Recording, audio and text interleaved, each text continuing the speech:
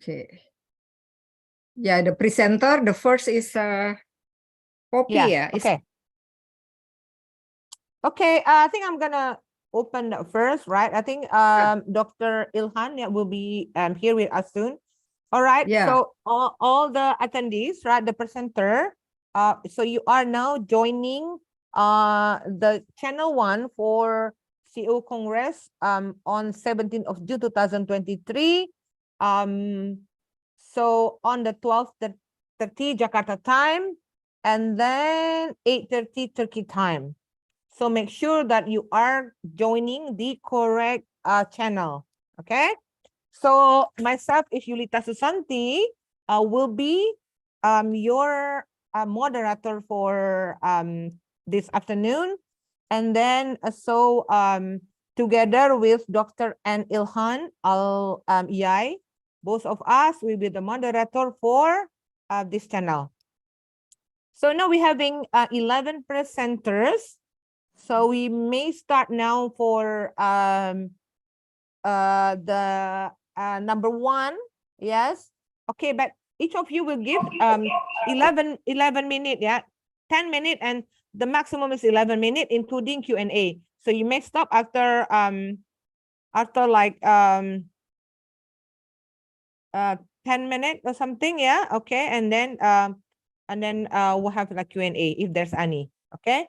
Now we're starting the first one.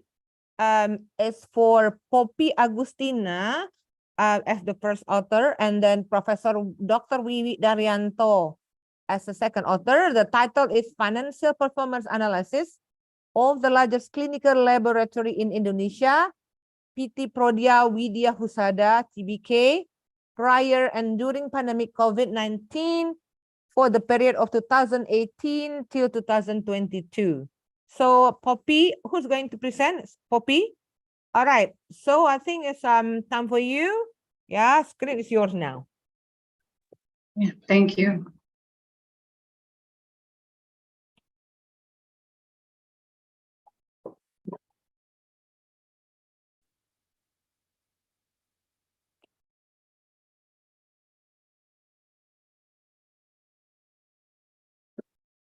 Okay, thank you. Good evening, everyone. I'm Poppy Agustina from IPMI International Business School. Our title of my paper is Financial Performance Analysis of the Largest Clinical Laboratory in Indonesia, PT Prodia Widya Husada TBK, prior and during pandemic COVID-19 for the periods of 2018 until 2022, supervised by Prof. Dr. Wiwi Mardawiya Daryanto. And this is the agenda. For the introduction, COVID-19 pandemic had affected various industry, including healthcare industry. In Indonesia's healthcare industry, hospital and clinic, as well other new entrants, had attempt to become official COVID-19 test provider applied by the government. Hence, clinical lab industry has been massively grown, with many competitors during pandemic in 2020 until 2022. Note that Indonesia healthcare market was contracted by -6% during pandemic in 2020. Nevertheless, pandemic led to changes in innovation related to examination that supported the COVID-19 diagnosis. This development required proper strategy response for Prodia to win competition, maintaining the company's market share and further accelerating long-term profitability. This is the company profile of PT Prodia Widya Husada. PT Prodia Widya Husada TBK, as known as Prodia Lab, listed in Indonesia Stock Exchange using ticker code of PRDA and was founded by Mr. Andi Wijaya in 1973. This year is 50 years experience here in clinical laboratory. Recently, the company continues to expand and gain the predicate of Indonesia's largest independent clinical laboratory with 37.9% market share, operated with 276 outlets in 34 provinces throughout Indonesia. Moreover, Prodia offers more than 3,000 types of testing. Various tests have been developed in 2020, ranging from RT, real-time PCR SARS-CoV-2, qualitative antibodies, and antigen to interleukin-6 screening in order to monitor COVID-19 patients. Also, research and development team has evaluated the reagent and tools that will be used for the examination of COVID-19. Prodia adopts digital pathology platforms and increases awareness of early and accurate diagnosis as a part of the company's long-term strategy to cater new opportunities ahead. This is the performance highlight, the revenue. Prodia revenue during the year of 2020 rose by 7.5%, started in third quarter, supported by outpatient with visit after relaxation on government's lockdown policy. The government gave remarkable advantage for the company's operating performance as revenue rose 41.6% in 2021 year. Revenue in 2022 was normalized after a hike in 2021 due to unusual checkup demands. So in 2022 will be normalized and revenue slowed down. For the literature review, the company uses financial ratio to show its performance, including but not limited to paying its debt, evaluating its businesses, and forecasting its future financial variable. Financial information of company with different sector can be compared with other competitors. Financial ratio is being used to understand company performance and competitiveness in the industry for comparative studies. The methodology, financial ratio analysis of FRA, is used to measure and to analyze the company financial performance. Indonesia Ministry of State-Owned Enterprises, or SOE, decided the mandatory guidance that should be used by Indonesia SOEs to measure their financial performance and health condition using selected financial ratio analysis under the decree of Ministry of SOE number KP 100/MBU/2002. There are 8 indicators to measure the financial health, such as return on investment, return on equity, cash ratio, current ratio, collection period, inventory turnover, total asset turnover, and total equity to total asset.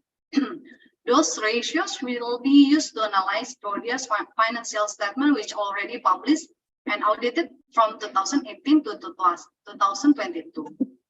And this is the methodology for the formula for profitability, liquidity, activity ratio, and solvency. The finding and discussion, this chart is about profitability ratio of Prodia since 2018 till 2022.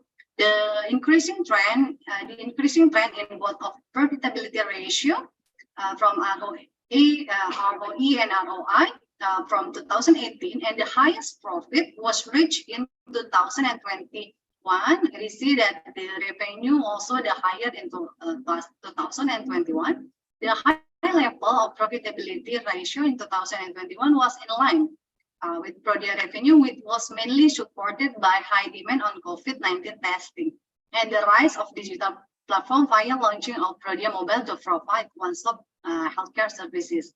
Nevertheless, note that the company's ROI as well as ROE decreased to 31% to 60% respectively in 2022, compared from 2021's level due to normalized of higher mobility past pandemic-related policy relaxation. And the left is the liquidity ratio of Prodia.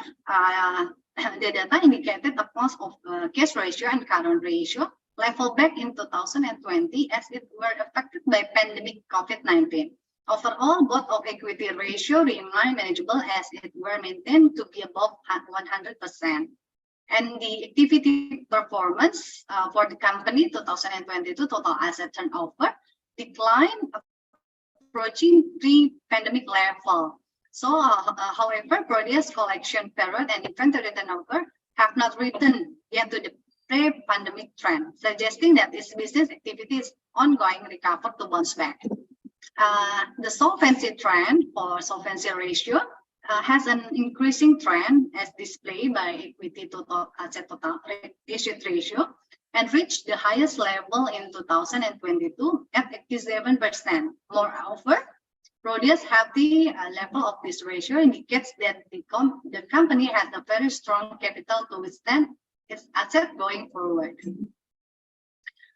This is the conclusion and recommendation for the test result of all these indicators, ROE and others, ratio and score. And the summary of the test result for the year 2018 to 2022 for the total score, and we get the total weight level is AA. The category is healthy. The study is conducted to evaluate financial performance of PT Prodia Widya Husada Tbk based on the decree of the Ministry of SOE. This study only focusing on the big four of financial ratio measurement: profitability, liquidity, solvency, and activity ratio. Based on the study, PT Prodia Widya Husada Tbk was experiencing stable financial performance in 2018 until 2022, and having healthy financial performance, particularly during pandemic era. The recommendation for Prodia requires to implement strategic move in an effort to maintain its market share in the sector. Steps to be taken including expanding home service network and grow network of outlets in both physical and digital channel in Indonesia, enhancing digital platform, networking with hospital and clinic, focus on the development of next generation diagnostic technologies for precision medicine, promoting operational efficiency to maintain profitability, and the company must also continue to enlarge number of visits in boosting revenue. Thank you for listening, and thank you for your kind attention. Okay, thank you, Poppy Agustina. Yeah, you just finished at the right time. Yeah, just exactly booked 10 minutes. We have 1 more minute. If there's any question from the attendees, anyone would raise the question. This is very interesting case, right? It's about the largest clinical laboratory in Indonesia. All right. Okay. I did not see anyone raise a hand. Okay. So Dr. Ilhan, what do you think? Are you gonna continue, or I should continue for the next presenter? So what do you think? Yeah, we okay. We can Okay. pass it. Actually, I like this subject. Thanks for Agustina. Okay. Mm-hmm. Thanks. All right. Thank you so much, Dr. Ilhan. Yeah. So now we move to the next presenter. Okay. Thank you so much, Poppy. Yeah, what a great presentation. Yeah. Okay. Well, thank you so Dr. much. Yulita, Yes. Dr. Ilhan. Yeah. Okay. So next, the title will be the financial distress analysis for Garuda Indonesia uses the Altman Z-score method in 2018 to 2022 period. So the presenter will be Dian Utami Wulani Ningsih. I have checked that you are already here. Yeah. Okay, Dian. Okay. Now the screen is yours. So we give you 10 minutes. Yeah, plus 1 minute for Q&A. All right. Okay. Go ahead. Yeah. Okay. Thank you. Can you see my screen, everyone? Yes, it's good. Okay. Okay, good. Afternoon, everyone. I'm Dian Utami Wulani Ningsih from IPMI International Business School. Today, I want to present my paper about financial distress analysis for Garuda Indonesia uses the Altman Z-score method in the 2018 until 2022 period. I want to start by expressing my gratitude to Prof. Dr. Wiwi for her support and guidance throughout this project. Okay, in this presentation, I will give you a brief overview of the background and literature review. I will explain the methodology used in the study and then dive into the key findings and observation. I will also discuss the implication of these findings and how they contribute to existing knowledge. In this presentation, I want to start by introduction. One of the main motivation for starting a business is profit. To achieve this goal, a solid business planning and management strategy is necessary. However, even with a great planning and management, some risks could cause a company to lose money. Financial difficulty, also known as financial distress, that results from the company's failure to fulfill its payment obligation typically leads to bankruptcy. The potential bankruptcy will cause concern for both internal and external parties of the company. In this paper, we will talk about Garuda Indonesia. Garuda Indonesia is one of the firms in Indonesia that has allegedly filed for bankruptcy. Garuda Indonesia is a commercial airline in Indonesia established on January 26, 1949. As you can see in the table of financial statement for Garuda Indonesia in 2015 until 2019 period. In 2017, Garuda suffered a loss of around $213 million. Then in 2018, experienced a greater loss than the previous year of $228 million. And in 2019, managed to earn a profit of $6 million. Once we have established the groundwork, we will move on to the literature review section. Financial distress is a poor cash flow condition in which a business experiences deadweight losses but is not insolvent. Economic issues, poor management, and natural disaster are the root causes of financial crisis. Financial troubles will be a result of the company's operational failure. If we want to expect the financial distress, we have to calculate the financial ratio. The process of identifying significant operating and financial aspect of an organization's accounting data and financial statement is known as financial ratio analysis. This kind of study frequently employs ratio that gauge profitability, liquidity, self-financing capabilities, debt, and the ability to pay interest and repay debts. In this paper, I will using Altman-Z score method. The Altman-Z score method is a score determined from a standard calculation of financial ratio that will indicate the level of probability of a company's bankruptcy. The Z-score measures a company's financial health by taking into account several variables from balance sheet and corporate income statement. For the data collection, using secondary data, the data collected from Garuda Indonesia financial reports for the 2019 until 2022 period, and Yahoo Finance. The data was collected involving documentation and a literature study. The method used in this research is quantitative and descriptive method to utilize the Altman-Z score.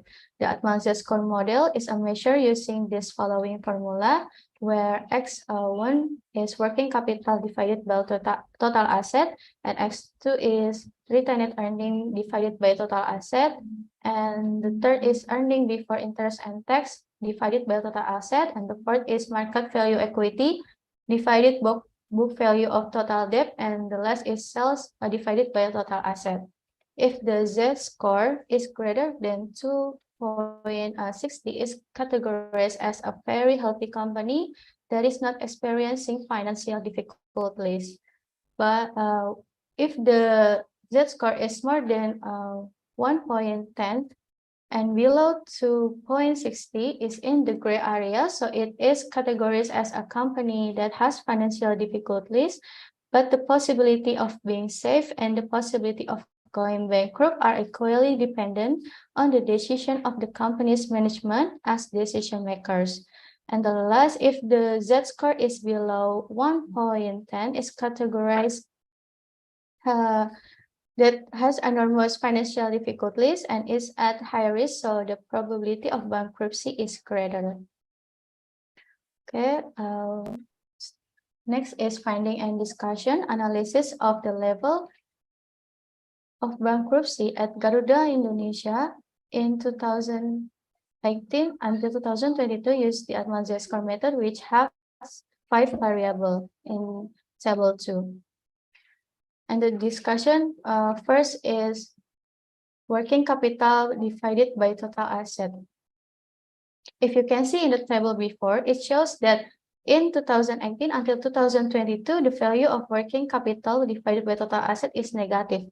Working model that has a positive value shows that company's ability to pay its bills, whereas if company has negative working capital, the company will experience difficulties.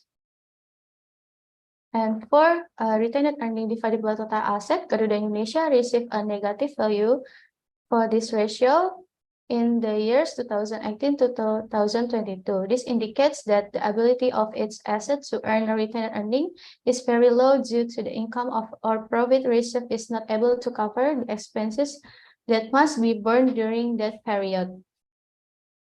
The third ratio is earning before interest and tax divided by total asset. Garuda Indonesia has negative ratio values in 2018, 2022, and 2020 and 2021. This shows that the company's management is still not able to manage all of its assets effectively in generating profits. Meanwhile, in 2019, it had a positive ratio value of 0.011, and in 2022, it had a significant increase of 0.630. This increase indicates that there is an improved operational and financial performance. And the last ratio is sales. And the fourth ratio is market value equity divided by book value of total debt. Company's market value ratio during the period has decreased. The highest decline in market value occurred in 2020 at 0.246 from 0.350 in 2019. And the last ratio is sales divided by total asset. Based on the calculation of the ratio in the table 2, Garuda Indonesia has decreased every year. This happened because Garuda Indonesia was not optimal in managing the asset owned by the company. After we calculate all the variables, we can find the result analysis of Altman Z-score for Garuda Indonesia. As you can see in table 3, the result of the Altman Z-score calculation shows that in the 2018 until 2022 period, Garuda Indonesia has a value of below 1.01. Meanwhile, in 2022, Garuda Indonesia's Altman Z-score was 1.735, which is in the gray area and has a significant increase compared to the previous year. This shows that there is progress in the company's financial condition and can avoid bankruptcy in the following year. Okay, we have reached the end of this presentation, and I would like to take a moment to summarize the key points and provide a conclusion to our discussions. The results of analysis of this study mostly resulted in interpretation of below 1.10, so that Garuda Indonesia has a potential to be a bankrupt company. However, in 2022, Garuda Indonesia is in a gray area, which explains that the company is experiencing financial distress, but has the potential to develop better. Also, for the recommendation is the result of the Altman Z-score in 2022 show that Garuda Indonesia can still make significant changes, such as increasing sales and maximizing the company's revenue.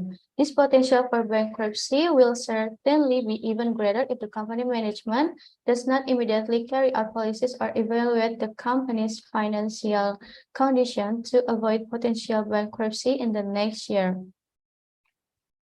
Okay, that's all my presentation about financial distress for Garuda Indonesia using Altman Z-score method. Thank you for your time and your kind attention. I hope this presentation has been informative. Good afternoon, everyone. Thank you. All right, thank you, Mrs. Utami. Very good presentation. Any question from the floor? Okay, I have one. So if the Altman Z-score negative, yeah, what does it mean? Okay. If Atman Z-score negative, it means the Garuda Indonesia has a potential to be a bankrupt company, like that. Yeah, Okay. All right. Thank and you have so a much. financial distress. Yeah. All right. So big applause to Mrs. Utami. Okay. Thank you so much. Thank you. Okay. Thank you, Professor Wiwit Daryanto. Yeah, as the supervisor for this presentation as well. And then yeah, very good. Next, right? For the third presenter, the opportunity will be given to Santoso Chang, of course, under the supervising of the Professor Wiwi Daryanto, and the title of the presentation is Analyzing the Return on Equity and Return on Asset to Evaluate Profit Growth at PT Indofood Sukses Makmur TBK for the period of 2016 until 2020. So, Mr. Chang, your turn now to start your presentation. So the screen is yours. Thank you.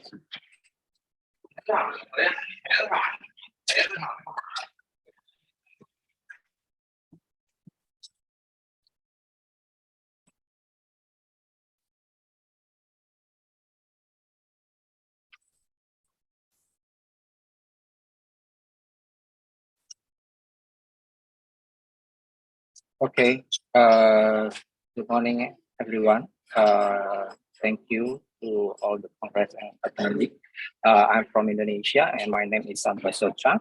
I will present a paper with the title of Analyzing the Return on Equity on Asset and Return on Asset to Evaluate Profit Growth at PT Indofood Sukses Makmur TBK for the period of 2016 until 2020. My name is Santoso Chang, and this paper is supervised by Professor Dr. Wiwit Madawiyah Daryanto. We are from IPMI International Business School Indonesia.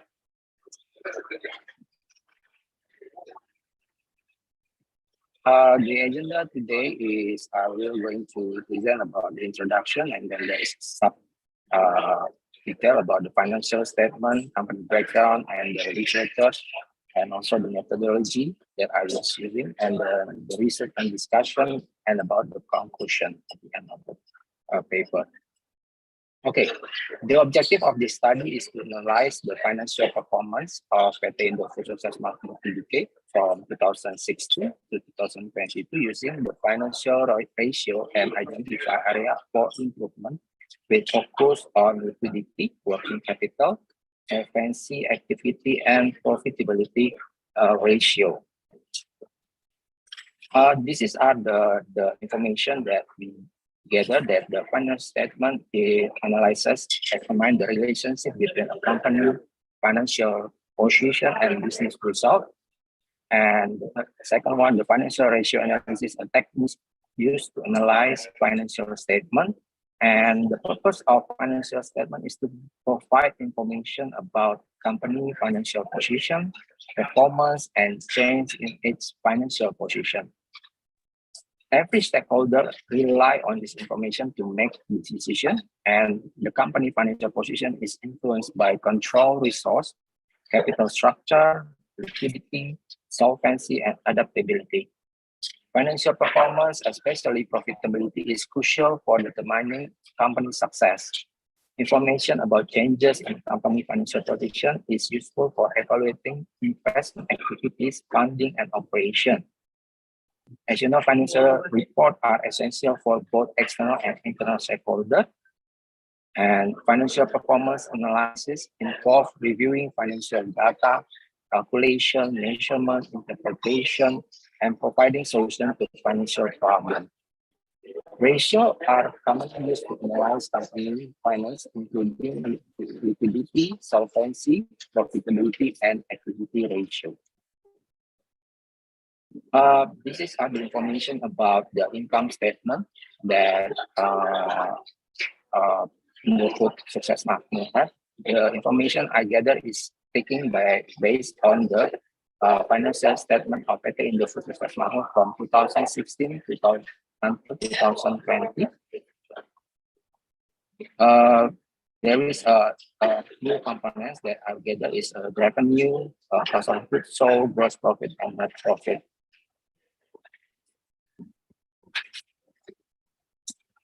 And based on that information, I choose as you know, I choose the Indofood Sukses Makmur. They are a leading Indonesian food company. It's founded in 1990 and is specialist in producing and distributing a diverse range of food products. And the most popular brand is Indomie, Supermie, and they have a strong market presence not only in Indonesia. They also export their product to over 100 countries. And the company is committed to sustainability and operates a network of manufacturing facility while maintaining high quality standards. Indofood's consistent financial performance reflects its success in meeting consumer demand and driving growth in the food industry. These are the literature review that we prepared. One is a financial statement analysis, which is a process of breaking down financial accounts into smaller units of information and examining their meaningful and significant relationship, both quantitative and qualitative data, with the aim of gaining a deeper understanding of the financial condition, which is crucial in making informed decisions. And the second one is the financial performance, which is refer to a complete display of a company condition during a certain period of time, which is the result of or achievement influenced by the company operation activity in utilizing its resource. And the third one is a financial ratio analysis, which is describe a relationship or balance between a certain amount and another amount. And by using this ratio analysis tool, analysis can explain or provide an overview of the good or bad condition or the position of the company finance. Here are the few information about the ratio analysis that I taken. One is the liquidity ratio. It describes about the company ability to pay off in short term. And the liquidity ratio there are a few. One is the current ratio. The ratio is to measure company ability to meet in short-term obligation using its current asset. The second one is a quick ratio, is to measure company ability to meet financial obligation for its most liquid asset. The third one is the cash ratio, is to show the company ability to pay off debt that must be immediately settled using the cash available in the company. And the fourth is working capital to total asset ratio, is used to measure and compare the amount of inventory on hand to a company working capital. The second about the analysis ratio is using the solvency ratio. The solvency ratio is a measure that extent which company assets are financed with debt. And the following solvency ratio are debt to asset ratio. This ratio used to measure the total debt to total asset, and debt to equity ratio is a ratio used to assess debt with the equity. The one on the solvency is the long-term debt to equity ratio. Is a purpose to measure the proportion of equity that is used to as a collateral for long-term debt by comparing long-term debt to equity that has been provided by the company. And the fourth one is the total asset to total debt ratio, is that describe a company ability to pay off all liability using its asset, or in other words, the collateral provided by the asset for the total debt. And this is the third financial ratio is efficiency activity ratio. Describe about the efficiency of company use of resource. There are certain things that there are types of activity ratio that were commonly used in company. One is a receivable turnover. This ratio is to measure about how long it takes to collect receivable during a period, or how many times the fund is constructed in receivable item observed. Second one is average collection period. This is a need to look the average time takes to collect receivable in period usually done in 1 year. Then there is inventory turnover. It's using measure how many times funds are invested in inventory during a period. Average day inventory, describe about the average inventory stored in the warehouse or the length of time takes to make sell from the time the finished good enter the warehouse until the goods are sold. Working capital turnover is a ratio to measure and assess the effectiveness of company working capital during a certain period. And the last one is the asset ratio to total debt is a ratio to measure all the assets owned by the company and measure how much sales there are. And last one is a profitability ratio. In practice, this type of profitability ratio that can be used, there are gross profit margin, one of the ratio that using calculated profit margin on sales, and net profit margin to measure a profit by comparing after tax and interest income with sales. And there, the last two is the return on investment, or we know ROI, is also measure of management effectiveness in managing investment. And the last one is return on equity ratio to measure after tax profit with equity. The methodology that we use is the object research. Okay, Mr. Chang, you have two more minutes, yeah? Okay. Object research is we collecting the data from the annual using the Indonesian Stock Exchange by using the finance statement of Indofood. The type of data that we use is using the secondary data. The source data is the result of primary data or processed by the others. And the analysis technique is using the research in quantitative, which is data consisting of number that can process mathematically and tested statistically. Research and discussion. The benefit of the research is one is as a learning tool, valuable insight, knowledge expansion that this can be contributed to others, researcher, reference for future researcher, and there also a theoretical basis for company. And then the last one is reference for further research, and the other researcher can use this as a reference point. On the liquidity ratio,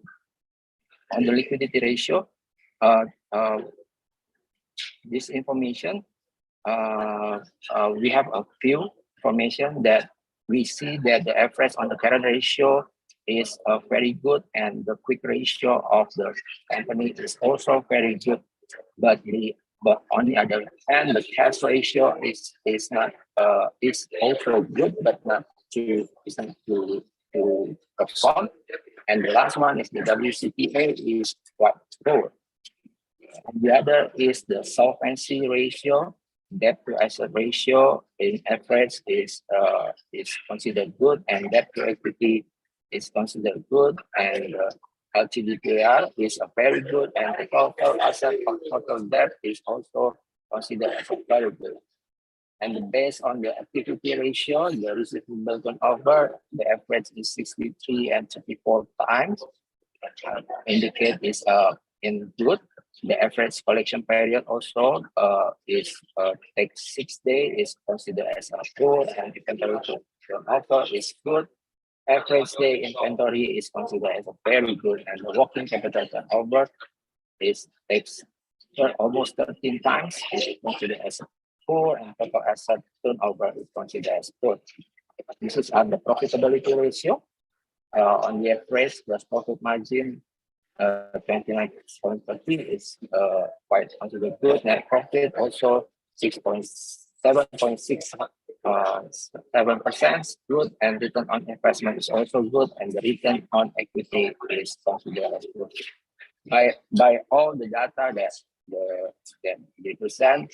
Okay, I'm really sorry, Mr. Chang. Your time is off now because there's another 8 presenter. So I think there'll be no question and answer. Yeah. For your presentation. Thank you so much. Yeah. I'm sorry, I have to cut it out because we have to manage our time wisely.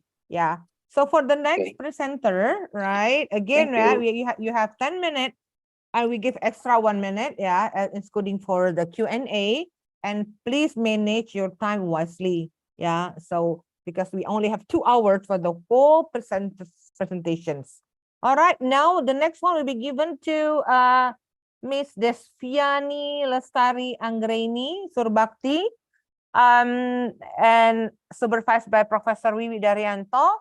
And then the title is Financial Ratio Analysis, PT, okay, this is PT Campina, I believe, yeah? Is that correct? Yeah? Okay, because I think there's a typo on that, yeah? I know the ice cream company. Yeah, it was typo, yeah, it was typo on the list. So PT Campina ice cream for the years of 2017 to 2020. Yeah, 2020. So again, right, we give you 10 minutes, right? Please manage your time wisely. Okay, so Miss Surbakti, yes, as time is yours now. Okay, thank you. Before Miss Yulita for the splendid occasion, I want to thank my professor as well, Professor Dr. Wiwi Mardawiyah Daryanto, the reason why this paper at the end of the day finished, and all of my classmates who support me as always. And I'm going to present all to all of you about the financial ratio analysis of PT Campina Ice Cream for the years 2017-2022. Excuse me, Miss, I just can't move my slide. Okay. Okay, it worked now, I think. Okay. It comes from the outbreak of the COVID-19 pandemic has had a significant impact on various industries worldwide, including the ice cream industry in Indonesia as well. The implementation of lockdown and movement restriction is significantly reduced foot traffic and affected sales at ice cream, parlor cafes, and other out of home consumption establishment as well. In this situation, PT Campina as the one of the ice cream industries in Indonesia, which got challenging journey during the pandemic period as well.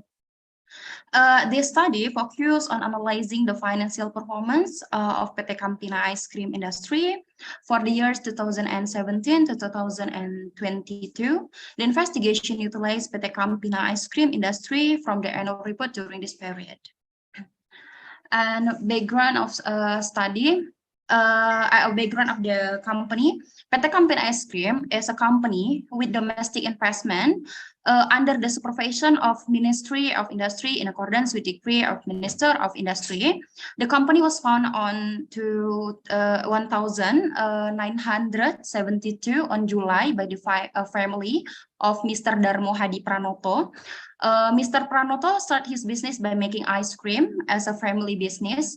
The resulting ice cream products are brand Campina, which comes from the word champion, which means champion. If converting to bahasa Indonesia, champion means pemenang, and NA means everywhere. PT Campina ice cream industry carries out various innovation to face competition from other ice cream producer in Indonesia, even among the world, because Indonesia has a lot of ice cream products comes from various countries. The method chosen included the introduction of more sophisticated machines and greater capacity, improving the condition of the building along with the expansion of the space, building a bigger ice cream warehouse, improving laboratory equipment and quality control, as well as expanding the flat transporting of delivering ice cream as means of marketing. The Campina ice cream industry continues to innovate in all fields to be able to compete in the free trade arena. And the study focused on ratio analysis that divide or classified into various ratio, including liquidity, solvency, activity, and profitability. I'm going to tell first what those four means. Liquidity ratio is a ratio as assessment of the company's ability to cover its liabilities from the asset on the company. A good criterion for a company with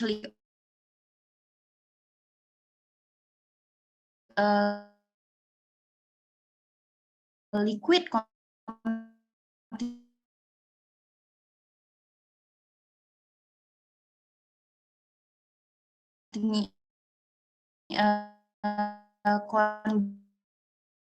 condition is one that has a low percentage of tip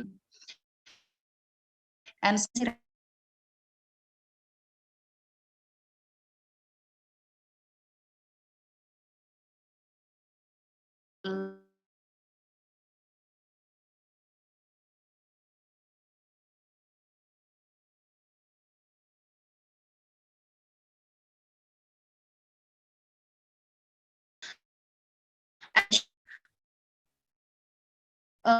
this company of the utilization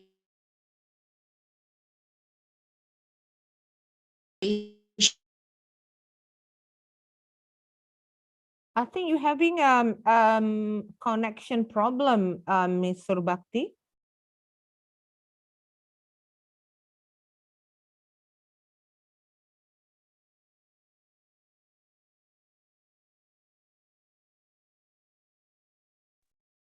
Yeah. there was some kind of connection issues. Yeah. May I continue my presentation? Yeah, just continue. Yeah, but I think you have like 5 minutes, right? You continue. Yeah, you just make it faster. Yeah. Okay. Okay, Miss. And the last is about profitability ratio. Can you guys see my presentation slide? Yes. Mhm. Yes. Yes. Okay, the methodology of this paper is the research method is qualitative method by analyzing the company's performance at PT Campina Ice Cream Industry through financial ratios that have been determined by the formula based on the account components in the financial statement. The sample chosen is the company financial statement from 2017 to 2020. In the annual report, this analysis requires data on financial calculation ratios. As you can see, the data processing result in the presentation slide, liquidity ratio from current ratio, quick ratio, and cash ratio has a significant, not too significant, but in 2019, since this COVID period, decrease in 2019, and it start to increase in 2020, but not too significant, and a quick ratio as well. It has a decreased number in increased number in 2018 and increase in 2022 as well. It happened to cash ratio as well in 2019 and 2020. And solvency ratio, if we see to debt to equity ratio in 2019, it decrease, and it still decreased in 2020, and it was happened to debt ratio as well in 2018, and so on in 2020, and so on in long-term debt to total asset as well. Let's see the activity ratio as a part of a ratio analysis for a financial statement as well. Total asset turnover in 2022, it decreased, and it decreased in 2022 in fixed asset turnover as well, and increase in inventory turnover in 2020. It's about a profitability ratio. Since the COVID pandemic occurred in 2019, so the profitability decreased in 2019. As we can see, all the percentage increase in gross margin profit, and then it decreased in 2020. This task is carried out by taking into account each year the analysis of the company's financial performance. Every year, tests of liquidity, solvency, activity, and profitability ratio are carried out. All components of this analysis are important to do to see the extent to which the financial condition is said to be in good health or needs improvement. The company's performance this year saw quite a decline because the percentage of each ratio has decreased. This indicates that the condition of COVID-19 has an impact on the running of this company industry. In terms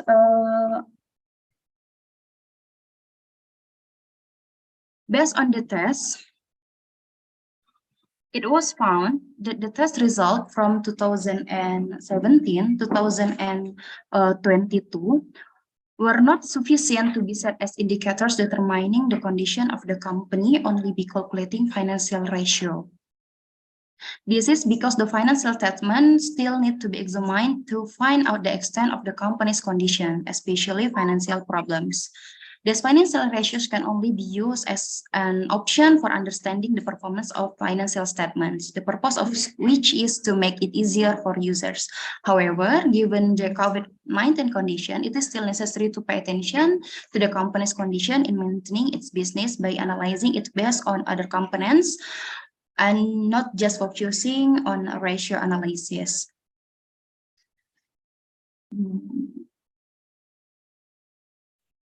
Maybe I think it's enough for me up to this point. Thank you for your good and kind attention. Thank you. Good morning, good afternoon, and thank you, everyone. Thank you so much, Ms. Surbakti. We just really use the time wisely, yeah? Okay, very good presentation. We'll have one more minute if you have any question. Any questions so far? Okay, all right. Okay, thank you so much. All right, then we give big applause to Ms. Surbakti. Okay, very good. Next, right? The next one will be given to Laisi Joanna under supervising of Professor Wiwi Daryanto. The presentation title is the Financial Performance Analysis for PTMD Pictures TBK from 2017 until 2021 period. So, Ms. Joanna, as other participant, we give you maximum 11 minutes for presentation. Yeah, and then now you might need to start your slide. Okay. Thank you, Bu. Good afternoon, everyone. I will present about PTMD Pictures Financial Performance Analysis from 2018 to 2021 period.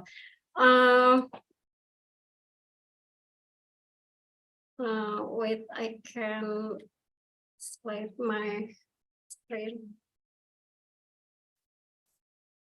Okay, this is the agenda. Also, PTMD Pictures is production house born on August 1, 2002 in Jakarta. MD is a leading film production company in Indonesia, pioneering other film company to go public. Previously, this company was named PTMD Media, but on April 2009, the company changed its name to MD Pictures. On August 2018, the company was officially on the Indonesian Stock Exchange, but the COVID pandemic has had a significant impact on the film production due to lockdown, social distancing measure, and restriction on gatherings. Many film production were forced to halt or postpone their projects. This is the profit or loss from the data, and I'm interested in conducting research PTMD Pictures because it is successful business. This is literature review for the financial ratio analysis. Is quantitative analysis based on number used to evaluate various aspects of the operational and financial performance company based on the information contained in the financial statement company, such as balance sheet, cash flow, report statement, and income statement. I'm using a source of decree of the Minister of State-owned enterprise this assessment of SONAS level in the decision of the Minister of on Enterprise State number KEP 100 MBU 2002 concerning assessment of health level state on enterprise, in which there are 3 aspects assessing the SONAS level of BUMN company is by measuring performance company in the financial aspect, operational aspect, and administrative aspect. Then this is the ratio indicator from BUMN, also have infrastructure and non-infrastructure. And this is the table of category health level of company financial performance of company SONAS level. The type of research used is a type of research quantitative, while data collecting technique to obtain the required data, namely documentation technique. As for the inner population, this research is the entire annual finance report at PTMD Pictures, and the sample in this study is the balance sheet and profit or loss report of PTMD Pictures period 2017 to 2021. To analyze the data that has been collected from research result, I'm using the method from the Ministry of State-Owned Enterprise based on its financial aspect. This is 8 financial aspect. The first one, return on equity, return on investment, cash ratio, current ratio, collection period, inventory turnover, total asset turnover, and last is ratio of total equity to total asset. And this is the result.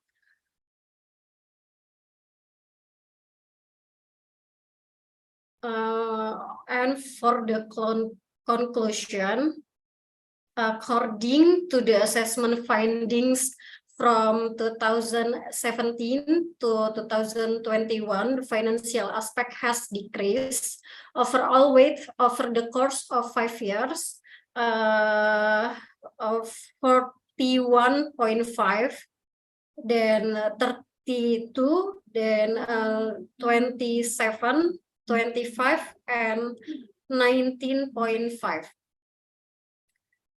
In 2017, financial performance increased from the year before and fell in the years that follow. According to PTMD Picture, these variables include, one of them is COVID-19 pandemic, which has had significant impact. As a result, it has an impact on the income earned by PTMD Picture. According to the analysis, the health level of PTMD Picture is unhealthy. It's clear from this data that PTMD Picture health level have been declining, and that the company current state of healthy is unhealthy. And the recommendation, the result from PTMD Pictures, component drop from 2017 to 2021, the corporation must ideally conduct a business once more in order for ROE and current ratio to increase and maximize once more in the upcoming years, and performance must be enhanced in order for earnings to rise in the upcoming year. That's it from my journal. Thank you for your kind attention. Good afternoon, everyone. All right. Thank you so much, Miss Joanna. You only use 8 minutes of your time.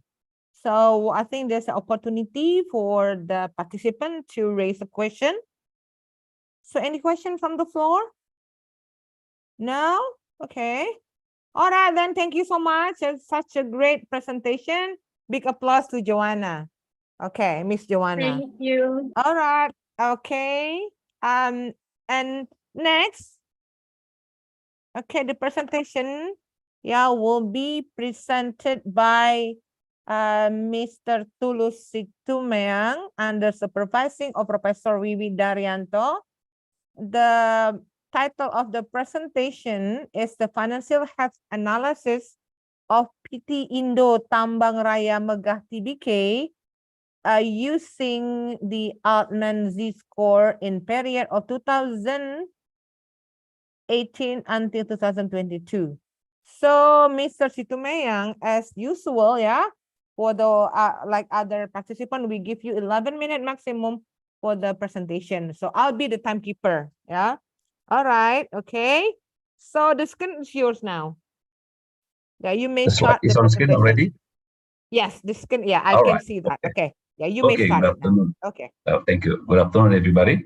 Good morning in Turkey. Thank you, Dr. Yuli, Dr. Alia. So I'll try to make it quick. I'm Tulus Situmeang from International Business School IBMI, Jakarta. And I'm under supervising by Professor Dr. Wiwi and also as my mentor to this paper.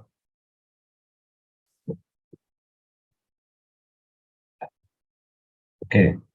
As agenda, we have introductions, result review, methodology, result discussion, and conclusion. And also we add some recommendation. As introductions, we know that coal is one of the cheapest energy in the world compared to the other energy sources. We can see in the graph we put from McKinsey, showing that coal as a power generation still one of the competitive, and we can consider as the lowest compared to the other gas or oil. However, for the last 2 years, the competitor for coal is renewable energy, which is by the world now become very tension to make a net zero emission in the world. Indo Tambang Raya Megah is one of the top 5 coal producer in this country, in Indonesia, and coal miners has been heavily impacted by COVID-19. However, but also make a big benefit from the post-pandemic. Altman Z-score is empirical formula to predict outcome of brain capacity of a distress firm.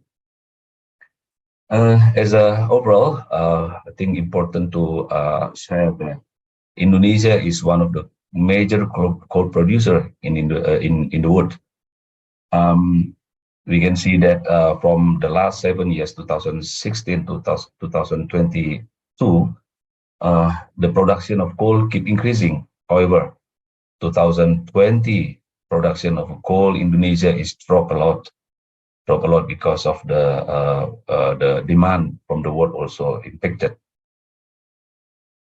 Next, this is the index that's showing how the volatility of the coal price, which impact to the coal industry. In 2020, the power generation in the world has taken a major hit from the COVID-19 pandemic because the industrial also fallen down temporarily and factory business also closed. With many countries also extend their lockdown. So that's why if we can see in July 2020, the coal price hit the lowest ever from the coal industry. The coal price at the time hit to level 42, the lowest ever since the coal produced industry. However, in the start from 2021 mid to until 2022 end, the coal price is rise significantly due to first low supply, high demand. Low supply because many coal minings get hit and they try to suspend the operation.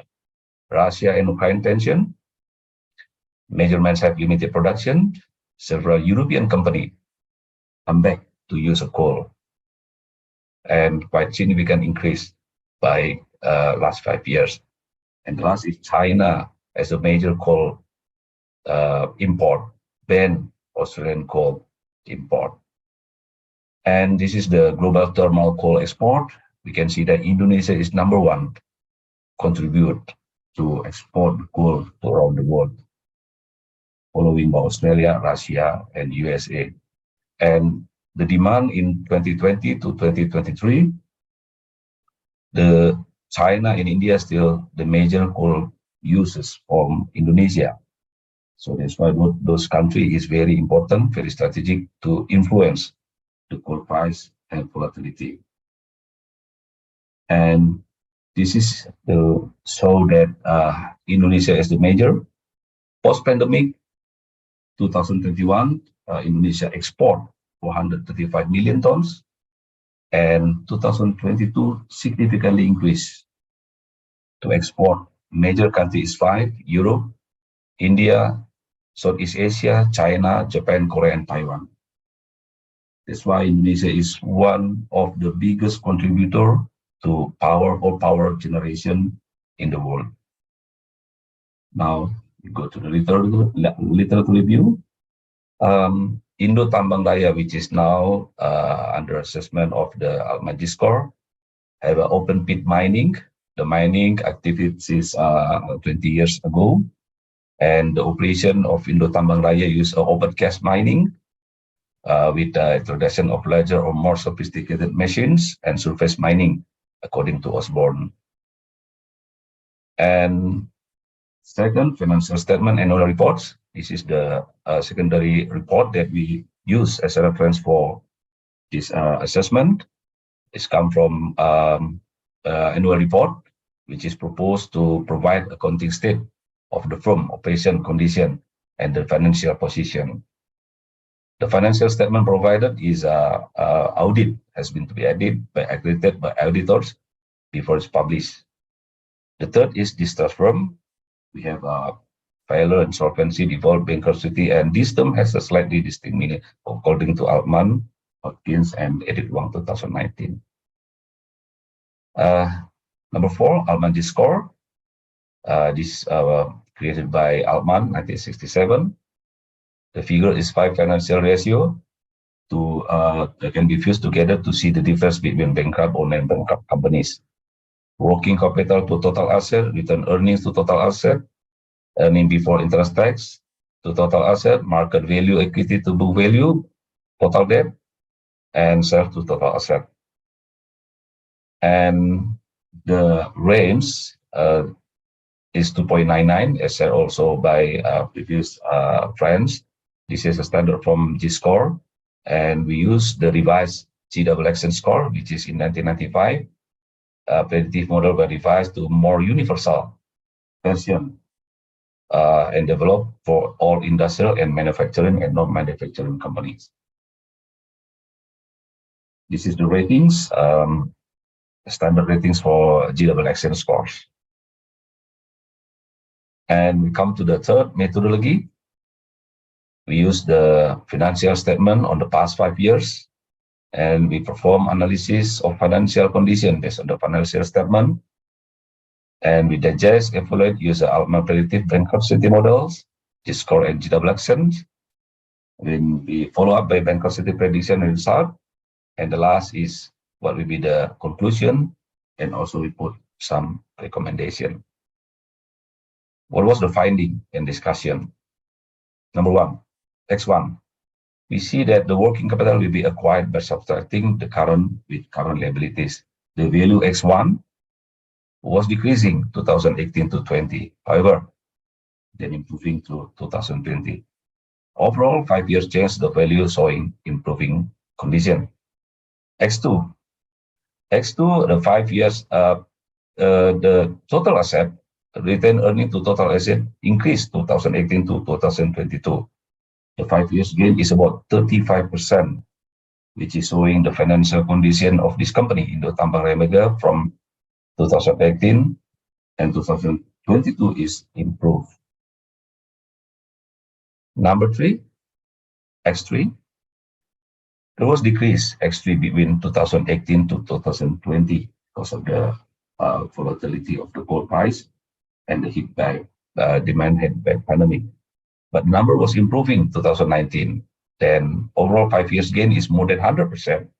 And this indicates that the strong financial recovery during the last 3 years of operation. The number 4, X4. Overall number improving through 2022, indicating that the strong financial condition since the sales was improving along with steady growth and increased liabilities.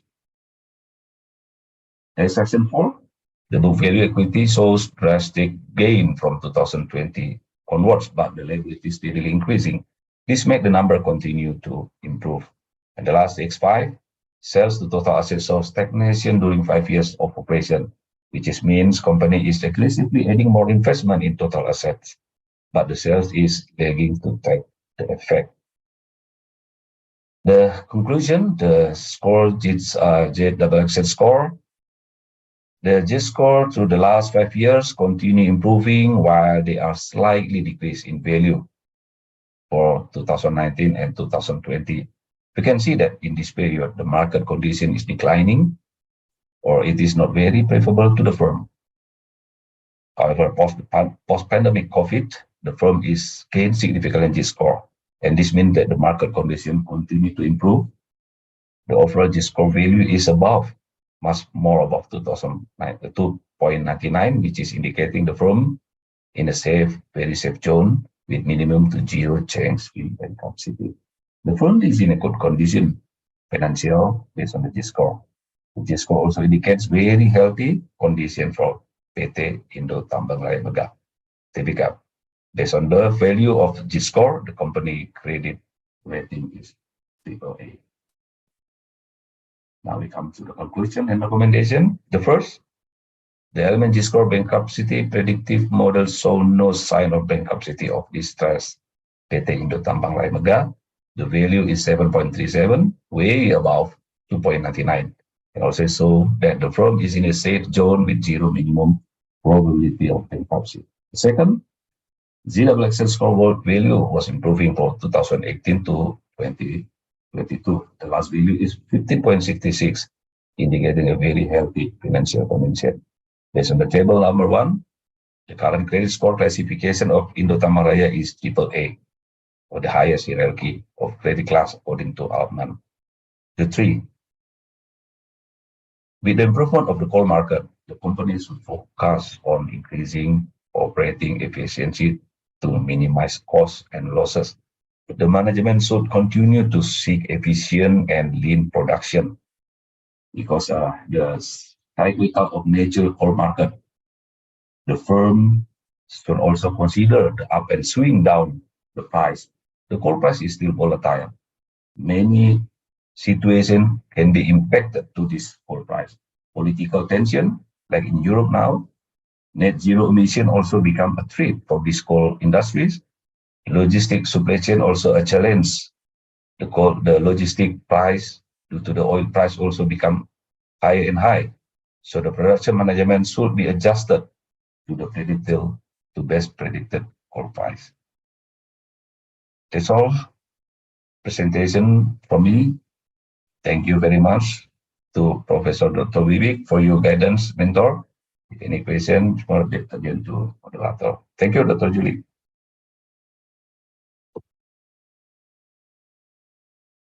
Thank you so much, Mr. Situmeang. That's very nice presentation. I would like to give the opportunity to other participants if you would like to raise a question. All right. Seems like the rest of you still prepare for your presentation, yeah? All right. Thank you so much. Give big applause to Mr. Situmeang. Okay, right. Okay, next, I believe the next participants are already here. I'll have checked on the screen. So the next presentation will be presented by Mr. Dwi Valgino Syam under supervising of Professor Wiwi Daryanto, and the journal title is The Financial Performance Measurement and Analysis of the World's Biggest Sea Freight Carrier, AP Moller Maersk, as based on the key financial ratio in the period of 2018 and until 2022. So, Mr. Syam, the screen is yours now. All right, you may start the presentation. Thank you, Prof. Yulita. Okay. Okay, can you see my screen? Okay, well. Okay, good afternoon. Greeting from Indonesia. My name is Dwi Falkino Syam, and my journal presentation today will be with the title, The Financial Performance Measurement and Analysis of the World's Biggest Sea Freight Carrier, AP Moller Maersk, based on the key financial ratios in the period of 2018 until 2022, with the supervisory of Professor Wiwi. From IPMI International Business School. Okay, AP Moller is also known simply as Maersk. Is a Danish shipping and logistic company founded in 1904 by Peter Maersk Moller and Arnold Peter Moller. Maersk business activities include shipping, port operation, supply chain management, and warehousing. When it comes to this paper, basically the phenomena that I found is in the year of 2019, the ocean freight schedule reliability was above 75%. It was declining sharply when it comes to 2020 to below 50%, and it was becoming worse in the year of 2021, almost reaching 30% as the lowest point. In the year 2022, the trend was bouncing up back to a score above 55%. Despite the decline of the reliability score, the ocean freight carrier operation margin showed the other way around. It was only a single-digit percentage before 2019, becoming above 50% in the year of 21, rocketing high within the last 5 years. When it comes to the literature review, I will explain about the ocean carrier. What is ocean carriers? Ocean carriers means the vessel operating carriers, including the vessel or her owners, participating in the ocean transport between ports of different countries. There is 3 largest alliances in the ocean carriers. The first alliance, including 4 companies, Hapag-Lloyd, ONE, Yang Ming, and HMM. The second alliance is the Ocean Alliance, OOCL, CMA CGM, Sinus, COSCO, Shipping, and Evergreen. And then the largest alliance, which is the topic of my paper today, is the Maersk Alliance or 2M Alliance. There is a type of sea freight containers, which is the 20-footers DC, 40-footers DC, and 40-footers HC containers. When it comes to the ocean carrier schedule reliability, it's mean the collection of the market data that show the sailing reliability of the carriers globally. Financial statement analysis. There is 3 basic financial statements, which is the balance sheet, the income statement, and the cash flow statement. That information will be used for the analysis. All the analysis involve comparisons, which is what makes them meaningful. The ROI is broadly defined as the net income divided by the investment. The term investment is used in 3 different senses in financial analysis, thus giving 3 different ROI ratios: return on assets, return on owner's equity, and return on invested capital. When it comes to the methodology, in this paper, we using this descriptive financial ratio analysis, which is the research method. The data are taken from the published annual report from Maersk in the year of 2022.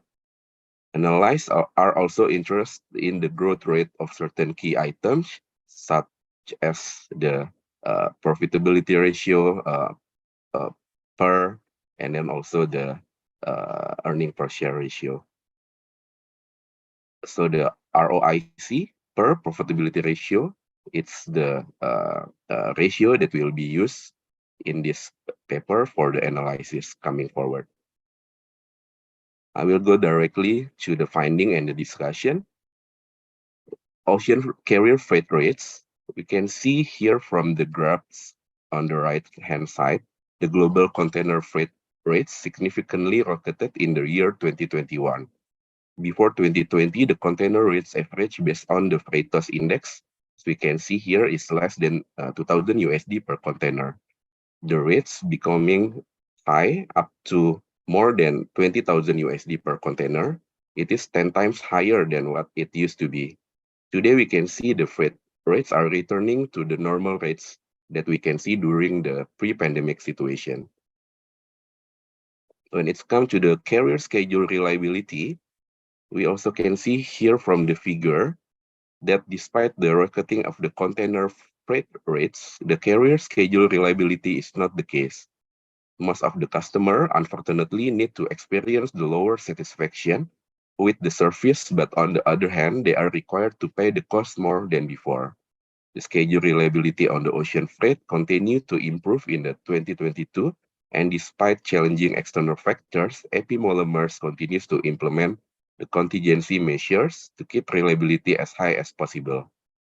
The global schedule reliability recorded a relatively sharp increase of 7.7 percentage point M/m in February 2023 and reached 60.2%, bringing it very close to the 2020 figure for the same month.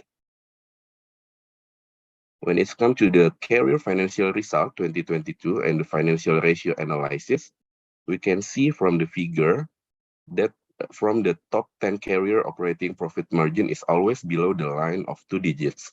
But in the year 2020, it's going up to the level of 11%, significantly rocketing high up to above 50% since the year of 21 and maintained until today. We can see also from the table for the Maersk Group as the biggest revenue generation company, it increased their revenue by 51%. The operating profit increased by 58%. The operating profit margin by the level of 52.4%, and the net profit increased by 63%. We can see from the top carriers globally, almost all the carriers experiencing an increase in their net profit, except for the Asian-based company, ZIM and Yang Ming, also Wan Hai, which is facing minus net profit at the end of financial year 2022. 2022 is the all-time high EBIT margin for the last 5 years.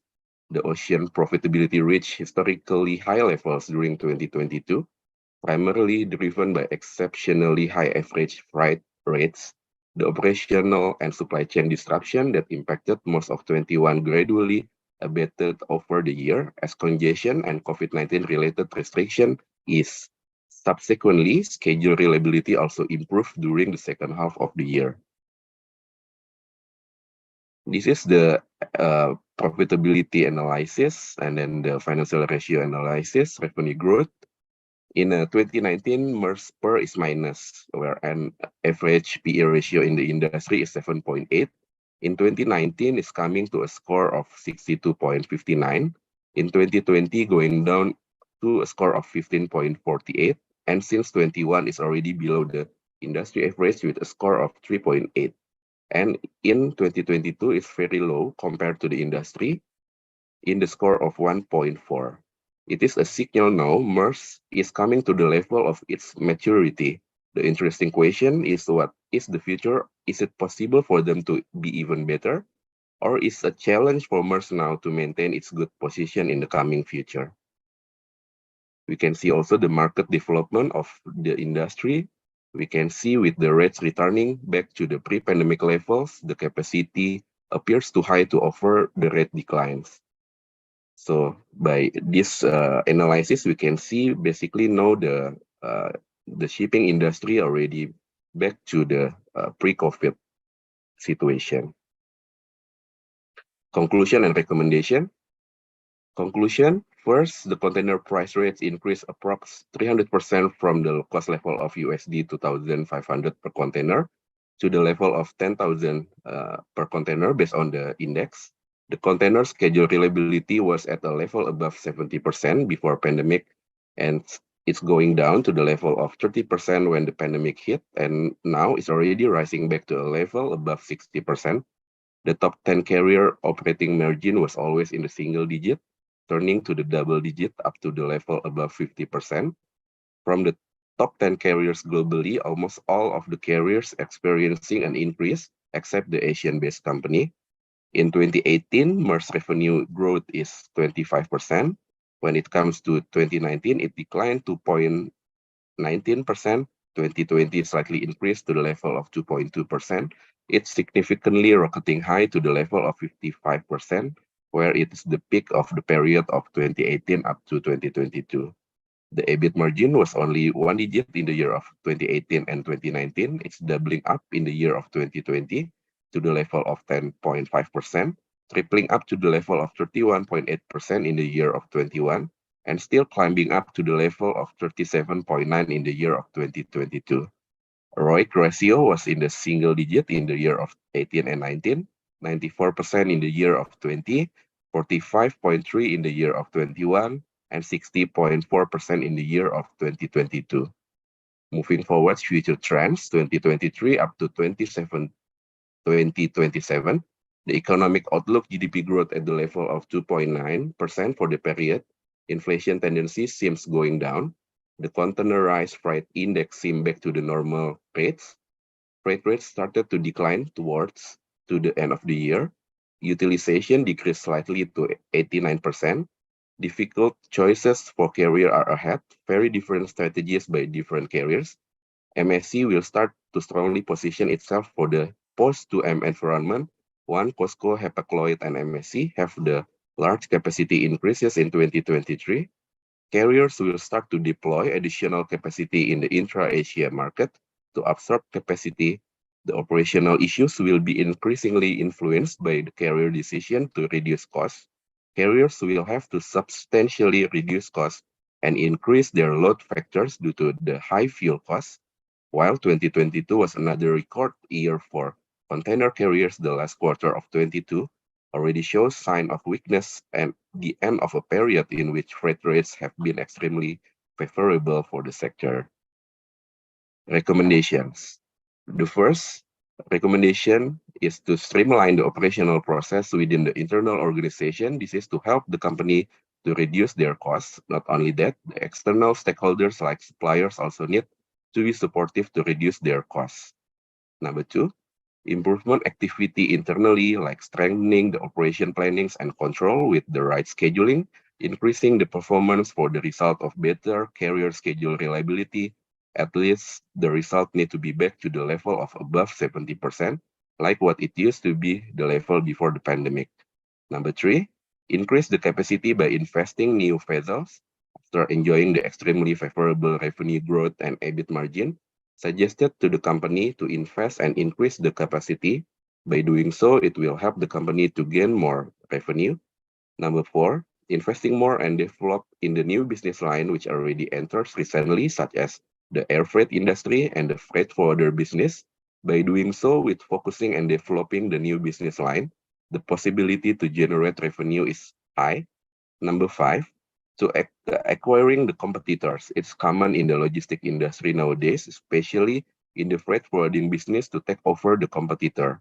Doing so, it will generate revenue as well as good for internal improvement by taking advantage of the competitor.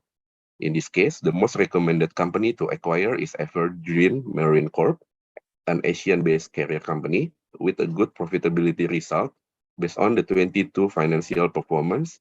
Can complete Maersk's portfolio, which is the European-based company. Hence, Maersk can be more strong for the intra-Asian trade lines. Yes. I Okay. I think your time is, yeah. Okay. Okay. All right. Thank you. Yeah. Just Thank you. right time. Yeah. Yep. Yeah. I'm sorry. I would like to, let you know that your time is up, and then I don't think there's enough time for Q&A.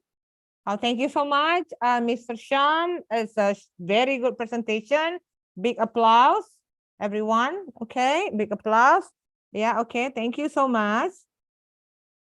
And then next, the presentation will be presented by Mr. Roland Ramadhani under supervising of Professor Wiwik Daryanto. And the presentation title is the Financial Performance Analysis during 2017 to 2021 period in oil production, a case study in Indonesia oil and gas industry. So Mr. Ramadhani will give you 11 minutes for including Q&A, right? So you might need now to set up your slide, and the time is yours now. So I'll be the timekeeper, yeah. I'm using Okay. the countdown clock, so it's ticking now. Yeah, the timer is ticking now. Okay. All right. it Go show- ahead. Okay. Yes. Thank Yeah. you. All right. Good morning and good day, everyone. I want to introduce myself. My name is Roland Epi Ramadhani. I'm from Indonesia, and I will present a paper with a title of Financial Performance Analysis during 2017 to 2021 in oil and gas industry in Indonesia. In this case, the selected company is Pertamina. The author's name, Roland Epi Ramadhani, and under supervised by Professor Dr. Wiwi Mardianto Daryanto from IPMI International Business School, Indonesia. Now, financial performance analysis during 2017 to 2021 in oil production case study in Indonesia, oil and gas industry, selected Pertamina. The agenda first is introduction and development of oil and gas industry in Indonesia, and then literature review, methodology, finding and deduction and conclusion, and recommendation. Introduction. In recent years, oil and gas industry has become the vital part of economic of Indonesia and in global market. In 1962, Indonesia joined the organization of the petroleum exporting oil countries, we call OPEC, but Indonesia suspended its membership in 2008 due to financial crisis and oil production declining. And then during 2017 to 2021, oil production became decreased and followed by oil price that have significant fluctuated price. And the lowest oil price in 2020 is around 47.78 USD per barrel oil. And the highest oil price is in December 2021, is around 78.36 USD per barrel oil. And how financial performance of oil and gas company in Indonesia. Based on WW Worldometer info, Indonesia is in top 13 of the world oil producer in that time, with total reserve around 98 trillion cubic feet TCF in 2017. And according to Investing New York 2022, Indonesia is on top 22 of the world oil producer. It's mean decrease 5 level, with the total reserve around 49.74 trillion cubic feet for TCF in 2021. Pertamina is the only state-owned company who transformation program and changed the company vision from local company or state-owned company to be a world-class national oil company. The literature view, financial ratio serve as key indicators to assess the financial health, efficiency, and profitability of health insurance company, and a literature review of financial ratio analysis methods such as profitability ratio, liquidity ratio, equity ratio, and solvency ratio. Next, the sub of the ratio we separate by 4: profitability ratio, liquidity ratio, activity ratio, and solvency ratio. Profitability ratio with a return on equity, that ROE indicated the company profitability and growth potential. And then return on investment show the ability the company to measure the income generated on investment relative to amount money invested. And liquidity ratio, we can ordinate like a cash ratio that measure the liquidity of the company to pay the current liabilities with cash and equivalent. If cash ratio above 1, it means the company has the ability to pay its current liabilities. But if cash ratio below 1, it means company needs more the cash and equivalent to pay it. And the current ratio measures the company ability to pay its short-term and or organize a term liability using their short-term assets. And in activity ratio, we use a total asset turnover. TATO, we call ratio, indicate the company ability to generate revenue from deploying this asset. A higher ratio indicates the company is using its asset more efficiently, and low ratio indicate the company is using its asset deficiently. And solvency ratio, we use the liabilities to equity ratio, or we call LTER, indicates is if higher debt equity ratio indicates a lever firm, which is quite preferable for a company that is stable with significant cash flow generation, but not preferable when a company is in decline. And liability to asset ratio indicates if high liability to asset ratio can be negative. This indicates the shareholder equity is low and potential solvency issues. Rapidly expanding companies often have higher liabilities to asset ratio, quick expansion of debt and asset. Financial rationalities, the methodology, hypothesis development, descriptive financial ratio analysis used to measure, describe, and analyze the financial performance of oil and gas company in Indonesia during the period of 2017 to 2021. PT Pertamina was selected because it is the first oil and gas company in Indonesia with their extensive and experience in the industry. As a result, the hypothesis formulation can be developed, such as a profitability ratio, liquidity ratio, activity ratio, and solvency ratio. And then this looks Indonesian oil production. The peak of oil production in 1977 is around 1,667 million barrel oil equivalent per day. But after 1995, the oil production declined more than 10% each year or per year. The decline of oil production during 2017 to 2021 was affected to financial performance in oil company. In this case, PT Pertamina. We can look at the table, the production, the oil production and gas production from 2017 to 2021, very significant decline. But that is a natural decline. And the Indonesia oil price movement is so fluctuated. The lowest price in 2020 is around 47.78 USD per barrel. And in 2021 was increased to 73.36 USD per barrel.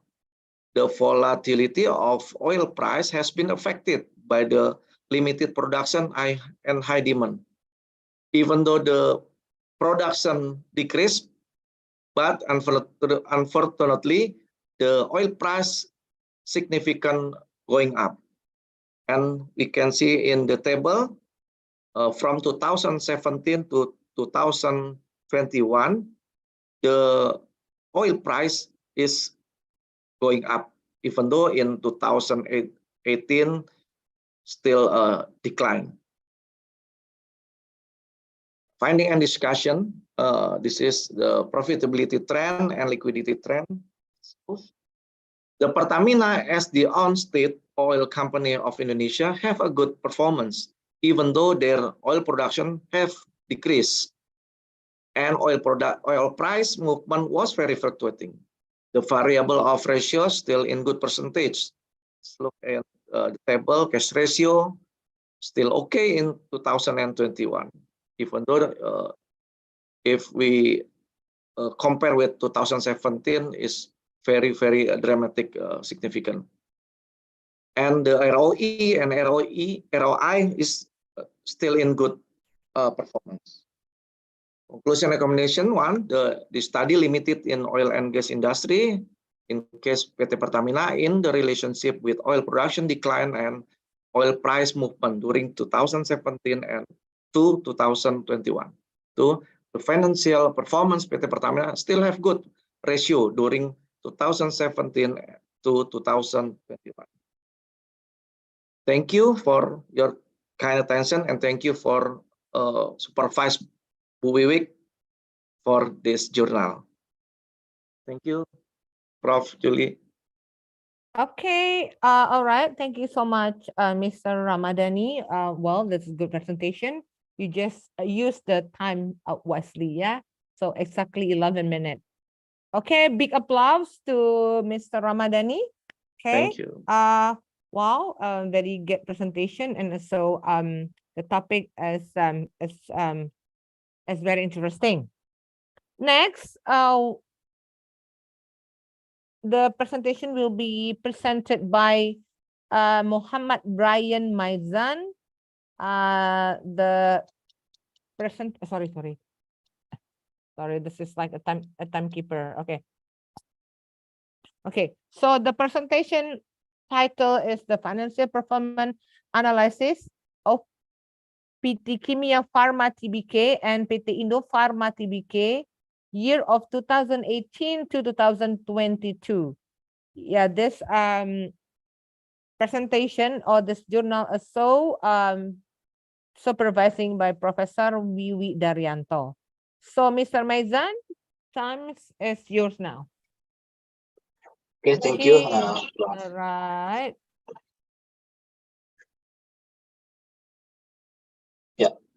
Good afternoon. Thank you for the moderators.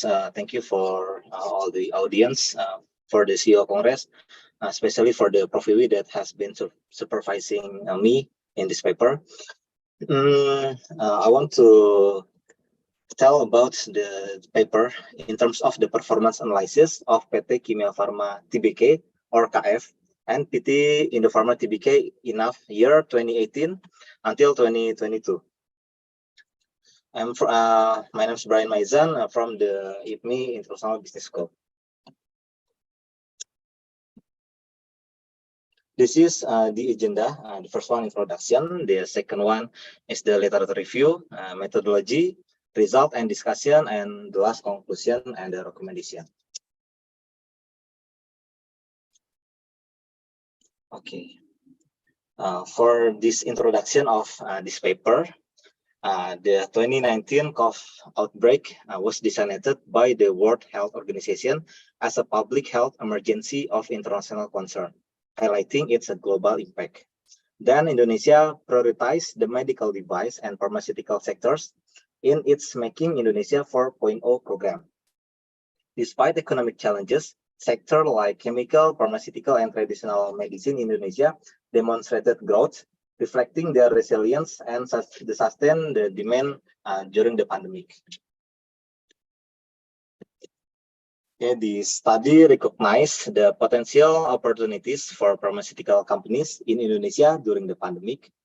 However, it also reveals a significant decline in the financial health of both companies over the research period, emphasizing the need for stringent monitoring and evaluation measures to address these challenges effectively. This is for the literature review. KF and Kimia Pharma and Indo Pharma under parent by the Bio Farma Holding. In 2020 pandemic, BUMN or SOE state-owned enterprise have participated in paying special attention to the pharmaceutical industry by establishing pharmaceutical holding with the parent holding Bio Farma and consisting of the Kimia Pharma and Indo Pharma.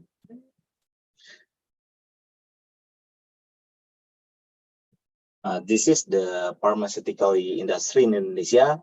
Based on the global data 2022, Indonesia is one of the fastest growing pharmaceutical markets and medical devices markets in Asia last 2021. In the right side, it is the figure of the value and GDP growth of chemical, pharmaceutical, and traditional medicine industries in 2010 until 2022 show that the demand has increased during the pandemic. And based on OSS Ministry of Investment 2022, Indonesia experienced significant growth in its pharmaceutical and medical equipment industries. Okay, for previous research based on Meghala Devi 2015, financial ratio is a good evaluation method to measure the company performance and believed to be utilized to predict company in the future. And based on Ross et al. 2010, the financial ratio is a calculation that utilizes variables from financial statement to evaluate the performance, and it is for projecting future outcomes and attracting the potential investor. And financial ratio is based on accountable analysis of information, especially on balance sheet, income statement, cash flow statement, and statement of financial position. The decree of Ministry of State-Owned Enterprise.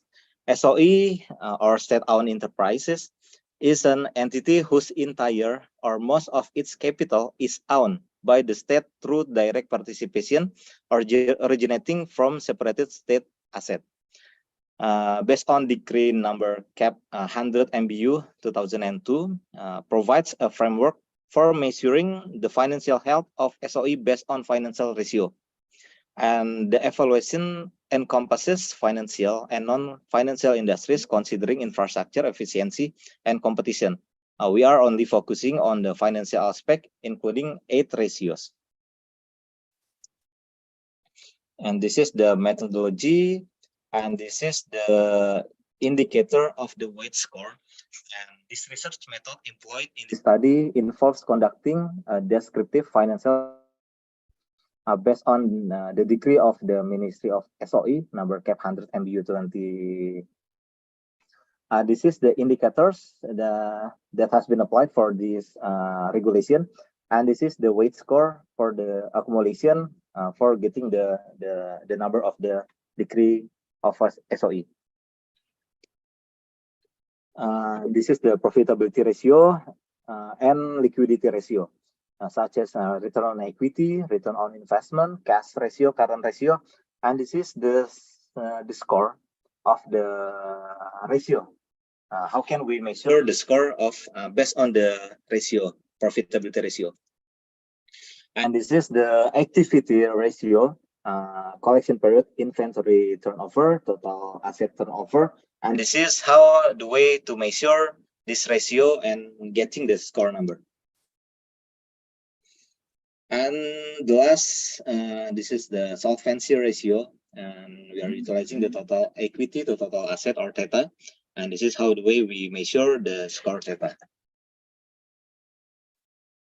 And the result and discussion.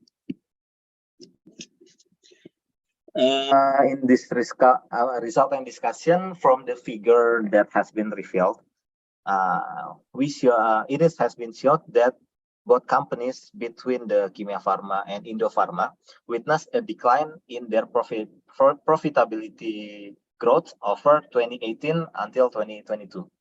But in the 2021 until 2022, the significant decrease has been experienced for both companies. So we can see that the declining over the periods of research between the both companies. And the next activity ratio. In this ratio, we can see the collection period, inventory turnover, and total asset turnover. In this ratio, we can see Kimia Pharma has a good value in managing asset efficiency that has been shown by the higher value inventory turnover than other ratio. But if we compare to the total asset turnover, both companies, Indofarma has a higher score than Kimia Pharma.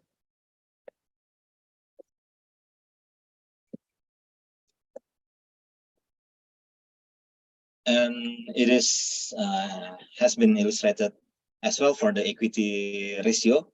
From 2018 until 2021, Indofarma outperformed Kimia Pharma. But at the end of the year, in 2022, Indopharma has a significant increase. It can be attributed to a substantial increase in equity, which is 3 times larger than before.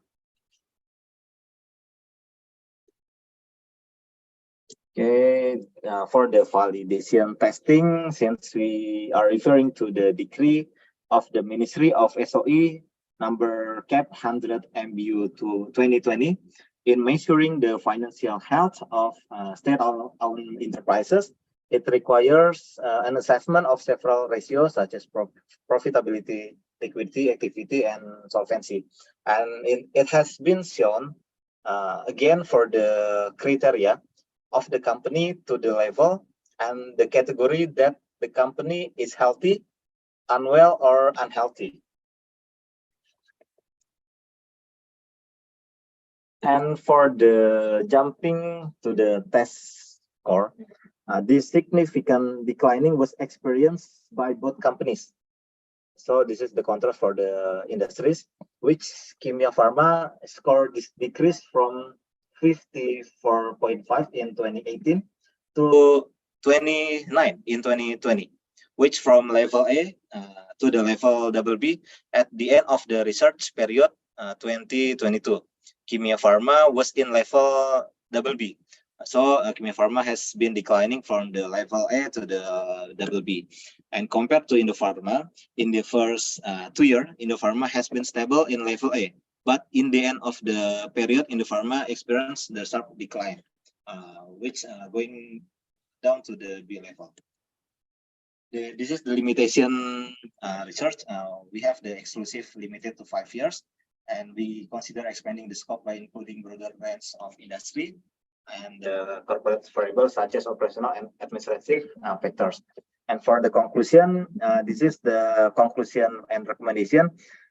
Kimia Pharma and Indopharma revealed a significant decline in their financial health score, and both companies experienced negative impact. And the recommendation, both companies should focus on improving profitability through effective management and asset equity, and implementing stringent monitoring and evaluation measure by the Ministry of State-Owned Enterprise Regulation. Thank you for your kind attention. Thank you for Prof. Wiwi has been supervising me as a creator in this paper. Thank you.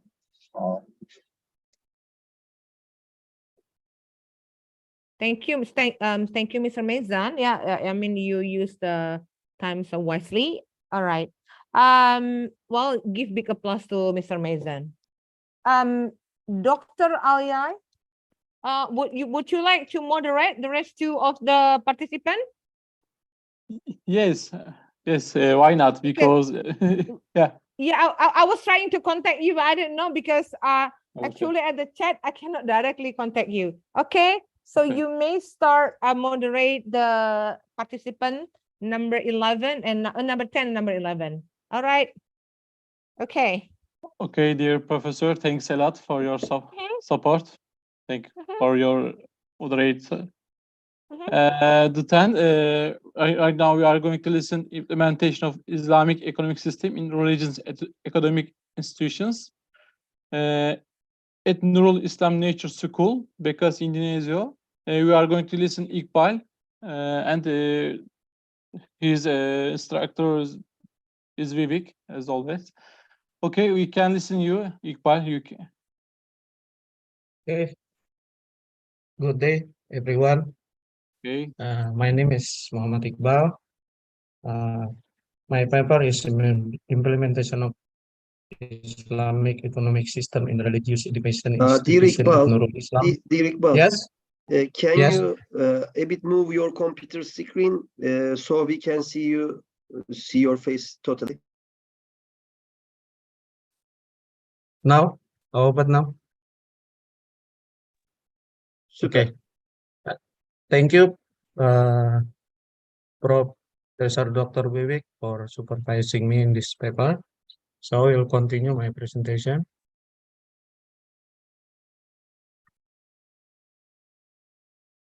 Sorry, I cannot move my presentation.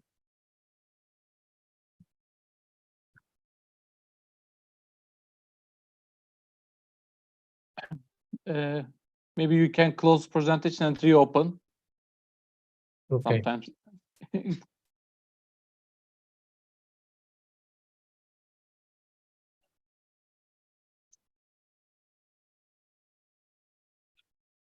Now it's okay.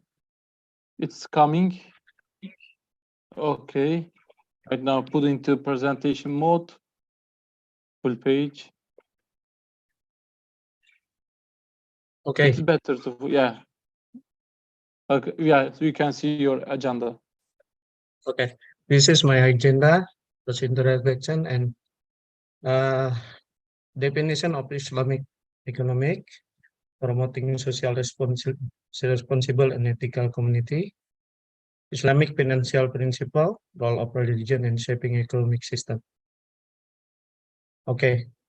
Implementing Islamic education is in religious institutions and universities play a crucial role in integrating religious teaching into academic and social studies, fostering religious moderation, preparing graduates to face global challenge.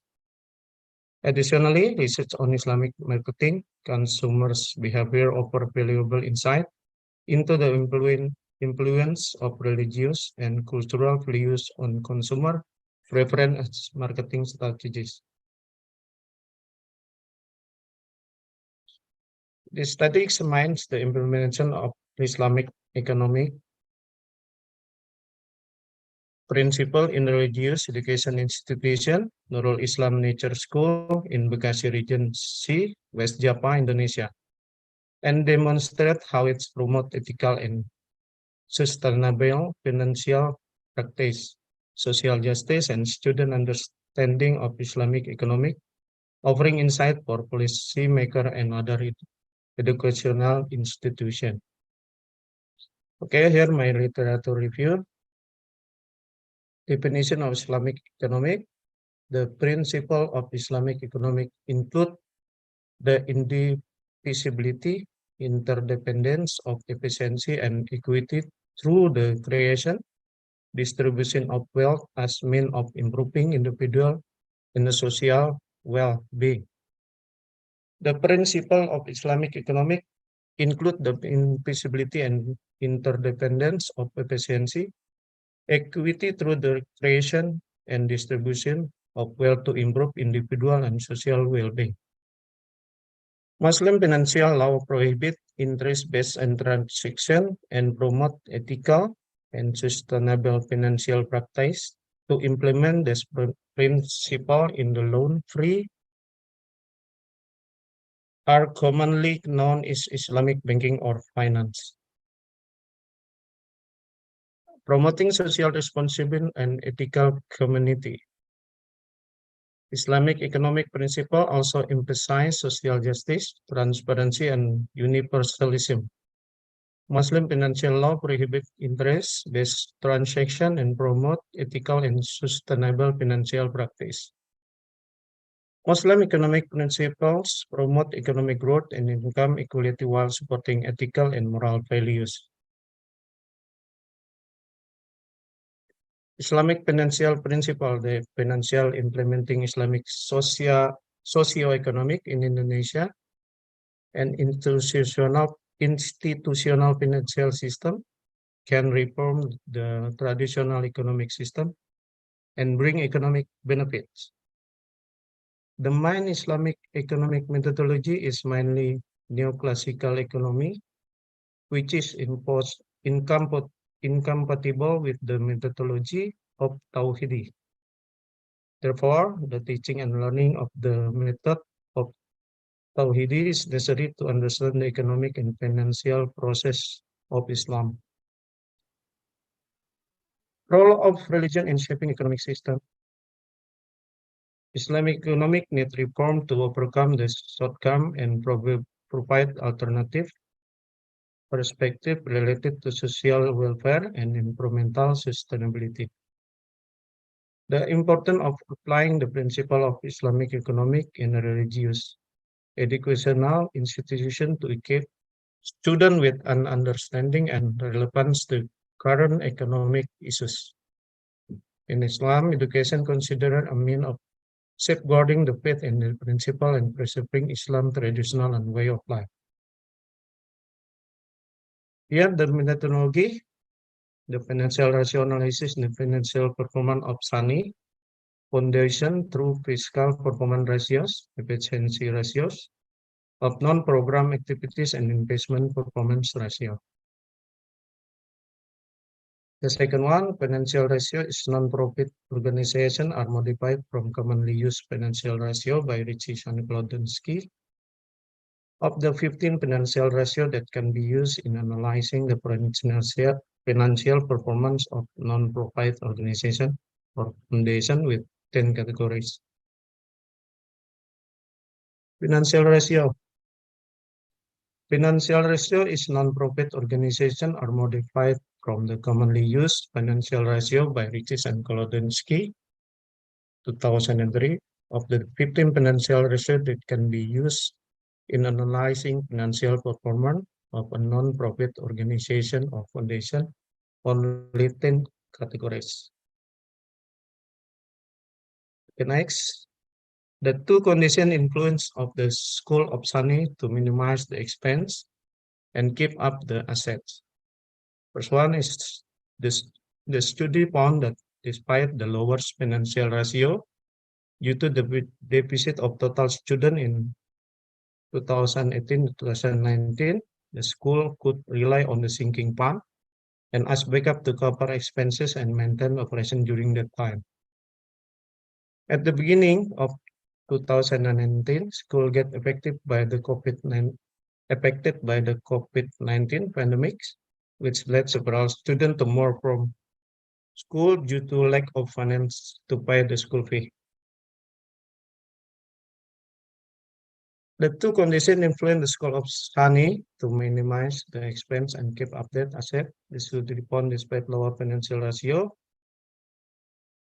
The student in 2018-2019, the school could rely on the sinking fund as the backup to cover its expenses and maintenance operation during the time.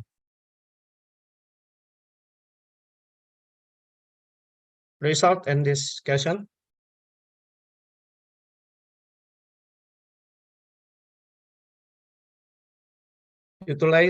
Utilizing transformational management to overcome financial challenge and maintain operation in SANI school.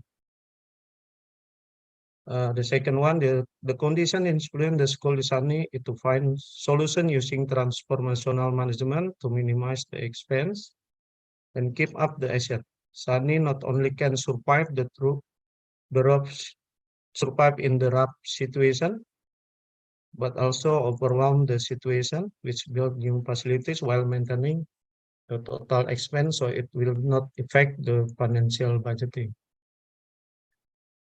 This is financial statement from 2016-2017. This data suggests that the school had effective financial management practice, including planning for unexpected challenge and setting aside fund to deal with such situation. This study highlights the importance of having financial backup plan, such as a sinking fund to help organization weather unexpected challenge such as pandemic. Effective financial management practice can help organization adapt and survive during time of crisis. Nurul Islam Nature School has effective financial management practice due to deal with situations such situation as first, SANI maintained their expense around 2 billion, except for a spike in 2019-2020 due to facility construction and rental payments. SANI tries to avoid debt, especially bank, by keeping their costs as low as possible. The third one, SANI promote the profit and loss sharing model, PLS, in the business transaction and emphasize the importance of zakat, form of charity and proportional distribution of wealth in society. Next is the importance of financial backup plan. A sinking fund can be considered as a reserve fund which is allowed and encouraged in certain circumstances. The sinking fund is reserve fund that's set up by organization or a group of investor to cover expected expense or shortfall in revenue. Can be considered a permissible financial instrument is established and managed by principle of Islamic finance. This is a strategies, there's a preserving asset using Islamic values, allocating budget for social assistance, and maximizing cash flow effectively. The next conclusion and recommendation. The implementation of Islamic economic principle in the Nurul Islam Nature School and has found that such performance positively impact the student and the school community. The study highlight the importance of teaching Islamic principle in religious education institution and integrating this principle into the school curriculum. The study emphasized the relevance of Islamic economic principle to the contemporary economic issues. It suggests that implementing the principle can provide alternative to mainstream economic system, prioritizing profit over the social welfare and environmental sustainability. Thank you for your all kind attention. Yes, my thank you, Iqbal. last panel. Thank you very much. It's a well presentation. And let's ask, is there any question to Iqbal? There's a missing points.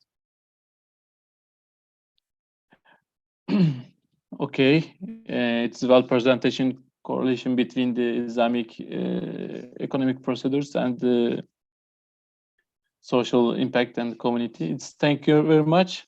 So let's pass the next one, the last one. Let me read. Exploring liquidity ratio and solvability ratio and PLN fullness business continuity, resiliency, and sustainability. Kendra, Eric, Manik, Pandopatan, Lumpan, Goal, and Professor Dr. Vivek. Yes, Kendra is in there, most probably. Yes. Kendra, am I right? Yes. Okay, Kendra. Stand is yours. Okay, we are listening. All right. Thank you so much, moderator, for the opportunity. I'm Chandra Eric Manai Pandapatan Lumbangal with my partner, Professor Dr. Wiwi M. Daryanto, as a supervisor of my journal. Right now, I would like to deliver my presentation. The title is Exploring Liquidity Ratio and Solvency Ratio at PLN. PLN is one of state-owned enterprises in electricity, fulfills business continuity, resiliency, and sustainability. All right. Excellencies, Congress, and all of the audiences, I would like to deliver table of the content for the first one, introduction, profile of the PTPLN, literature review, design method, result discussion, and the last conclusion and recommendation. And for the first one, why I did my research, because the number of reasons. For the first one, it is related to the carbon emission that Indonesia involved many Paris Agreement, COP27, and G20 related to zero carbon emission. Right now in Indonesia, we have approximately 600 million tons in carbon emission, especially in southeastern countries. It is the biggest one. And the second reason, it is related to the oversupply in our company, that we have some reason because of the program of 35,000 megawatt for power plant, because the long time we have the problem of a deficit of electricity energy. So because of pandemic of COVID-19 and low consumption from many industry and business, the gap is quite high, 28 until 32,000 gigawatt. So I would like to introduce my company, PT PLN Persero, as the only holder of electricity distributor.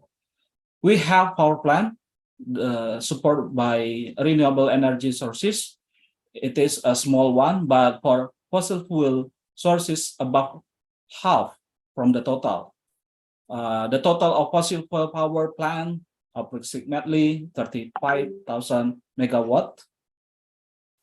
It is in percentage around 51%.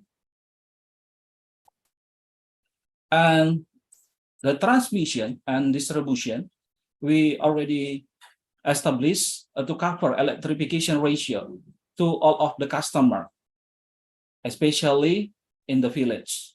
Right now, the electrification ratio is 99.63%. We cover it through differentiation of the kilovoltage network from the 500 kilovoltage until to the distribution is 20 kilovoltage network. And literature review, it is related to the title liquidity ratio from the July 2012, that the ratio measure of firm's ability to meet short-term obligation. That consists of current and quick and cash ratio. Solvency ratio, it is quite good for us to have a performance, the strength of the financial in the future, especially to have a good control for long-term debt. Both of them can help for the performance of business continuity and business resiliency, and also business sustainability to help, especially for climate change or carbon emission in environment, and also to maintain the business and to have root cause of investigation for the business related to the condition is oversupply. So this is the design and method. The first one for the hypothesis is current ratio, and the second quick ratio, and the third cash ratio. This is I want to know the measurement of for business continuity and business resiliency to have the result of normal supply. And the second one, a solvency ratio, time period, debt to equity ratio, and the debt to ratio for the hypothesis to cover business sustainability in environment, climate change, that to have the result of net zero emission. And the next, it is the calculation from the financial report of PT PLN from 2018 to 2022. From my calculation, that the current ratio and the quick ratio is lower than 1. It is not good according to the literature review to cover for business continuity and business resiliency. And then for the cash ratio also, it is not good for the comparison. It's so high for the operation and cash and in and cash flow out. And for the solvency ratio, it is the calculation. The range is so far for the comparison, but it is still to earn a profit. It is quite good to cover for funding. Time period is also high, 16 years, and the lower one is 11 years. And that the equity ratio, the comparison, it is so high also. And the last, the ratio related to the asset and total liabilities, 1/3 from the total. So the conclusion, although PT PLN has been improving its performance in enterprise system in many sectors, especially for business, to have a good billing management in online system, that for my perspective, that PT PLN need to improve our payment system in centralized system. So the liquidity ratio and solvency ratio need to improve with many strategies to support the finance cover business to continuity, resiliency, and sustainability. My recommendation from the research that I already read before and found the effect return earning from the profit can help the funding for PT PLN, especially to reach the program of net zero emission and to adjust the normal supply between power supply and power demand in business. From the strategy of PT PLN to have net zero, they need around $700 billion. So it is better for PT PLN to keep the control, to know, say, for take some long-term debt. They just keep to have a return earning from the profit. It's better because they just want to reduce all of interest and tax from the debt. And from the funding, they can do some the same result, especially for to adjust normal supply and to have net zero emission, especially for coal plant retirement for short term, and renewable energy and digitalization, biomass co-firing, energy efficiency. So from all of the strategies can help business continuity to cover, adjust the normal supply and also to get some reduction of the carbon emission for the long term. Renewable battery storage and hydrogen co-firing, and the last additional coal plant retirement. And the growth power technology, electric vehicles, rooftop solar, energy as a services, and carbon credits emission trading scheme. All right, that's all my presentation. Thank you for your attention. Back to you, moderator, Mr. Elon. Okay, thank you. It's very well in time and well presented. Thank you very much. Is there any question to Sandra? Okay, I think there's no question. Maybe Yulita, dear professor, you can make the speech. It's better. Thank you so much, Dr. Alay, for moderating the rest of the student. So I think by finishing Mr. Pandapotan for the last participant, so we done for the channel 1. I think we passed a little bit more at 20 minutes. We're supposed to finish at 2:30. Professor Wiwi, thank you so much, and Dr. Alay, thank you so much for the supporting of this session, this channel. I think that's it. Thank you so much for all the participation. For your participation and all for participants. So I think you might move to the next one. I'm not moderating anymore. There will be Dr. Das Gusta and Setinas will be moderating the next one. All right, thank you so much. You have a good day. Yes, okay, good afternoon from Jakarta. Maybe there's still morning in Turkey. All right, okay, thank you so much, everyone. You have a good day. Prof. Wiwi, thank you so much. Mr. Kerry, thank you so much. All right. Thank you so much. Thank you very much. Okay, allow me to leave the Zoom room, right? Okay, thank you. Yes, Yulita, thank you very much for your moderation. It was great moderation. Yes. And Most also welcome, we didn't pass our time. We are in time because all right. Our Good. session will end 40 minutes later. And okay. All right. we still have time. Thank you very much for your moderation. Okay. And thank you very much for all presenters. It was a great session. Vivek, dear Vivek, thank you also. Yes. Thank you. Thank you. Very successful. I'm sorry, but all the presentation and the studies are really good. They are very well studied, the detailed explanation well presented. Just the timing was managed very good. The school and students and their professors are very successful. I was so appreciated, really. Thank you very much. Thank This you is, very this much. is- Yeah, I also Thank you this very is the much, quality of Dr. it. Alyai. Yeah. All right, Dr. Ferrymuso, thank you. All right, so I'm leaving now, yeah? very Okay, thank proud you of so all the much. students during the semester to present all the very good papers. Thank you so much. All right, Thank you, Prof. thank Thank you, you. Prof. So I'm leaving now, right? Thank you. Mr. Raitai, are you here?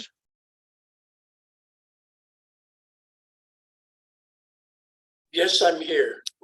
Yes, Raitai, the earlier session has finished. We have still time to start your session, but if the others are also here, we can start. Actually, you have two presentations in the session too. We can start with them too, or if you want, we can wait up to the time. What do you think? How can we proceed? We can have a few minutes break. I wasn't prepared. I Okay. have to relieve myself. Yeah. Okay, 5 minutes breaks then. 8 Okay, minutes great. break. Okay, I'll be thank you. back. Thank you so much. Thank you.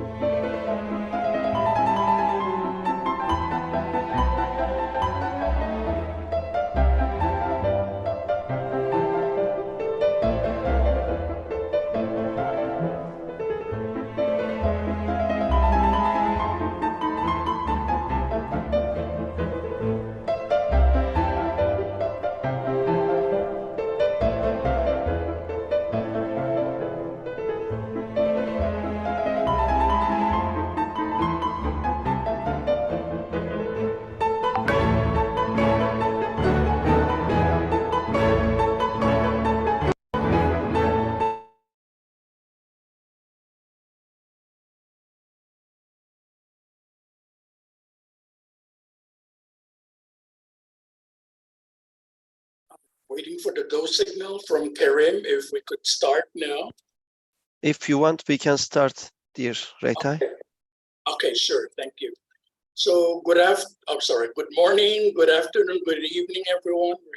Different time zones. And we are starting this session right now. Session number 9, link 1. And I hope my co-moderator, Emra Cengiz, is here. Are you here? Please identify. Yes, I'm here.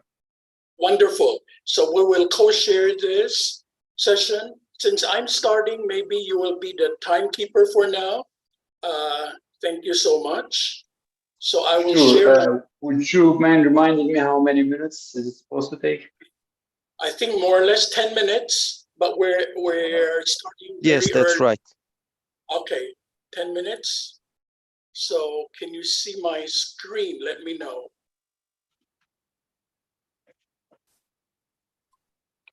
Yes. Okay, great.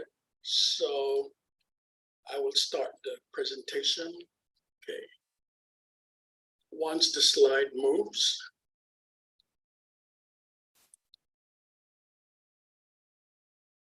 Okay, so good afternoon, everyone. Sorry, I have to stop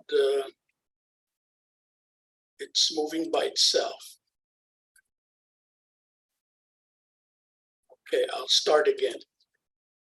So my paper is on political economy of the tourism industry in Thailand. Let me see if this is the right one I should start. I'm sorry, I should start with a gender. I'm so sorry. So I'm doing 2 presentations. Okay, let me share this. Let me know if you can see it. Yes, we see it. Okay, great.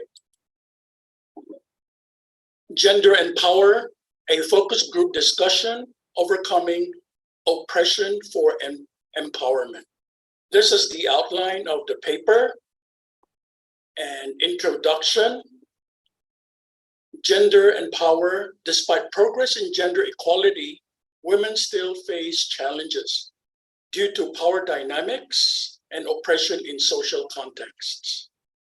Research questions: what are the sources of power?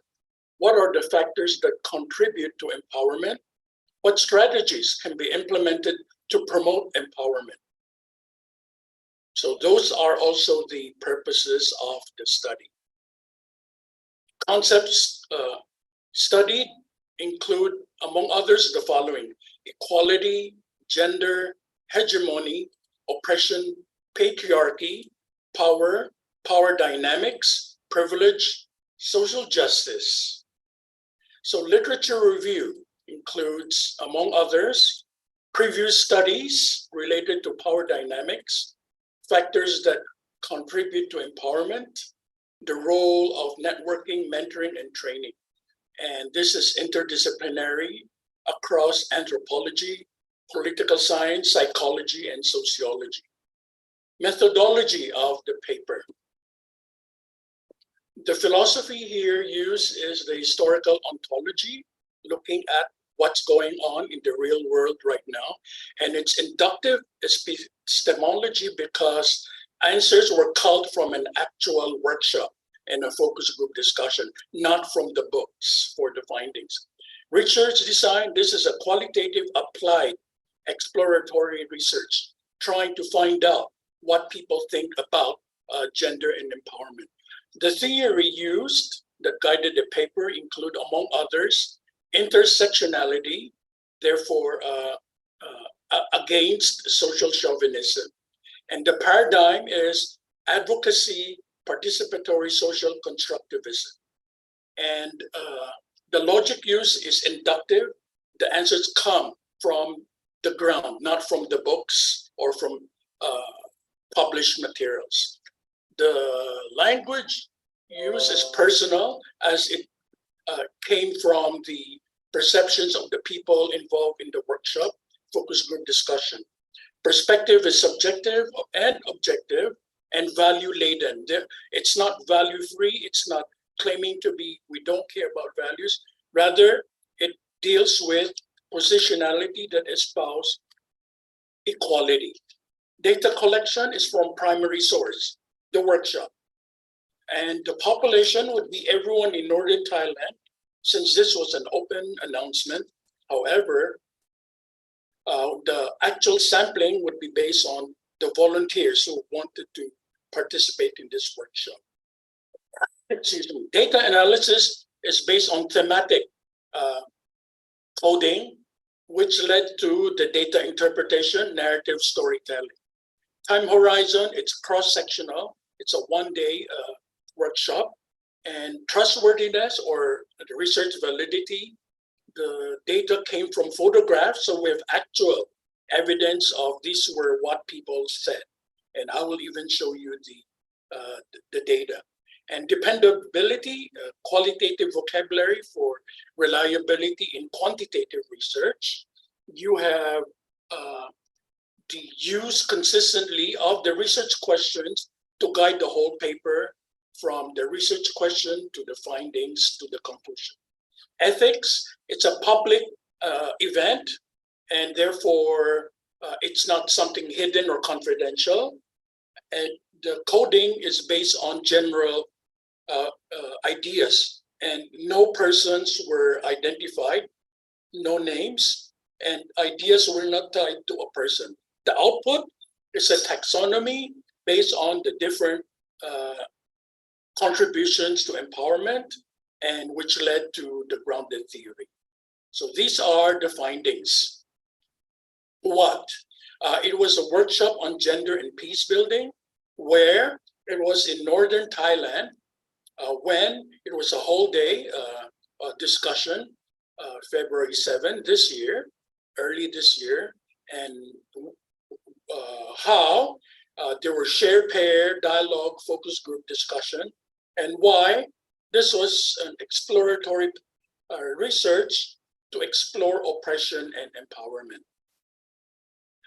There were 9 international participants. There was only one Thai, although we're in Thailand, the facilitator. And we have one Indian, she was the one who took the picture, 2 from Myanmar, 2 from the Philippines, 1 Thailand, 2 US, and 1 from Vietnam, with a total of 5 female and 4 male. And these were some of the readings. We were able to sit down and look at them over the break, including lunch and morning and afternoon breaks. So power, in very essence, is the ability of A to affect the decision of B. And to do that, 3 things were done. 1 is self-awareness. What are our positionalities? 2, diverse and inclusive group working together. And 3, to promote social change. And personal power depends on one's position in family, the community, and profession. So communication, your economic livelihood, and your organizations. Basically, CEO is all embodied here, the Congress. So the raw data are, we took a photograph of the raw data here, what come up, and the role of the researchers to organize them. So power analysis among the people in groups, including marginalized groups. Sources of power would lead to both harmony and disharmony, and the participants identify the sources of power. So there are many, from letter A, abilities, to letter W, weapons. And sources of power would include economic independence, knowledge, skills, social influence, networks, access to resources, access to opportunities, access to decision-making.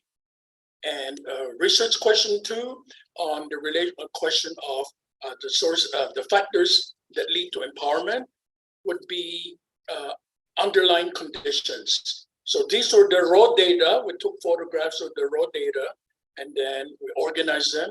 Is the ability to overcome all kinds of constraints. And these are the key elements that promote empowerment. supportive culture and policies, mentoring, collaboration, teamwork. And research question 3, what are the strategies? Power over meaning making, culture, patriarchy, power sharing with others, including the marginalized group who need assistance, and power within. So these were the outcome of the workshop.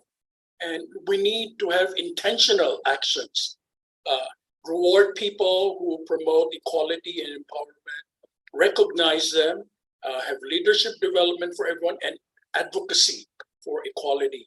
And many power that we have within us include acceptance to wisdom, letter A to W.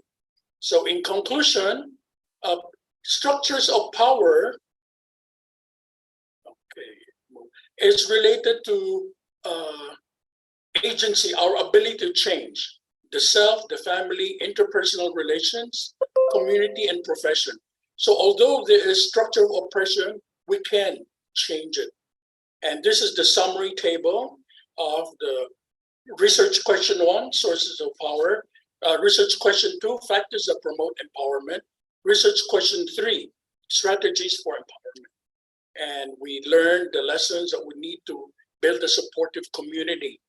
And we need time and space for reflection and increase our knowledge and act for social change.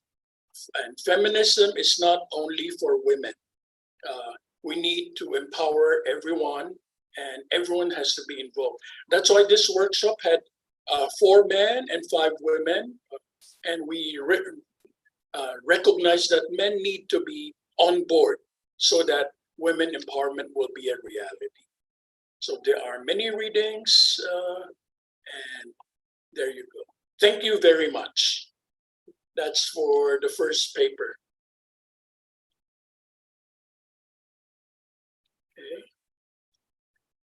So I don't know if there will be questions or we move to the second paper.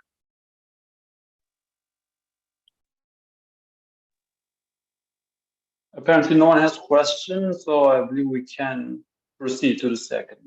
Thank you. Okay, there being no questions, thank you. I'll move to the second one. I'll share my screen.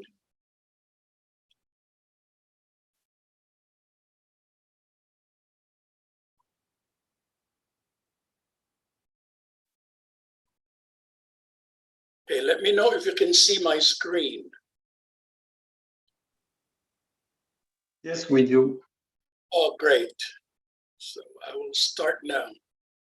Okay, political economy of the tourism industry in Thailand in current history. So that's the paper. And greetings from Thailand. This is the outline of the paper. And introduction. Thailand is a very popular destination for tourists from all over the world, literally.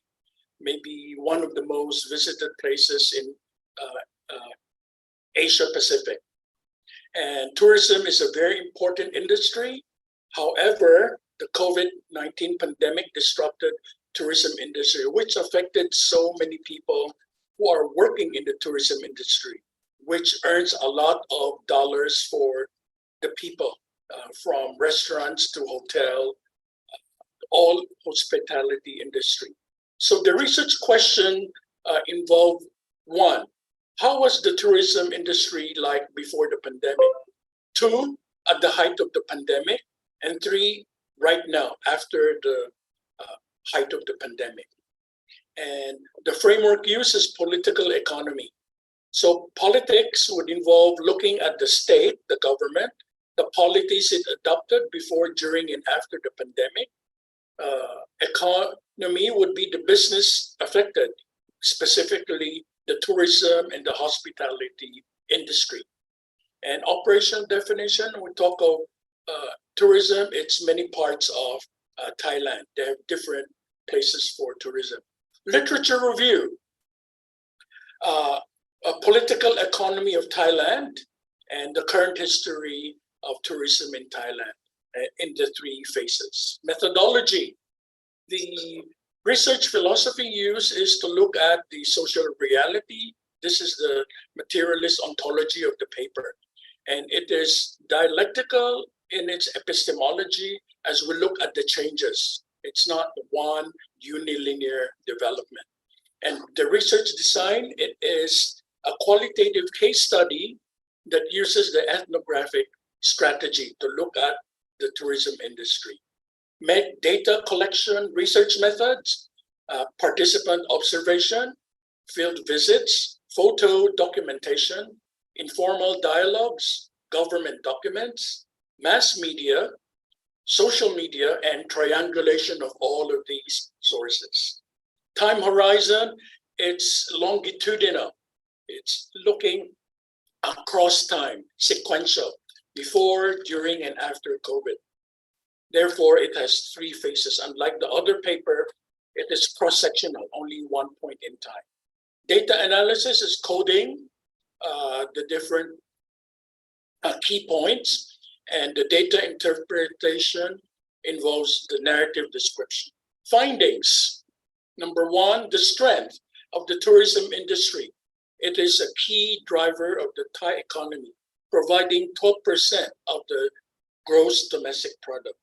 In 2019, before the pandemic, it reached about 40 million tourists, increase of about 4% from 2018. And in the pre-pandemic, there's so many places people visit: the cities, the beaches, nature, wildlife, ethical animal sanctuary, and Buddhist temples. People are very friendly. People find them when they come here, and where people-to-people contact. I have personal friends who came and stayed with me before the pandemic from Argentina, Austria, Belgium, Brazil, China, Egypt, El Salvador, name it, up to Vietnam. And Buddhism, and then the monarchy. These are some of the key features. There's south, there are beaches, Bangkok, the royal palace in the center. North, there's the Sukhothai kingdom, Pai, where many of the alternative people go, temples everywhere. So people visit temples. There's the only one silver temple on the left picture in Thailand, made of silver. Everything else is gold. And people offer food to the monks 6 a.m. or earlier. That's when monks go out for food. And people enjoy Bangkok with honoring Buddha in shrines, enjoying the beaches. And Thai New Year is in April. It's a time during which people splash water with everyone. And in November, there's floating candle, floating on the river and floating up in the sky. So there are different regional festivals in the different parts of Thailand. And food, it is very unique, and people say it's a combination of sweet, salty, savory, umami, and sour all at once. So people remember when they come to Thailand, all the different kinds of food. And there's railway market, there's river market, there's night market, there's street market. So these are also tourist attraction. People eat insects. They're available in the open street markets and street food, Thai dessert. People also learn Thai cooking, Thai language, Thai culture, watch classical dance, learn meditation, in many cases for free. You can stay for weeks or months, learn Thai massage, learn Thai boxing, and feed elephants in ethical sanctuaries, go mountain climbing, go relaxing and for wellness, both men and women, and enjoy the nightlife. But from July to September, it's called the Arab season because it rains like crazy. And Arabs come here because they want to have a full experience of a lot of rain. So that's a time only Arabs mostly would come and visit Thailand. All other tourists will come November till January. A weakness, there's a lot of traffic accidents. Air quality is terrible from March to May. and the gap between the rich and the poor is extreme, one of the highest in the world, the gap between the rich and the poor, and there's a big urban-rural divide. During the pandemic, tourism came down to almost nothing, very low, since the government declared emergency, and it was almost impossible to enter Thailand. Tourism was hard hit. Food industry, restaurant, hotels, tour agencies, guides, rental vehicles, hospitality sector. And hotels were only occupied 9%. And instead of tourism, people, including me and my friends, prepare food to provide for people who lost their jobs. And most people lost their jobs, including in the tourism industry. And weekly, people will go out and give food to those who have lost their jobs. But there are also gimmicks. There are seasons during which fruits are being sold because that's the season where they are ripe. So to sell them, because people stay at home in quarantine, you have the muscle men going out selling durian. So people will come out and buy durian and have a sideshow. So that's a gimmick. And during the pandemic, the government provided tax break, soft loan, debt restructuring, and free COVID vaccine for everyone, including foreigners. So there's a rethinking to need community-based tourism, not just think of foreigners and domestic tourism. This was the time when government subsidized a lot of local tourism for locals. So right now, the third phase, this is research question number 3, tourism is coming back big time, but below the pre-pandemic level. It's only about 17% of the pre-pandemic level. It's still very low. But now there are changes. People come from medical tourism because they have very good services. Many people from Asia come to Thailand for surgery, but also for cosmetic surgery, face, nose, eyes, or whatever. And medical tourism, and friends gather again. Cannabis. Thailand was very strict with marijuana before the pandemic. People were saying, be careful, you will be arrested, you'll be in prison, the conditions are bad. It's a total reverse now. It's totally legal. You can buy marijuana everywhere. Even my university has a cannabis and medicinal plant department for master's and PhD program. So you have cannabis cafe everywhere. In conclusion, there are 3 major types of tourism with the government support. Awesome during the pre-pandemic, terrible during the pandemic. Now it's catching up with changes. Sustainable tourism, homestay, ecotourism. And things have gone for the better. So this is now the 3 phases. And thank you very much.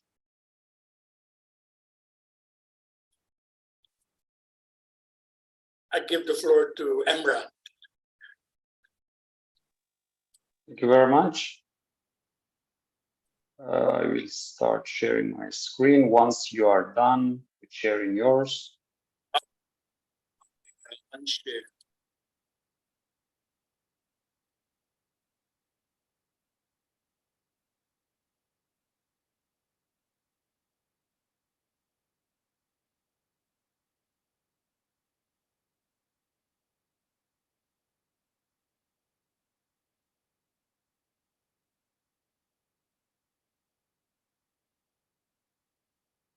Are you able to see my screen?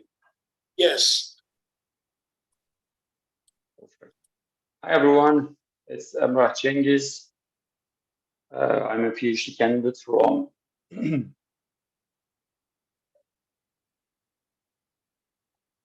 from Duisburg University in Germany, and also a visiting scholar in New York University. And actually, this research paper is something we have done here in New York University under the visiting scholar title. The subject of the paper is the increasing numbers of Turkish citizens encountered by the Customs and Border Protection of the US in US-Mexican border. So the main objective of the research is to figure out what are the motivations behind this migration trend.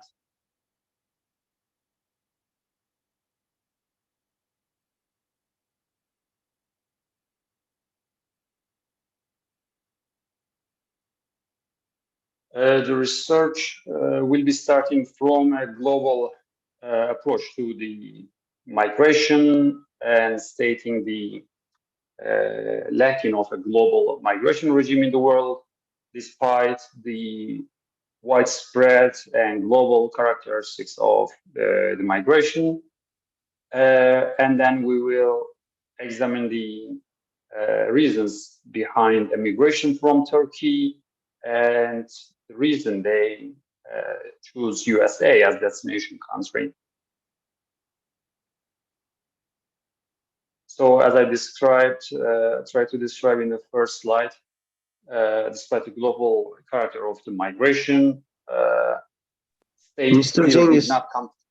Mr. Cengiz, sorry for interrupting you, but your slide is not floating on the screen. Oh, we are sorry. just seeing. Yeah, that's Thank great. you very Okay. much for Okay. commenting that.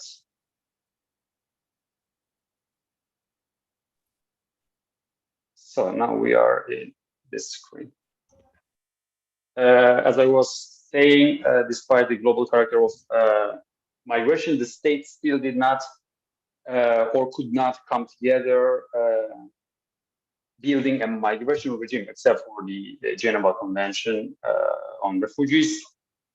So every state is trying to build their own migration policies, which is sometimes conflicting and leaving the migration still one of the most problematic areas in international realm.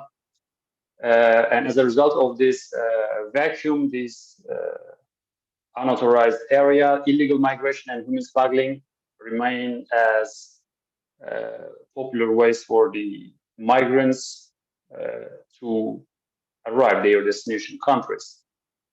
This study particularly focuses on the migration from Turkey to the USA over Mexico with the involvement of transnational criminal organizations.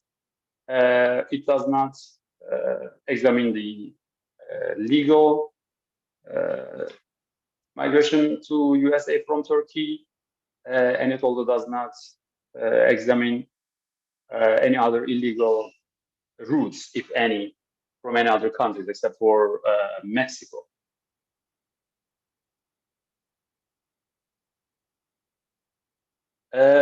For this study, for the global migration related subjects, I've mostly benefited from J.F. Holyfield's work on global migration, and also Professor Thomas Stropar and other academics who writes in similar subjects, and also the recent news, some international law material like Geneva Convention and the 1970 and 1967 protocol have been used.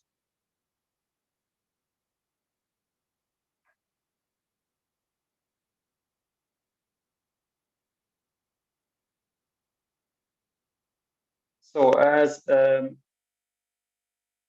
Holyfield describes, today migration is getting a more and more global character and requires collective action from all states to be managed, if you will. People from different parts of the world migrate across borders, and this direction of the migration is mostly from south to north.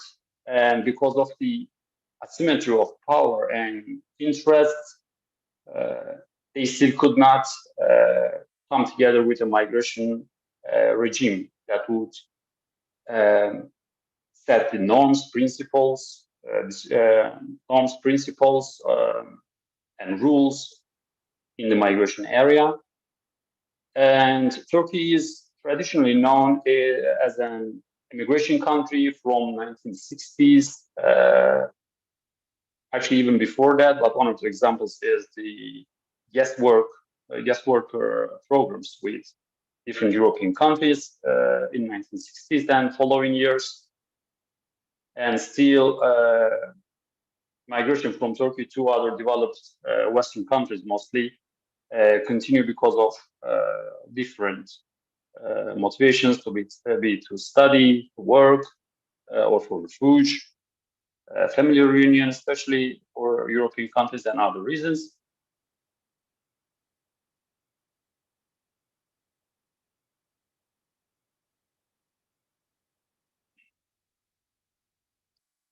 This is the graphic I have created from the data from the Customs and Border Protection of the United States. The colors are a bit misleading, but I hope you will be able to read it. So the biggest share is, unsurprisingly, from Mexico. And the second one will go in the direction of clock, with Cuba, Venezuela, Nicaragua. All these countries we already know from Central and Latin America. And then it continues with the war area, Ukraine, Russia, India, because of its large population, unsurprisingly. And then it comes to Turkey. That's the surprising part, especially in the recent 3 years, I would say. There's a significant increase in Turkish citizens encountered by the Customs and Border Protection at U.S.-Mexican border who enter these while entering the U.S. territory. The numbers show the Turkish citizens encountered at the border in 2020, 21, and 22. And 2023 expected number is established based on the ratio between 2021 and 2022 fiscal years. So this is just a mathematical expectation. It can be, the number actually can be higher or lower than this. And not any other considerations are being taken into account. For example, the Trump's COVID era regulation to keep the migrants out of the country, which is called the Title 42, was ended in May last month, and this is supposed to increase the numbers of arrival at U.S. borders.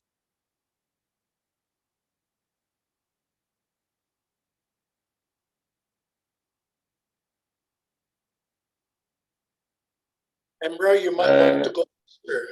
You have 3-4 minutes. Thank you. All right, thank you very much. So I have used the qualitative research method in this study, and I have used semi-structured interview with 22 migrants in New York who have chosen this way of travel from Turkey or to Mexico with the involvement of transnational organizational crimes, criminal organizations. Sorry. And the interviews were recruited randomly, although I didn't intend that. All of the interviews were male. Their ages were between 22 and 47.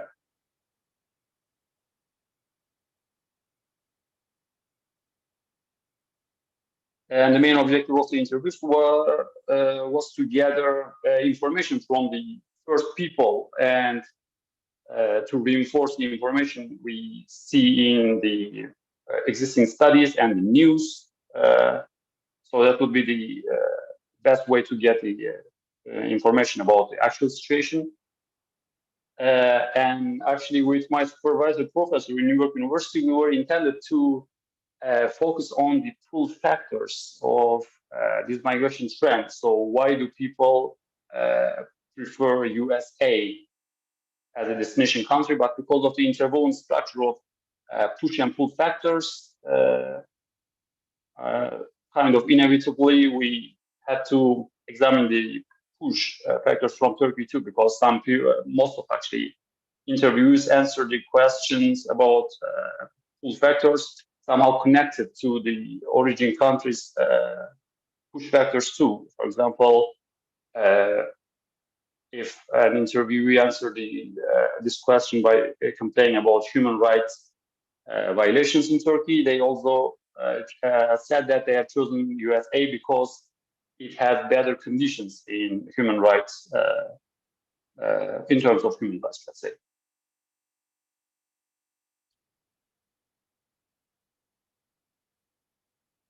So push factors, we have heard from interviewees, and the literature review can be divided into economic reasons and political reasons mainly.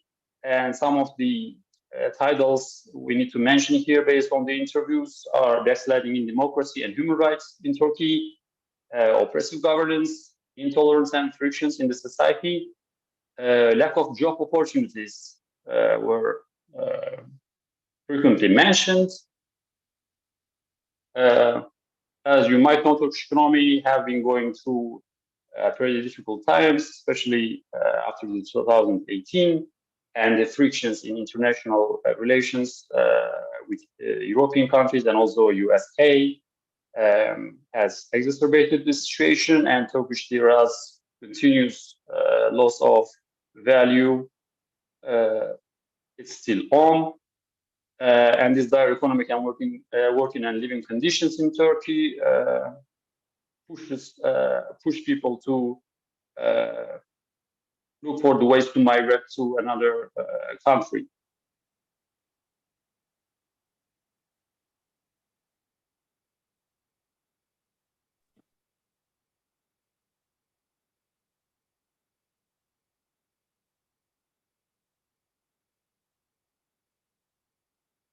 Although the restrictive governance in conjunction with pressure and intolerance against the people supporting opposition countries have been counted as one of the top reasons pushing people to seek ways to migrate to another country. Here I share a part from the answer of one of the interviewers. He stated out that the oppressive governance style in Turkey and the political pressure and the lack of freedom of speech are the reasons behind his migration decision. Although the frictions in society in Turkey has been counted as the reasons for leaving country, especially for Kurdish people.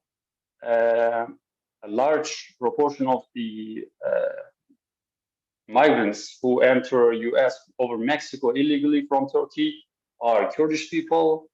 Out of 22 interviewees we have employed under this research, 17 was Kurdish.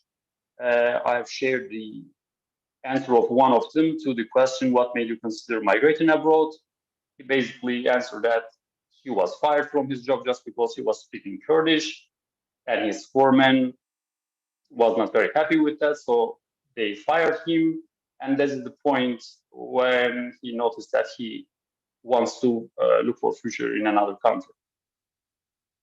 Of course, pull factors of USA has a significant impact on these migration decisions too, and for people's choosing USA as a destination country, especially the positive image of USA in international realm, the opportunity, if you will, created by the human smugglers or transnational criminal organizations in Mexico, which works in a kind of business style. The migrants pay money to these transnational organizations. Could you wrap up in 1 minute or so, please? Thank you. Sure. So diversity of the community, better economic conditions, technological advancements, and job opportunities, respect for human rights and rule of law. And some of them have their relatives, etc. here, which would reduce the transaction cost for the migrants. These are the main pull factors mentioned by the interviews, and here is one of the answers of the interviews I share here again.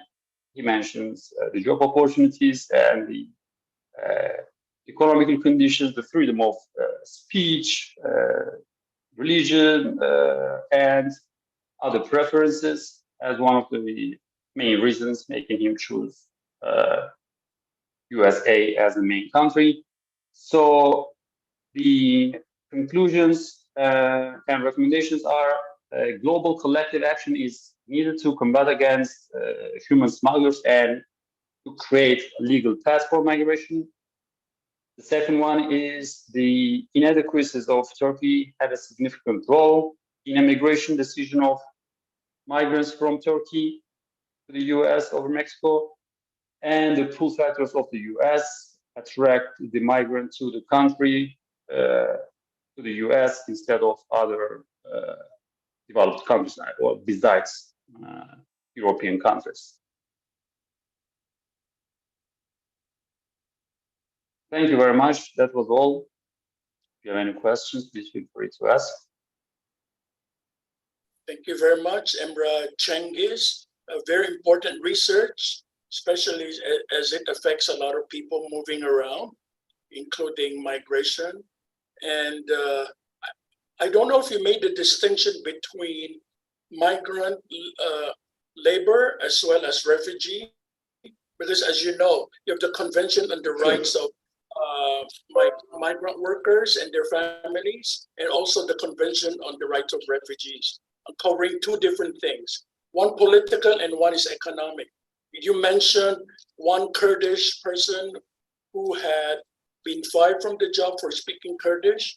That is ground for political asylum and asking for refugee status. But for people who only want better condition, that is labor migration, and those are very different. So I think you covered. Exactly. Yeah, this is, I mean, the asylum is actually the hope of most of, or let's say many of the migrants who come to USA in this way.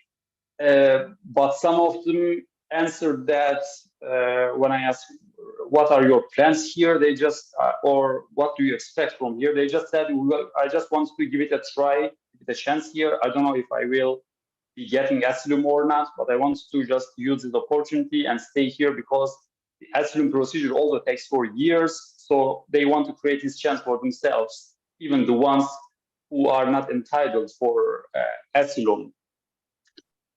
So it's pretty hard to distinguish these two things. And of course, the US courts will be responsible for this. Thank you for your question. Yeah, excellent. In fact, when they apply for refugee status, there will be interviews, as you know. If they only say they want a better life, they will be rejected. But if they say, like the Kurdish said, I was fired because I speak Kurdish, that is a very valid ground for status of refugee. Excellent research. Thank you very much for your research. We applaud you through Zoom. Now we will have 6 interventions, all of which are from Indonesia, I think. And Emrah will help me moderate. Maybe I'll do 3 to 5, and Emrah Cengiz will do 6 to 8. So let me now call on the next one. Will be on the new character makeup course development in the Faculty of Art and Design, Universitas Trisakti, with Dr. Menul Teguli Rianti and others. Yes. Thank you. Okay.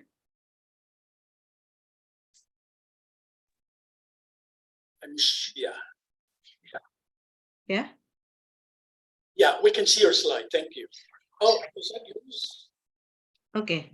Wait a minute.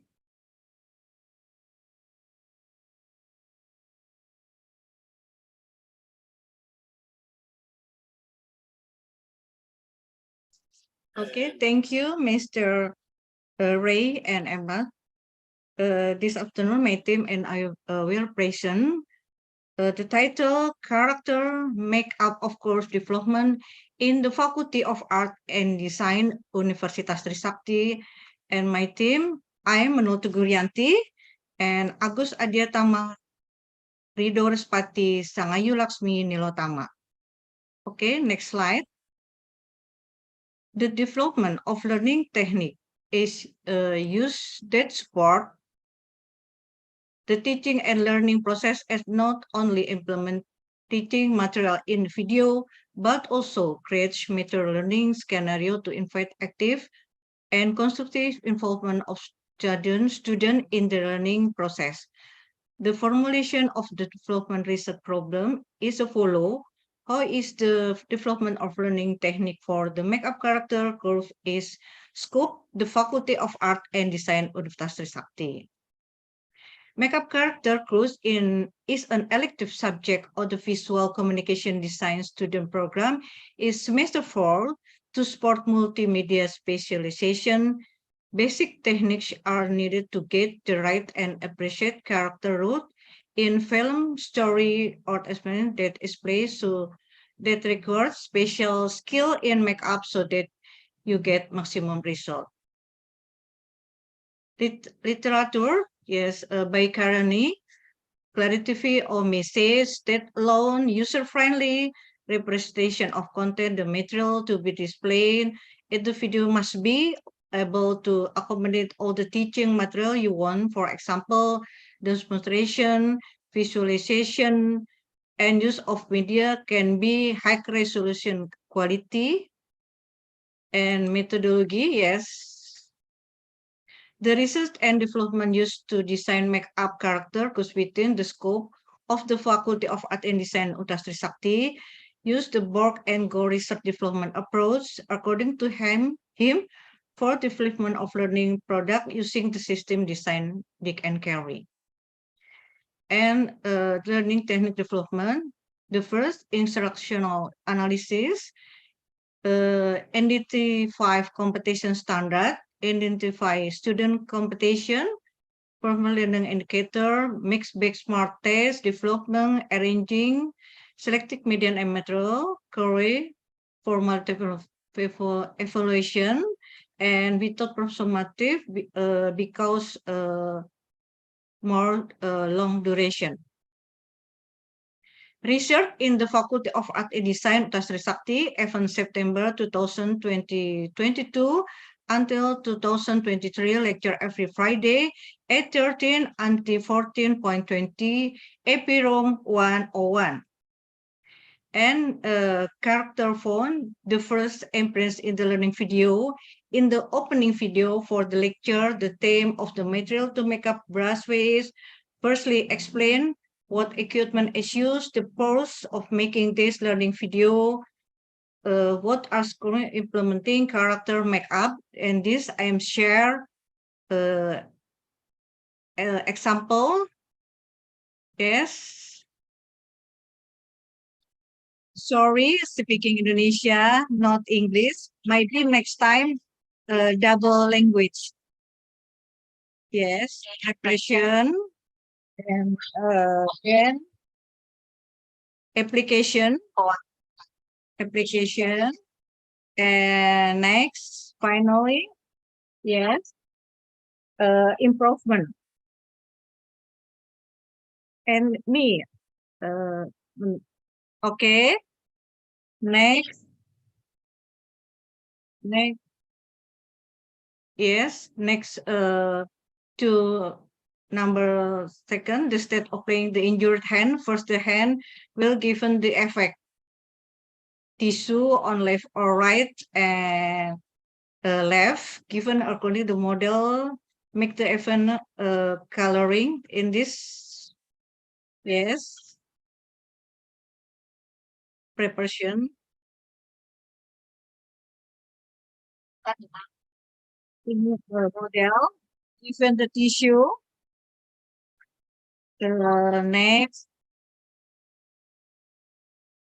Next, basic foundation, base color.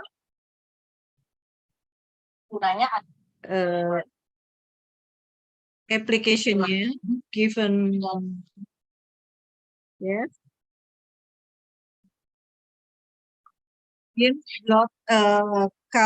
Block artificial and Acedo. Acedo choose brown, choose color brown and black plus purple. Effect star effect. Yes.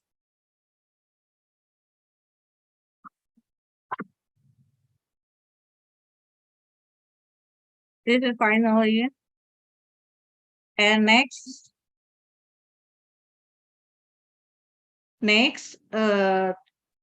the state of applying the model have started to give the impression old effect with an eyebrow pencil, and then the model has to wrinkle her face because she's still so young, so there's no wrinkle.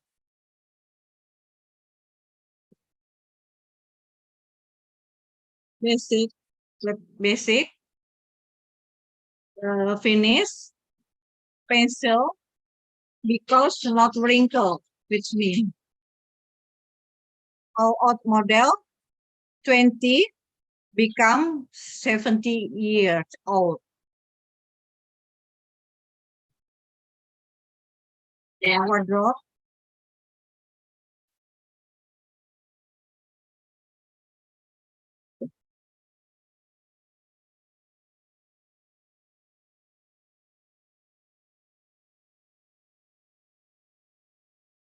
Become 70 years old. Okay. One-to-one trial work test on 3 students, table or pre-test and post-test result 1-to-1. Pre-test, post-test, final score-nya 75. Post-test 82-77. Based of the result on the data from the pre-test on post-test score, the result of the learning video at increased student grade and skill and abilities in character makeup. Seems small group at you more score and trial were test on 18 student. Seems difference pre-test and post-test final A. Yes. Conclusion. Students are able to understand and carry out the text. Students are able to make design concept and be creative. The result of the research are the form of the character makeup learning video. Recommendation, the result of this study are recommended to increase to final grade and skill achieved by student for character close by development learning technique, providing learning video then can be accessed onto YouTube channel as technical instruction that easy to understand and follow, and use learning process for students so that motivating creative text and play as homework because and keep paid attention to it. So has to get.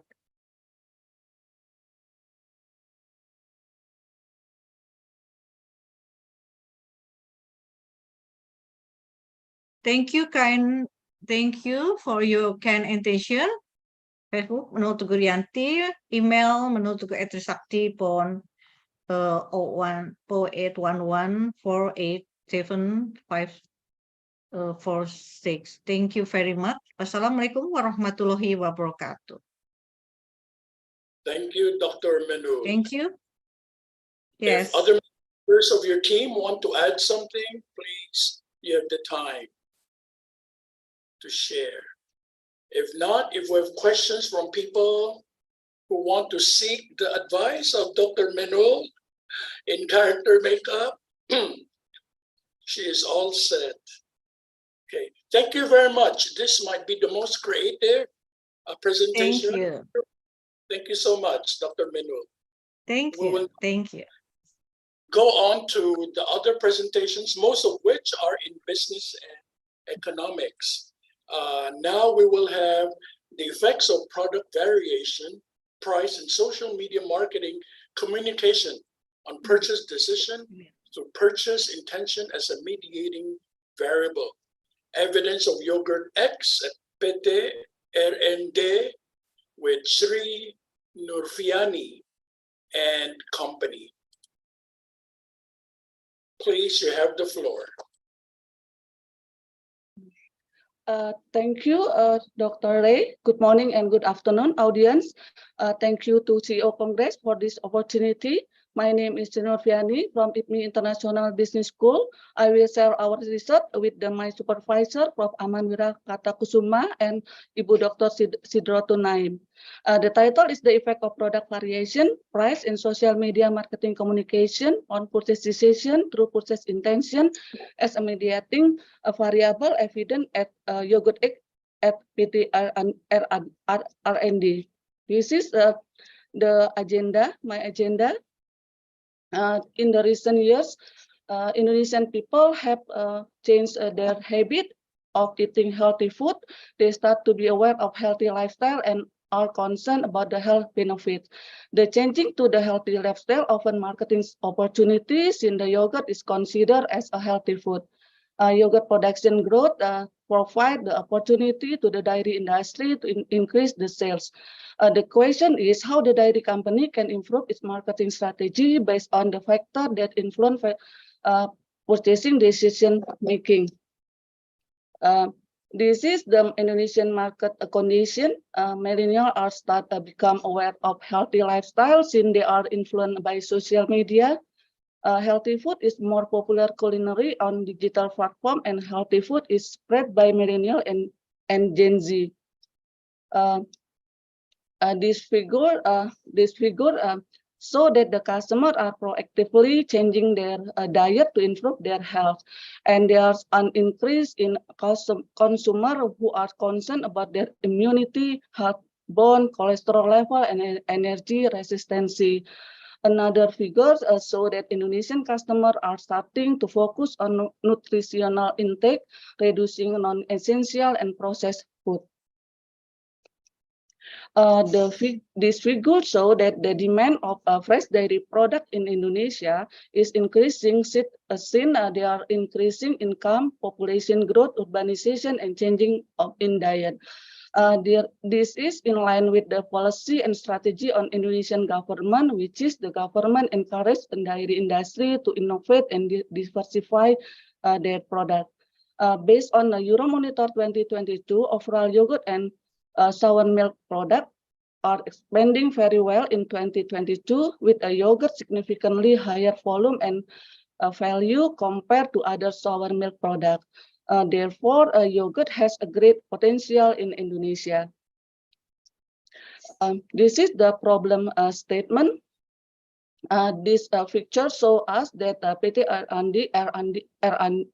R&D has faced the problem with their sales. We can see that the yogurt sales have not increased significantly for 5 years, tend to decrease in the last 2 years. Has not been able to take advantage of the increased demand for the dairy product, has been able to take advantage of the trend of shifting concern to healthy product. It is opposite with the report from the Euromonitor that PT Shimori has experienced an increase in the sales of 119 from 2020 to 2021.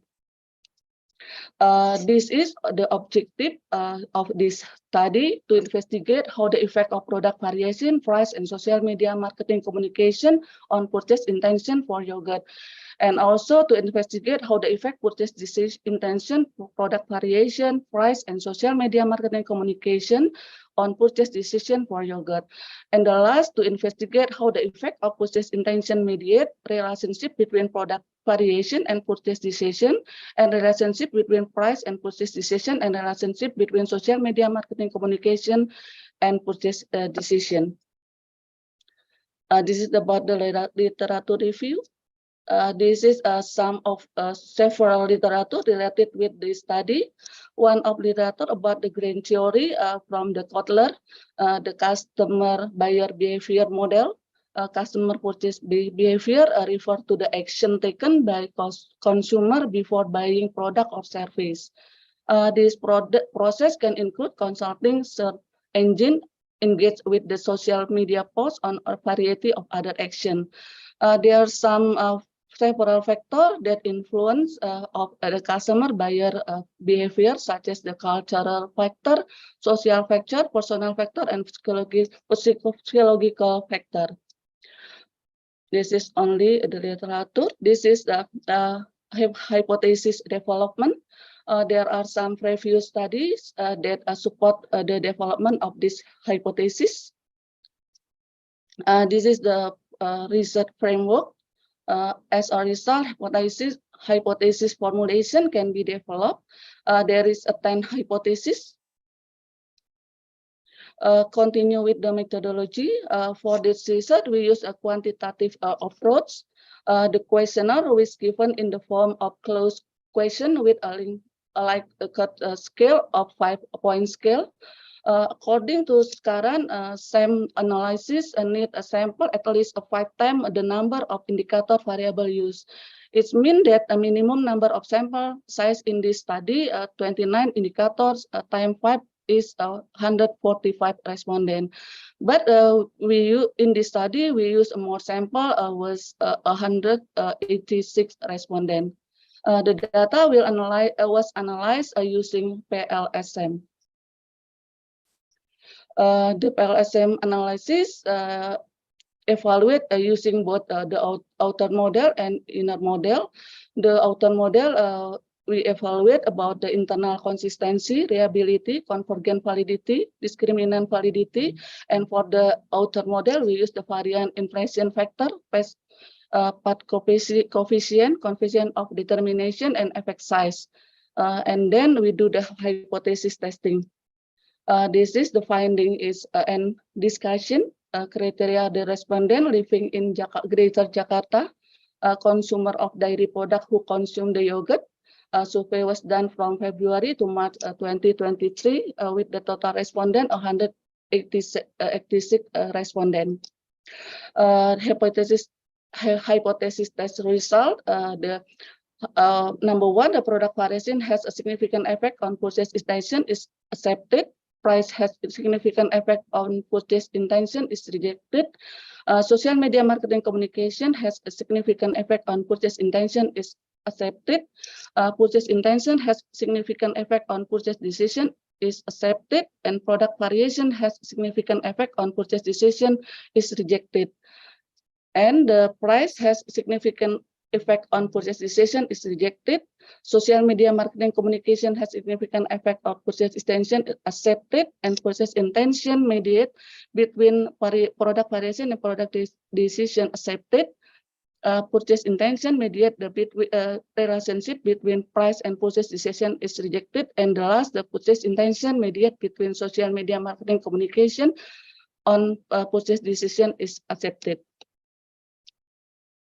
Discussion offering a wide range of product is one of competitive technique used to entice the customer to stay shopping in the one place and not move to another. And another customer doesn't always view price negatively because the price is complex variable in purchase decision. Social media marketing is strategy that encourage people to advertise a good and service through media social. The customer purchase intention can strongly predict their purchase decision. From the perspective of purchase intention, the majority respondents in this study agree with the good quality or benefit of yogurt product, and they are more satisfied that it makes them buy that product again. And respondents agree that they are willing to recommend the yogurt product they buy to others. Conclusion and recommendation. The conclusion is a product variation and social media marketing communication have a significant effect on purchase intention. Purchase intention and social media marketing communication have a significant effect on purchase decision. And product variation doesn't have a significant effect on purchase decision. Price doesn't have significant effect on purchase intention and purchase decision. While the purchase intention fully mediate the relationship between product variation and purchase decision, and purchase intention doesn't mediate the relationship between price and purchase decision, and purchase intention partially mediate the relationship between social media marketing communication and purchase decision. So we make a recommendation for PT R&D can develop a marketing strategy to increase the purchase decision for yogurt eggs by adding product variation, using attractive and strong and easy to carry packaging, and creating a social media content that is more interesting in the communication with the customer, especially knowledge about the healthy product. Further research may conduct on business to business customer and respondent who have never consumed the yogurt and a wider range of area in Indonesia and other developing country. That's all for us. Thank you so much. Thank you for your kind. Thank you, Sri Nurfiani. Your topic is very interesting, especially as you mentioned for Gen Z and millennials. And it's a good topic for CEO because in Turkey, everyone eats yogurt every day. It's quite normal. Maybe they can be your advisors and consultant how to sell aside from product differentiation and the use of social media. So are there questions from the floor or additional comments from the teammates?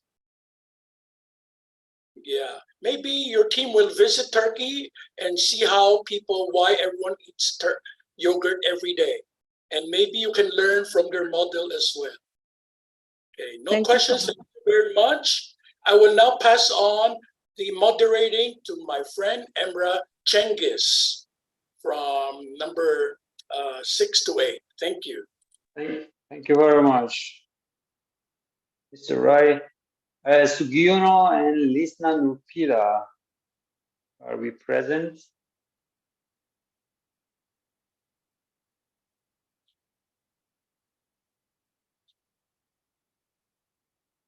You can proceed and share your screen if you are ready.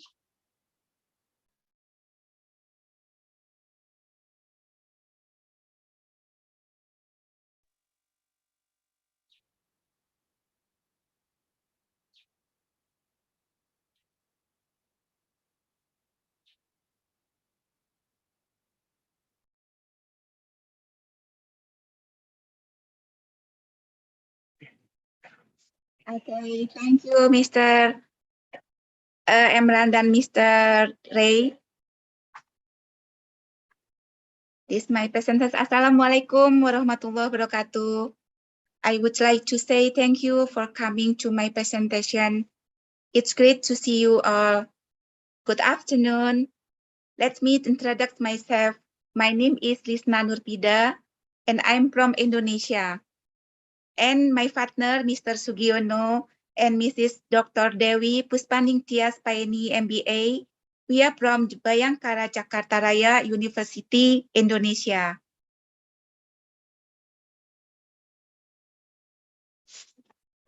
My presentation the title is The Impact of Television Media Advertising Product Quality and Price on Consumer Purchasing Decisions for Indosat Services Providers in Indonesia.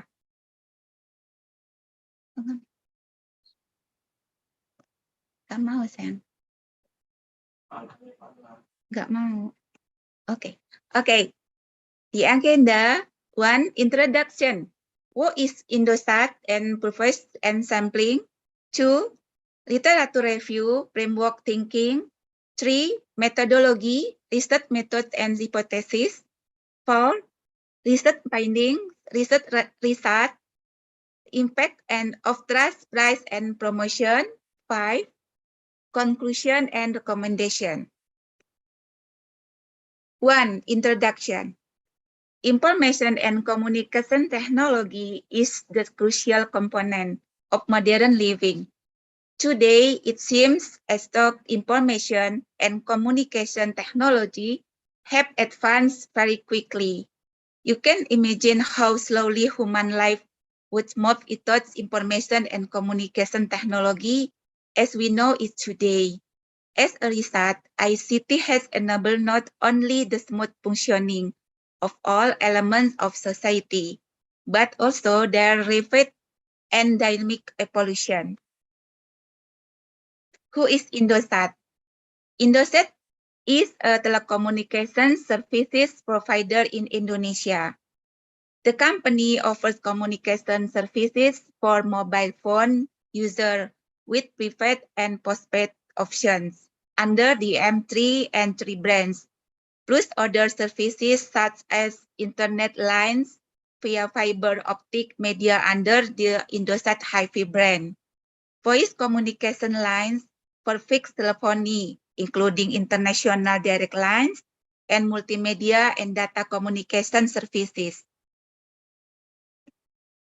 Purpose and sampling. Purpose of the study is to analyze how advertising channels, products quality, and pricing influence Indosat subscribers' decisions to subscribe. Simple random sampling procedure used to select participants. 2. Literature review and hypothesis development. Framework thinking. Based on the theories from previous research, it can be used as a basic for weighting as well as a reference in building the author framework. So it can be systematically describe the relationship between the variables of advertising and product sales to product quality in the research paradigm as follows. This video framework thinking. 3. Methodology. Hypothesis. Based on description in the framework, the following hypothesis is prepared.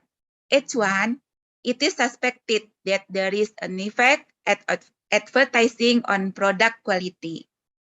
H2, it is suspected that there is an effect on product sales on product quality. H3, it is suspected that there is an effect of advertising and product sales on product quality. Research method.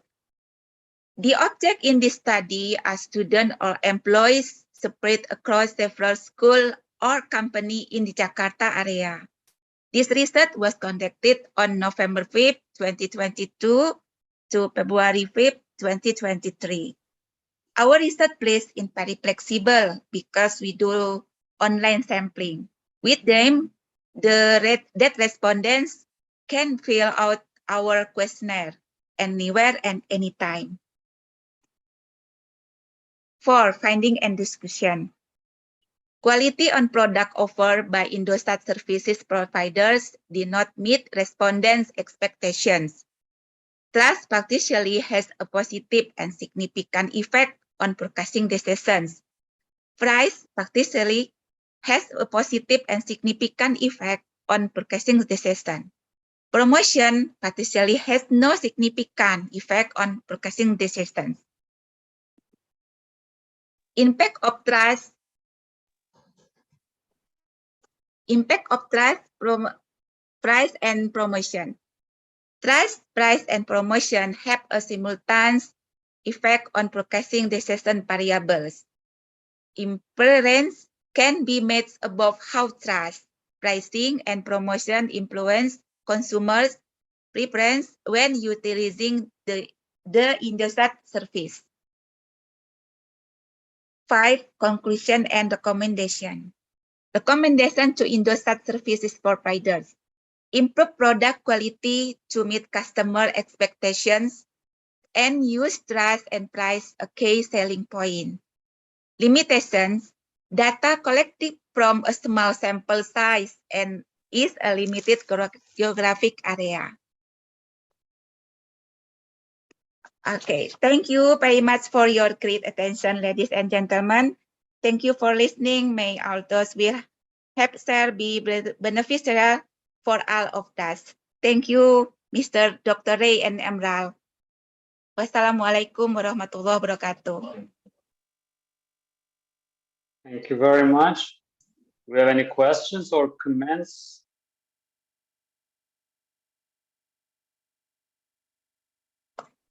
All right, and we can proceed to our next presentation. Faris Siswadi, Mauladi Ahmad, Dr. Devi Puspaningtas Faini.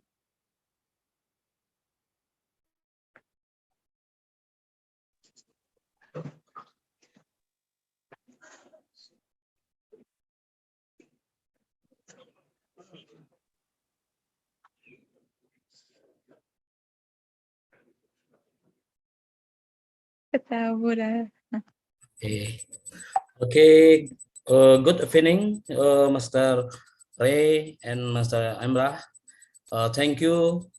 I will present our article entitled Intellectual Capital Determinants of Knowledge Sharing Talk Organizational Capital of Village Official in Sungai Penuh City, presented by Ferry Siswadi, Master Maulidi Ahmad, and my partner, Mrs. Dewi Puspaning Tiasfaini.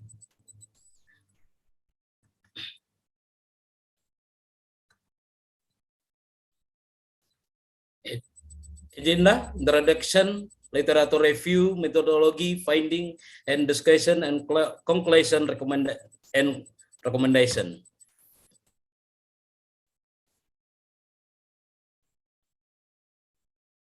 Introduction. This study aims to determine the importance of diversity, democratization, participation, community empowerment, and indigenous autonomy in village governance, and how organizational capital can influence knowledge sharing in the village official, with case study in Kumundebay District, Sungai Penuh City. Kumundebay is a district in the Sungai Penuh City in the Jambi Province of the Republic Indonesia. The right development for the village is one that is accommodating to modernization but does not leave tradition as the root of life, which is the identity of characteristic of the community. Intellectual capital is the collective primary power of an organization, which include information, practical technique, expertise, intellectual property, which can generate profits. Literature review. Intellectual capital is the collective primary power of an organization, which include information, practical technique, expertise, intellectual property, which can generate profits. Human capital, social capital, and structural capital reflect the determinant of intellectual capital that organization can leverage to create profit competitiveness.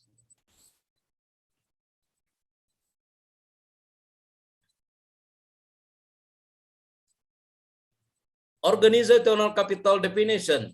Organizational capital is knowledge in organizational that is independent of people, or in other words, can be interpreted and knowledge that remain in the organization event thought its worker leave the organization. The success of the company can be achieved by creating a company and culture that is able to foster creativity and collaboration. Company growth related to the ability to anticipate change in the business environment, manage resources, and increase competitiveness can be improved by paying attention to the type of competency that must continue to be maintained and developed within the company. Knowledge sharing definition. Knowledge sharing is a process in which explicit knowledge or tacit is communicated to other individual. There are three explanations about knowledge sharing. One, knowledge sharing means effective transfer so that the recipient on the knowledge can understand it to be able to do it in the right way. Two, in knowledge sharing, what is said is the knowledge itself rather than recommendation based on that knowledge. Three, knowledge sharing can be done between individual as well as between group, between department, or between organization. Methodology. This study aims to determine the determinant of intellectual capital on knowledge sharing talk organizational capital village official with case study in Sungai Penuh City. There are three dimensions of intellectual capital: human capital, social capital, and structural capital. the respondent in this study were all village officials in Kumundebay district in Sungai Buloh City. The method used is the full sampling method, so that the number of respondents is 153 pupils. The data used is in this study is primary data, namely data obtained or collected directly from the data source talks, interview, and questionnaires given to respondents. Model testing technique in this study use the structural equation model, SEM. Finding and discussion. This is full model structural equation model testing results.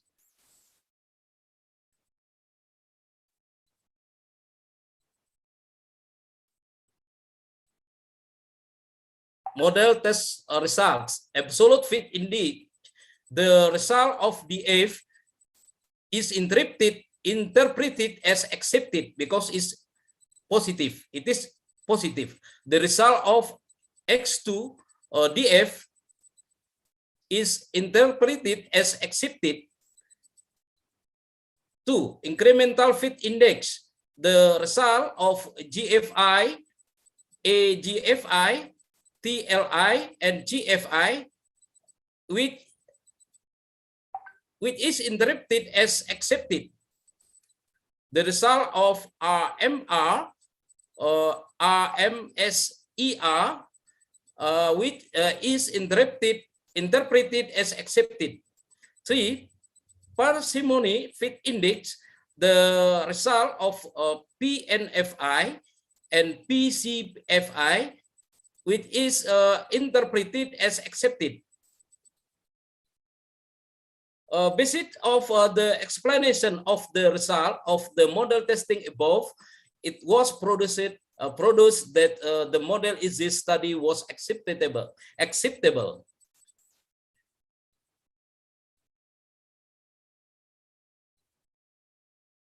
The result of hypothesis testing are: hypothesis testing between human capital and organizational capital is which the conclusion that human capital has positive influence on and organizational capital is acceptable. Hypothesis testing between social capital and organizational capital is with conclusion that social capital has positive effect on organizational capital is acceptable.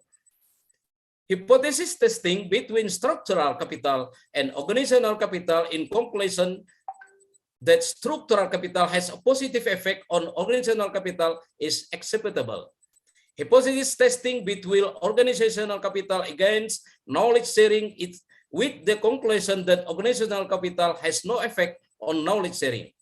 Hypothesis testing between human capital against knowledge sharing is with conclusion that human capital has positive effect on knowledge sharing is acceptable. Hypothesis testing between structural capital and knowledge sharing is with the conclusion that structural capital has no effect on knowledge sharing. Hypothesis testing between social capital again knowledge sharing is with conclusion that social capital has no effect on knowledge sharing.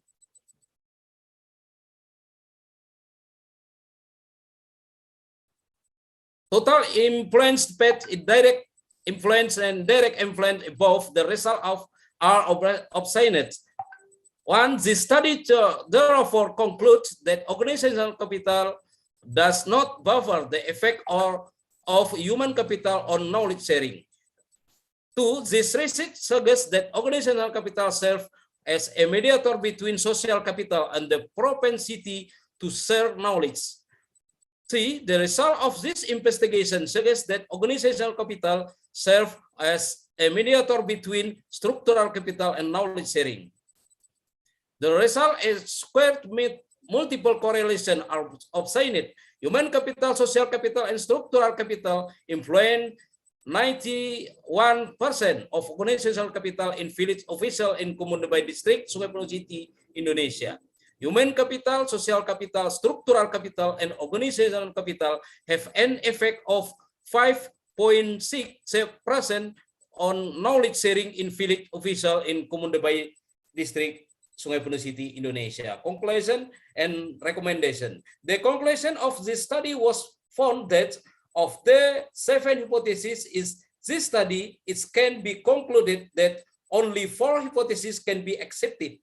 Namely, human capital has a positive and significant effect on the organizational capital valid official. Social capital has a positive and significant effect on the organizational capital of valid official. Structural capital has a positive and significant effect on the organizational capital of valid official, and human capital has a positive and significant effect on knowledge sharing of valid capital. Human capital, social capital, and structural capital have an effect of 91% on organizational capital in valid official, and human capital, social capital, structural capital, and organizational capital have an effect of 5.6% knowledge sharing in valid capital official.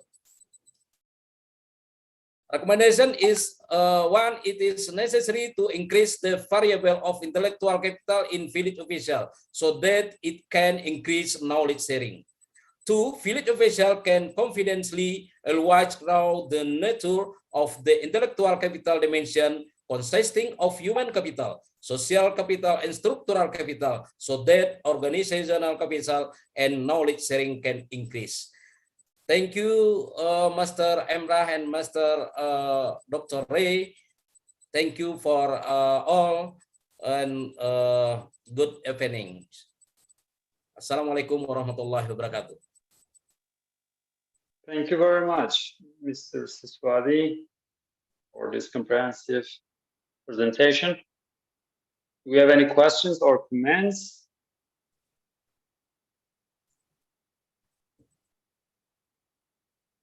In this case, we can proceed to our next presentation. Hijra Apriancia Grace Beatrix. Yes, thank you, Mr. Emrah and Mr. Ray.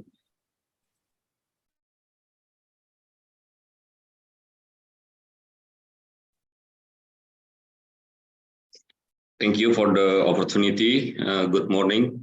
Good afternoon, ladies and gentlemen, fellow speakers, and good afternoon to our audience joining us online from around the world. First, may I thanks to my fellow authors, Mrs. Grace and Mrs. Dewi Puspaningtyas Paine, for their cooperation and great teamwork in composing this paper called Analysis of Business Intelligence and Expert System on Utilization of Academic Information System at Universitas Bhayangkara Jakarta Raya, Jakarta. And preparing the conference presentation. Second, my thanks each of our speakers for taking in this event and connecting this afternoon. And I hope you are looking forward to the discussion as much as I am.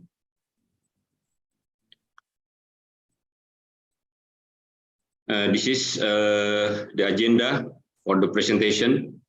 1, introduction. Number 2, literature review. Number 3, business intelligence and expert system for academic. Number 4 is conclusion and recommendation. Introduction. In today's era, information is power, and academic institutions are not exception to this rule. The availability, accessibility, and effective utilization of academic information can significantly impact the success and growth of educational institution.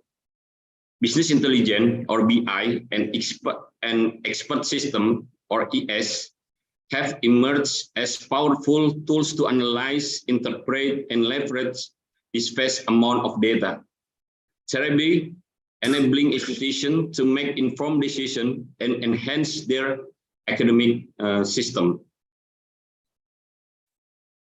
BI, a solution can help organizations make more informed decisions by providing access to data in real time and enabling them to analyze and interpret data more effectively.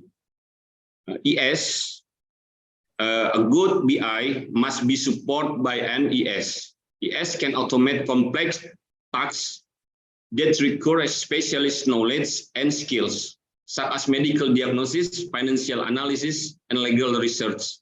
It is expected that ES can increase the speed and accuracy of decision-making and can help organizations reduce costs and increase productivity.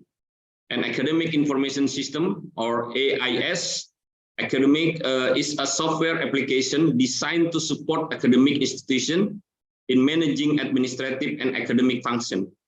AIS has become an integral part of the operation of modern academic institutions and integrated information system to increase their operational efficiency and effectiveness. Three distinct areas of information technology developed to address specific needs and challenges in various industries. Next, literature review, introduction of BI. BI is a process based on technology and application that can be applied to help analyze and represent data in a company business. There are at least 6 benefits of business intelligence. Number 1 is obtain customer information or insight.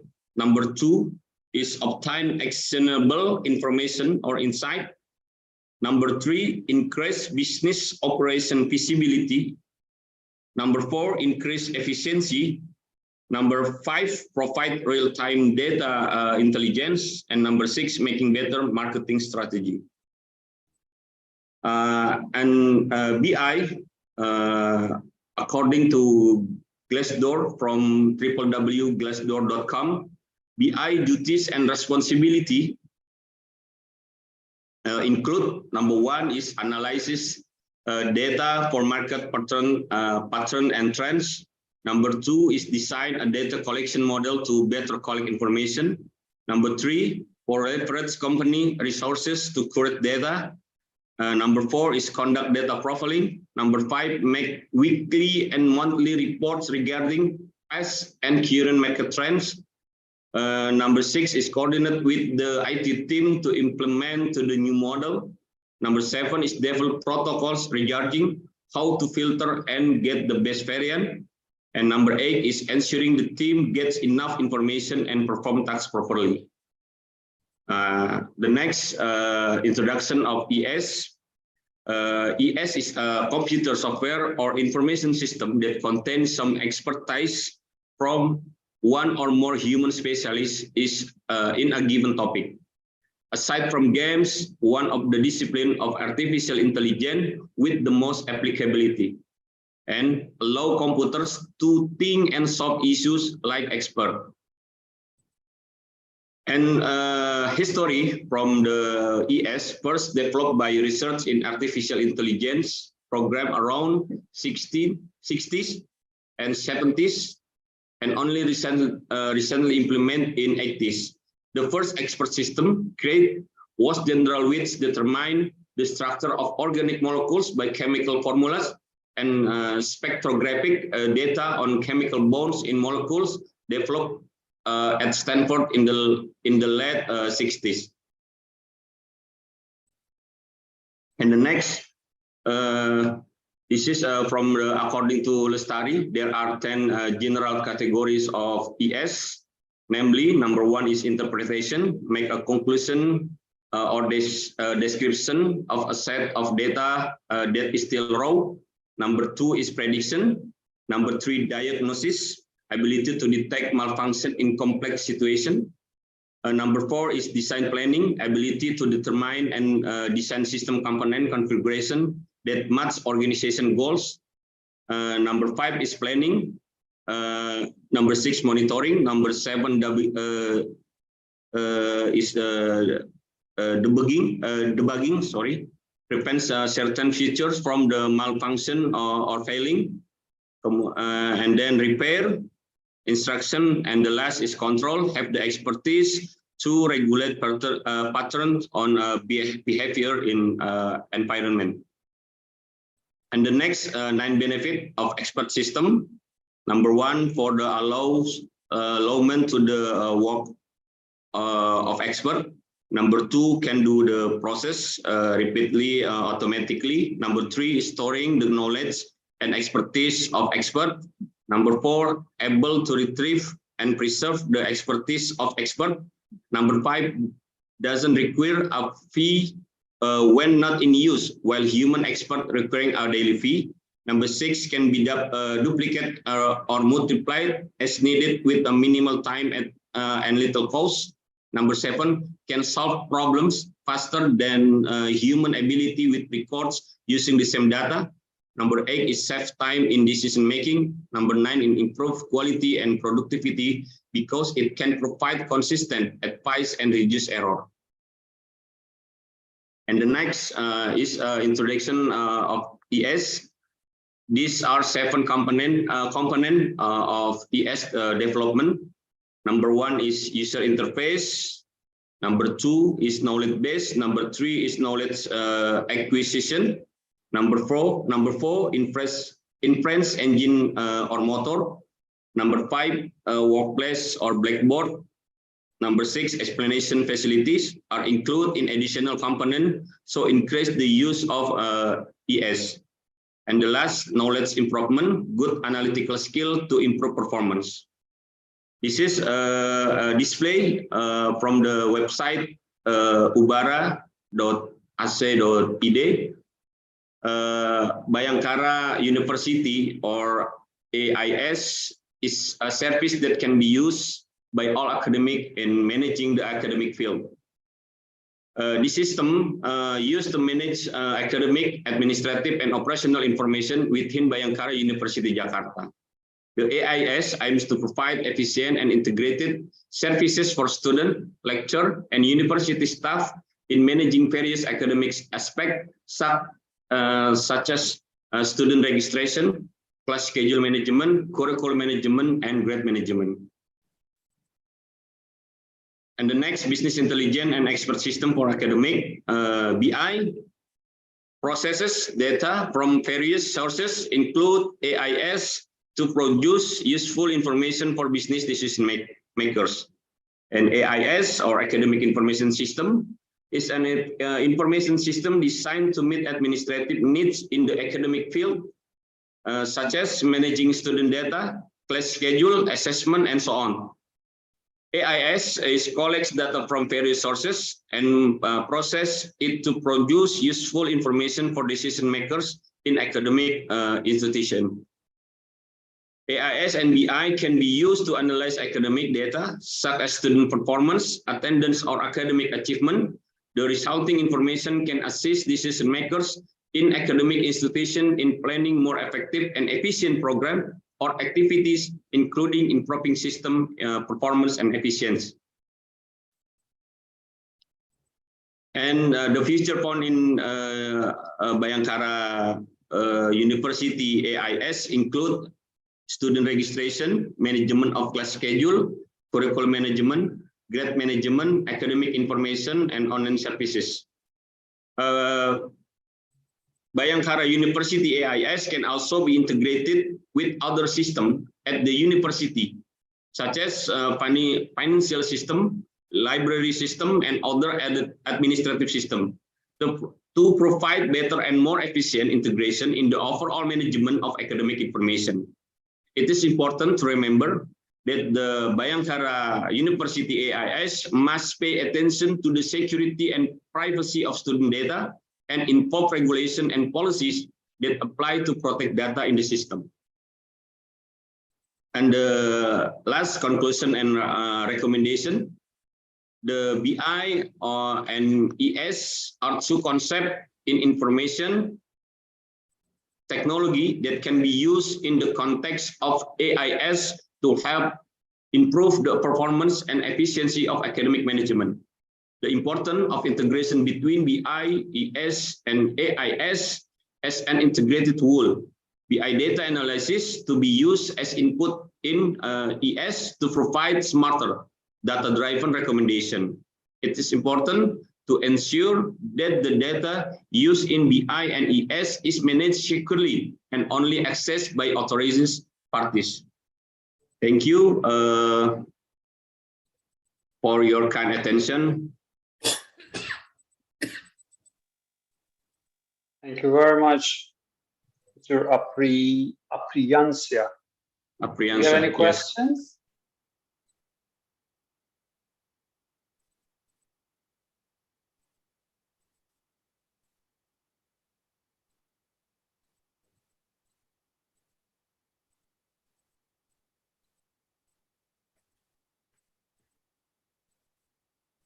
All right. Thank you very much to all the presenters for their very interesting presentations.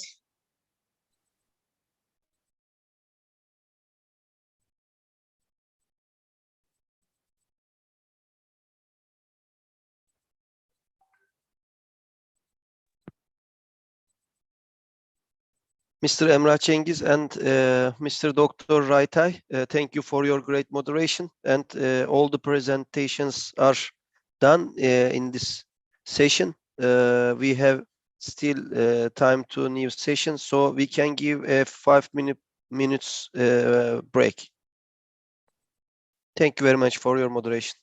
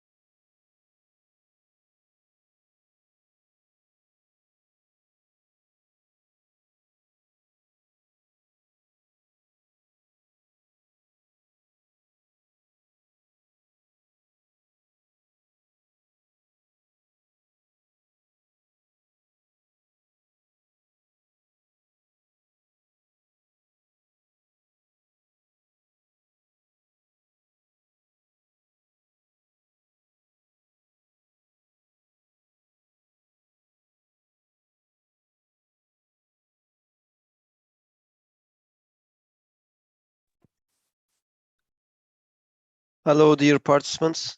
We can start the new session. We are on meeting channel 1. This session will be 10th, and moderator of the session is Dr. Melinda Malao. Dear Melinda, I see you. Floor is yours. You can start the session. Okay, thank you, Mr. Karim. Hello, good evening. Welcome to the 6th Communication Economic Organization, or CEO International Congress. Today is June 17, 2023. We will continue for the 10th session. There are 10 teams that will present the result in this session. Please set up your presentation in 10 minutes and 5 minutes for discussion. Okay, so the first presentation, the title is The Effect of Market Risk, Market Capitalization, Bond Rating by Hairini. Hello, Hairini, are you here? Hairini? Hello, Bu Melinda. Good afternoon, everyone. Yes, Bu, I'm here, Bu. Yeah. Yeah, Okay, I just have my preparation your first. presentation. All right. Okay.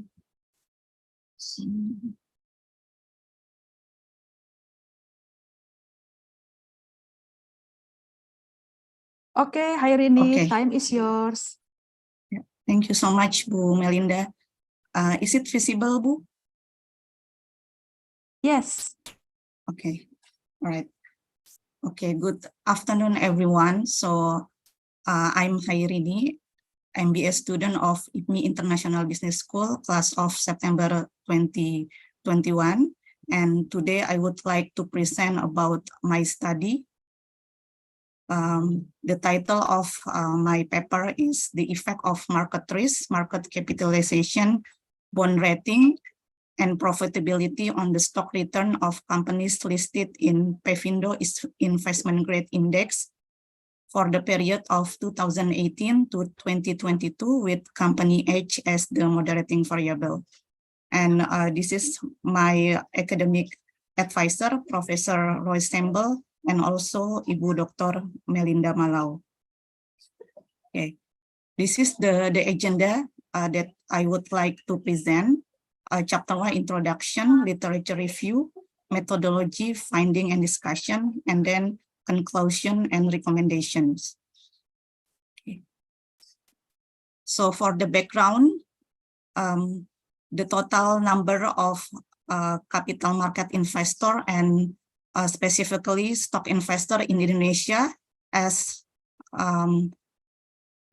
described in this paragraph, as described in this chart, has continued to increase by more than 4 times over the last 3 years, from 2019 to 2022. And stock investment is also one of the most appealing types of investment in the capital market in Indonesia, since it can generate higher returns compared to other financial instruments, such as savings, deposit, and bonds. According to the risk-return trade-off, the higher the return expected by investor, the greater the risk that investor must bear. This is in line with the theory of the high risk, high return. And the factor that measure the fundamentality of the company, investor can use the rating, the rating of investment rating. This is showed that the company has a relatively low risk of default. Okay, and the phenomenon here, these are the comparison of in Indonesian stock exchange, namely the GCI, Jakarta Composite Index, the LQ45, IDX or Indonesian Stock Exchange 30, and also the Sri Kehati Index. And the last one is the PEFINDO Investment Grade Index. as we can see here in the line graph, the performance of the Pevindo iGrade, we can see in the yellow chart here, is outperform of the Jakarta Composite Index and LQ45, IDX 30, and Serikahati Index. So what is the Pevindo Investment Grade Index? Pevindo Investment Grade Index, or Pevindo iGrade, is an index that measures the stock performance of 30 stocks that receive an investment grade rating. Investment grade rating comprised of a AAA to BBB from PT Pemeringkat Efek Indonesia, and were selected through certain criteria. These are the research problem of the study. So the previous studies showed that there have been different results regarding the effect of market risk, market cap, bond rating, and profitability on the stock return. So this study wants to fill the research gap by involving the factor of firm age or company age as the moderating variable. Okay, this is the result from the previous study. We can see here there are many different result studies on variables affecting a stock return. And okay, this is for the chapter 2, the literature review. So this study used 4 theory. The first one is the signaling theory. This signal theory emphasize that the importance of information regarding the company's financial performance and known by external parties as an investment decision. So the information announcement will provide a signal for investor before making an investment decision. And the second theory is Markowitz portfolio selection. Markowitz theorized that investors could design a portfolio to maximize returns by accepting a quantifiable amount of risk. In other words, so investor could reduce risk by diversifying their assets and asset allocation of their investment using a quantitative method. And the third theory is the capital asset pricing model, or the CAPM, developed by William Sharpe in 1964.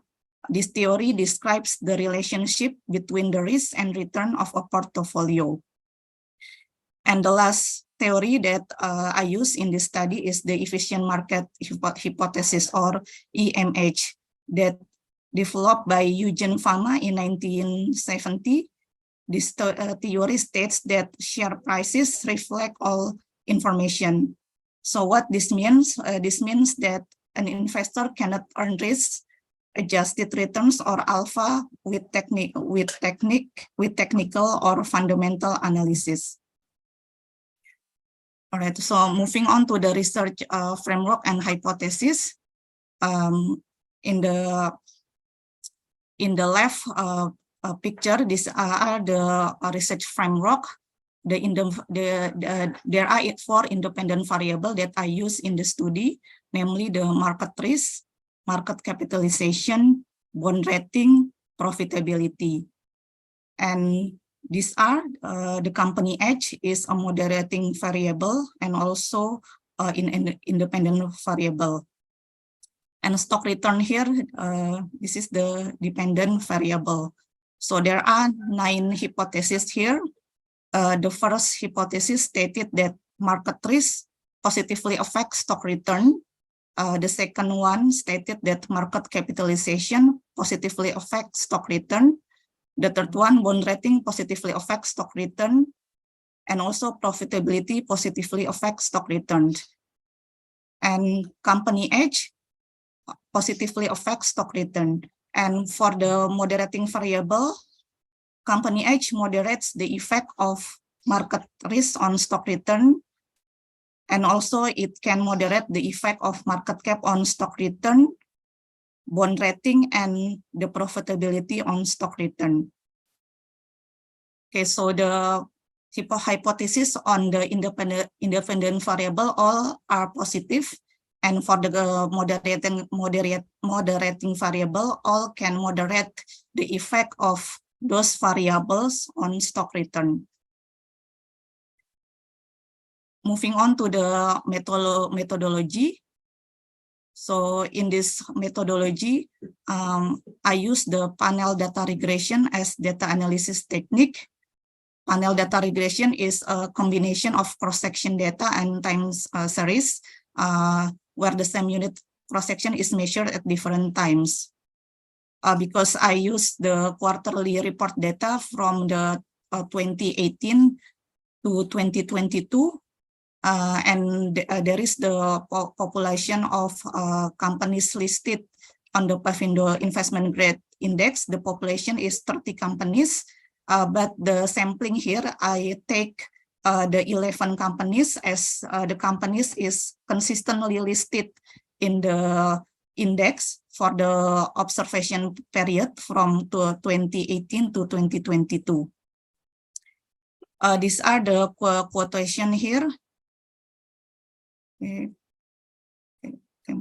All right, so moving on to the finding and discussion. Okay, so for the descriptive statistical analysis here, the number of observation, as we can see here in the table, is 220 data. This is from 11. This data obtained from 11 companies that were observed from January 2018 to December 2022 that I use quarterly data financial report. And as we can see here in the market risk, M-risk is the market risk, the independent variable. The standard deviation is 0.996, and this is lower than the mean value. The mean value of market risk is 1.51. So this is indicating that the spread of data tends to be homogeneous. And also the market capitalization, MCAP, the standard deviation is 1.40, and this is lower than the mean value of market cap, 32. So the data is also homogeneous. And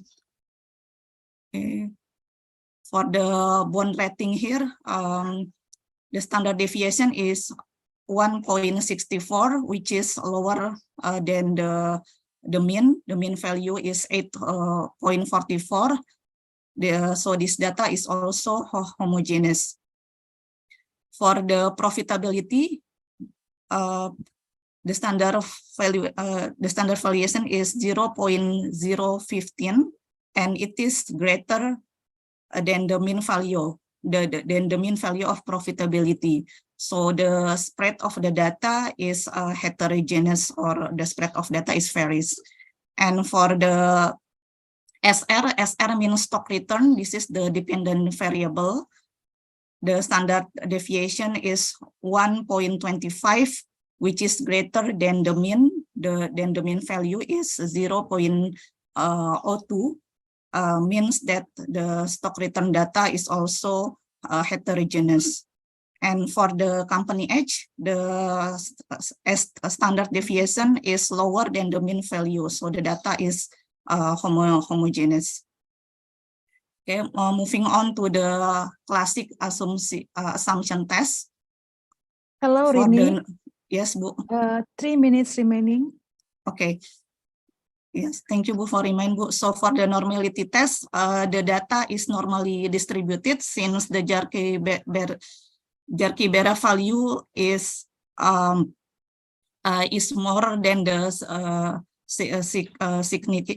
significant level of 0.05. So data is normally distributed, and also there is no multicollinearity occurs since the VIF result here all are below 10, meaning the variables are free from multicollinearity problems. Okay, I will move to the results here. Okay, so this is the result of significance test. as we can see here in the table, so there are two variables that have significant effect on the stock return, namely the market risk, which is the p-value is lower than the significant test. The p-value here is the 0.0043. So it is below than the significant of 5%. And also the company H, we can see here the p-value is lower than the 5% of significant test. So those variables have a significant effect on the stock return. And for the market capitalization and bond rating, after the hypothesis testing is there is no effect because the p-value here is greater than the 5% of significant test. And for the company H as a moderating variable of stock return, so company H can moderate the effect of market risk and market cap, and also the profitability on the effect of stock return. But company H cannot moderate the effect of bond rating on the stock return because the p-value is the p-value is greater than the 5% significant test. And for the R-squared, this is 37.56%, meaning the degree of influence that all variables can affect the dependent variable is quite high. This is 37.56%. Okay, so this is the result of the hypothesis testing. Market risk has a positive and significant effect on stock return, while market capitalization doesn't affect the company's stock return, and the bond rating also doesn't affect stock return. However, profitability has a positive and marginally significant effect on stock return, but company H has a negative and significant effect on stock return. So for the moderating variable here, the company H can moderate the effect of market risk, market capitalization, and profitability, but company H cannot moderate the effect of bond rating on stock return. Okay, so this is the recommendation that I would suggest for the next researcher who wish to continue to develop this research. The first one is, since the study only analyzed listed companies that are the constituent member of Pevindo Investment Grade Index in Indonesia, so future studies are advised to analyze other companies under different industrial sectors, such as banking sectors, mining, or plantation, and so on, to obtain different possible results regarding the effect of market risk, market capitalization, bond rating, and profitability.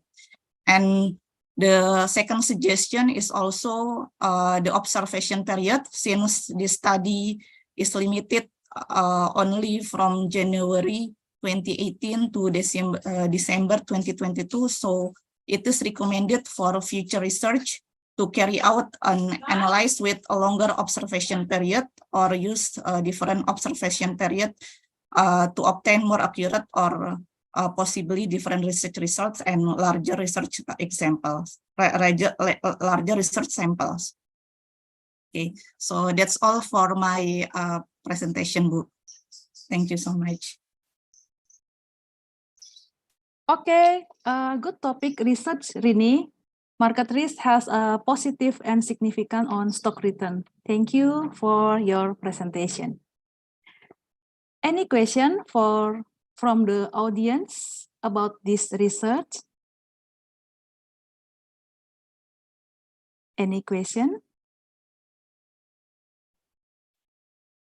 Okay, if no one asks, I want to ask one question, Rini.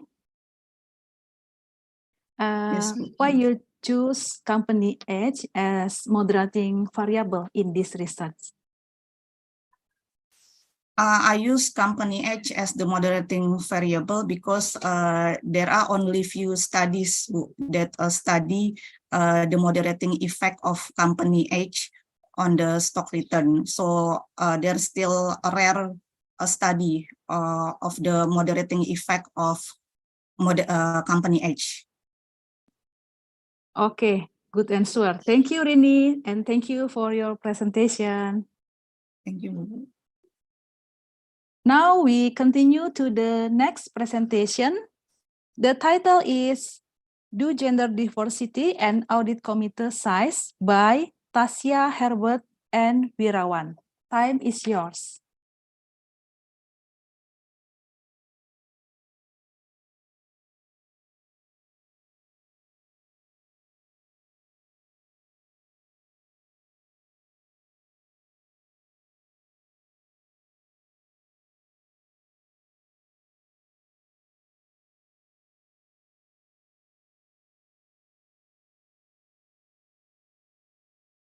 Okay, Tasya, time is yours. Good afternoon, ma'am. So, I'm Tasya from Universitas Ciputra Surabaya, and today I'm going to present my research, which titled "Do Gender Diversity and Audit Committee Size Has Impact on Tax Avoidance in the Energy Sector." So, here's the share. First of all, I'm going to do some introduction of why I am choosing this topic, and then following with the literature review. The third is the methodology of how I do this research, and then continuing with the findings and discussions, and the last is for the conclusion and recommendations for the further research. So first of all, the introduction. So actually, taxes is the largest source of state revenue in Indonesia, and it is stated in Undang-Undang Number 28 year 2007, which defines that taxes are coercive contribution for the state from individuals or entities. So basically, it is for everyone in Indonesia citizen, so citizenship in Indonesia. And also, Indonesian tax system is called as self-assessment system, which shows that individuals and entities are entrusted by their government with calculating their own taxes and reporting them independently. Because we do the calculating and reporting this independently, this could create loopholes, such as stated by Kusuma Wardani and Nurhayati 2019. So these loopholes are used by taxpayers to avoid the tax, which we call the tax avoidance practice. And this tax avoidance in my research is the dependent variable of this research. But before that, I'm going to show you why I'm choosing this topic. This was because the ratio of tax revenue throughout the year from 2014 to 2020 is having a downfall. First of all, in the year 2014, starting with 9.4% and then declining to 9.2, 9%, and 8.5. It's 8.5% in 3 consecutive years. This means users have like a bet on their tax revenue in Indonesia. And then also a slight increase was shown in the year 2018 at 8.8%. But after that, year 2019 and 2020 was also declining to 84 and 59. But in the year 2020, because of the pandemic, this could also be one of the reason why the tax revenue was having a downfall. The practice of tax avoidance has been implemented by taxpayers. It's one of the reasons why the tax ratios is having a downfall, like what I have stated before. And to minimize this downfall, each company has to have a good corporate governance, which is led by board of commissioner, board of directors, and also their audit committee. As stated by Putri and Lawita 2020, the existence of good corporate governance could keep companies from reducing tax values in a legal way. So not in a bad way, in a legal way. So they are not included in the tax evasion. It can be concluded that the corporate governance consists of an audit committee of directors and also board of commissioners as their leader of the corporate governance. Kirnandita 2021 also said that energy sector is often symbolized as masculinity, which women are considered to be vulnerable and often receive unfair treatment. And the statement was also supported by the data collected from BPS, stands for Badan Pusat Statistik, that found the numbers of men and women workers in energy sector industry is having a quite significant difference. Around 115,000 female workers, and for the male workers was around 1.28 million. So from 1,000 to million is quite a high number and a high difference. And the next is the literature review for this research. First of all, the theory I'm using is the agency theory.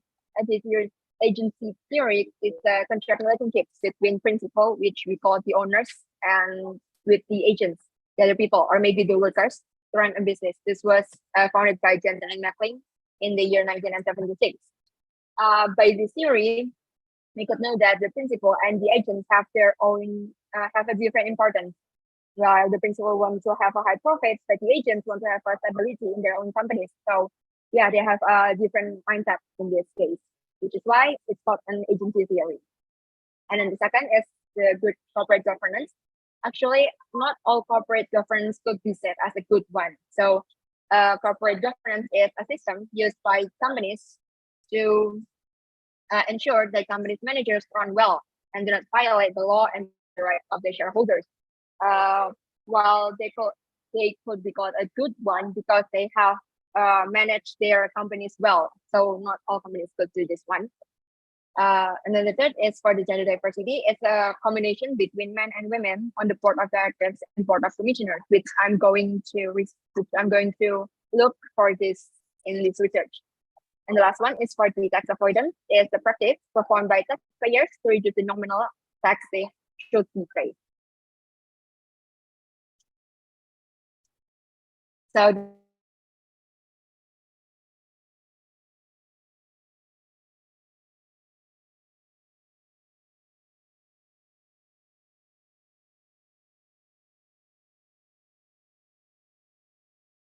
Hello, Tasya. Tasya or Wirawan?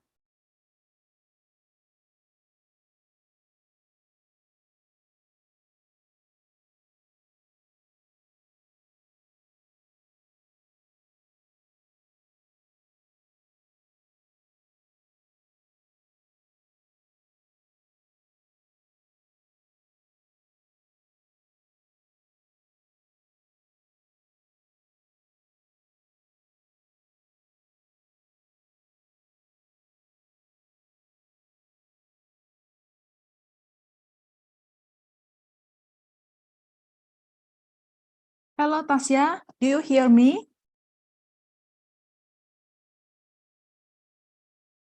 Hello. Hello. Okay. So I think I left in the methodology. Is it right? Okay, so I'm going to continue this one. This research is using a quantitative method to gather empirical evidence by conducting the hypothesis testing and using a secondary data obtained from companies in energy sector listed on the Indonesian Stock Exchange from the period 2014 to 2021. And also we use 28 companies in energy sector. So the total of the data managed is 176. Why is it only 176? Because we also have the criteria. So the company has to meet this criteria in order to become the sample of this research. So the criteria are, the first one is companies in the energy sector listed on the Indonesian Stock Exchange for the year 2014 to 2021, and then classified under the main board. And the last one is has already released annual reports and financial statements during 2014 to 2021. So it has to be a complete data in order to be in this sample of research. The indicator for each variable has their own method of evaluate their variables. The first one was gender diversity on board of directors. We use a dummy variable between 1 and 0. 1 means that there is a woman on the board of directors, while 0 means there's no woman on the board of directors. The second one is for the gender diversity in board of commissioners.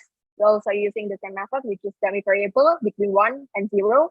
The terms apply the same. And the third one is for the audit committee size. We use the total of audit committee members. So if there's 3, we also use the 3 as their size, for example, like that. And for the dependent variable, we use tax avoidance, which is tax expense divided by earnings before tax. And we also have a counter variable. Company size is length times total asset. So from this variable, we have the equation for the multiple regression analysis model, which is PTR equals alpha minus the board of director woman, and then plus the commissioner woman, plus the audit committee size, and then plus the company size, plus the E, which stands for error. And the fourth is for the findings and discussions. From this one, the first of all is the descriptive statistics, which provide information about the sample size, minimum and maximum values, mean and standard deviation for the research variables. This meaning that from the standard deviations, we could see the data spread. So the larger this standard deviations mean you have the way data spread. As example, the company have the high standard deviations means there are lots of different sites in this research. And the next is for the normality test, which use the Kolmogorov-Smirnov test with a significant level of 0.05, which is 5%. So if the significant value is greater than the alpha, it indicates that the residuals are normally distributed. And the result of this normality test could be seen at the Monte Carlo stick, which is stick-to-tail, shows that the significant value is 0.183. So it is greater than the alpha 5%. Therefore, the normality assumption is fulfilled. So we could continue to the next step, which is the multicollinearity test. This one examines the correlation among variables. Yes. 2 minutes remaining. Okay. The among variables in the regression, so it has to be between 0.1 and 10. And from this one, we could see that they already fulfilled the multicollinearity test as well. The next is for the heterogeneity. It has to be greater than the alpha, which is 5%. And from this one, all of it was greater than 5%. So we also passed this step. The next is after to see the overall fitness of the regression model in the study. And we could see that this model is suitable for this research. So it is acceptable. Next is the test to see the impact of each variable. And as you can see, that it needs to be smaller than 0.05%. So from this one, we could see that only the company size, which is the variable that has impact on the tax avoidance. And we have also a further test, which is independent sample test, to see whether if before a woman and after a woman is if there are significant difference.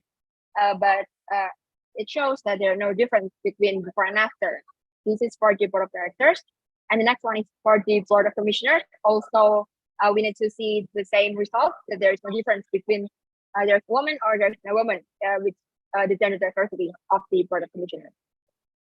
So the conclusions is that the gender diversity in board of directors does not have a significant impact on tax avoidance. And that also implies on the commissioner, which does not have a significant impact on tax avoidance. And the last is size of the audit committee also does not have a significant impact on tax avoidance. And the recommendation for the further research is that gender diversity in energy sector are very low. I found that gender diversity in board of directors only 35%, and commissioner is 19%. So only small part of the diversity across all energy companies. Second, tax avoidance assessment indicators rely solely on effective tax rate only and not considering other variables. So maybe on the further research, you could see from the other perspective, not only from the ETR. And the last is this research was conducted until 2022 and 2021, which is a pandemic era, and the income for the government is not in a stable state. That is all for my presentation. Thank you.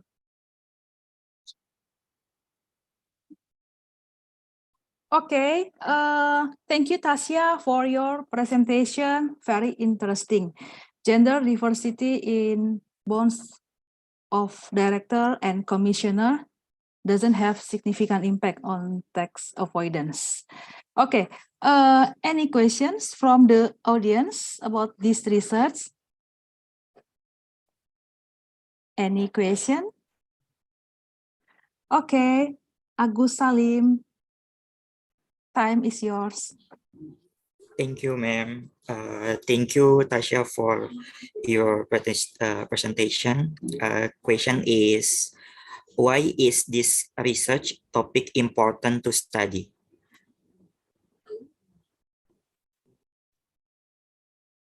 Okay, so thank you for the question. For me, this one is important because we wanted to see whether the gender diversity has an impact on the energy sector, which was energy sectors is like a masculinity. So men is preferred in this one sector, which is why I'm going a further research of why a woman can have a different impact on these energy sectors. But turns out it means that from this research, we could see that men are preferable in this energy sector because whether there is a gender diversity or not, there's no significant impact on the tax avoidance, which is why this is important. That's all from me. Thank you, Tasha. Thank you, Agus. Thank you, Tasya. Any question? No? Okay, thank you, Tasya, for your presentation. Thank you, ma'am. Hello. Hello, Mr. Hello. Zia. How are you? Dr. Melinda, how are you? You're fine? Yes, very well, Mr. And Zia. it's a good afternoon and maybe in the middle of good afternoon and good evening from Malaysia, I hope so. So, thank you very much for coordinating and moderating this session. I'm the moderator of this session, but anyways, I appreciate Dr. Melinda for carrying out this moderation. I've joined, so I would be here with you. Thank you very much. Okay, thank you, Mr. Zia. In this session, we will continue the third presentation, Mr. Zia. Yeah, third one is, I think so, that is factors influencing the purchase intention of women. That is the third one, or some other? Okay, factor influence by Valentina Lugo Arias. All right, go ahead, please, Miss Valentina. Go ahead, time is yours, and try to just be brief in presenting 10 minutes, and then or maybe less than 10 minutes, and then we would be having question answer session. Thank you so much. All right, thank you so much. Good afternoon and good morning, everybody. My name is Valentina. I'm currently a student at IPNI Business International School in Jakarta. And today my research title is Factors Influencing the Purchase Intention of Women in Jabodetabek when Purchasing Local Makeup Through Online Shops amidst COVID-19. My research was supervised and contributed by my supervisors, Pasas and also Pabaskoro. Today I'll be discussing first the agenda. I'll be going with my introduction and background of my study. Secondly, the literature review, where I'll be discussing a number of concepts. Thirdly, the methodology. Fourthly, the findings and discussion. And lastly, conclusion and recommendation. Now, starting with the introduction. In the early months of the year 2020, the country of Indonesia and of course the whole entire world became quickly alarmed by the occurrence of the COVID-19 pandemic. And this caused for the Indonesian government to quickly act in order to avoid the further spread of the disease, of course. And so the citizens of Jakarta and other cities quickly adapted to new ways of how they were acquiring their goods and needs through online shopping platforms, right? And then came a study conducted by Deloitte in 2021, where they were able to identify a number of customer necessities that were categorized as growing necessities. And surprisingly, the beauty care and also cosmetics industry was at 4% on top of clothing, gadgets, household appliances, and also insurances.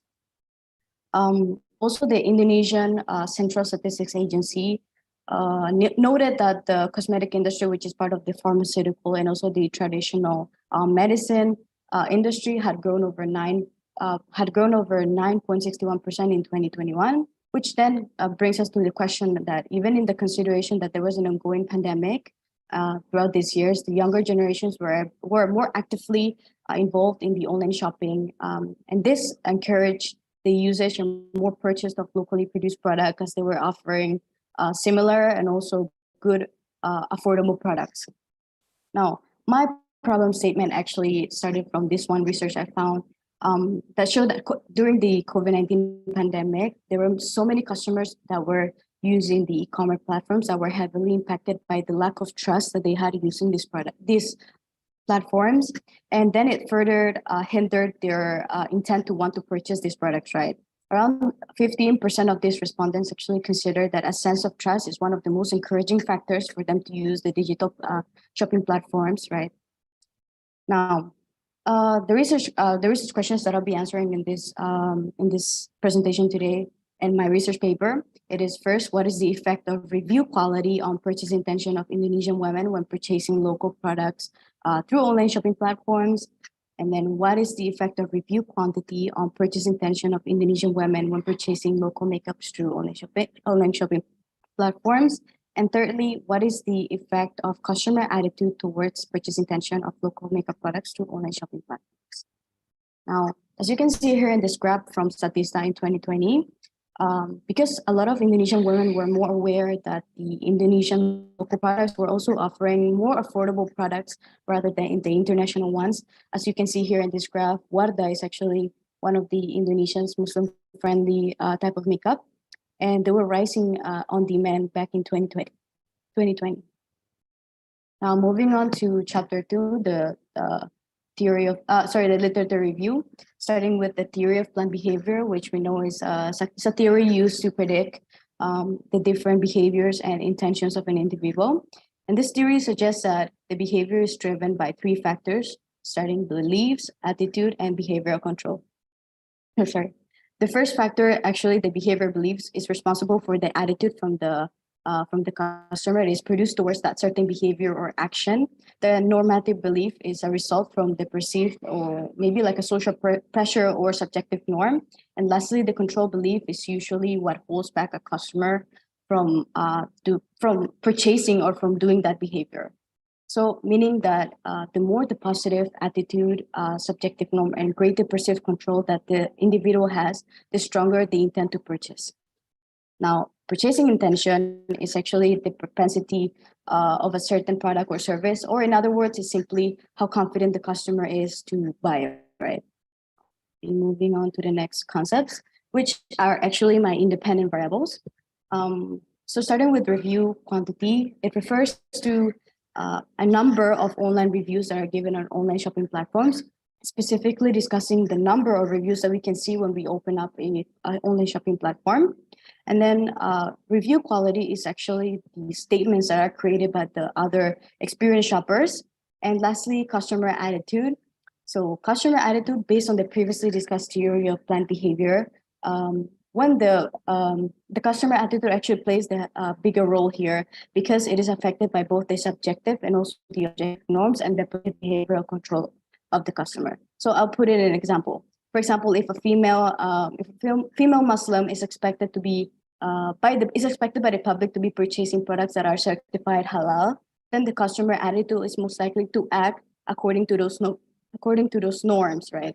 However, there are of course other factors that we must consider that might possibly affect the customer's attitude towards buying local makeup products. For example, the customer's knowledge about the product's ingredients, the product's price, and etc.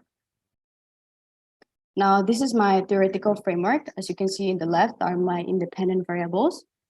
And on the right, you can see my dependent variable. Now, my hypothesis development includes 3 hypotheses, which are one-tailed. Review quantity will have a positive impact on customer purchasing intention of buying Indonesian makeup products online. Secondly, review quality will have positive impact on customer purchasing intention when buying Indonesian makeup products online. And thirdly, there is a positive relationship between the customer attitude and purchasing intention of locally produced makeup products.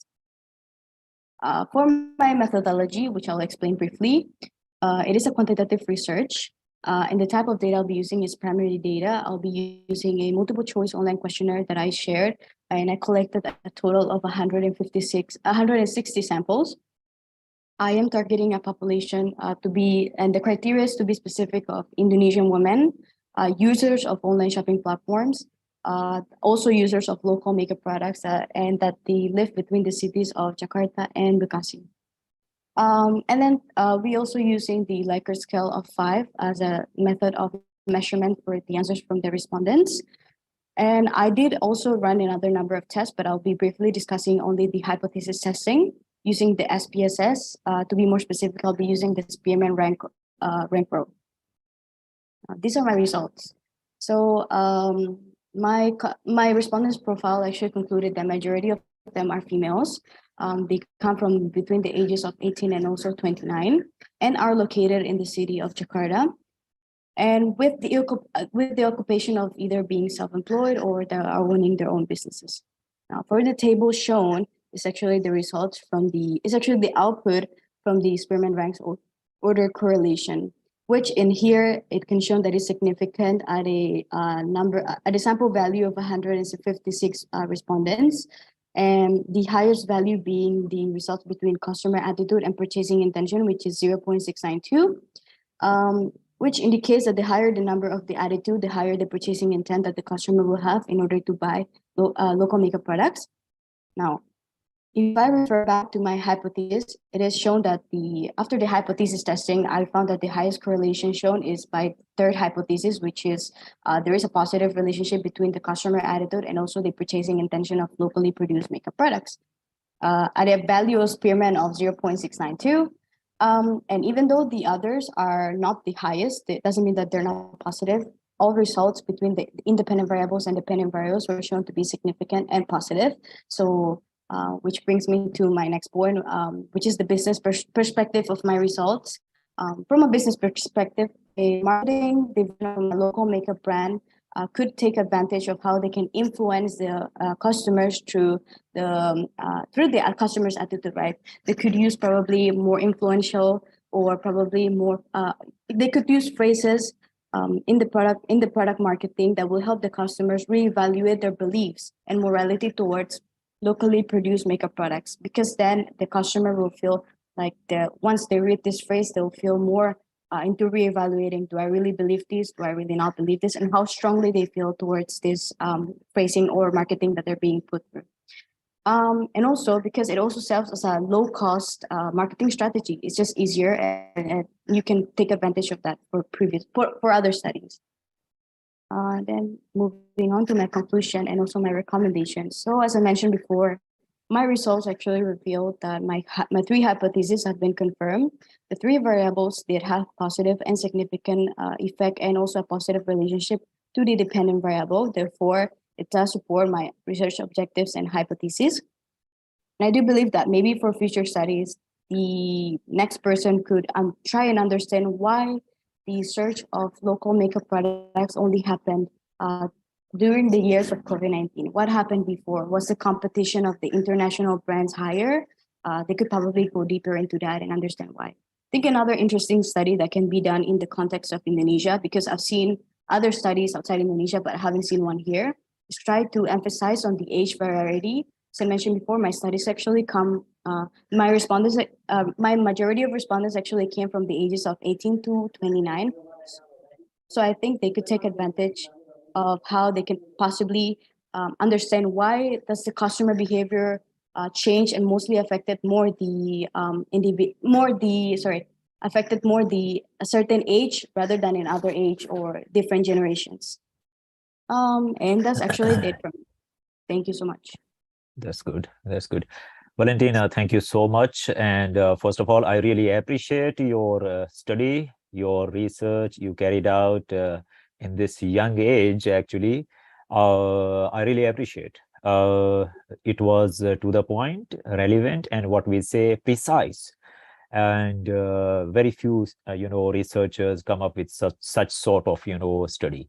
I have just some statements, just a couple of statements. I don't have any questions, just a couple of statements, and then I'll open the session for question answer. First, when you talk about these three, your independent variables, did you pick up just by yourself, or you followed some sort of research design, or as a, as a construct or something?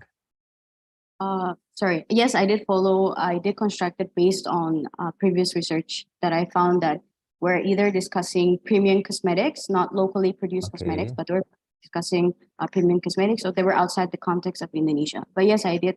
I didn't pick it by myself. I picked it Okay, based okay, on. that's fine. That's fine.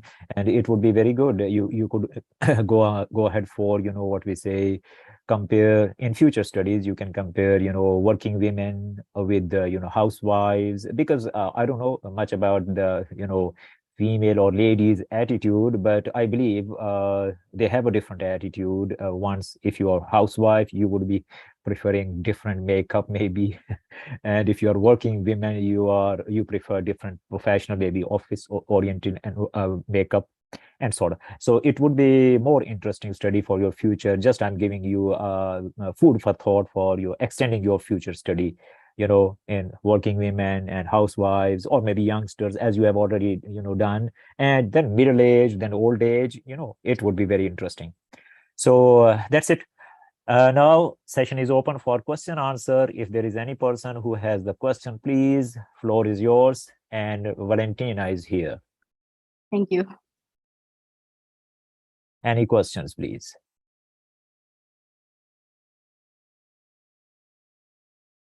It seems there is no question, Dr. Melinda. I think so. There is no question. Okay. Thank you, Dr. Zia. Hello, Valentina. Thank you for your presentation. Very interesting and good topic research. Thank you. Valentina, I want to ask you about the limitation of this research. Can you describe the limitation? Yes, of course. One being, of course, the number of samples. So I actually started out wanting to make a questionnaire that was also, well, first starting, I wanted to target not only females, but also males. Even though I'm mainly focusing on the results that come from females, I also open up the option for males to respond my questionnaire, but it seems so happens that they didn't answer, so their data was missing as well. So when I came to analyzing my data, there were a few issues with the analyzing. For example, there were outliers, like that meaning in the statistical side, there were outliers there. Also, I'm also focusing on two cities in Indonesia, which is Jakarta and Bekasi, right? I could be focusing on bigger or a more broader type of samples, right? Or number of samples, but I decided to only focus on 150 samples that came from either the city of Jakarta and Bekasi. So maybe my limitation is that was only my focus there. It was limited to that side. Okay, thank you, Valentina, for the answer. All right. Yeah, I think so. Now we should move towards the next presenter, if he or she is available. That is individual adaptability as mediating variable towards individual performance as the impact of transformational leadership and delegation authority. This seems really very interesting study, and the co-author is also Dr. Amelia. Let's see. I want to definitely listen to this presentation. Who is there for presenting? Thank you, Prof. Go ahead, Zia. please. Go ahead, please. Good afternoon. Screen is yours. Go ahead. Okay, thank you, Prof. I will go to share my presentation first. Did you see my screen? Yeah. You are visible and you are audible. Go ahead. You have 7-8 minutes for presentation. Be precise, relevant. I would request all the presenters to just skip the literature review, because we all know already. That's enough. Yeah. So just skip the literature review, go to the introduction, objectives, research questions, then analysis and results, and then we would be having question answers. Thank you so much. Okay, thank you, Prof. Zia. Okay, good afternoon, Prof. Zia, Dr. Melinda Malo, and good afternoon also all participants. Thank you very much for your time to attend this conference. My name is Teguh Yusuf. I'm delighted to have the opportunity to deliver this presentation. I'm from Indonesia, and my supervisor is Dr. Amelia Naim. Today I will to present about individual adaptability as mediating variable toward the individual performance as the impact of the transformational leadership and delegation of authority. This is 5 points of the agenda, start from introduction. Before we talk about this topic, I want to explain a little bit about this business process of PLN Indonesia Power as the power producer of electricity, and their competitor is the independent power producer or private companies. PLN Indonesia Power is subsidiaries of PT PLN, state-owned company of Indonesia governments. Okay, we can see from the projection of energy mix, with the global of reaching the total generation capacity is 40.6 gigawatt, and PLN intend to expand by incorporation non-renewable energy technology plans. This is in line with the global target and the Indonesian government's target also. And we can see the growth projection of the power generation until 2030 is still positive.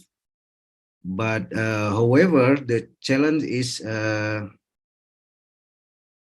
the declining market share of PLN Indonesia Power, which is has decreased significantly from 48.9% in 23 to 19.1% in 2021.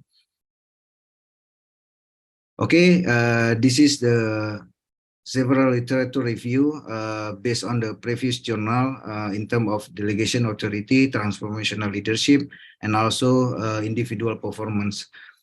It is common knowledge. Maybe I share a little bit about the individual adaptability. Common knowledge that the business environment is changing very fast today, and the characteristics are becoming more volatile, uncertain, complicated, ambiguous, and disruption. Based on the Ployhart and Blizzi theory of individual adaptability, their model of individual adaptability as collection of knowledge, skill, and abilities, and other characteristics, rather than solely focusing on task-specific performance. And this is the individual adaptability and individual performance. And the other one is delegation authority and individual performance. And the third one is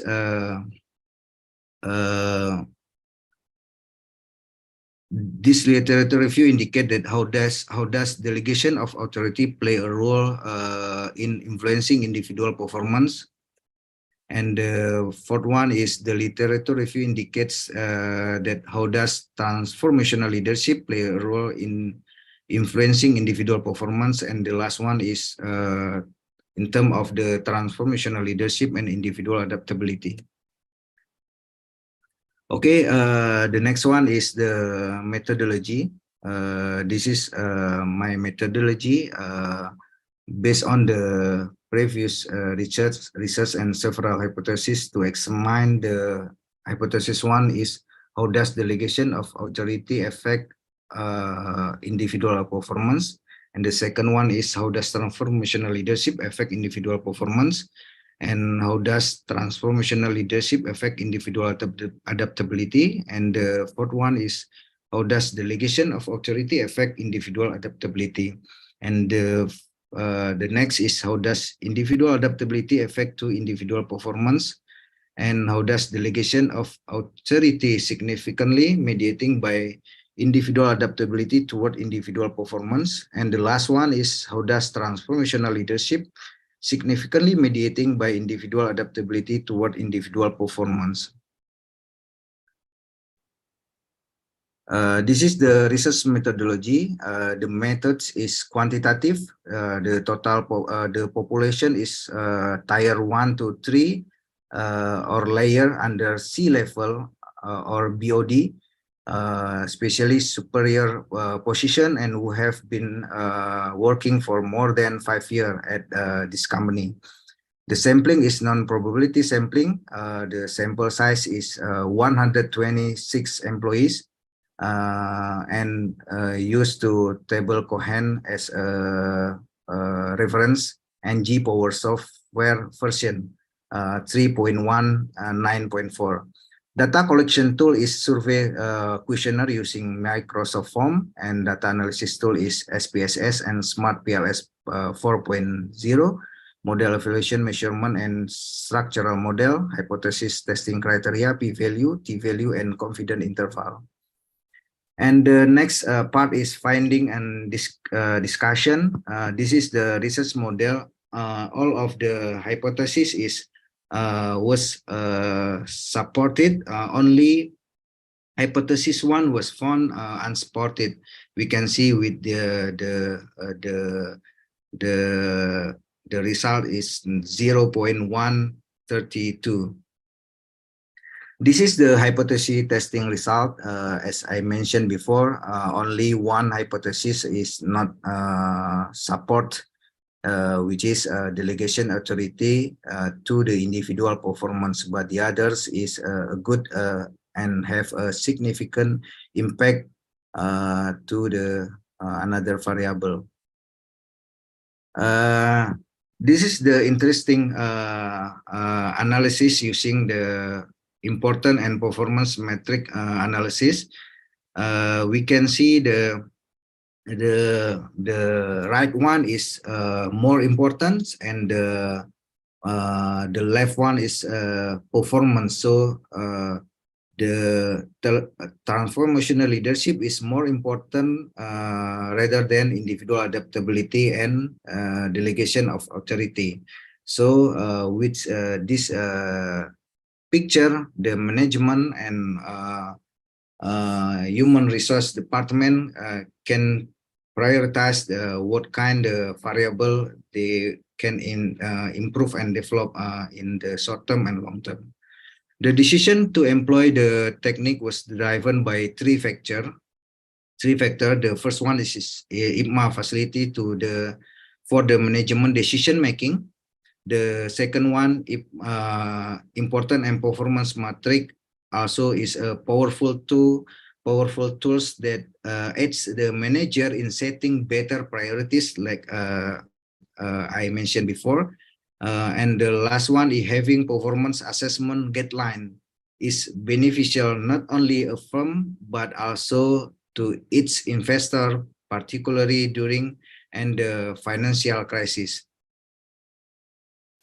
The last part is conclusion and recommendation. This research is expected to be useful for the companies to be able to understand the influence of delegation of authority and transformational leadership toward individual performance.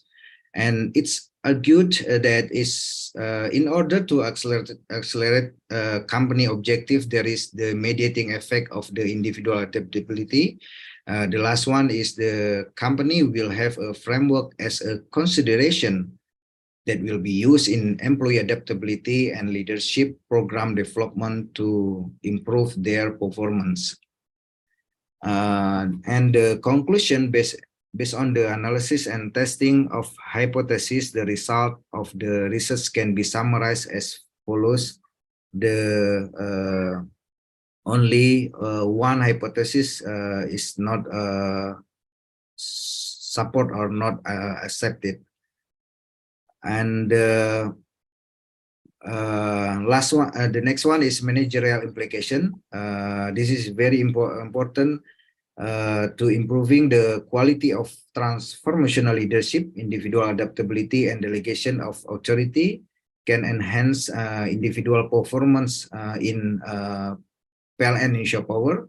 This is in turn can contribute to increase their market share in meeting the electricity needs of the Indonesia people, including improving the reliability of the electricity supply, and developing renewable energy source. The study proposed three suggestions for organization to achieve this goal. An organization should select, develop, and invest in leaders who can communicate a clear and positive vision of the future, encourage a innovation problem-solving approach, and faster task involvement and cooperation among team members. The second one is organizations should focus on developing individual adaptability, which involves effective communication with others, considering that what the person need to know and the best way to convey the information. Employees should also have opportunity to work with diverse culture and environments. The last one is organization should focus on developing delegation of authority, which can help employees gain confidence and accept overtime work positively. By delegating authority, employee can become more involved in achieving tasks, which can strengthen their overall performance. That's all. The limitations That's all, of Mr. study. Yusuf. The last That's one, all. I think this last slide, Prof. Okay. Okay. Is it okay? Go ahead. Yeah, go ahead. Yeah, Finish it the 1 study minute. is conducted with the respondent chosen because they have been working for more than 5 years and superior position at PLN in Singapore. The study conducted after the COVID-19 pandemic situation, which may influence the result of the study. The study also analyzed the organization of authority and transformational leadership concerning the individual performance mediated by individual adaptability. And the last one is the study limited to have one mediator effect, which is individual adaptability, and do not cover any other internal resource that the company have the difference variable. Okay, this is just a recommendation for study. And I think it's enough, Prof. Yeah, Thank you very much. Thank you very much, my dear Yusuf. You have presented very well, and I'm again surprised that how you managed this comprehensive and detailed study. Perhaps definitely it would be a great support from your supervisor. Otherwise, it's not easy to just consolidate such a comprehensive and detailed and even complex model into one study. And I have just I was thinking that why did you make your topic topsy-turvy? It could be very simple, like the impact of transformational leadership on maybe individual adaptability and the delegation authority as a mediating as a mediator. So it could be made very simple. You put upside down. Anyways, no problem. There must be some sort of reason, some purpose. I have just no question. I'm not here to ask any question, just to make a comment. I really appreciate that you used Smart PLS, and those people who use Smart PLS, I really appreciate them. I love them. That's really very good, because it's very smart and it's very efficient in generating results, as well as in a very clear graphic presentation. But you need to put what we call the measurement model. You put the structural model as a one, but you need to clearly mention the measurement model as well as structural model in detail. That would add up the quality and value in your research.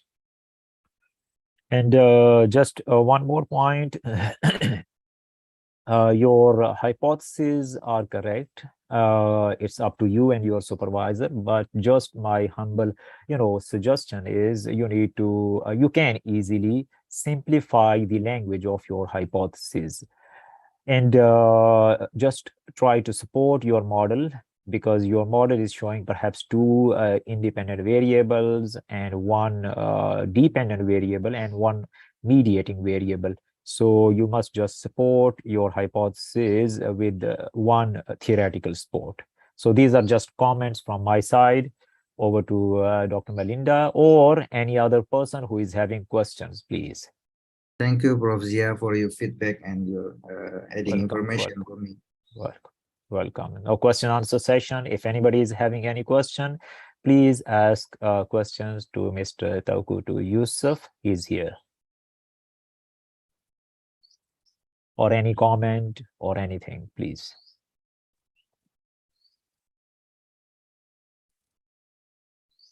No question. Dr. Melinda, do you have any comments? You can share. Okay, thank you, or ask. Dr. Zia.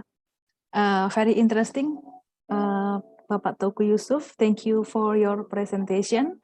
This research is expected to be useful for companies to be able to influence of delegation of authority and transformational leadership toward individual performance. I want to ask you, can you describe practical contribution in this paper about transformational leadership?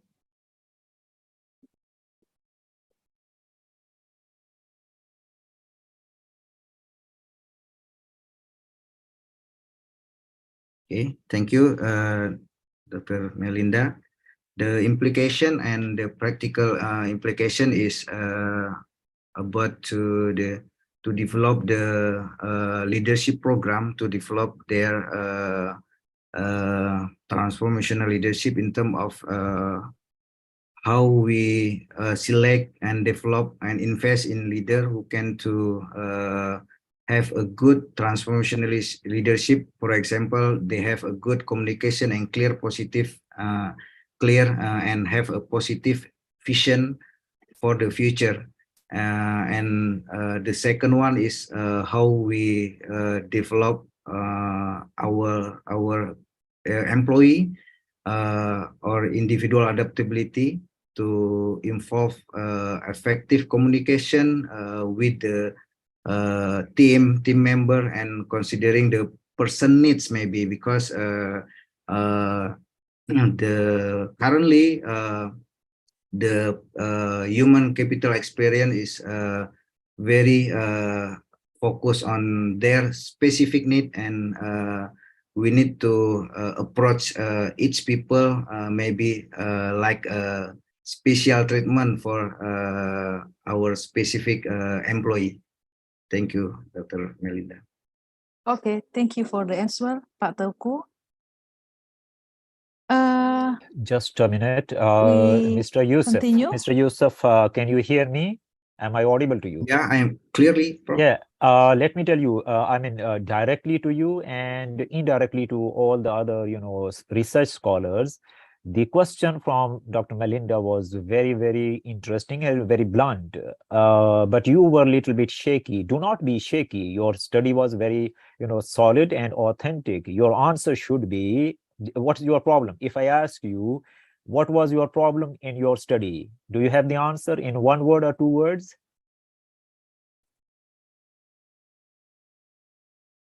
Hello?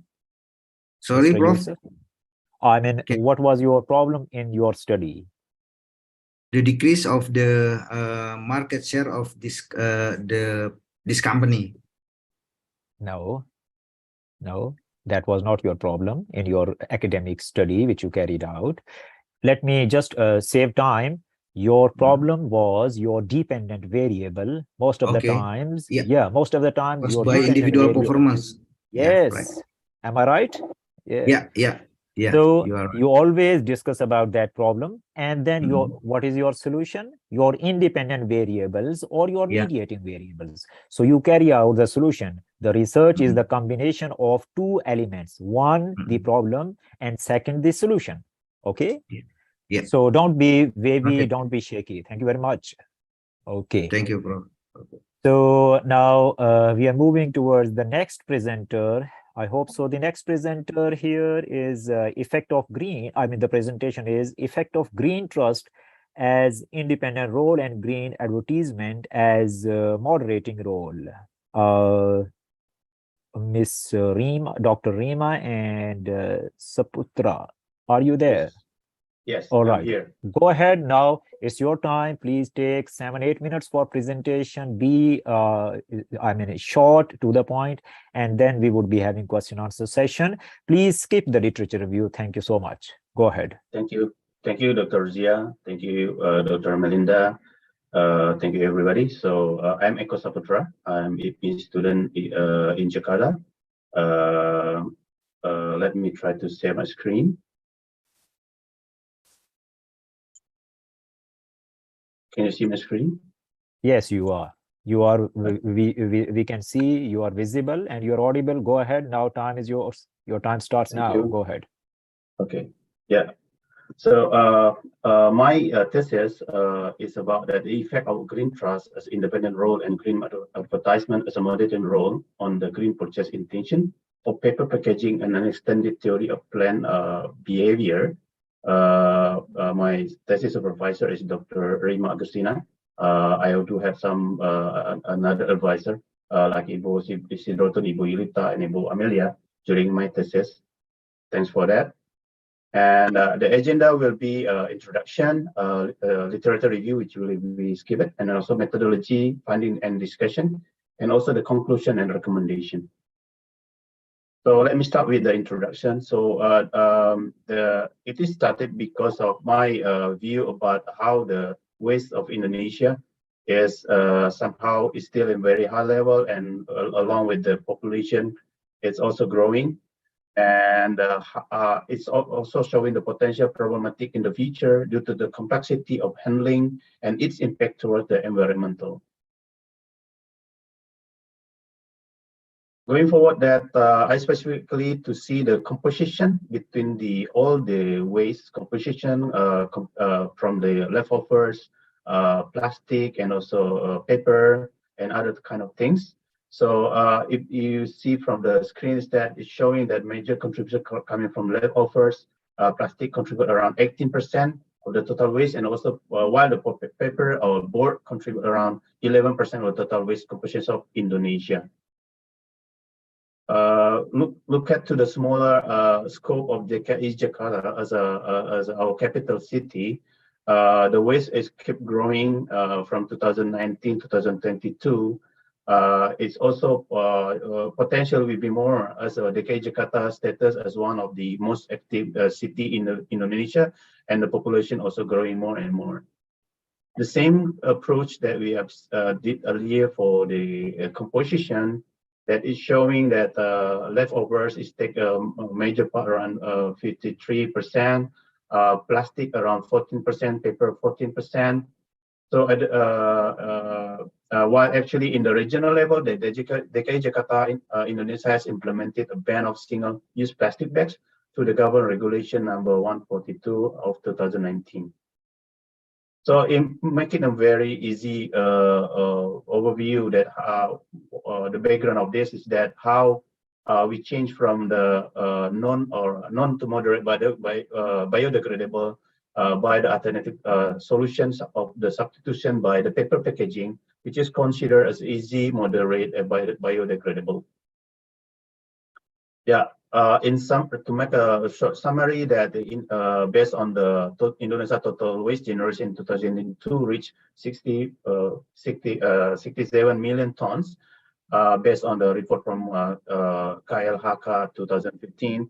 While actually plastic commonly known as the most used packaging in industry, especially for flexible packaging, in which flexible packaging fund dominates 76% of plastic waste that leaks into the environmental by the World Economic Forum to 2020. However, over the years, there's no significant change of waste composition between paper packaging versus plastic and other non-biodegradable waste.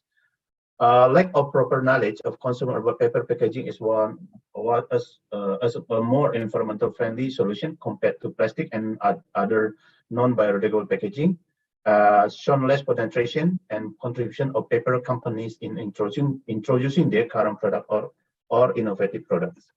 Some thought the consumers are aware about the particular issues of their environmental, but they do not intentionally choose to use or to buy an environmental friendly product, such as using the paper packaging instead of plastic packaging. I used the underpinning theory of the theory plan behavior by ASEAN, and the general population is concerned about the green marketing as part of the green advertising from Kotler and Armstrong. And in respect of owner interest, there are a number of circumstances, including green consumer segment emergence, green impact of all stakeholders group, and growth in business development, which influence the owner to adopt the green advertising and green marketing strategies to produce eco-friendly product by Zikan and Carson, 1995. So the research gap that many researchers have been conducting several research based on the TPB, theory plan behavior by ASEAN. And the TPB can be implemented here to find out the main factor that influence people to do the green purchase intention. However, not so much study on the green purchase intention of paper packaging as an alternative environmentally friendly product for substitute plastic packaging. The use of green trust as independent variable has been used early in earlier research, and green advertisement as a moderating role of the relationship between green trust and green purchase intention has not been much elaborated. Hence, this study contributed to the body of knowledge of using standard TPB theory and the green trust as the independent variable on the introduced green advertisement as a moderating role for the relationship between the green trust and the green purchase intention of paper packaging as an alternative solution to substitute plastic packaging. The research question is that how is the effect of attitude on the green purchase intention? How is the subjective norm on the green purchase relationship on the green subjective on the green purchase intention of paper packaging? How is the effect of perceived behavior, PBC, on the green purchase intention? And how is the effect of the green trust? Sorry, I typed this typo there. Green trust on the green purchase intention, and how is the moderating effect of the green advertisement on the relationship between green trust and green purchase intention for all IPME students? So I will skip this literature review. I think I will go directly to the theoretical framework. So as a part of the TPB, so attitudes, subjective norm, and PBC, will be there for the hypothesis 1, hypothesis 2, and hypothesis 3. Green trust will be the green trust towards the green purchase intention will be the hypothesis 4. And I put green advertisement as a moderation between the green trust and green purchase intention. So the method will be a quantitative method, population MBA and BBA student in IPME DKI Jakarta. Sampling, proposed sampling 70 samples, sample size by Cohen, data collection tool by server questionnaire, data analysis using the SPSS and PLS, model evaluation, measurement and structural model, and hypothesis testing criteria, p-value and t-value. So this is the measurement of the variable from attitude indicated as ATT, subject norm as a SN, perceived behavior control of PBC, green advertisement as GA, green trust as GT, and green purchase intention as GPI, using the Likert scale 1 to 5. So finding and discussion. So I'm doing the testing of validity and reliability testing. So based on this testing, it's shown that that the PBC2 and PBC3, the criteria that have been used for validity and reliability are Pearson correlation and Cronbach alpha. And the result of the test indicate that most of the question and variable are meet the criteria except for PBC2 and PBC3. That's why indicator PBC2 and PBC will be taken out as for the next step analysis. Descriptive and statistic. It is known that the impact of green trust showing is the highest, which is indicated by the value of mean by richest 18 of the highest by among the other variable. All propagation averagely contribute to the response to green purchase intention. Not significant difference in between all profession found between the private employee, civil servant, businessman, and also student and others. This is a PLSM output and also for the PLS algorithm and also bootstrapping. Model evaluation using the PLS-SAM model evaluation, doing the measurement model evaluation by indicator reliability, internal consistent reliability, convergent validity, discriminant validity, while for the structural model evaluation using the collinearity, effect size, and also R-square, including the VAT coefficient, T-value, and also P-value. So measurement model evaluation. So Cronbach alpha value for all four variable are exceed 0.7 indicate that model has internal consistency. All other loading values shown in table also above 0.7. The composite reliability are above 0.7 for all of 5 construct, means that measurement model provide excellent reliability. To establish conversion validity, AAV should be higher than 0.5. Table shown that AAV value for all construct above 0.5, so conversion validity was established. Also, the method to evaluate discriminant validity is the heterogeneous method HTMT. The HTMT value should not higher than 0.9. So if all the variable looks within the range. And also for the Fokker-Lacker criterion evaluation, it's also showing that all the value seems within the range.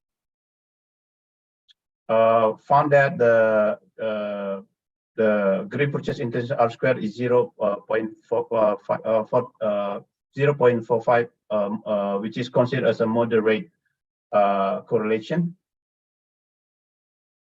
And during the hypothesis, based on the bootstrapping technique, it is found that basically the hypothesis 1 is supported, while the hypothesis 2 are also supported, while hypothesis 3, hypothesis 4, and hypothesis 4, F5 is not supported based on the bootstrapping from the PLS. So discussion and finding. So basically from the H1 attitude has positive, hypothesis 1 that attitude has positive and significant effect on the green purchase intention of by IPMI student in DKI Jakarta. The statistic is 3.6, more than 1.6, and as a standard, and the p-value is 0.0, which is less than 0.05, means that the H1 could be accepted or supported. So there is a significant positive effect between attitude and green purchase intention. I do also one open question, which is getting some feedback from respondent that most of the respondents agree all the indicators related to the attitudes, such as a feel positive on the green packaging, green product will be good for environmental, and they like the idea of green purchasing products such as paper packaging. Especially for respondent number 12, male, stay in DKI Jakarta, and he's a businessman, stated that because I want to contribute to reduce plastic waste, for the question of why it is necessary for people to move from paper packaging to plastic packaging. While for the hypothesis number 2, subjective norm has positive and significant effect on the green purchase intention, it also could be accepted. Specifically for respondent number 1, feedback stated that it will be good for our generation, which is especially he mentioned about son and grandson. On the question that why it is on why we should move from the plastic packaging to the paper packaging. It's shown that the respondent has concern on their love, family, future when it comes to the future possible bad impact due to worsened environment condition, that it may drive their intention to execute the green purchase intention by buying the paper packaging. However, hypothesis number 3 seems could not be accepted and supported.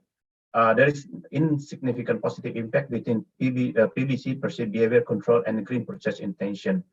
One of the reasons could be the lack of indicator to represent the perceived behavior control variable in this research, because I think I take out 2 of the which is not valid, and also respondent feedback the availability in the market performance, and also the convenience and price of the paper packaging may be the root cause on why it is not easy or easy for them to decide to move to paper packaging.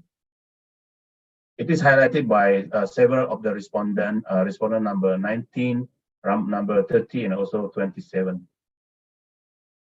Also that hypothesis number 4 could not be accepted or not supported. There is insignificant Excuse me, Mr. Saputra. I think so that let's leave the discussion points to the question answer session. If there would be any questions, they would be asking, and you can discuss why the hypotheses were rejected and why they accepted.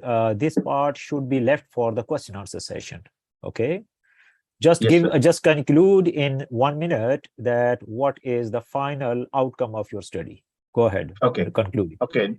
Yeah. The conclusion of the study based on this research is that I found that actually the relationship of attitude to green purchasing intention has a positive effect. Subjective norm also has a positive effect. PBC doesn't have positive effect on the GPI, while the green trust doesn't have a positive impact on the GPI, while the moderation of green advertisement on the green trust and also the green purchase intention relationship is not positive. Yeah, I think that is all for the conclusion. So we go to the Q&A. Okay, that's fine. Thank you very much. Actually, when I ask that you conclude and give the final outcome, it does not mean you need to just repeat what were the results of your hypothesis. As others are also listening. So it's when we say what was the outcome of your study, it means in 1 or 2 sentences you conclude your study. Anyways, this study was really one of the very good studies carried out. I really appreciate and applause for your study because it was very systematically carried out, very robustly, literature was done, and analysis was very sound, and also you reported the results comprehensively and honestly. As some hypotheses like 3 or 4, they were rejected, and you reported as they were rejected. So that shows your honesty. I really appreciate that. Is the essence of any good researcher, rather, if I say no, great researcher. So you have a great potential. You have done great. I really appreciate. My just simple questions, just 1 or 2 points are here, just not questions. You don't need to answer. I was thinking that, green trust is a new thing, and this is really emerging, and I really appreciate. I wonder, how did you measure green trust? Because as far as my humble knowledge is concerned, I know that there are perhaps 4 or 5 elements to measure green trust, and it goes like this. And then when you use green trust, the another design or research paradigm moves ahead. That is like green customer value, which means the attitude of the customers, towards green products, and it has the effect on their green purchase intention. And that leads to a green purchase, actual purchase, first intention, then purchase, and then the green satisfaction. And finally, you could have, proposed like green policy for the country, for the company, for the organization. So these were just, some of the points I had in my mind to share with you. Anyways, overall, your presentation is really fine and great research. Get it published in some impact factor journal. I really appreciate. Thank you so much. Thank you. And if there are any questions, now the session is open for question answer, please. Yes. Anybody who is having questions? This was a really great study, great research I've gone through and I've come across. If anybody is having any questions, he's here, he would respond to you.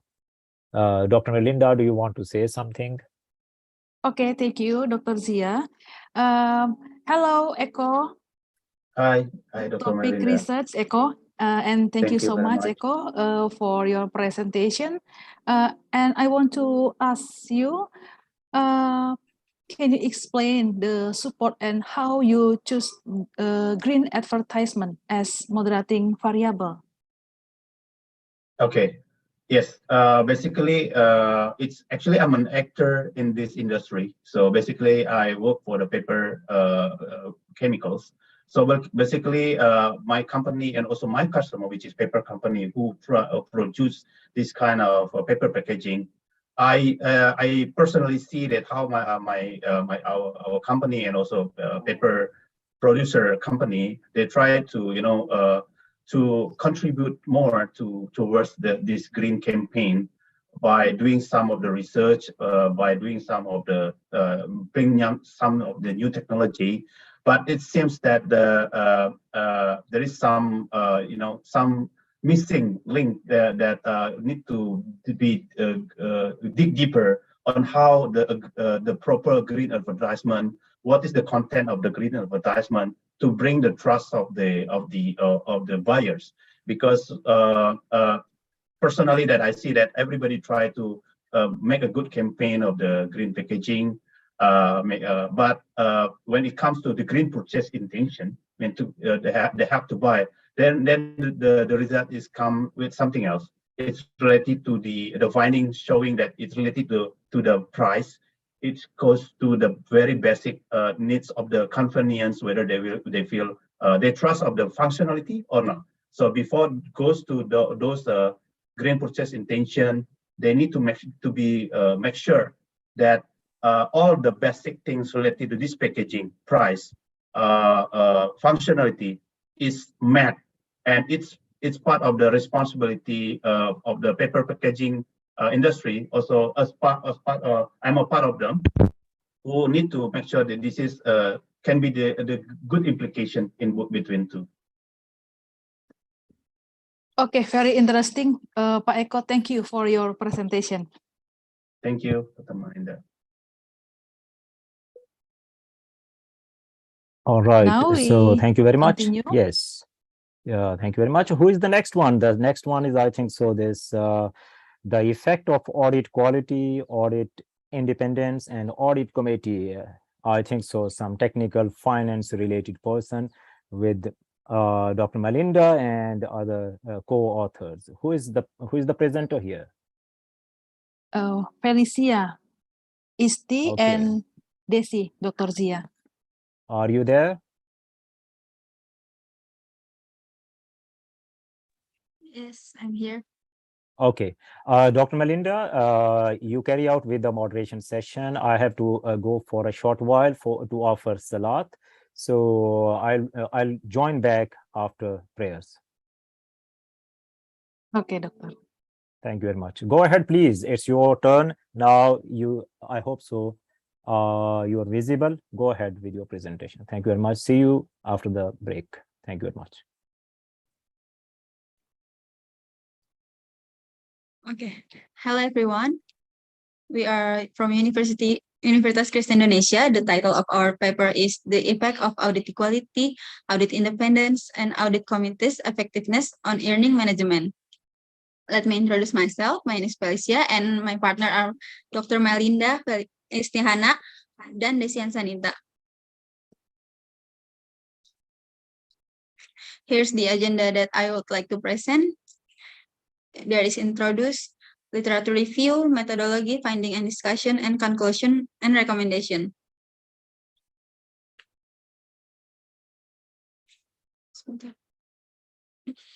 First one is literature review. There is principle agency theory that describe the contractual relationship between agents and principal. Earning management is one of the factors that can reduce the credibility of financial statement and increase the distortion of financial report, as well as disrupt the confidence of financial statement user in financial report. Audit quality, the better the audit quality, the more likely the financial report has a high level of presentation accuracy. An independent mental attitude is important as expertise in accounting practice and accounting procedure that an auditor must process. Next is audit committee's effectiveness. Describe the effectiveness of the audit committee has a significant impact on preventing earning management practice in companies. Here's our research framework and hypothesis. H1 is audit quality has a positive effect on earning management. For H2 and H3 has a negative effect on earning management. And the last one is H4, audit quality, audit independence, and audit committee's effectiveness have a simultaneous effect on earning management. Next methodology. The research is quantitative research that is by examining a population or an informed sample. The sampling technique is done randomly. The data collection uses research instrument, and the data analysis is statistically quantitative, which aims to test the hypotheses that have been established.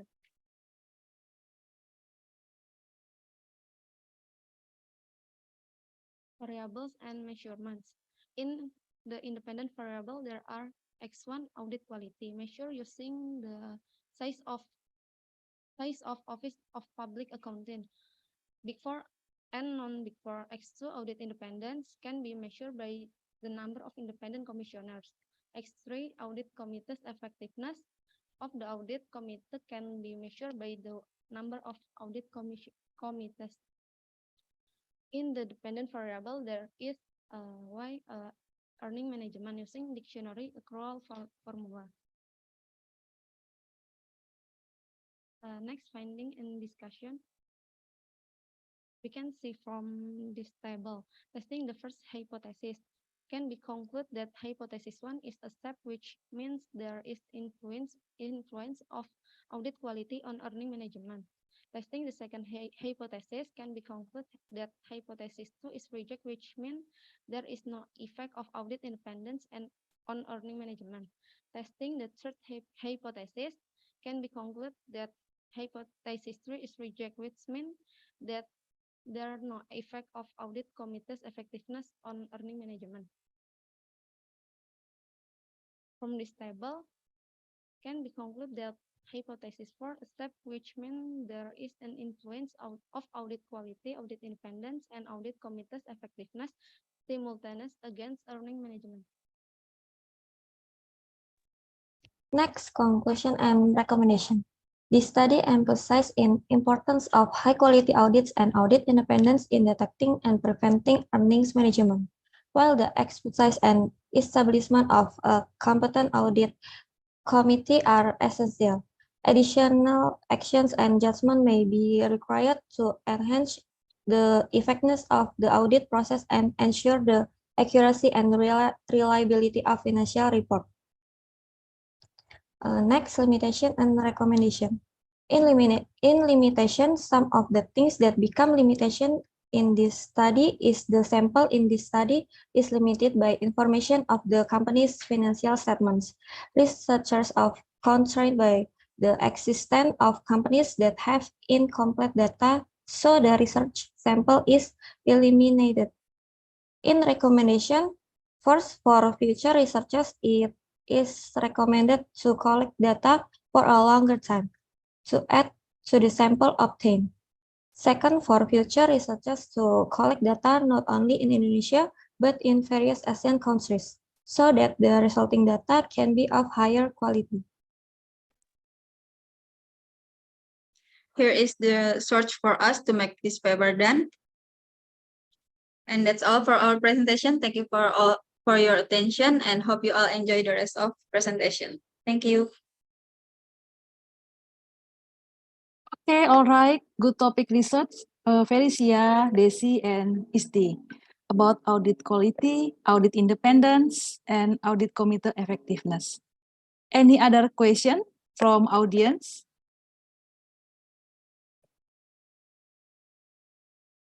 Any question?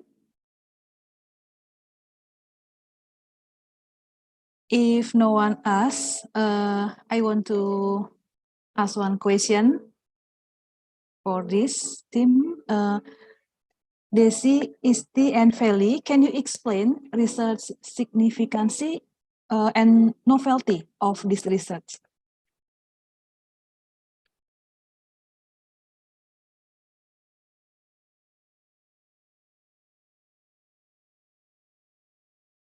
Audit quality, audit independence, and audit committee's effectiveness have significant in ensuring the reliability of financial report, increasing stakeholder trust, and complying with regulation and standards. Recent advance in auditing technology focused on non-financial aspects and audit role in sustainability have also influenced current audit practice. In auditing practice include the use of auditing technology focused on non-financial aspect and the role of auditing in sustainability. Auditing technology such as data analytics and artificial intelligence improve efficiency and accuracy.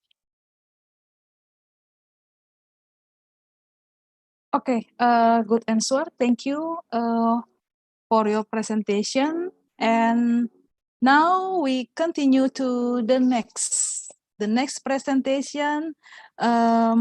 Determine the level of information technology risk by Rismawati, M. Ilham, and Bambang Sugiono, Agus Purwono. Time is yours. Time is yours. All right, thank you, Bu Linda. It is a time of us here. All right, I will introduce myself first. I am Rismawati Sitepu, and my partner is Mr. Ilham and Mr. Bambang. I want to present our research determine the level of information technology risk to optimization capability services organization using KABIT 5 in Indonesia. This is the agenda and directly the introduction. Information technology IT has become a fundamental requirement for every organization, and a high depends on the use of IT. IT services in an organization must be well managed so that IT use can be minimized, that IT use can help achieve the main goals of the organization. The identification of IT services and catalogs in the organization is one of the domains that exists in IT governance based on the KABIT 5 process.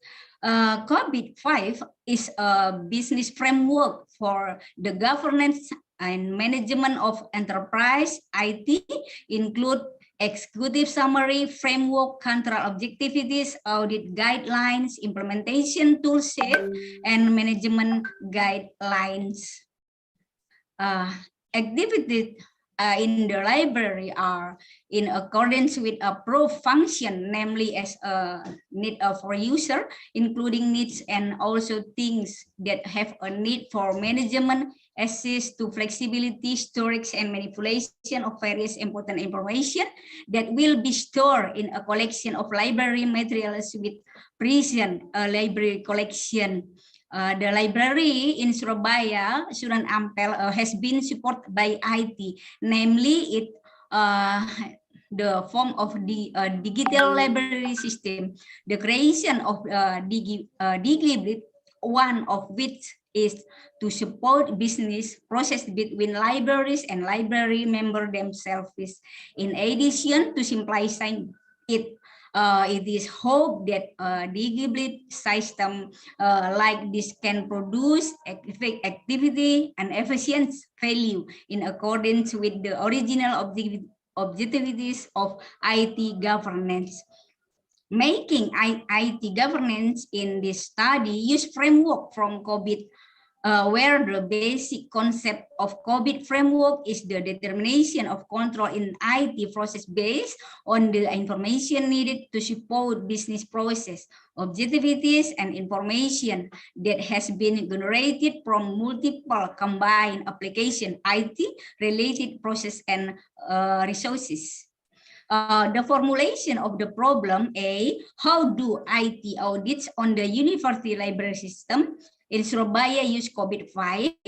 At what level is the system library at university in Surabaya when viewed in the APO 0901 and APO 0905 processes, with purpose to find out the maturity level of the university library system in Surabaya, providing solution related to IT management, benefits to find a solution in the use of IT so that in the future it will be even better to apply the knowledge that has been obtained.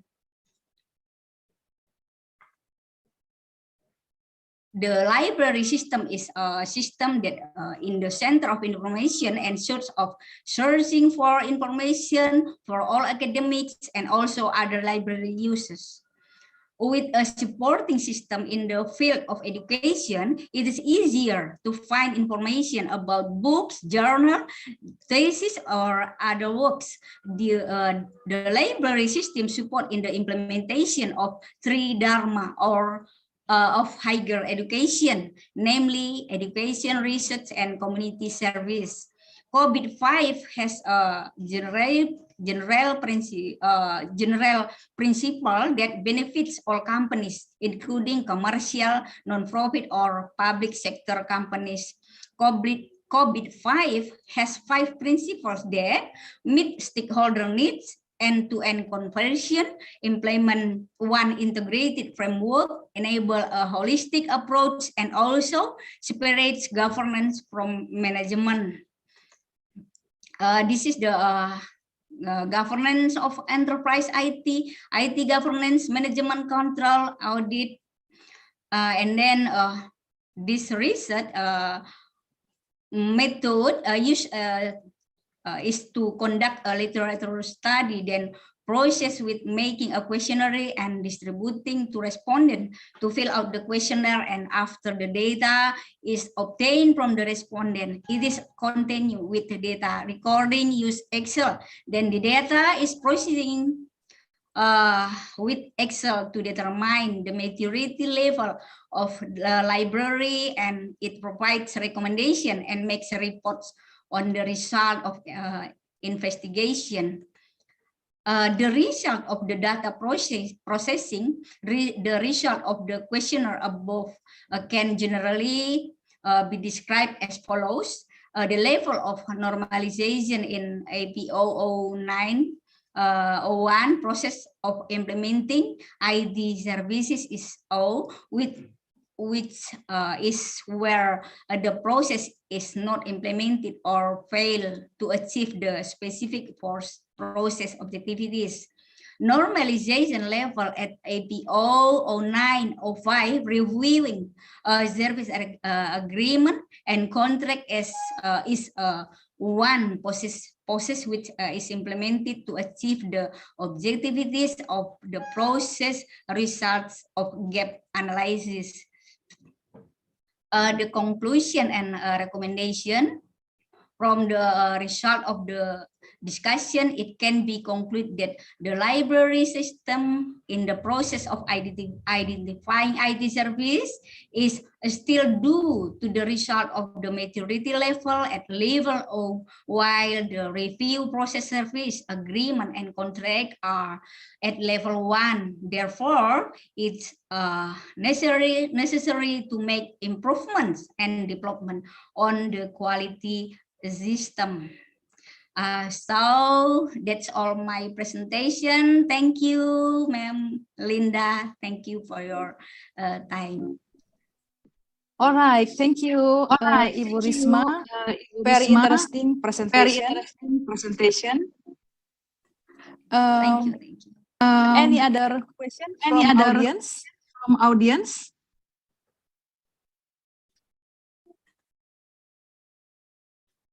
Any question?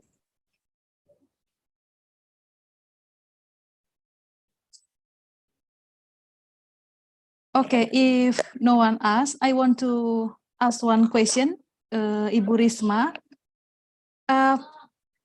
Please describe the phenomena about optimization capability service organization in this paper. Yeah, Thank you, Bu Linda, yeah, Ma'am Linda. Nice question, yeah, for us, yeah. So the phenomena is in this time directly all of the case in the world need IT. So what was the problem in this IT? How to make IT this time to minimize, to determine what is the important one, what as the conclusion is COVID-5 is good for IT governance, for management, for what else? Yeah, there's many kind of the function of COVID. That's all, Miss Bu Linda. Yeah, that's all my answer. Thank you, the answer. Hello, just a Hello, minute. Dr. Zia. Yeah, I hope so. I'm just quickly back. I would go back. I thought to. Anyways, this was the 8th presentation of this session. That was the 10th session, if I'm not in the wrong. So it was great presentation, the influence of innovative or innovation capabilities and market response capabilities on supply chain financing, adoption, moderation by supply chain integration. That's really interesting. I was just listening to your findings. I mean, the findings of this paper, the presenter, that COVID-19 was very good and beneficial for the IT companies. That is interesting. That's new. That people, even, in education, they started using applications, and IT companies started, using this as an opportunity to get benefit and advantage. And this gives us a sort of, point to ponder that the future, rather the current, is the time of IT, information technology. The future would be much more dependent on information technology, specifically related to education and research. So I really appreciate, thank you so much. And in this session, there were 8 papers presented, and this was session 10. And Dr. Melinda moderated before me. She's my co-moderator. I really appreciate Dr. Melinda, and I appreciate all the presenters of this session. And you contributed a lot, and you enlightened us, all the listeners, all the scholars, all the researchers. You enlightened us. You contributed with your knowledge. We really appreciate, and we thank you so much for using this platform for sharing knowledge. Dr. Melinda, over to you. And now I'm leaving. Thank you so much. Okay, thank you, Dr. Zia. How about the title, The Influence of Innovation by Tasya Amarta and Timotheus? Yeah, okay. Tasya, are you here? Yes. Okay. Please share the PPT. Okay. Wait.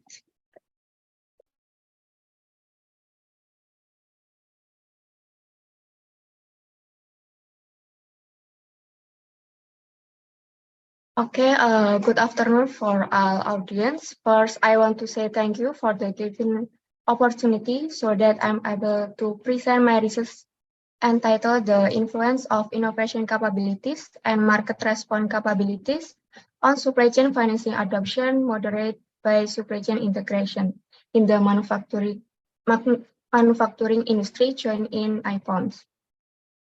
I'm Tasya Amarta as the first author and Dr. Timotheus Febri Christian as the second author from Ciputra University, Surabaya, Indonesia. The following is the agenda for this session.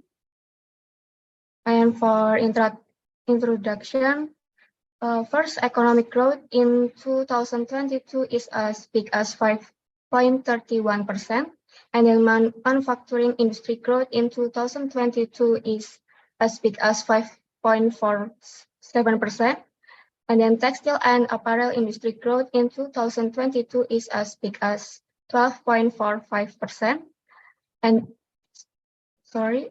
then in 2022, workforce in the textile industry growth is as big as 0.82%, and the apparel industry growth is as big as 2%.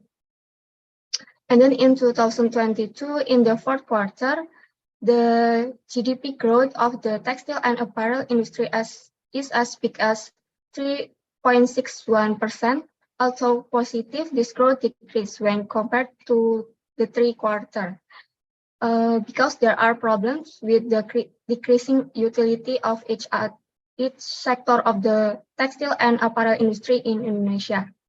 So companies involved in supply chain integration and supply chain financing adoption are influenced by the key factor of the company, which include innovation capabilities and market response capabilities. And then how can players in the textile and apparel manufacturing industry achieve optimal competitive and performance? Next, for literature review, this research used RBV as the grand theory, which explained that companies need to see their resources as the key factor for maintaining their competitive advantage, according to Bernie 1991. This theory is also supported by dynamic capabilities, supply chain management, and entrepreneurial organization. Variables in this research are innovation capabilities, market response capabilities, supply chain financial adoption, and supply chain integration. For hypothesis, hypothesis 1 is innovation capabilities affect supply chain financial adoption. Hypothesis 2 is market response capabilities affect supply chain financial adoption. Hypothesis 3 is innovation capabilities affect supply chain financial adoption in moderation supply chain integration. And last, hypothesis 4 is market response capabilities affect supply chain financial adoption in moderation supply chain integration. And then for methodology, this research use quantitative design, random sampling method, and population is taken from manufacturing companies in the textile and apparel industry sector in Indonesia that are members of the IPOM, Indonesian Production and Operation Management Society. And this research use minimum 124 sample. Data analysis use sample S and analysis test through 3 stages. First, outer test, inner test, and blindfold test. And the last for scale use Likert scale 1 to 7. For finding and discussion, this is our model. So Y 1.12 and 7, and then Y 2.2 and 8 were eliminated because their outer loading value smaller than 1.6. For variable with outer loading value greater than 1.6, and for average variance extract value greater than 1.5, sorry. Chrome batch alpha had a value greater than 1.6, and composite reliability had a value greater than 1.7. This is inner model. Hypothesis 1 and 2 is accepted, but hypothesis 3 and 4 is rejected. For R-square, supply chain financing adoption has a value of 78%, while the remaining 22% is influenced by other variables. For F-square, hypothesis 1 indicating a moderate relative influence, hypothesis 2 indicating a small relative influence, and for hypothesis 3 and 4 indicating no relative influence and can be disregarded. And the last, blindfold test, supply chain financing adoption has moderate predictive relevance because Q-square greater than 1.25. Okay, for conclusion and recommendation, point 1, this research concludes that innovation capabilities and market response capabilities have a significant influence on supply chain financing adoption, while supply chain integration does not moderate the relationship between innovation capabilities and market response capabilities on supply chain finance adoption. Point 2, high innovation capabilities and market response capabilities can optimize supply chain financing adoption in manufacturing companies, suggesting financing and lowering costs expenditures in the supply chain process from upstream to downstream. However, it is recommended for companies to further optimize supply chain integration to facilitate both internal and external coordination, driven supply chain performance and market demand. 4.3, for future research who are interested in conducting studies, it is suggested to explore other variables besides the one examined in the study that might have an influence on supply chain financing adoption. Research hub that future studies can have a different and broader scope beyond the population of this research. Okay, that's all for me. Thank you for listening.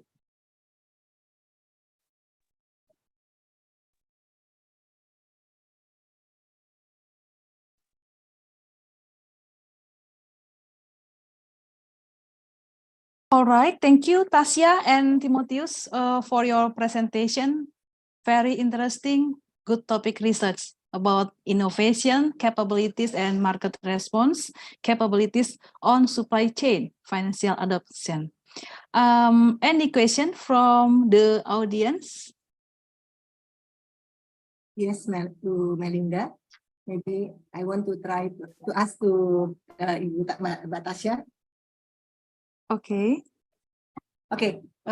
It's very interesting study about supply chains, yeah, because this is the very interesting topics for today's after the pandemic. I want to interesting for me to ask about you use the questionnaire, isn't it, with the primary data, Ibu Tasya, isn't it? With use the questionnaire. Thank you, Ibu Farah. Hello, Tasya. Yeah, maybe Yes. My question is who is the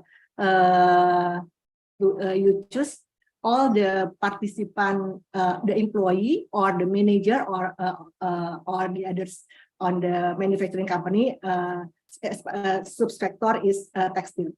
This my question, Ibu Melinda. Thank you. Thank you, Ibu Farah. Okay, this research use manager for respondent join IPOMS.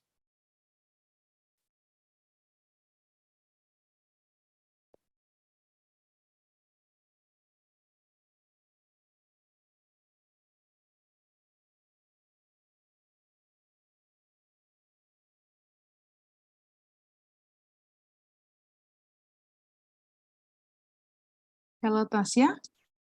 Still mute? Okay, I'm repeat. I choose the manager for respondent who join IPOMS company. Okay, thank you, Ibu. Okay, thank you, Tasya, and thank you, Ibu Farah. Okay, 10 participants, and thank you all of presenter in the 6th Communication Economic Organization or CEO International Congress. Now we are going to take a picture. Please on cam. Please on cam and give the best smile. Okay. Tasya, Yuki, Basuki, Putri, please on cam. 1, 2, 3.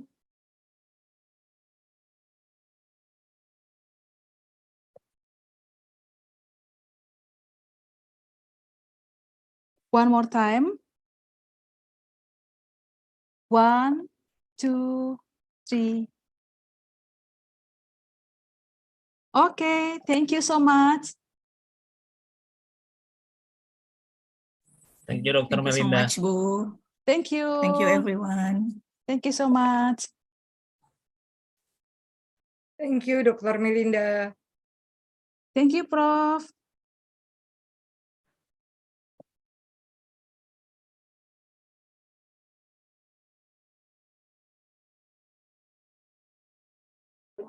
Thank you very much for all presenters and also Melinda for your great moderation. Dr. Zia also. We finished this session. All presenters have done Thank their you. presentations. It was great. And the new session is session 12. Is Firdaus here? Firdaus Base? Is she here? Firda? I think no. The first presentation is Firdaus Baset's presentation. I colored. Sugeng Riyadi, are you here? Sugeng Riyadi for the next session. Sugeng Riyadi, are you here? Sugeng? Okay. Carunia Francisca and Yolanda Masnita, Kurniawati, Reni Rischiani, are you here? One of these presenters?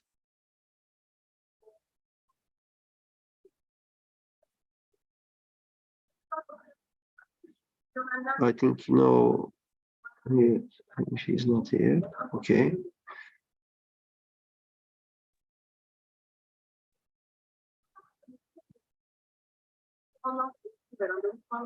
Diana Putri Ramathani, are you here, Diana Putri Ramathani? Yes, I'm here. Good. We have one presenter for the next session. Meliani, are you here, Meliani? Yes, I'm here. Good. Thank you. Mohammed Risal, Farah Margareta Leon, Christiana Chandra, Josefina Endang I am. Purba. Okay, good. Yes. I am. Yes. Good. Nurmila Indah Kusumawati, Farah Margareta Leon, Josifa Endang Purba, Christian Chandra. Are you here? Yes. Yes. Yes, I am.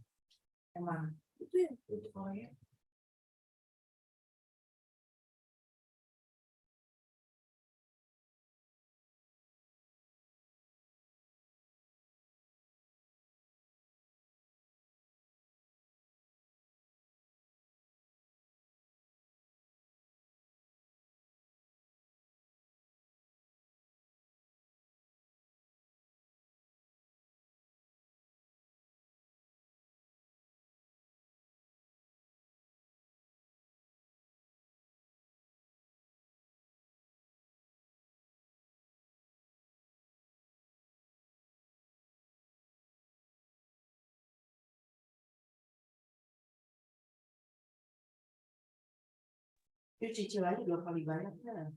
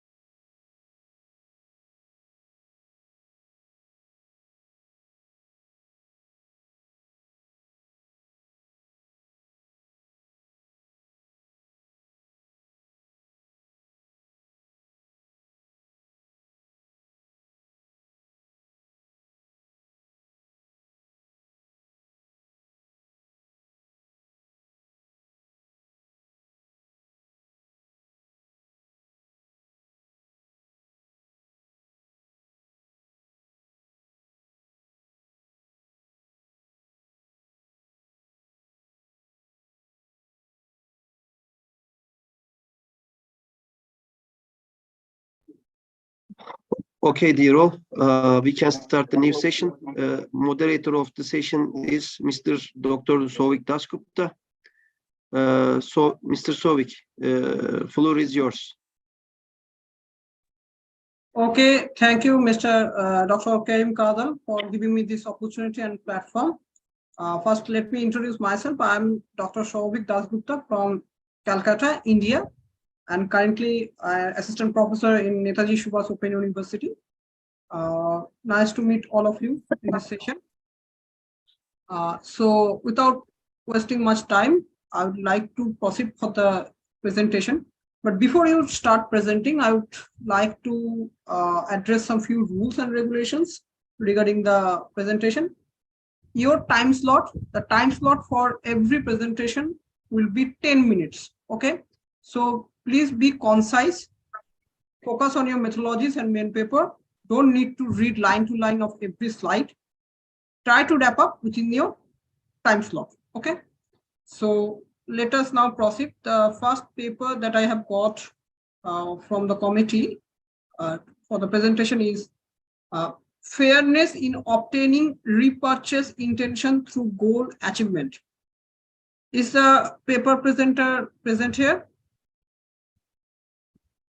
Fairness in obtaining repurchase intention through goal achievement. Yeah, good evening, it's mine. Okay, so yeah, so over to you. You can start presenting.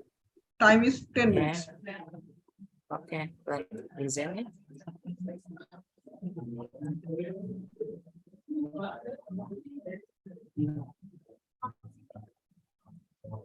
Share screen.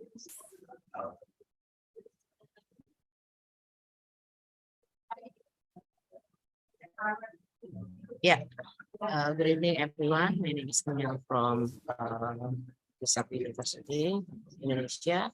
And I wanna present about the fairness in obtaining with increased intention through goal achievement.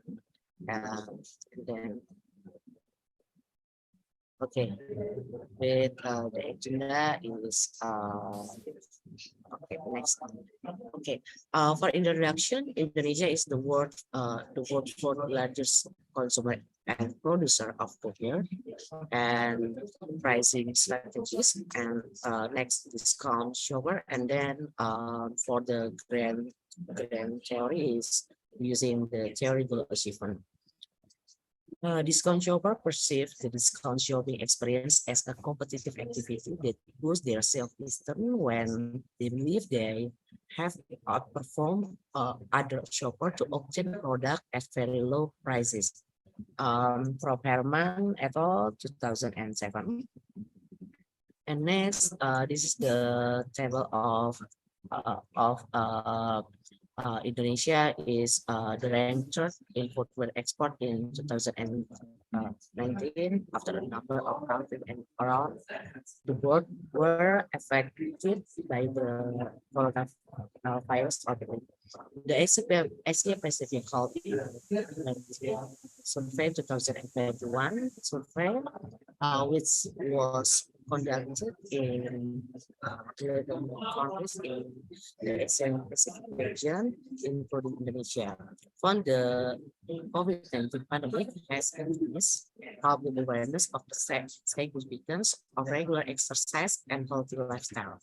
And then the second point is the Indonesia's industry show fluctuation in sales between 2019 and 2021. Besides that, customer interaction in making purchase is still relatively low. This demonstrate that the Indonesia's industry still has the potential to increase in 2022. Provided, of course, the marketing strategies are implemented to focus on an aspect of customer satisfaction that can affect the purchase intention. And discount can encourage customers to make irrational purchases and enjoy shopping. through the mediation of fairness, the purpose of the study is to investigate the effect of reward, pride, knowledge, overall satisfaction, and labor case intention, where a marketing manager can reference or base decision regarding the company fairness and overall customer satisfaction on the finding of the study. Okay, and the literature review. Yeah, my grand theory is theoretical achievement. The study applies the achievement goal theory proposed by Nichols, so that the following hypothesis arise. The first hypothesis is reward to fairness, and second hypothesis is pride to fairness, and the third hypothesis is knowledge to fairness, and the fourth hypothesis is fairness and overall satisfaction, and the fifth hypothesis is overall satisfaction to report case intention. And methodology, we use the collection of data, the customer who interested in using a discount program to make additional purchases. And the second one is respondent who purchases 2 until 4 times in last 1 2 months, and total of 280 call responses were gathered for the purpose of data analysis. And the next one is on the survey, where dispersed and random using social media, for example, Instagram and Twitter and WhatsApp group. And in late 2022 to early to 2020 and 23 time frame, data collection started. And the last is the data has been checked and tested, therefore the result is valid and reliable. Okay, finding and discussion for demography, with gender, occupation, age, education. And the result is reward. The first hypothesis is reward to fairness is accepted. And the second hypothesis is pride to fairness is accepted. And the third hypothesis is knowledge to fairness is rejected. And the fourth hypothesis is fairness to overall satisfaction accepted. And the last is fifth hypothesis is overall satisfaction to report case intention is accepted. Conclusion and recommendation. For the conclusion, studies that only focus on fairness and achievement goal theory, a number of recent studies show to the achievement goal theory has a big effect on report case intention. The study specially addresses the role to achieve of achievement goal theory by using reward, pride, knowledge, and fairness in intermediate variables. The study also demonstrates that fairness acts as a mediator, influencing consumer perspective on report case intention. And the second point is the 3 types of consumer involvement examined in the study are advertising involvement, product involvement, and purchase decision involvement. Other psychological construct may also investigate as and tendencies associated with the discount shopping experience in future research. As discount retail continues to evolve into a significant beacon and display retail format, it's important for retail managers and marketing academics to have an understanding of the shopping habit of discount shoppers. Okay. I think this is enough. That's my present. Thank you, everyone. Yeah, thank you, Ms. Karunia, for your nice presentation and completing within the stipulated time slot. So a big round of applause and clap for the presenter. So the floor is open for question answers. So anyone here have any question for the presenter? Okay. Actually, Mr. Soğuktaş Futlu, Firda, I think Dr. Firdaus Baset is here. We skipped her because he was not here. we can give her presentation. Firda, are you here? Yes, I am. I'm Yes, here you now. are also co-moderator with Mr. Dr. Souvik Dasgupta. Floor is yours, Firda. Welcome. Okay, so thank you very much. I will present it my paper. It's actually paper number 2. All right. So, a second.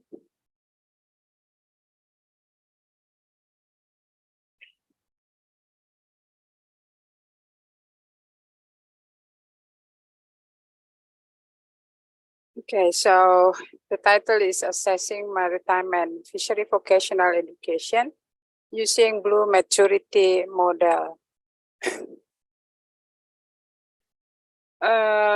Yeah, agenda number 1, introduction. Number 2 is about literature review, marine education, and Indonesian marine and fishery polytechnic. Number 3, the methodology. Chapter 4, finding and discussion, and conclusion and recommendation.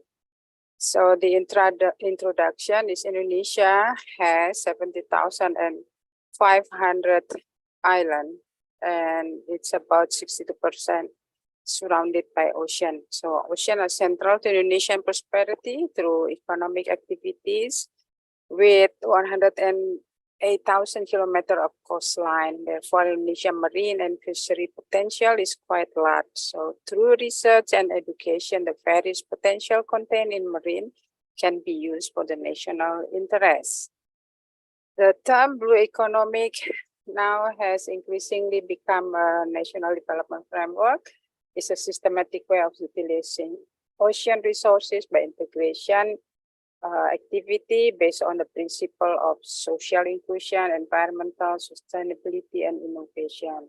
So in many countries, including Indonesia, the maritime sector is not well known in the field of education, so it receives little attention. So marine education is critical in helping students develop the knowledge, skill, and attitude necessary to preserve the environment in the future, particularly on the coastal ecosystem.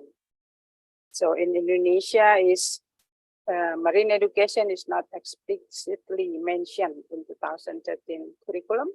However, there are several topics that allow teachers to develop as marine learning, such as life science or biology. So teacher knowledge of the curriculum is also limited. Then the green transition, recovery from COVID-19 is as well literacy, competency, and opportunity are most important. So for the blue economic to be truly useful, we argue that the role of education to support public awareness, research, and community service must be prioritized. So with the fast-paced introduction of new technology, we think that is also urgent need for continuous evaluation of vocational education system to ensure objectives are achieved. And most important, that societal inclusion up to date with the market dynamic, because we know that the fishermen in coastal area are the poorest of the poor in Indonesia. So there has been a lot of research done in the marine education. However, research that produce a maturity model to assess the effectiveness of the adoption of the blue economy in marine and fishery education is still very rare. So we produce a maturity model as an instrument to assess the effectiveness of the education, marine education. So in many countries, it's done. Marine education is the most uncommon field of study and is extremely difficult to come because marine research methodology are difficult to implement since early education. So according to Ganda and Pranata, the existing curriculum still focus on teachers and textbook without direct interaction with the learning object, resulting in underdevelopment of Indonesian children awareness of Indonesian nature, particularly the maritime sector. So marine education is critical in helping students to develop the knowledge and skill.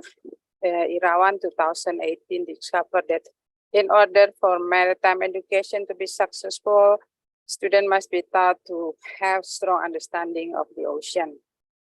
Increasing concern for the ocean protection begins with the paradigm that it is an effort to protect human life because it is human nature that will be threatened if an environmental damage occurs.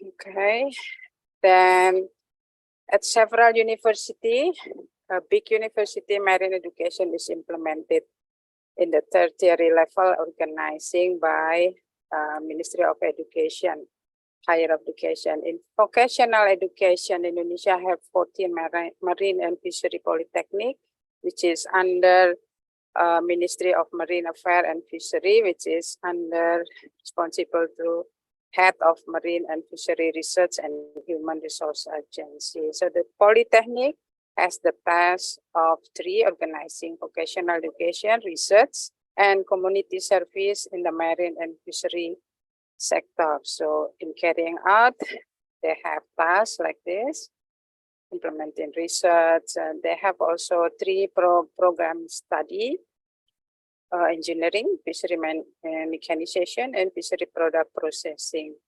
So they are concerned in knowledge and skill development in blue economy, such as related to the lack of communication and cooperation between education and industry. They are working as usual as silo.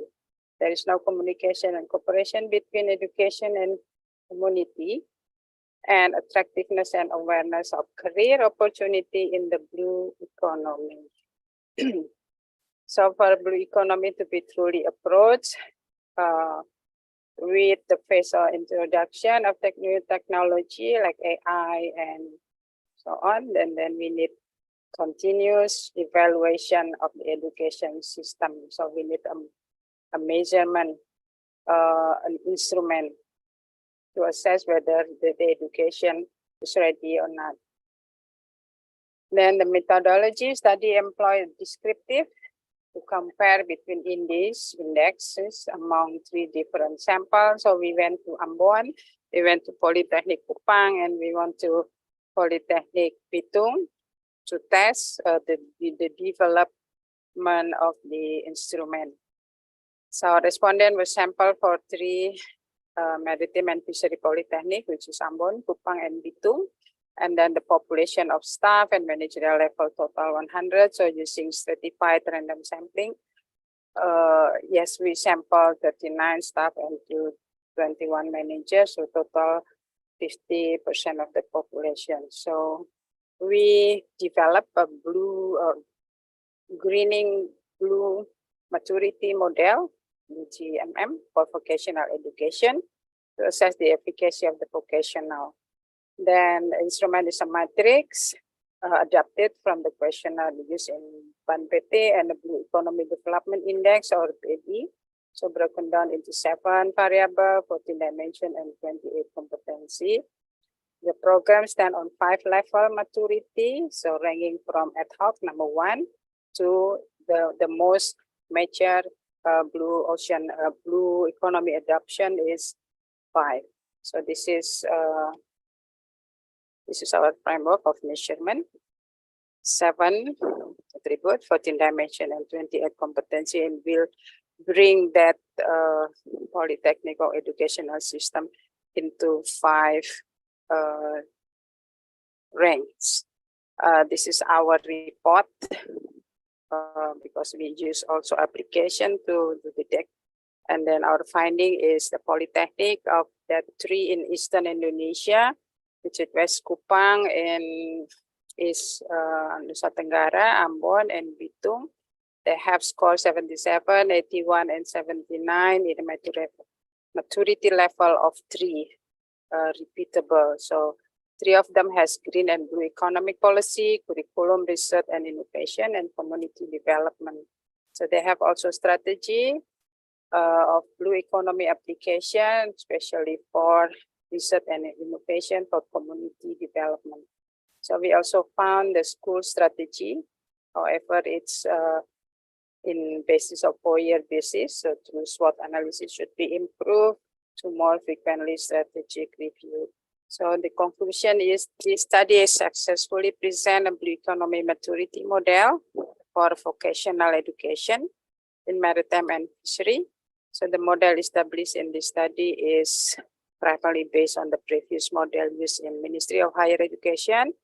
And then the maturity model has been validated. However, the future research, we recommend a quantitative research to analyze the relationship between the contributing factor to the student quality and the impact to industry and community development. So result also indicated that Polytechnic Kupang is the best to have higher score on the research and triple helix innovation and cooperation with industry. So the coastal community development in developing entrepreneurship or social entrepreneurship. So example of the program is especially on Tablolong village with seaweed and lobster in the water of Mulut Seribu. So this is some of the pictures of the community development, and this is a future research that we want to take. It's like this. So they have three dependent variable, which is student and alumni quality, community development, and growth of the industry among 6 variable of independent. So you never change things by fighting the existing reality to change something, build a new model. That's what we do. That makes the existing model obsolete. So thank you very much. Thank you for your kind attention. And this is my picture in front of Polytechnic Perikanan in Bitung. So any question or any comment will welcome. So how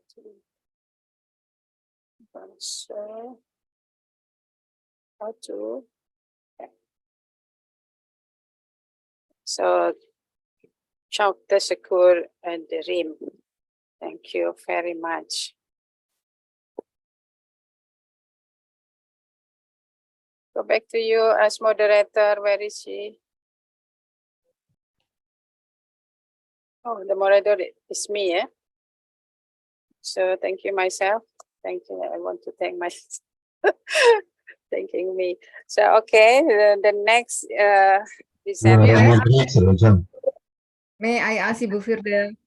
Boleh, Bu Wiwi. Apa kabar? How are you? Fine, thank you. This is a very nice presentation, great presentation. Since this is a proposal, then my question is when and how long do you want to conduct the research, Ibu? Oh, it's already done. We assessed, we went to the 3 of Polytechnic in Eastern Indonesia. However, the future research by having the relationship between dependent and independent, it's very soon, maybe next month. And it's a very far places, so we have to be 1 month to Ambon, 1 month to Bitung, and 1 month to Kupang, so 3 months. So I invite students if want to join with us in PPKM. So go Eastern Indonesia. Eastern Indonesia. Okay, good luck. Yeah, Hopefully thank you. Thank you so much. Thank you, Firda. Firda, you are the moderator. You can proceed the session. Okay, thank you, Karim. So I want to thank you, Karim, instead of thanking me as a moderator and presenter. All right, so the next presenter is number 4. Is self-service technology appealing for fast food consumer by Dina Putri Ramadhani, Kurniawati, Yolanda Masnita, and Medina Delasari. Time and screen is yours. Dina Putri Ramadhani. Yes, Mrs. Firdaus, I'm here. I'm sorry it's a bit loud in here, but thank you for your time. Okay. I will start sharing my screen. 9 minutes, clock is ticking. Okay, thank you. Okay, good evening, ladies and gentlemen. Allow me introduce myself as the primary author of this article. My name is Diana Putri Ramadhani. I am currently a student master's program in marketing management. Today, I have the privilege of sharing with you the research conducted in collaboration with my mentors, Mrs. Kurniawati, Mrs. Yolanda Masnita, and Mrs. Medina Nilasari, regarding is self-service technology appealing for fast food consumers. Okay.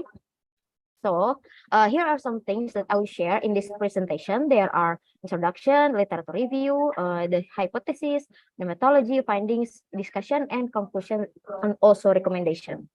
For the starter, I will discuss the introduction part, which involves why I did this research. It's because according to the financial statement of fast food restaurant in Indonesia, that they were disclosed on the Indonesia Stock Exchange over the past 2 years, between 2020 and 2021, they lost an average of 139.75 billion rupiah. After analyzing the financial documents, it was determined that the company's average payroll expense is one of the contributors to the loss. And so from that, I developed previous research with the novelty as follows, because regarding that phenomena, the restaurant owners have been implementing self-service order machine or self-service technology that display menus, accept orders, complete payments, etc. I developed a previous research with the novelty as follows. Trust is believed to influence consumer attitude towards a technology, where attitude is a personal component of intent to trust. Yeah, so I found that perceived risk and trust variable added to the UTAUT model had a significant impact on consumers' adoption decision-making process in the context of smart retail. This study combines the two variables from the two studies, and none of the researchers, however, have investigated the elements that influence consumer attitudes towards self-service technology at fast food restaurant. Okay, from that novelty, I use the unified theory of acceptance and use of technology, or UTAUT. This study based on the UTAUT theory that initiated by Venkatesh and resulting in the following hypotheses, which the first hypothesis are performance expectancy positively affect trust. The second, perceived convenience value positively affect trust. The third, perceived risk negatively influence trust. The fourth, perceived novelty has a positive effect on the trust. And the fifth, trust in self-service machine positively affects users' attitude. That concludes all the hypotheses. To prove all the hypothesis, questionnaire already distributed with the criteria that will be discussed in methodology sections. I'm sorry. Okay. This study targets respondents with the following criteria, such as respondents who transact at least 2 to 4 times per month at fast food restaurants that implement self-service technology. The second, surveys were dispersed at random using social media and WhatsApp groups, i.e. Instagram. Data collection started in the late 2022 to early 2023 timeframe. And from the total 269 respondents, 250 valid responses were gathered and used for data analysis. Data itself has been checked and tested, therefore the result is valid and reliable. In this part, I will show you the findings and discussion of this research. For the first part, after distributing and collecting the questionnaire from respondents Based on specific criteria, the data was then processed, revealing that the majority of respondents were men employed as professional, aged between 31 and 40, and they were holding undergraduate degrees with income ranging from 4.5 million to 8.5 million rupiah. Moreover, the data indicated that these respondents frequented fast food restaurant utilizing self-service technology 2 to 4 times within the past 6 months. And then, which also resulted in the conclusion of 5 hypotheses proposed. 1 hypothesis was rejected, i.e., H2 perceived convenience value positively affect trust. These results are impacted by the fact that the majority of respondents are between the ages of 31 and 40, a generation that grew up during a period when technological advancement was a bit slow. However, during adulthood, the digital transition is quite rapid and complex.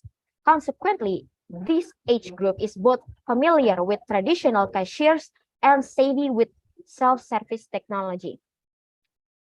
And for the final part, based on the result of this study, several conclusions and recommendations can be drawn, such as there are 2 conclusion points from this research. First of all, the perceived value of convenience does not affect the establishment of trust. Therefore, this study contradicts Sambultawe and Watanor on 2022. Conclusion that perceived convenience value has major impact on trust. And the second, the findings of this study are consistent with those with previous research, such as of Agag and El Masri, H. Kim et al., perceived novelty on attitude, risk perception, negative effects, trust, Abu Bakar, etc., etc., as you see on your screen right now. And then, this research recommend future studies can target respondent age 31 more accustomed to modernization and automation in various industries. So not just fast food transaction. The second, investigate the impact of self-service technology on consumer satisfaction. And the third point of the recommendation itself, forecast consumer attitudes towards self-service technology. Future studies can incorporate lifestyle compatibility, self-control, and customer satisfaction. And the last point of the recommendation of future research could highlight the impact of cultural variations, particularly in terms of their implication on novelty value, perceived risk, and social influence in such developing nations.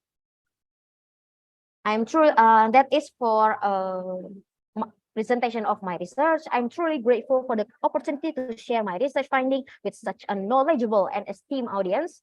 Your presence here today has truly made a significant impact on this research journey. Thank you for your time, attention, and support. And I will blissfully thank you, Dina. Mrs. Firdaus. Yeah. Yes. Thank you, Dina. Just on time, so 2 minutes behind, 10 minutes. So just want to ask you a question before I ask the floor to ask you. So what theory that do you use? What theory that's underpinned, and what is the difference between your theory and the original theory? Okay, on this research, I use theory of Utaud. Would you like to put it on the screen, please? Okay. Okay. Yes. Okay. Yeah. Just one comment from me about your theory. Okay. Wait a second. Okay. Yeah. Okay. This is the Utaud theory. Yes, it's the Utaud theory that I use for this research. Which one is your novelty? Yep. Yes. My novelty is adding perceived risk and trust variable to the Utaud model. That's the novelty from my research. And also, please go back to your model. So let me see which one. Which one is your new variable that you inserted? Yes, if I may. The trust or the Yes, the trust and and yes. And perceived risk. Yes. Okay, so according to the international convention, that unless you extended the theory, then you're not allowed to change any theory from you taught by Venkatesh, right? So you have to not to underpin the theory under you thought, but the theory under the resource-based view, because you change the theory of Venkatesh by adding, unless you extend it, but you change, you insert it, another variable, right? So it's not you thought anymore. Okay, just input from for the theory. Okay, you cannot refer as the you thought theory, but since it's changed, then you refer to RBV or resource-based view. All right. So, any more questions from the floor? No. Yeah, very interesting topics, Dina. Okay. So let's continue to paper number 5. The effect of artificial intelligence on the accounting and financial reporting by Meliani and Dr. Amelia Naim Indrajaya. Thank you. Okay, you may start now. 10 minutes. Yeah, please do let me know if it's visible now. Yes, it is. Yeah, okay. So good evening and good afternoon, everybody. So my name is Meliani and my mentor is Professor Dr. Amelia Naim Indrajaya. I would like to present my abstract with the title The Effect of Artificial Intelligence on the Accounting and Financial Reporting. And the agenda that I will present is the introduction, literature review, methodology, finding and discussion, and also the conclusion. So as we understand that artificial intelligence has recently attracted much attention, the future of finance and accounting is rapidly changing with the introduction of AI, and AI is playing an ever increasing role in accounting and finance. With the assistance of AI, I can say that professionals can perform routine tasks more efficiently while also improving their other productivity. And also, if you can see here that this is the accounting cycles, that the accounting cycle, which means that this is the process how to identify, analyze, and report all the business activity by the accountant department to produce the financial reports. And of course, to produce this financial reporting, it's require a lot of data from several sources, and this is repetitive processes and also time consuming. So with AI technology, they can automate repetitive tasks such as the data entry by extracting information from invoices, receipt, and other financial documents. So AI is reduce manual data entry errors, saving time, and also improve the data accuracy. In the literature review, I would like to explain for the distinctive financial reporting requirements. So the financial report is a procedure that produce financial report, and this financial report is include the balance sheet, income statement, cash flow statement, statement of change in capital, notes to financial statement. And these reports are required to comply with the general accepted accounting principles and commonly used accounting regulation. And the main user of financial report is the stakeholders, and the stakeholders are divided by internal and external stakeholders. The internal, they are manager, employee, and the owner, and for the external, they are the customer, government, supplier, and society, and also the creditor.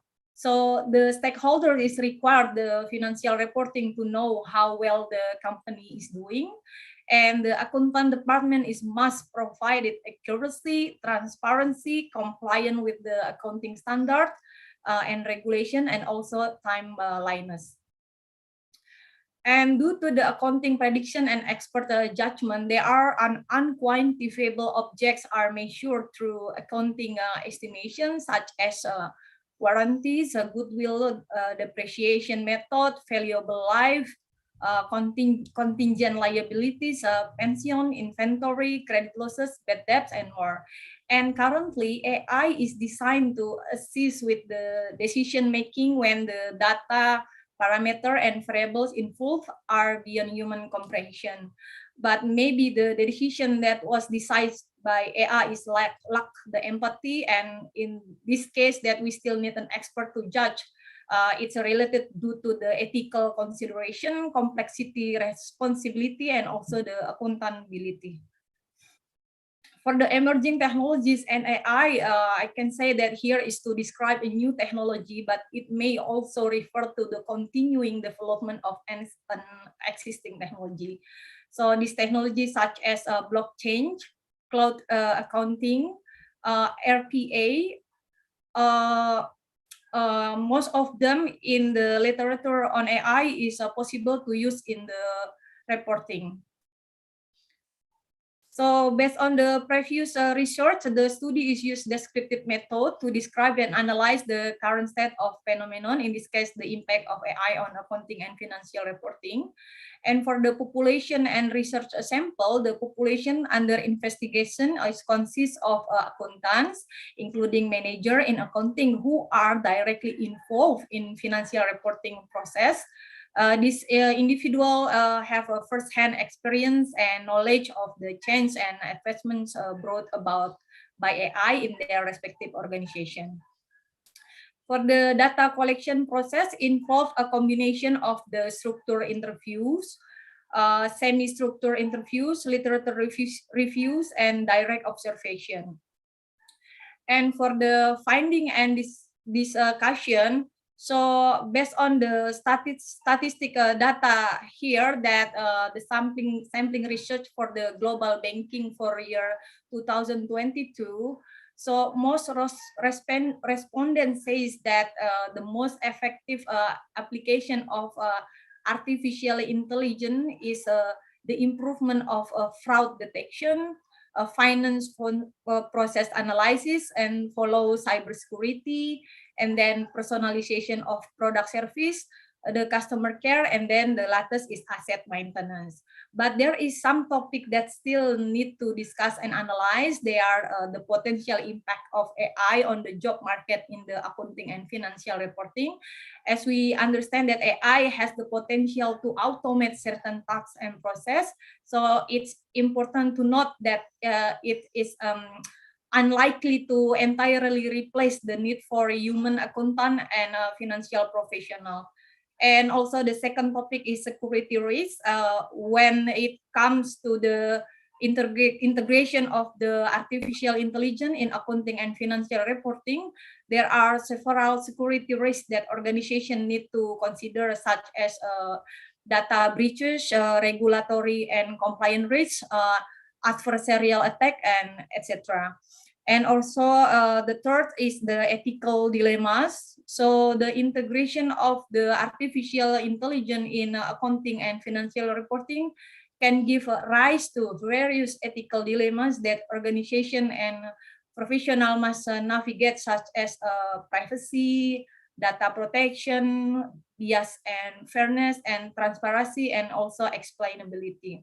So the conclusion, first, the advancement in this technology have indeed brought numerous benefits to business operation, including the accounting field, the use of high-speed data processing, AI, blockchain, RPA, and cloud accounting has improved the accuracy, efficiency, and effectiveness of accounting process. And the second is financial reporting, which is a crucial aspect of accounting, has seen initiative to integrate AI technology. However, it is important to consider the ethical implication and potential drawback of relying solely on AI for financial reporting. Okay, thank you for your kind attention. Thank you very much, Meliani. Very interesting topic. Yeah, it's very up-to-date topic. So anybody want to ask something for Meliani? No? Me. Okay, yeah, please. Yeah. I appreciate the topic, very interesting topic. I would like to ask you, since the basis for the accountant profession is honesty, therefore, I suggest you that you put the limitation in your research that you focus on the technical things. Yeah, so it is for further researchers, maybe they can do the ethical conducts in the accounting practices. That's my suggestion, Melly. Yeah, I would like to choose you, Prof. What is this? Yeah. What do you Choose mean? you for what? This is conference, Meliani. Yeah. Okay. Yeah, but this is Okay. very interesting topic. Thank you so much, Meliani. Thank you. Okay, thank you, Profi, for the question. Anything else? Anybody want to ask about the topic that Meliani presented? No, if not, then I will ask Meliani about the methodology that you use. How do you do the research? What methodology that do you use? So what is the research objective and how you conduct the research? Meliani, because you said that this is the effect of artificial intelligence. Unmute, Meliani, sorry. Yeah. Sorry. Okay, so the question was how do I will conduct the research? Methodology. Yeah, the methodology you presented before, but I would like to not use clear. the descriptive qualitative. Descriptive qualitative. Yes. Okay, and how do you collect sample? I will first probably I will make the questionnaire and also do observation to visit some company that already applied this AI. Yeah, how you choose the sample that answering your question. The How sample. do you choose? Yeah, how do you choose the people that you want to give the questionnaire and then answering? What is the methodology to choose the sample? We'll choose the sample here is for sure. For example, for the professional, the manager. Yeah. Accountant. Yes. How do you do random sampling, simple random, or systematic sampling, or anything, or you just convenient sample? Anybody that you facing, and then you give the questionnaire, or any particular sampling technique? I will choose with the criteria sampling of as I said, this will be focused only to the accountant department and also like the public accountant like Deloitte or something like that. Okay, if you already use blockchain. If you have 15 people, then you will choose all the 50, or you still sampling? I still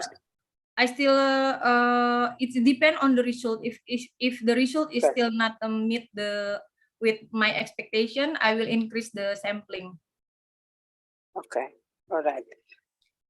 Okay, so maybe you have to look at the sampling technique. And last question from me is: do you think that AI is a blessing or it is a threat for the accountant industry. You said that previously that this AI may be decreasing job and people. And Yes. also so do you think this is a blessing or is a threat for the accounting industry?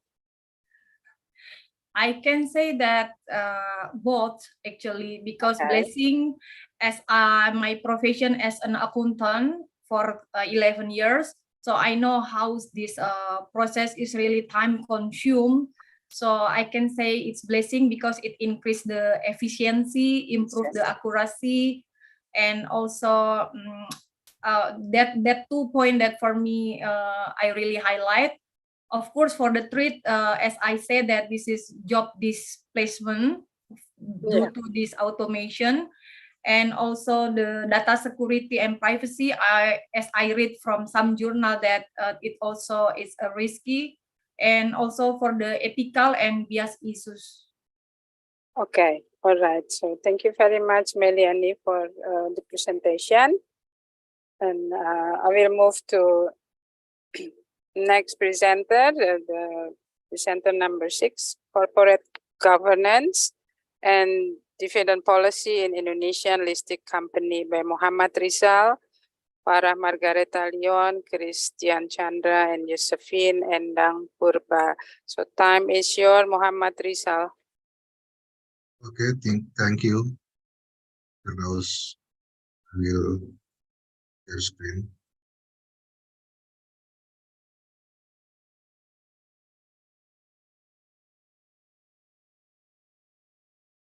Okay, good evening, everyone. Good evening, ladies and gentlemen. First, I will introduce myself. I am Muhammad Rizal, and this is today I'm collaborate with my mentor, with Professor Farah Margareta Leon, PhD, and Dr. Christian Chandra and Dr. Josephina Endang Purba. We are from Trisakti University. Yeah, and now I will presentation my article with the title Corporate Governance and Dividend Policy in the Indonesian Listed Company. This is the outline of my presentation. The first introduction, literature review, methodology, result, and conclusion. Okay, this is the introduction.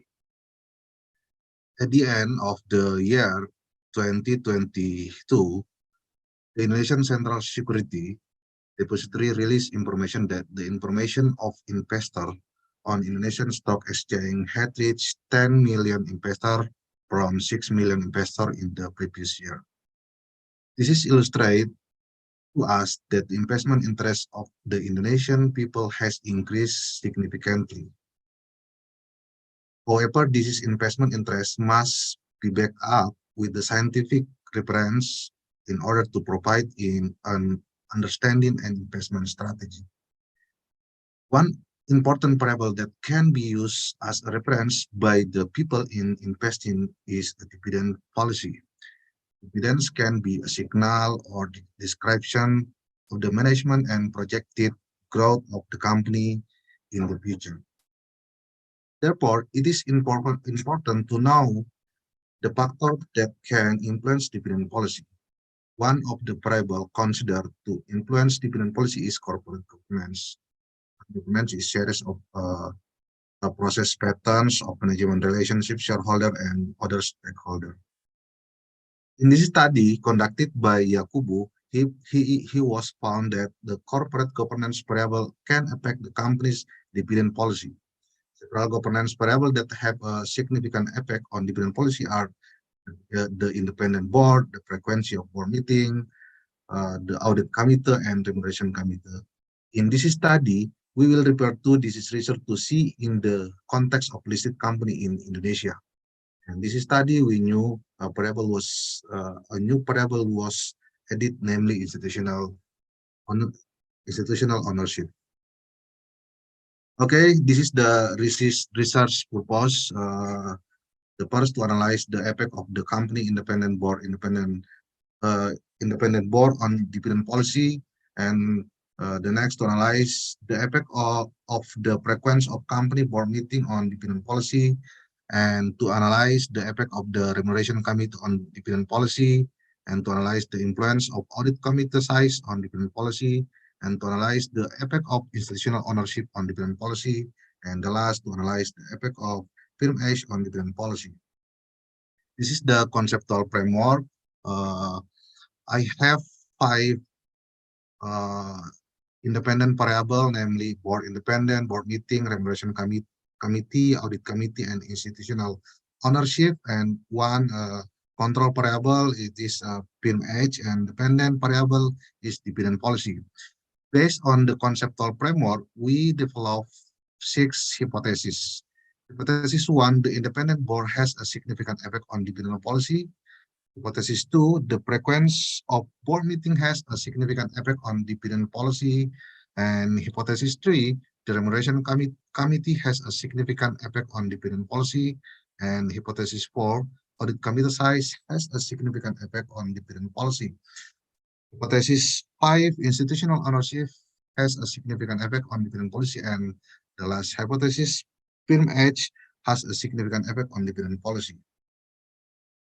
Methodology of the research, the first measurement variable, dependent variable use dividend policy with the proxy dividend per share. Measurement of dividend per share is total dividend paid divided by outstanding share. And independent variable, measurement of the board independent is proportion of board independent to total board, and measurement of board meeting is total board meeting held in 1 year of the company, and measurement of remuneration committee is total member of remuneration committee of the company, and measurement of audit committee is a total member audit committee of the company, and measurement of the institutional ownership is proportion of institutional ownership of the company. And the last, firm age measurement is total operation period of the company since it is funding. This is the sample method. In this study, use purposive sampling method by considering certain criteria. And I have 5 criteria in this sampling, and based on the criteria, we get 52 companies that are eligible to be sampled. And this is the data testing. The data testing method used in the multiple regression method. And based on the Chow test and Hosman test, we found mixed effect model, and ANOVA test, we found that the regression model feasible to use in this study. And goodness of fit test, we found that 87% independent variable can explain or can influence the dependent variable. This is the result and discussion. This is descriptive statistic. Descriptive statistics are data processing used to describe data by looking at the minimum, maximum, and standard deviation. This is the values of descriptive statistic. And this is the regression model. We use dividend is alpha plus beta board independent plus beta board meeting and plus beta remuneration committee plus beta audit committee size plus beta institutional ownership plus beta firm age and plus standard error standard. This is the result of our study. The hypothesis 1, it's board meeting, board independent, and hypothesis 2, board meeting, and hypothesis 3, remuneration committee, and hypothesis 4, audit committee size. We found that significant positive on dividend policy, and hypothesis 5 and 6, institutional ownership and firm age is not significant on dividend policy. This is the conclusion. I have 6 conclusions. The first, there is a significant positive effect on the independent board on the company's dividend policy on the Indonesian Stock Exchange. And 2, there is a significant positive effect on the frequency of board meeting on dividend policy companies of the Indonesian Stock Exchange. And three, there is a significant positive effect of the remuneration committee on dividend policy in companies on the Indonesian Stock Exchange. And four, there is a significant positive effect on the size of the audit committee on the dividend policy of companies on Indonesian Stock Exchange. And the five, there is no significant effect of institutional ownership on dividend policy in companies on the Indonesian Stock Exchange. And the last, there is no significant effect of company age on dividend policy in companies on the Indonesian Stock Exchange. Next, implication for management. The result of study show that the independent board, the frequency of board meeting, and the remuneration committee and the audit committee have a significant positive effect on dividend policy. This can provide input to management that the board is independent, the intensity of board meeting, and the number of committee audit is important enough to maintain monitoring and control and balance the company in order to create effectiveness. And for investors, the result of the study show that the independent board, the frequency board meeting, and the remuneration committee and the audit committee have a significant positive effect on dividend policy. Investor can make reference to the proportion and composition of the variable above in choosing investment in certain companies. This is the limitation. In this study, the One more variable. minute. Okay, the variable used are limited to the independent board, to the frequency of meeting, to the remuneration committee, to audit committee, and institutional ownership. Even though there is many other variables that can be a determining factor for a company's dividend policy. And suggestion for further research, it is hoped that it will be able to explore the influence of company size variable and managerial ownership on dividend policy. Okay, I Right. think thank you for your kind attention. Thank you very much. Good evening. Thank you very much, Rizal. So, time for attendants to ask question.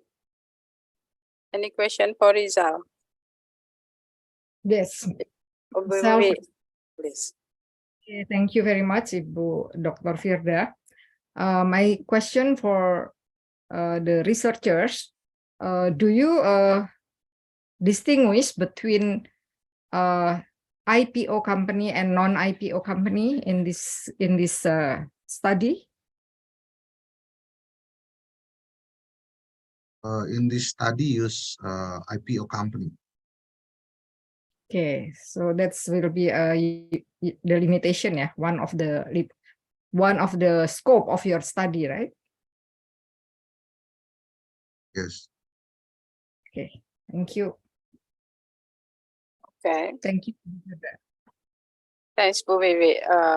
Okay, continue for Bu Vivi question. So, what is the size of your sample if it's IPO sample? How big is your sample is? Okay, I pick our sample with the certain criteria, with some criteria. Yeah, how much? How big is the sample? Five criteria, and I have I get 52 sample for use in this study. 52 sample. Okay. Yes. All right. And one note from me is that in your framework, if you have a control variable, so you don't have to hypothesize the control variable. Yeah. Just you can run it and then it will give you a result. Yeah. And I suggest use since you're in the master degree, right? Sorry. You're in master degree or PhD degree? Master degree. Okay, so to distinguish between bachelor and master degree, use the mediating or moderating variables, yeah, instead of just direct relation between dependent and independent variable. Yeah, it will increase your value.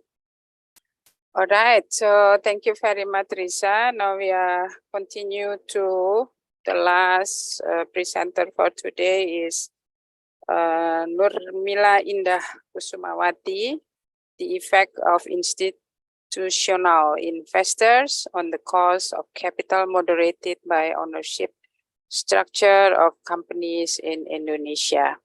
So time and screen is yours, Nurmila. Thank you, Miss Firdaus. I will share, yeah, I will share the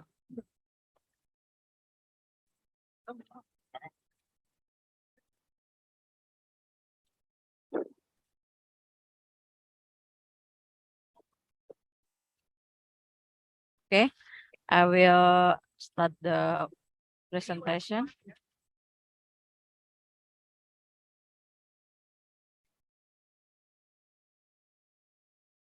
Good afternoon and good evening, everyone.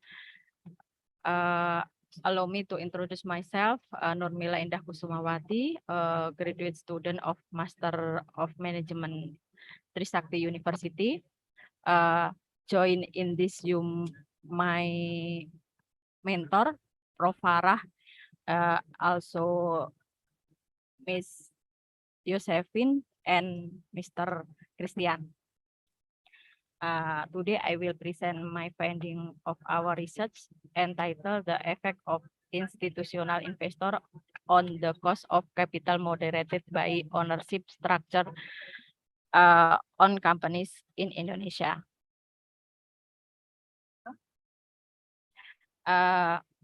This agenda,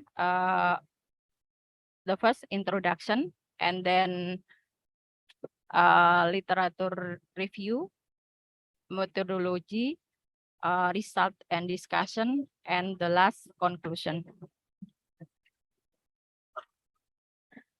The introduction, firstly, there is a dominance of institution investor in Indonesia capital market according to the data from Indonesia Stock Exchange and Central Depository in the past 5 years. There has been an increase of 580% of the number of investor in the capital market, with institutional shareholder still holding of average ownership of above 80% of the listed company in Indonesia Stock Exchange. Furthermore, institutional investor account for 55.3% of the total market transaction in Indonesia, while retail investor account for 44.7%. This figure indicates that significant role of institutional investor in capital market in Indonesia. Secondly, based on agency theory, there is a separation of operational activities and monitoring function within income in the company, which can lead to agency conflict. Research by Darye and Fatahi in 2020 suggests that institution ownership can reduce agency conflict by providing more effective monitoring compared to retail investor. Moreover, mixed ownership and next mixed ownership instead on enterprise or BUMN through initially go public can increase institutional investor ownership, thereby promoting good corporate governance.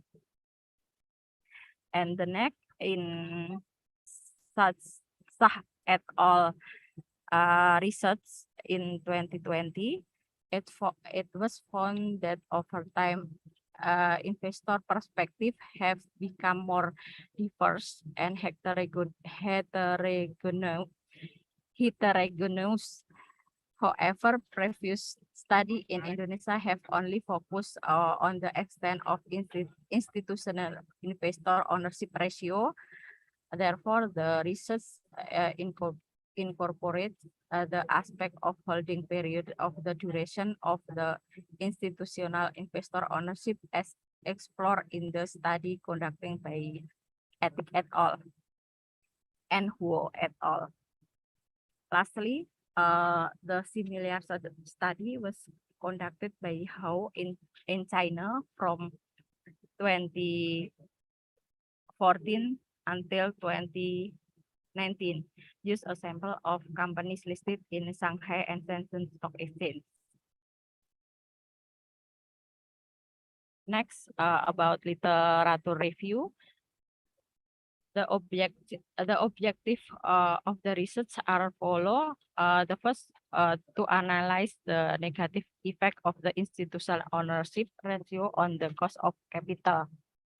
Number two, to analyze the negative effect of the institutional ownership period on the cost of capital. Number three, to analyze the negative effect of institutional ownership on the cost of capital, which is moderated by concentrated ownership structure. Number four, to analyze the effect of increasing institutional ownership ratio on the cost of capital of state-owned companies. And number five, to analyze the control variable consisting of the company size, book to market ratio, total asset turnover, leverage level, operating income growth, largest shareholder ratio, management shareholder ownership ratio, and management remuneration can affect the relation between institutional ownership and the cost of capital. 5 more minutes, Nurmila. Oh, okay, Miss. For conceptual framework, we have two independent variable, institutional investor ratio and institutional investor period. We use a moderating variable, ownership concentration and government ownership. And then dependent variable, cost of capital, and we use some control variable like this slide. We have 5 hypotheses. For the first, the cost of capital can reduce more significantly by institutional ownership with higher shareholder ratio than those with lower shareholder ratio. And then second, the cost of capital can be reduced more significantly for long-term institutional ownership than for short-term institutional ownership. And the third, institutional ownership has a negative effect on the cost of capital, which can be weakened by the concentration of ownership. The fourth, the cost of capital for state-owned companies decreased significantly with an increasing in the ratio of the shareholder into institutional ownership. And the 5, company size, market to book, equity ratio, total asset turnover, leverage, operating income growth, shareholder ratio, management shareholder ownership, and management remuneration can affect the relation between institutional ownership and cost of capital. This slide is explain about variable measurement. I will next. The sample of our research have 65 listed company in between 2017 and until 2019. 2021. From Cho test and Hausmann test, the model use fixed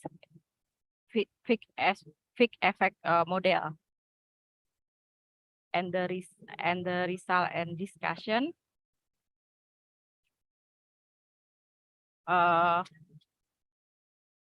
from t-test,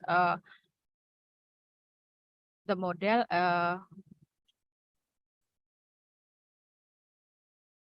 I will next for slide.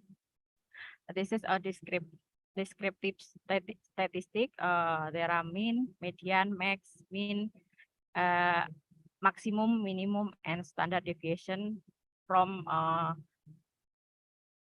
each variable. And the result of the test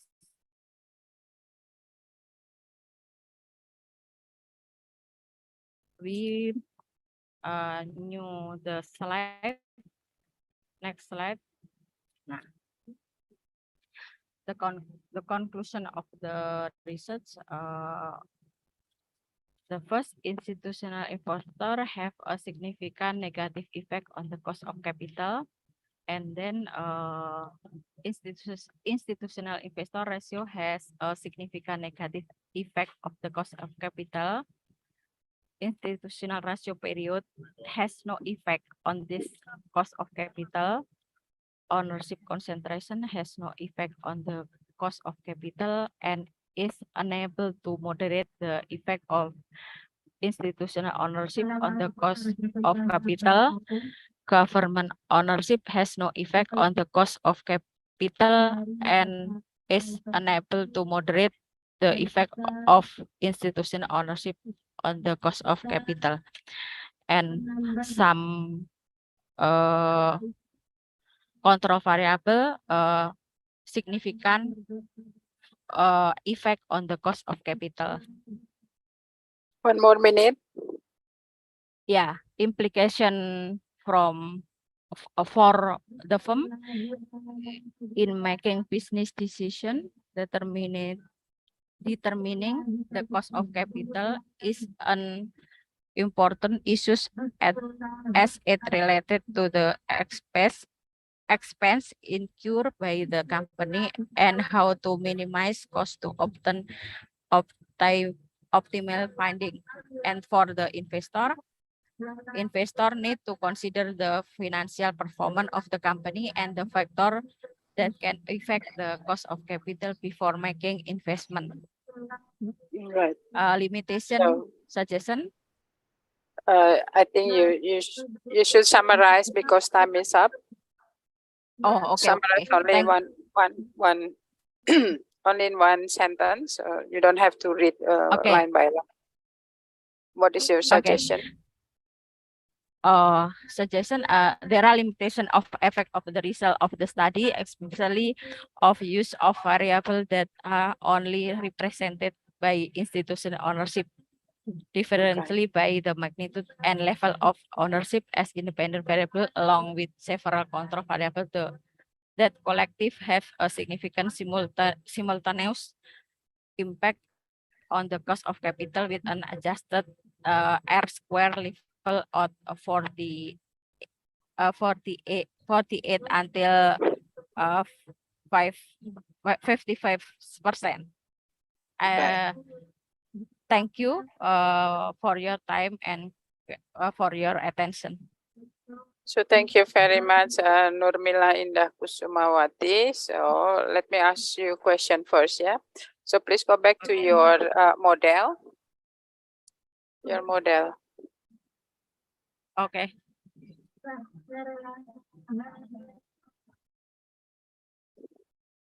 There's a suggestion for you. Yes. From me. Yeah.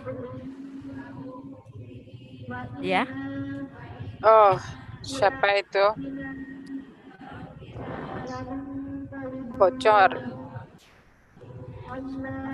Nurmila bocor. Coba bisa dimatiin dulu. Please mute. Okay, Mute dulu. let me know. Okay, thank you very much.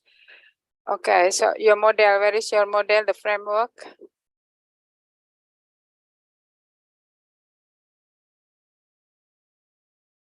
Go back to your model, please. Dibesarkan, so put on your presenter mode, make it a full screen.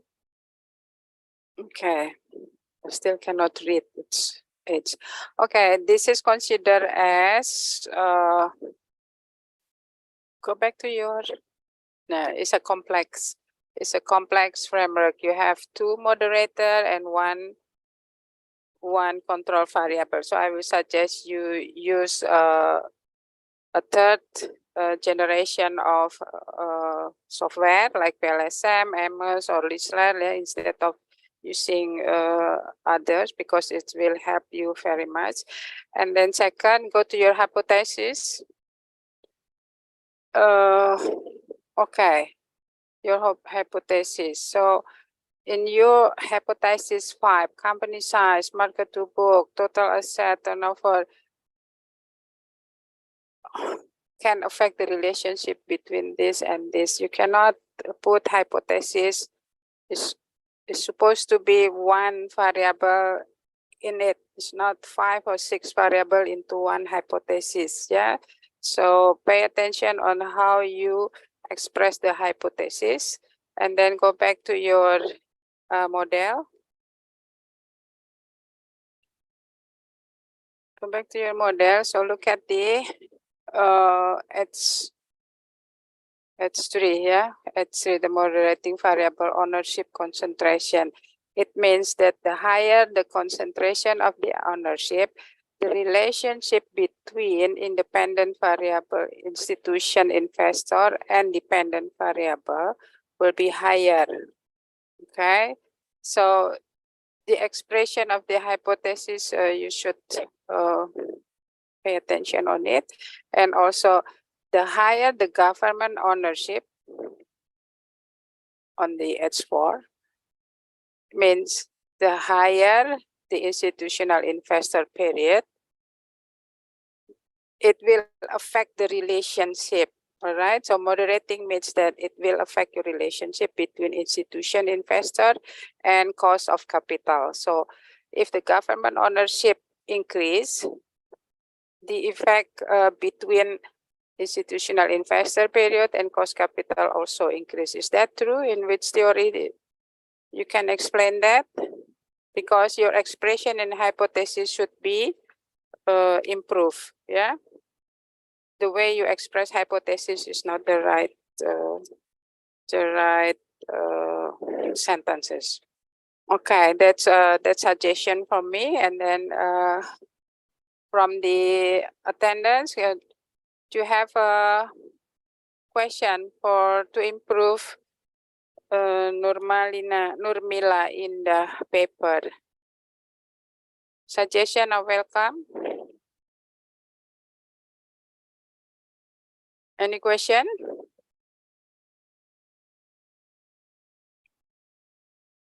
No, if not, then nothing. Thank you very much for all the time allotted for this matter to all attendants. Okay, billahi taufik wal hidayah. Assalamualaikum warahmatullahi wabarakatuh. Time for you, Karim. I put it back to you.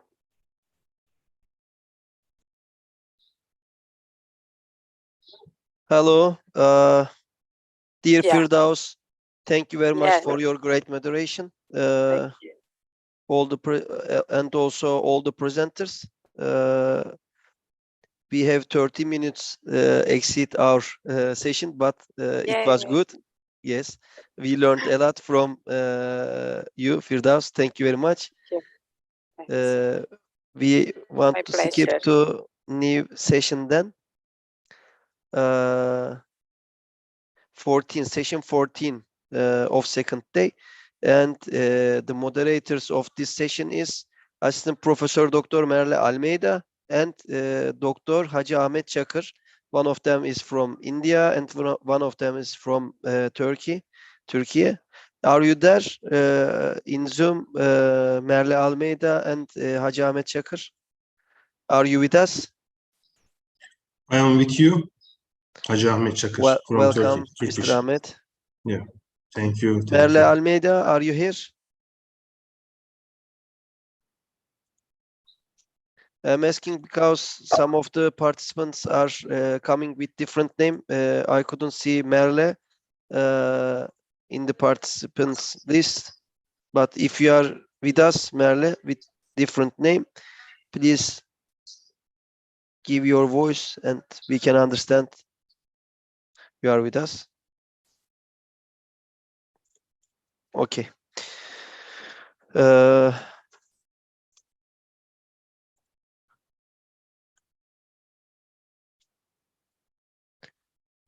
Merle is in Turkish channel. We have 2 channels. I will invite her to here, but we want to use the time effective.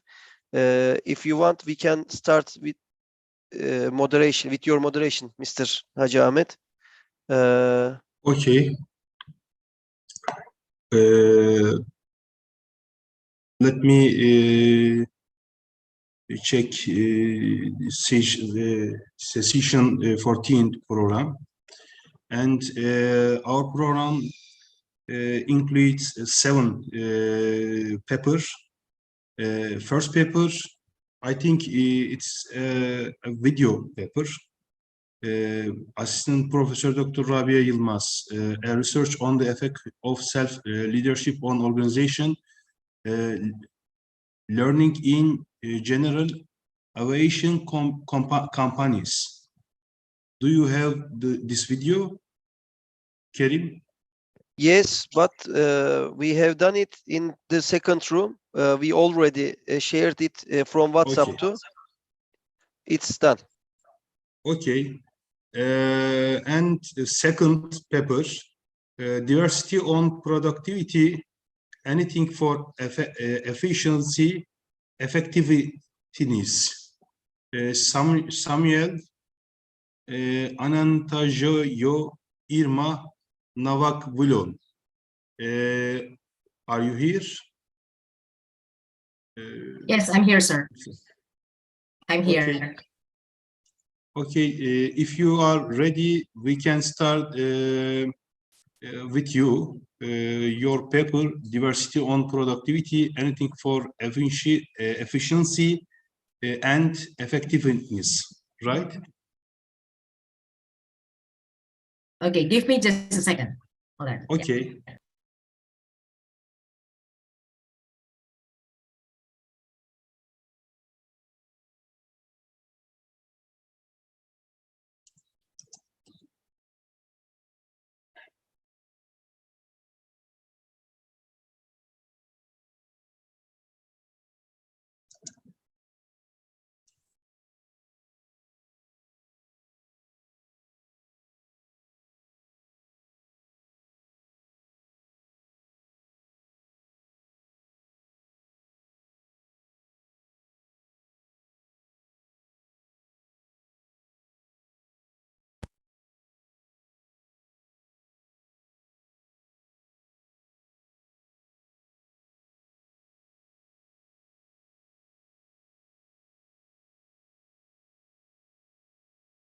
Okay. Can you all hear my voice? Please, it is so little bit. Can you open? Okay, sure. Oops. Are you able to hear my voice right now? Is my voice A still bit louder, Irma, please, because sure. a few seconds earlier it was better, but now it's coming louder. This one is better. Yeah, it's good now. Okay, all right. Okay. Well, again, thank you so much for the opportunity for me to present this paper. With me, I'm Irma. I'm from the International University License Indonesia, and then my partner in crime, which is my partner in doing the paper, and also my partner at home, Mr. Samuel, which is right now he got stroke, and then this paper actually was done just before he got stroke in last January. Okay, again, yeah, the title, again, asking your permissions, really, it's my honor to present this paper. The title, Diversity on Productivity, Anything for Efficiency and Effectiveness, right?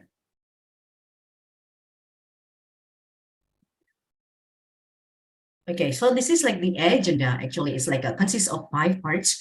First one is introductions, the second one is literature review, methodology, finding and discussions, and also conclusions and recommendations. All right.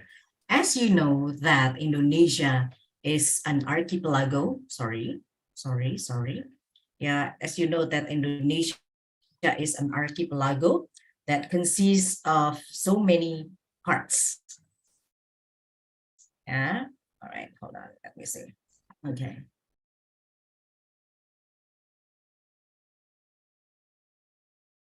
Okay, yeah, Indonesia is an archipelago country that consists of people of multiple difference. That's why this paper is aimed to evaluate the impact of diversity of Indonesian expatriates in the United States of America.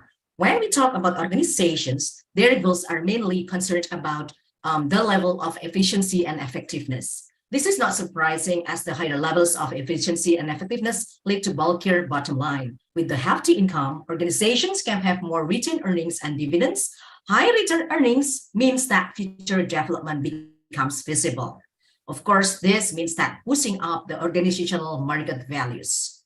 Again, dividends satisfy shareholders, and this means also that employees become loyal. If this is so, organizations should all have contents to exist in the market. But however, the market shows also that organizations can fail. That's why this study attempts to seek possible causes on failure to reach the higher level of efficiency and effectiveness through the lens on diversity management and employee loyalty. Again, Indonesia is an archipelago country that consists of people of multiple differences. Therefore, it has become important to evaluate the likelihood impact of diversity toward employee loyalty to reveal the influential impacts to organizations. The unincorporated variables in this study includes employee diversity, employee loyalty, quality of human resources, and productivity to represent the level of managerial efficiency and effectiveness. Relying on the previous network and acquaintances that we have in the United States, this study includes respondents of Indonesian expatriates in that country. The results are expected to show positive relationships among variables. The results provide the foundations for educational institutions and educators to start relying the message on the importance of diversity. Okay. When we talk about diversity, actually, employee diversity and demography have been regarded as important elements towards shaping the organizational culture. Both the primary and secondary characteristics of people are likely providing degrees of influence in terms of attaining productivity. The variations of people are likely based on educations, experience, physical appearance, age, gender, race, ethnicity, religion, sexual orientations, socioeconomic ability, and others. Again, this pushes forward for enhancement in human resources practices inside organizations worldwide in recruiting and retaining diverse employees. Benefit of diversity thus include the multiple perspectives, improve engagements, attract talents, enhance global image, higher revenues, and easier troubleshooting. Okay, an age relationship had been previously investigated, especially in the countries of Ghana, India, and Nigeria, to have connections to commitment. Therefore, individuals' age drives personality, taste, and references. The characteristics of generations of baby boomers, millennials, Generation X, Generation Y, and others also impact these characteristics. One's age and therefore the generations approximates the quality, engagement, and productivity. Gender and commitment relationships have also been previously studied. Females tend to be less committed in masculine-based organizations.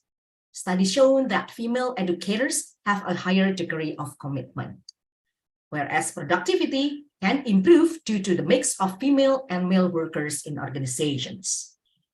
In international setting, however, ethnicity, boost up the level of satisfactions and motivations toward jobs where there are colleagues from the same ethnicity. Employee disengagement and intention to stay bring about the results of management fairness regardless of positions, ability, and competence. Individuals' marital status also is a driver toward the level of motivation toward work and job satisfactions. Blood type also, this is like important, to note that been studied to show influence onto individuals' personality. Education shows the proximity of knowledge. Higher educations tends to lead to employment opportunities, compensations, and bargaining power. It is shaping the quality of human resources, employment quality, employment diversity, and productivity. About the quality of HR, work experiences, work background, enable people to rely on multiple perspectives on work around the job descriptions, including other organizational issues such as planning, strategies, alternatives, and out-of-the-box solutions. Longer work experiences meant it is bring about to higher levels of work motivations and job satisfactions. Quality of HR is approximated where the indicators of quality of HRs include the knowledge, skills, and attitudes. Your loyalty, when we talk about employee loyalty, is about those who are devoted to the organizational success. Money may not be only the reason, according to the theory, but factors of non-financial compensation, such as providing safe working environment, good place for working facilities, or colleagues or friendships are very important too. These are enabling job satisfactions and loyalty. There are 4 indicators of employee loyalty that we use in this research, such as like obedience, responsibility, dedications, and integrity. Productivity, as you know, that employee productivity is on the measurement of performance evaluations of effectiveness and efficiency. Efficiency is doing things right, whereas effectiveness is doing right things. Okay. And then the methodology that we use is, we use like 200 sample size, whereas the recommended sample size is 165. And the sampling size that, the sampling methods that we use is like purposive sampling and also the snowball sampling. The purposive sampling we use to start replacing contacts with Indonesian expatriates, and also the snowballing sampling to get the contact rolling from one expatriate to another. Okay. And this is like the things that total samples 200. Then we divide it into 4 regions. We did northeast of the United States, Midwest, Southerns, and also Westerns. We distribute questionnaires online using like social media and other forms of electronic types, such as the email. Then the questionnaire consists of employee diversity, employee diversity such as like age, gender, ethnicity, blood type, marital status, experience, education, residence. The second one is like the quality of human resources, employee loyalty, and also the productivity. Okay, and this is like the 3 hypotheses that we propose. The first one is we believe that there is positive and significant relationships between the diversity and quality of HR. The second hypothesis is that there is a positive and significant relationship between HR and employee loyalty. And then the third hypothesis is there is positive and significant relationships between employee loyalty and employee productivity. Okay, and then this is like our findings. So we use structural equation modeling to analyze the data. If you can see from this result that the model actually very fit. Yeah, you can see from the SEM results or structural equation modeling, the presence of diversity as the variable in this model is certainly explained by numerous sub-variables such as age, gender, ethnicity, blood type, marital status, experience, educations, and residence. The only negative explanatory power can be observed only from ethnicity. The presence of quality of HR is projected from the classical combinations of knowledge, skills, and attitude. As the attitude shows the highest explanatory power under the presence of quality of HR, these results confirms the vital role of attitudes in employees' mindset, not only better than knowledge and skills, but also better than IQ, attitude, talent, intelligence, educations, money, wealth, asset connections, and also networking. From the perspective of employee loyalty, the results show obedience, dedications, responsibility, integrity, respectively. These results mirror the The communications practice as employee loyalty oftentimes is tied into the level of employees' obedience rather than other elements. Although there are possibilities in falling into the trap of blind obedience, it appears that basic conformity still measures the level of loyalty, and the worldwide organizations where the Indonesian expatriates are employed seem to maintain the perceptions that obedience is the key success factor in controlling the employee loyalty.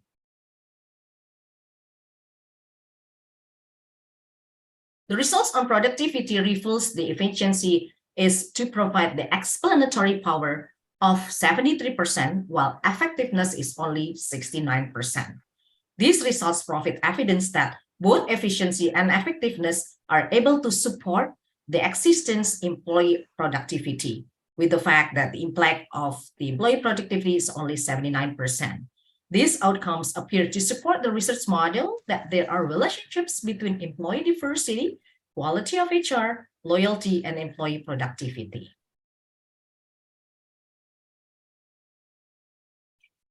Therefore, our conclusions and recommendations. The role of employee diversity holds a vital role in pushing forward the quality of HR. The sets of literature actually are providing support toward the relationships among the variables and sub-variables.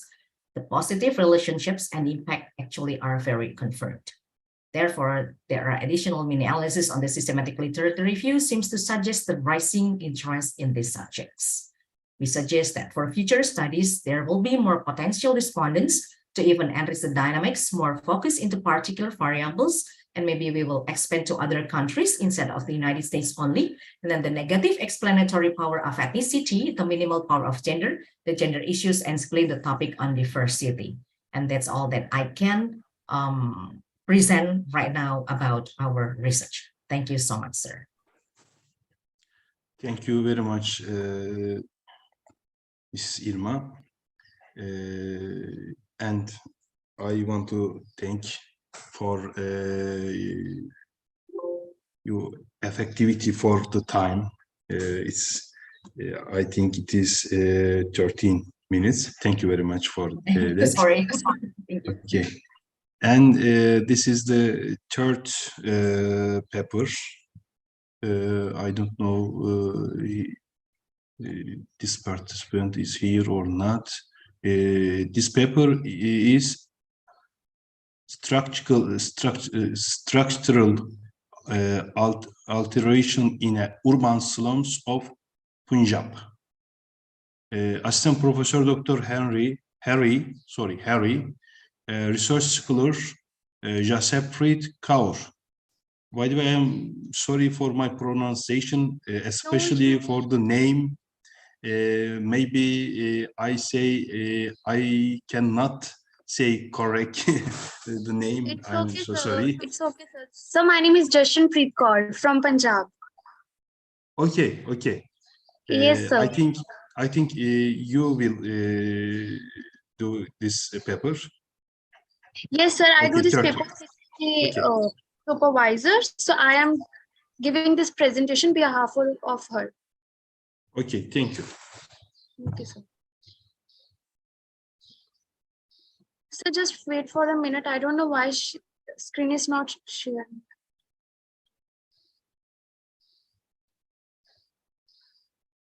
Can you do it? It is in the middle, upstairs this screen, up the screen.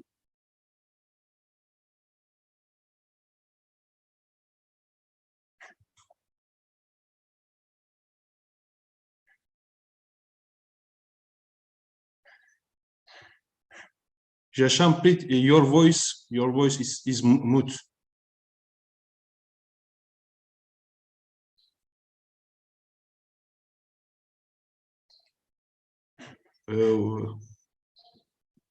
So my voice is audible to Okay. you?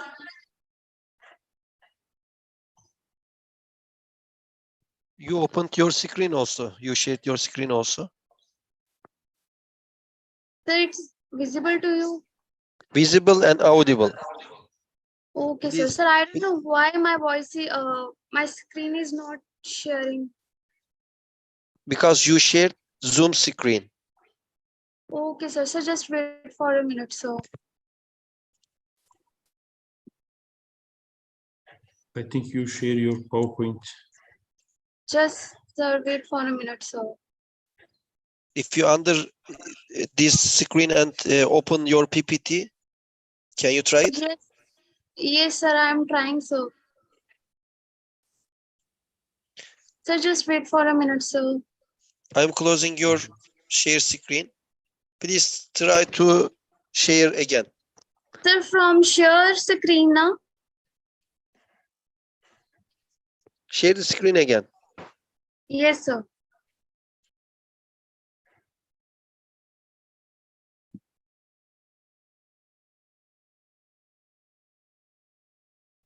Just wait for a minute. Sir, now it's visible.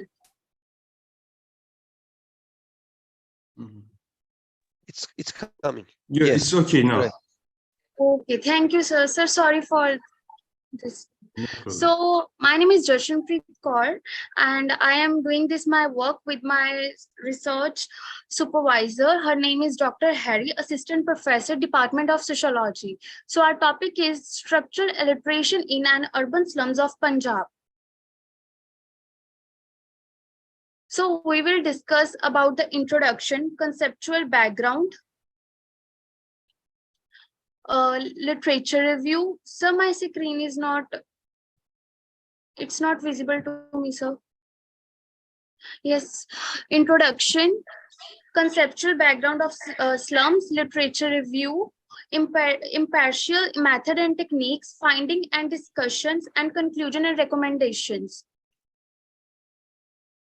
So the introduction is a slums is a densely populated urban residential area made up of poorly constructed dwelling units that are frequently connected to poverty. Slums are predominantly home to the poor and frequently have degraded or unfurnished infrastructure.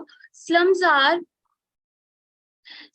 are typically found in metropolitan areas. However, in some countries, they can also be found in some suburban areas with subpar housing and unfavorable living conditions. The majority of slums lack reliable sanitary facilities, a supply of clean water, consistent energy, law enforcement, and other essential amenities, notwithstanding differences in the size and others expect. Conceptual background of slums. Period to the 19th century, wealthy and poor residents of the same neighborhood coexisted with the wealthy residing on high streets and destitute behind them in service streets. However, in the 19th century, wealthy and upper middle class people started to leave the century area of quickly expanding cities, leaving behind residents from lower socio-economic classes. Prior to the early 20th century, slums were widespread in both the United States and Europe. The term is typically credited to London's East End, where intense overcrowding is a maze of post-medieval streetscape resulted from enormous and rapid urbanization of the dockside and industrial regions in the 19th century. In 1840, Charles Dickens wrote, "I mean to take a great London back slum kind walk tonight." Using the word slum in a similar context, some after the term slum started to be used to denote substandard dwelling and was substituted for rookeries. Overview of slums in Punjab. In 2011, Punjab's urban population exceeded 10 million with two cities, Amritsar and Ludhiana. Counting among the million-plus cities, by a few years from now, Jalandhar is anticipated to have a population of 1 million or more as well. Despite having the highest per capita income in the nation, 1/4 of Punjab urban population lives in slums. If we use the NSSO's definition of slums, the number of slums is probably higher. If one uses UN Habitat definition of slums, the number may be unconvincingly large. Slums are home to 35% to 40% of the urban population in Amritsar, Jalandhar, and Ludhiana. Sir, my voice is audible?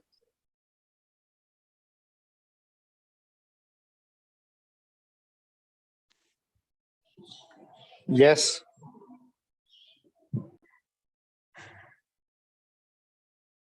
Jashanpreet, are you there? Yes, sir. Yes, sir. Sorry, sir. I'm facing some internet issue. I'm really sorry, sir. Okay, no problem.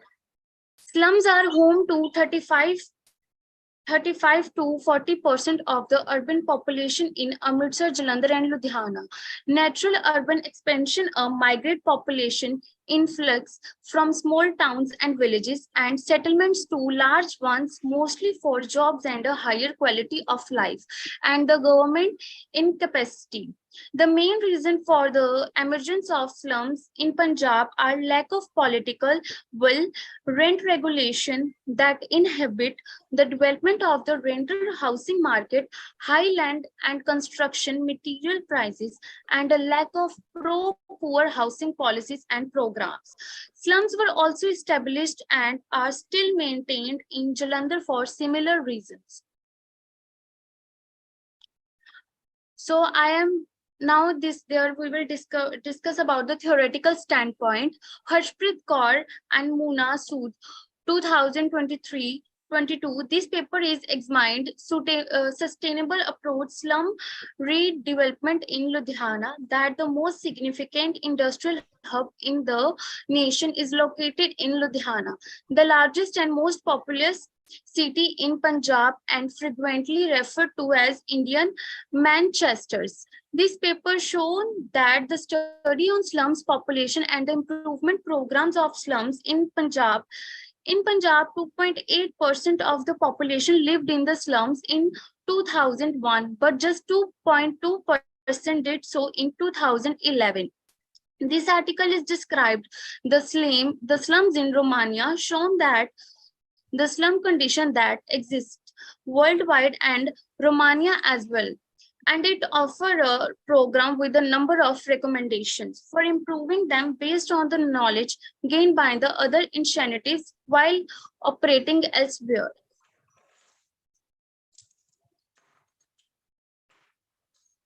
This research examined an overall overview of infrastructure in slums of Jalandhar city, that the spread of slum in Punjab is generally and Jalandhar in particular is discussed in the paper. Kumar Sandeep, 2017. This paper is examined the study of slums as social and physical constructs, challenges, and emerging research opportunities. So I will talk about this study area. I have chosen the area in the Punjab, which is known as Jalandhar. It is located in the Jalandhar, and I have take the sampling of 20 families, and my respondent is one from each family. So the education structure of slums. So this is the graph of education profile, where there is I take the sampling of on the basis of teenage, female and male, on the basis of gender. So only one girl who is come in the category of adult is under the pursuing the study of graduation, and only 7 number of students which are under the age of 18 are pursuing their study under the 12th class, and the slums migrants which are coming from another states are totally illiterate. So after that, we will talk about the migration status from other to Punjab and reasons of slums people. So majority of the number of people who are living in the slums are come from Uttar Pradesh, after that the Bihar, and after that Rajasthan and Gujarat, and total numbers are 20. So Uttar Pradesh, the population of Uttar Pradesh is larger number, and after that Bihar, Rajasthan, and Gujarat is the least number in the population. So after that, we will talk about the working profiles in the slums. The working profile of the slums is related to when they come to the Punjab after the migration, they will start working as a labor work. After when they they collect money, then they started their small scale business like coconut stall on the road or a street, water bottle stall on the streets, or like toll stalls on the streets. And females are doing work like a labor in the labor sector, or work as a maid in the neighborhood families. And teenagers are also going to the school, but after school time they beg in the society and ask money from the people who are around them. So result are this: family relations deteriorate when the slums people migrate from their home states. They also suffer from the breakdown in their relationships. Changes required for adopting. They also take time for adopting the culture of the new states. So they are facing difficulty learning in the new language. Ethnic minorities suffer for discrimination. So the migrant peoples who come from the other state, they also suffer discrimination on the basis of caste, gender in their homeland states. So this is my survey when I collect the data, from where I collect the data. So these are the people where these people are living, and this is the slums where they are living.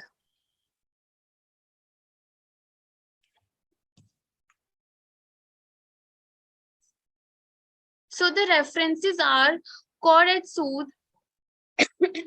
M 2022 Sustainable Approach Slums Redevelopment in Ludhiana, IOP Conference Series Earth and Environmental Science, and Core B 2015 the Study on Slum Population and Improvement Programs of Slums in International Journal of Scientific and Research Publications. Slums in Jashanpreet, Yes, sir. is it your paper reference? Yes, sir. Okay, we will see this on the book.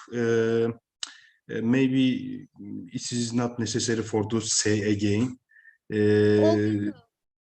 Any question for Jashanpreet, or is it finished your paper? I think it's finished. I think no any question. Okay, thank you for your presentation, Jashanpreet Kaur.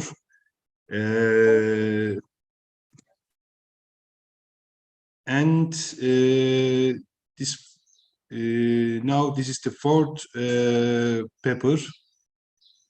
I think as Professor Merle Almeida is not here, right, Kerim? Miss Merle. Yes, I am there, sir. Am I audible? Okay. Welcome, Miss Yes. Merle. Welcome. Now it's your turn, and your paper is talent management in the hotel industry of Punsti, role of social media and social media influencers. Right. Okay. Yes. It's your turn. Yeah. Thank you. A very good evening to everyone. I'm here to present my paper, Talent Management in the Hotel Industry of Pune City, Role of Social Media and the Social Media Influencers. I'm Professor Merle Almeida, Bharti Vidyapeeth, deemed to be University Institute of Hotel Management and Catering Technology, which is in Pune, India. Okay, the agenda for today would be the introduction to the topic, the review of literature, the methodology used, findings and discussions, and then the conclusions and the recommendations. Okay, as we all know that in the recent years, there is a significant increase in the use of social media in the hospitality industry, and it has proved to be key to the marketing tool. Okay, we see that there is increase in technology, speed of the internet has increased, the world has come closer. There are new recruiting landscapes, and obviously most of the industries, especially the hospitality industry, is trying to adopt the new hiring approach. Yeah, we have seen that the social media adoption is one of the keys because the X and the Y generations at this point of time are on to all social media platforms. And since, everywhere it is available, so the hotel industry has found out that it is better to adopt these in order to get better talent. And also at the same time, the employees are able to get better job opportunities. Okay, if you see that the social, there is this review which has been put by Review Pure that in 2011 that the use of social media as one of the key goals in order for driving growth. Okay, revenue growth for both sides, whether it be from the employee side point of view or the industry point of view. Okay. The Mr. Majumdar, the former HR COE of Novo Nordisk, has said that while fighting for talent and in an employee market, and these social media influencers are able to attract better talent. Why? Because they allow the brand to go viral.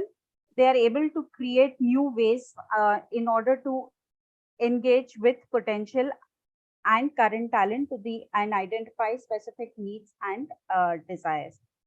When I was reviewing literature, I have seen that the results of when the surveys etc. has been put through these various authors, it is being that the social media and the social media influencers are able to put forth the brand in a better manner. They are able to develop a connect with the talent, and with whether it be even for marketing, it is easier for them to understand the customer's needs and experiences. Okay, the objective of my study is to measure and add to our knowledge the role that social media and social influencers play in acquiring talented staff for the hospitality industry. Second is to explore today's challenges faced for the finding talent, and what possible extent that social media and social media influencers play to get the targeted talent. And the third is to review and the current and future of social media and social media influencers in finding appropriate talent. The methodology which was used, I had used both the systematic review method, that is a questionnaire was circulated amongst 57 hotels of Pune city, as well as the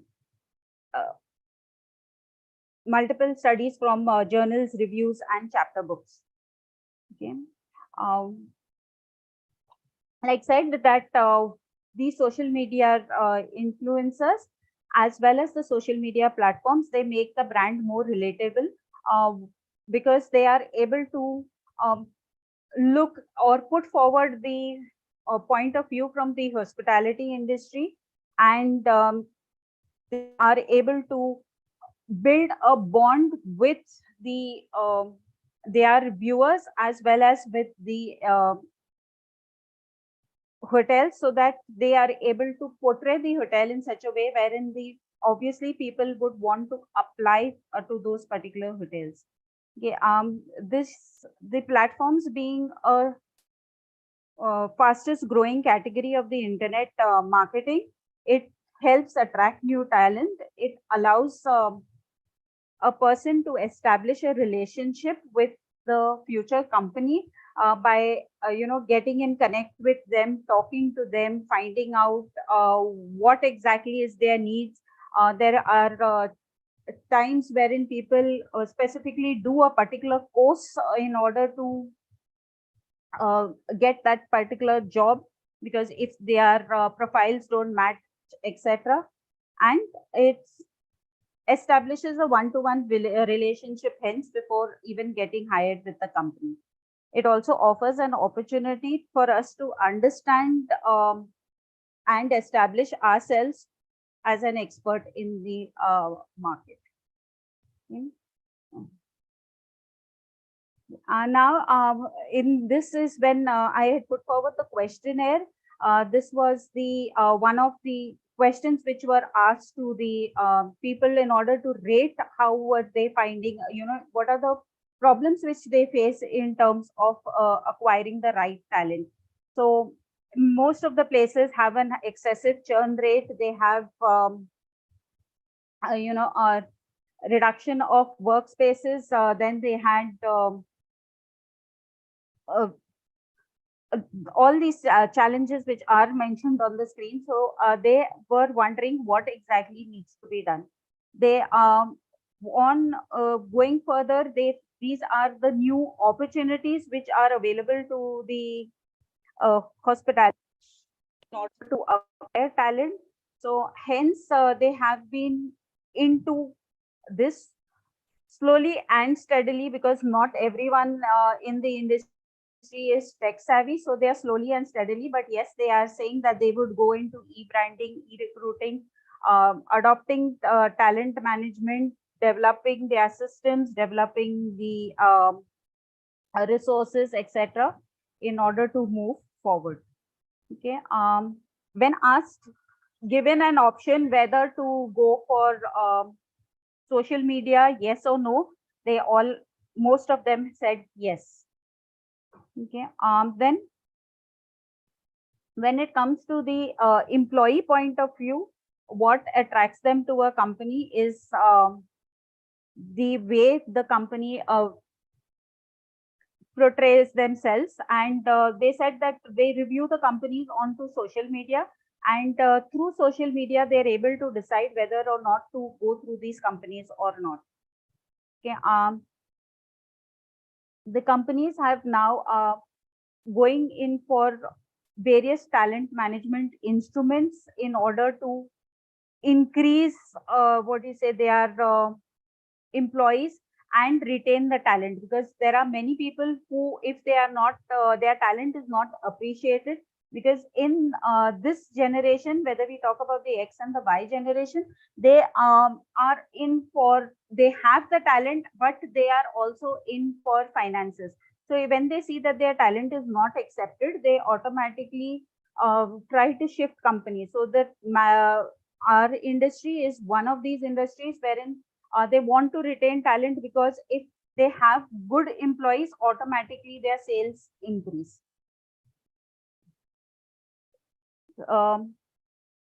Nowadays, in order to hire, they have changed their ways of hiring.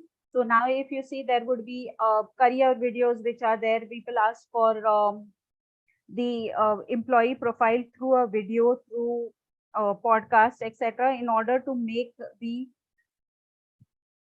get a view of the employee even before they come physically into the organization. Okay.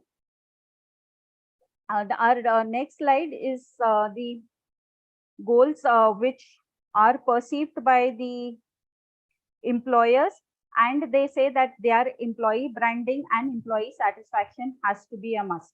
Why? Because if that is not there, then automatically there would be a fall in the employment.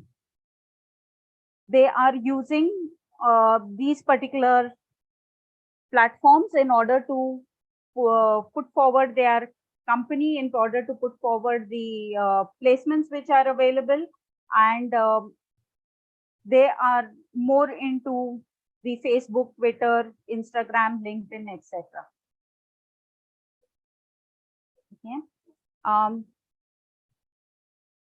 Whether to use social media on shift or not.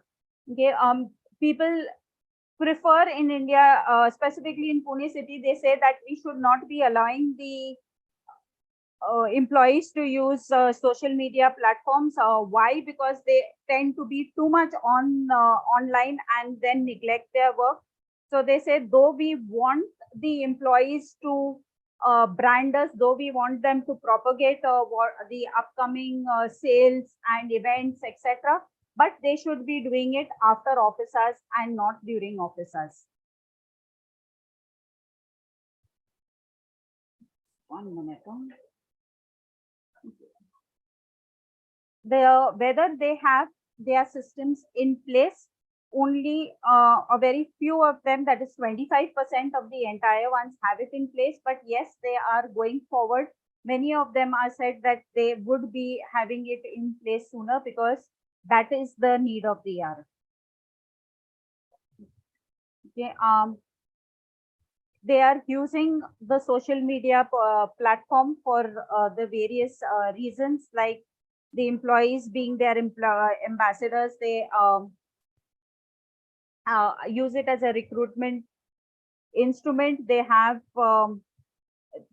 they review the applicants. That is when they are seeking for talent first. Before even approaching them, they go ahead, review their social media profiles, etc., and then only go ahead to call them for interviews or look forward to hiring them. Okay, the reasons why the hotels use social media is, one is for the job search, then they to connect for awareness, contact people, etc. But at the end of the day, they are looking forward to increasing their branding as well as getting the right talent in order to increase sales. Okay.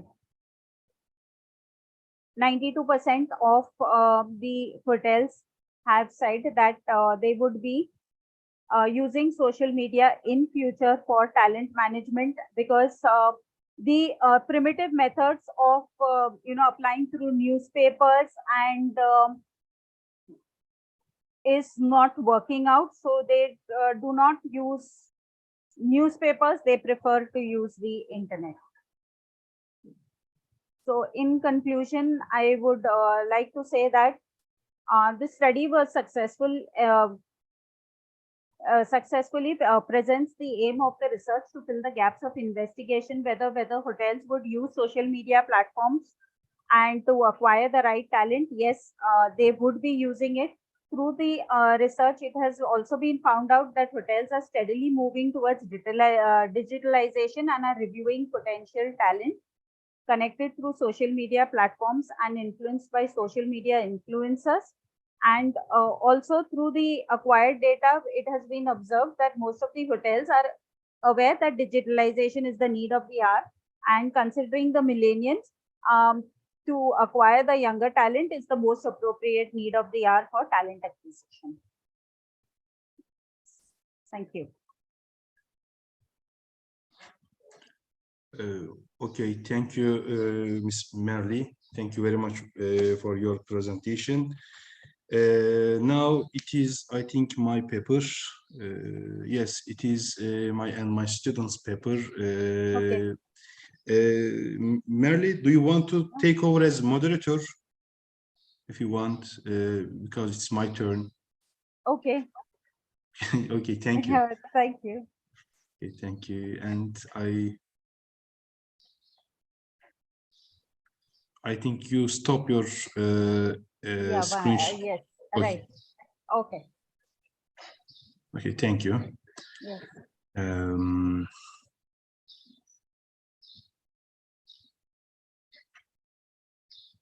Sorry.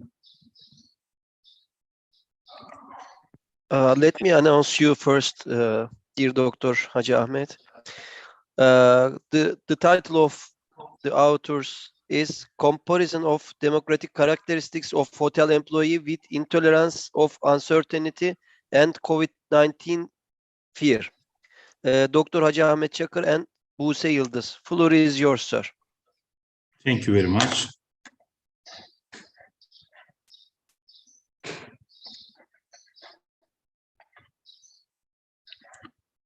Okay, I think you can see my PPT, right? Yes, they can Right, see. sir. Okay, thank you. As you say, Kerim, our subject is a comparison of demographic characteristic of hotel employee with intolerance of uncertainty and COVID-19 fear. Actually, this paper is supported by Turkish Scientific and Technological Research Institution in the scope of university students. I mean, my students Buse Yıldız projects this paper.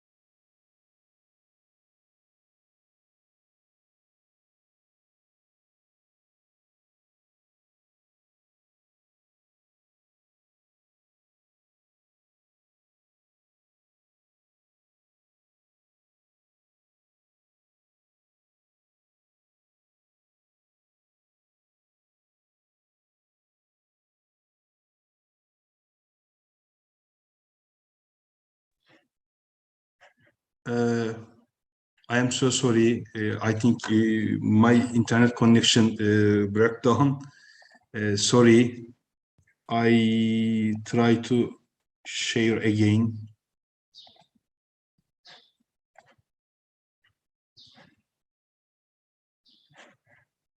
Okay, I think it's okay now. I said two variable. First, COVID-19 fear, and the other in terms of uncertainty is uncertainty. COVID fear is defined as an emotional reaction related to the risk of contracting the virus, COVID-19 virus, or the course of the diseases, and intolerance of uncertainty is expresses as emotional and cognitive reactions to unknown and unpredictable events, incorrect evaluations, wrong decisions, making and treat perceptions, etc. The COVID-19 pandemic has had a significant impact worldwide and has become a source of fear and concern for many persons. There are some resources, this connection, COVID-19 fear and intolerance of uncertainty, and some paper or resources about COVID-19 fear and person demographic characteristic and same in terms of uncertainty.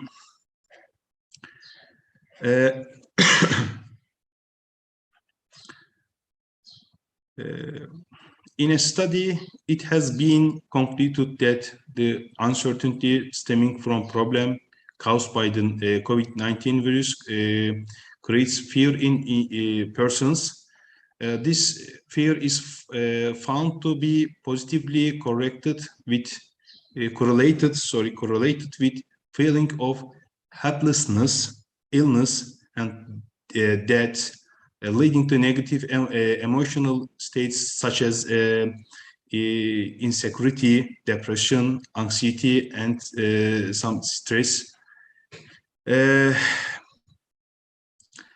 Various study has been found that establish different level of relationship between individuals, socio-demographic characteristic, intolerance to uncertainty, and COVID-19 fear. Considering the relevant literature in the field, the aim of the study is to compare the socio-demographic characteristics of hotel employee with their level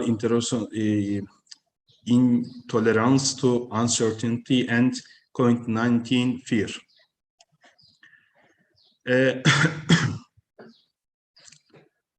The model of research is the relational screen model, which is a model that aims to determine the existence and or degree of change between two or more variables. The population of the research consists of the Turkish personnel working at the hotel in Manavgat in Antalya. And this sample consists 313 hotel workers selected by the convenience sampling method, which is one of the non-probability sampling types. A questionnaire was used as a data collected tools in the research. The first part consists of 12 statements or items prepared as 5-point Likert type regarding the level of intolerance to uncertainty of the participants. In the second part, there are 7 items prepared in 5-point Likert type for the COVID-19 fear level of the participant. In third part, demographic characteristic. In order to ensure a proper understanding of the items in the survey before proceeding to data collection, expert validation was sought by consulting 2 expert faculty members in the related field. Subsequently, a pilot study was conducted with 30 participants from hotel employee in Muğla region in Turkey, and no issues were identified, allowing to the study process. The research data were collected by the researchers during the period of the June to September in 2022. Before conducting different tests, the normality of the data was checked to access whether it follow a normal distributions. It was observed that the skewness and cortisol value of the data fall within the acceptable range. Indication normality of the data. Therefore, it can be said that the data set related to the scales has a normal distribution feature. To compare 2 groups, an independent sample t-test was used, and for comparing 3 or more groups, one-way analyzing of variance was used. this table about information and participants' demographic characteristic.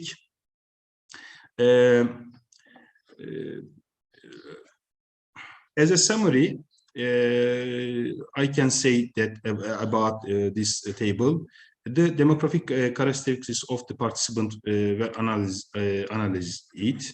It can be observed that majority of the participants consist of males, single person, and possess an associate's degree. In terms of monthly average income levels, 31.3% of the participants have an income of minimum wage in Turkey, of course, Turkish lira. And when examining the department where participants are employed,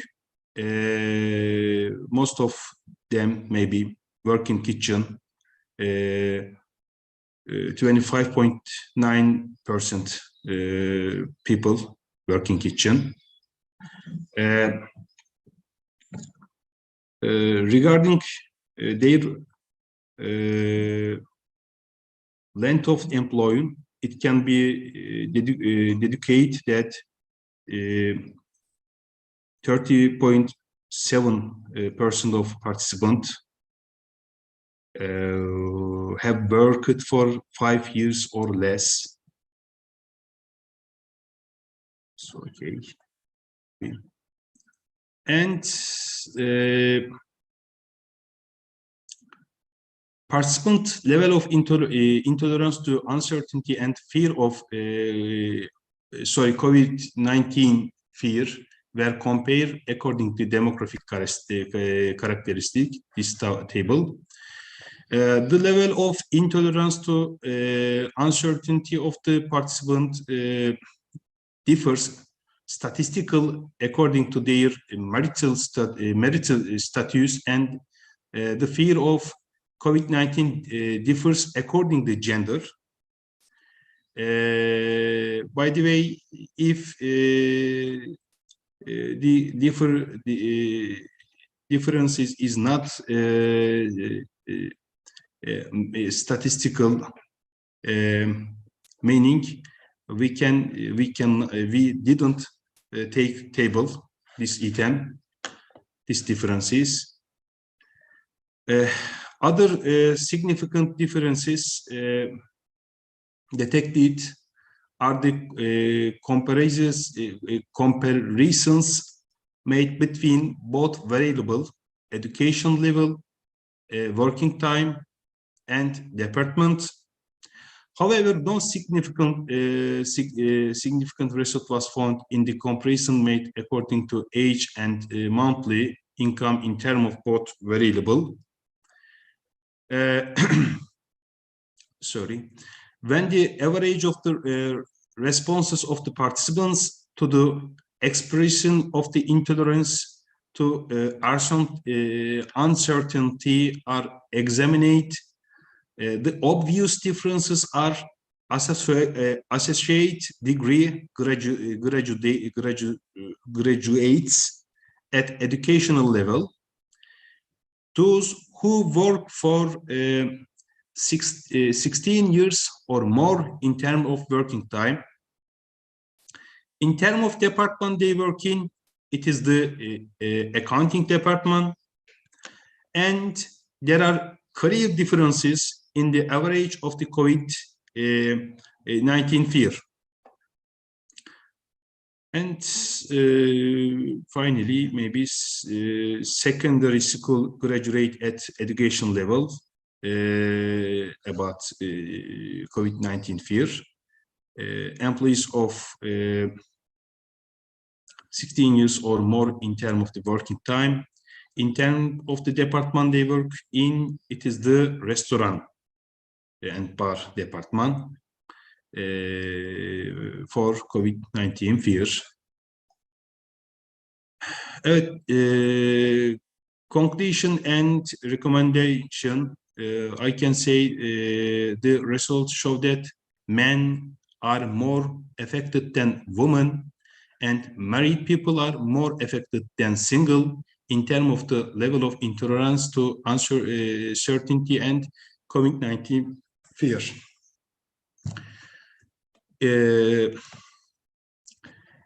It is one of the research of this study that employees with a bachelor degree or higher have a lower intolerance to ambitions, situations compared to other group.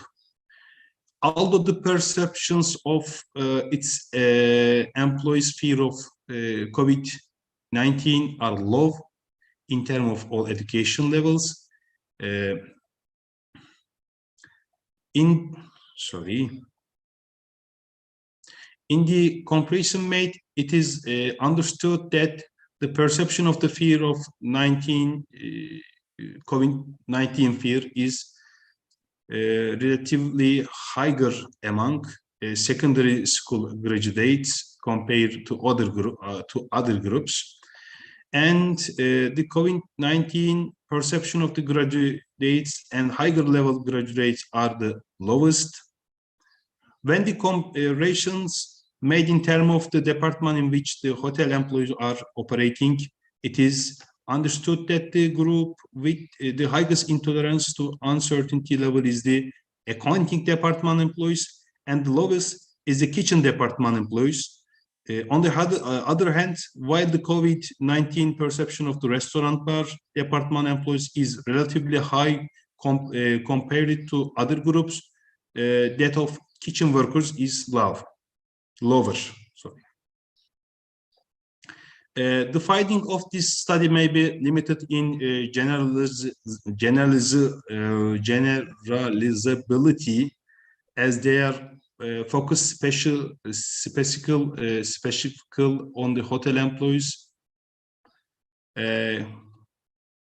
Extrapolating the result, the other occupational group or industry could be done carefully. There may be confounding variable that influence both intolerance to uncertainty and COVID-19 fear perceptions. Controlling for potential confounders such as personal health conditions, prior exposure to COVID-19, or socioeconomic factors should be considered. And it may be valuable to explore potential mitigation strategies for reduce intolerance to uncertainty and COVID-19 fear among hotel employees. Examining the effectivities of intervention or organizational policies aimed at addressing these issues could be beneficial. Addressing these problems will enhance the validity and reliability of the research finding and contribute to a better understanding of the relationship between intolerance to uncertainty and COVID-19 fear among hotel employees. Thank you for your kind attention. Thank you very much. Thank you, Dr. Hamid.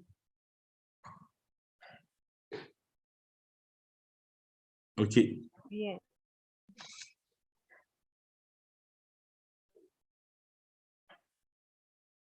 Sorry. I think. Merli, are you there? Yes. Okay. The next. I try to stop my screen. Okay. Should I announce the next speaker? Yes, Merli, please.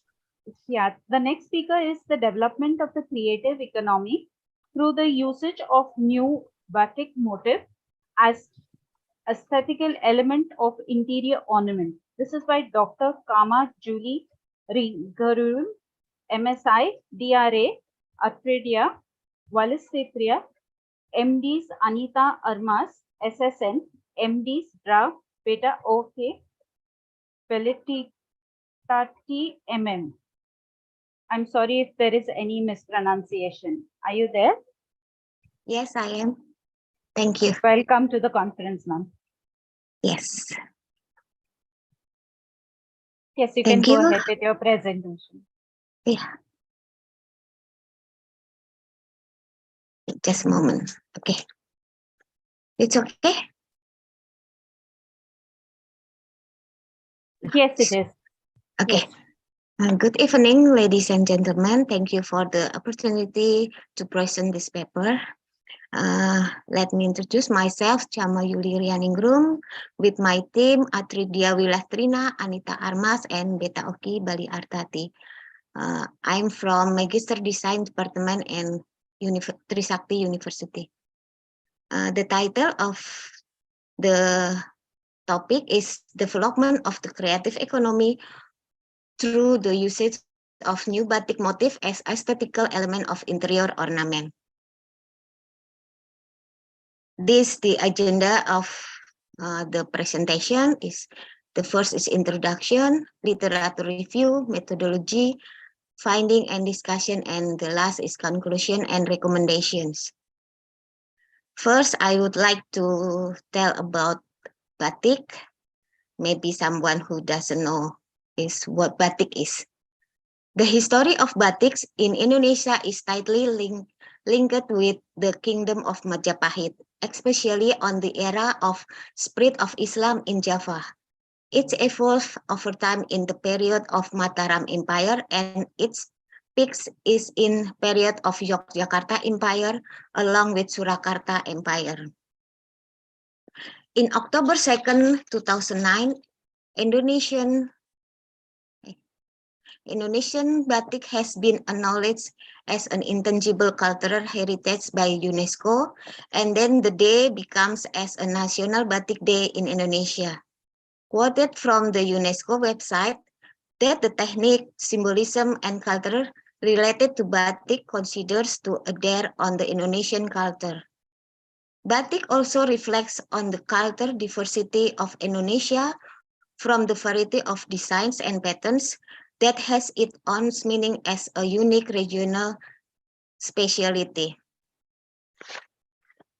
From the development period after the 19th century until now, batik is allowed to be worn by the general public. Its usage has also evolved not only as a fabric, other than as clothing, it's also utilized in decorative ornaments of many products. Along with it, batik pattern and the creation process also evolve and blend freely, no longer tied with the rules of tradition related to application of pattern, shape, color, size, and usage. These variations in batik motif can be evolved in a wider range, but still maintain the unique characteristic of the original motifs. Is to be enrich the variety of patterns on Indonesian batik that follows the evolution of era, industry, and market demand along with trends. Literature review related to this presentation is, I just choose two, is creative economy and batik and its development. The understanding of creative economy in Indonesia is a creation process, a production activity, and a distribution of goods as well as services that in its process needs creativity and intellectual capabilities. Quoting from an official page of the Ministry of Tourism and Creative Economy in Indonesia, there are 17 subsectors of creative economy in Indonesia, which are game, developer architecture, interior design, music, fine art, product design, fashion, culinary, film, animation and video photography, visual communication, design, television and radio, handicraft, advertising, performance arts, publishing and application. Batik is a type of fabric that is hand painted using a hot liquid wax with chanting, which is a tool to create a pattern or design as a color resistor on top of a clothes. Chanting is a kind of tool or medium for painting with wax. A distinct process of batik creation has its own unique characteristic compared to other pattern fabric. The creation of batik itself is a manual process with a specific skills and takes a long time to become wastra or a batik fabric with a high value. Name it adiluhung. Adiluhung is a high value for cultural works. Traditional batik motif basically has a design and color used as a symbol of culture that contain philosophical meaning that's a distinct and unique. This the process of making batik. Classic Indonesian batik was done manually with traditional tools such as plain clothes, chanting, hot wax, and furnace while in a sitting position. The following are the steps on making batik is make pattern on the plain clothes and apply the hot wax using chanting to follow the pattern. After every pattern is covered with the hot wax, let cool down to dry. After that, the coloring process and then the color parts once again will be covered with hot wax. It's called ngelir. When the cloth has been dry, it will be washed like this with boiling water to remove the wax, call it ngelorot. And the wax has been removed from the cloth. The cloth it will be dried like this. The traditional batik is the beginning. Following are few of the many variations of classic batik Indonesian pattern like this, the color and the pattern at the beginning of the Javanese kingdom. It was only the king and his family that are allowed to wear it for the official ceremonies such as their wedding or the classic dancings. And the methodologies. This research is using a case study approach, because of the distinct uniques in the batik pattern, particularly in Java. The people of Java has a collective memory. The traditional batik pattern has a philosophy and a deeper meaning related to its culture. To this day, many of the general public in Indonesia is still very respectful of classic or traditional batik motif as a heritage that deserve to be preserved. This the research stage scheme. The stage first I get a literature study, field study, and stage 2 is getting information, networking. Stage 3 get an execute FGD, formal group discussion, and make a documentation, making a new batik pattern, design sketch developed from the traditional pattern, and the final, I applying it to the supporting elements of interior. From the result of this research, several interesting points has been found for the improvement of creative industry from creating modification of traditional Javanese batik pattern, that many of them has been modified into a variety of newer pattern or motif. The creation of the new batik pattern design is done with design creative in pattern size, pattern structure, simplification, or even to make it more complicated, fusion of various pattern, colors, adding a new or modern pattern element. As in and look at this batik, the motif and color have changed from the classic before. It's more colorful.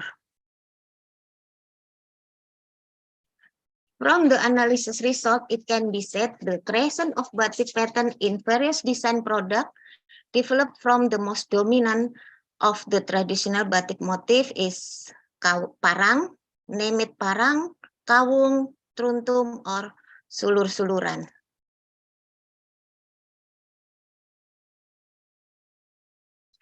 In the fashion world, batik has gone worldwide and has been processed into a more beautiful and modern or trendy clothes.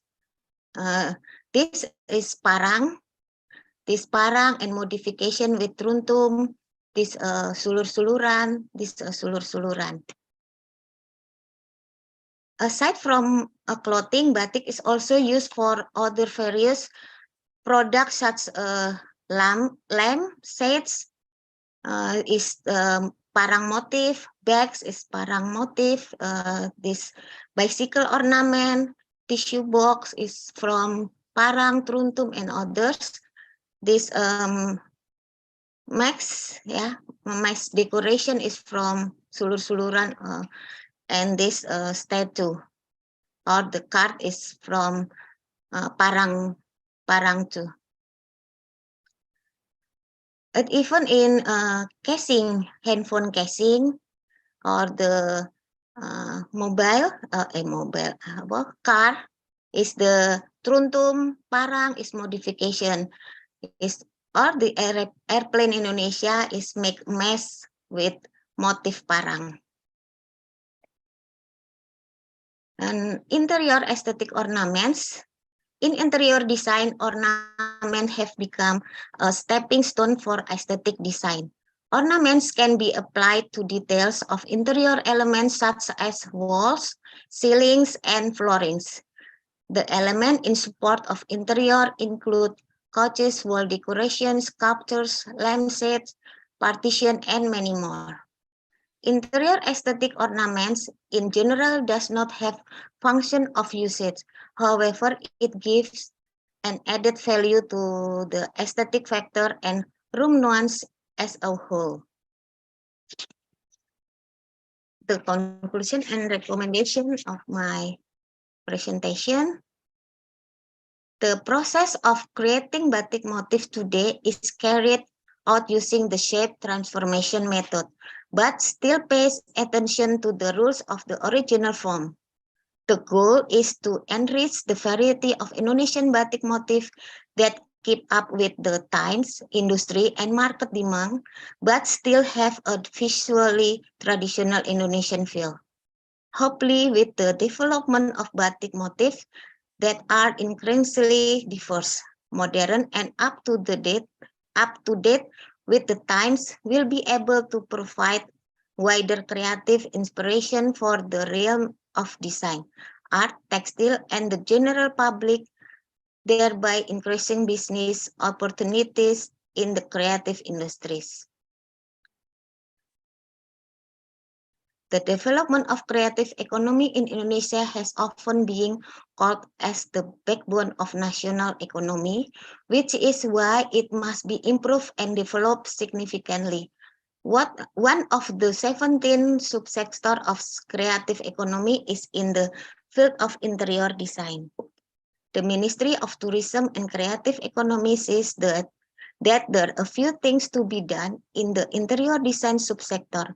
Among others, there are protection against the creative interior design people in the domestic market, the availability of certificates to create a standard, and copyright protection.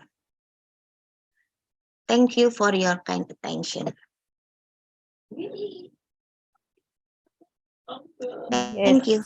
Thank you, Doctor. Thank you so much. Our next, yeah.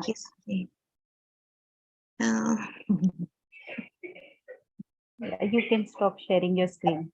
Yes. Stop share. Okay. Thank you. Yeah, thank you.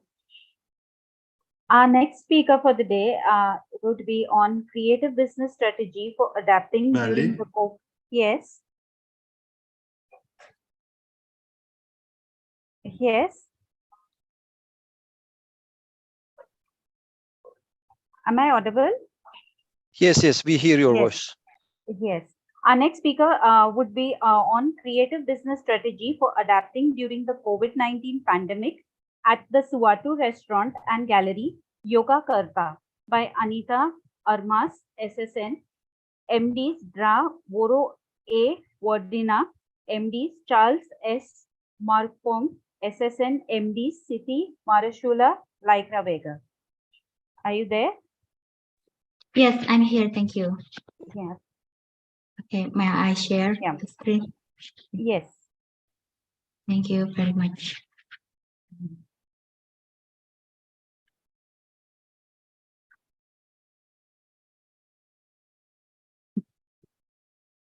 Okay, good evening, everyone.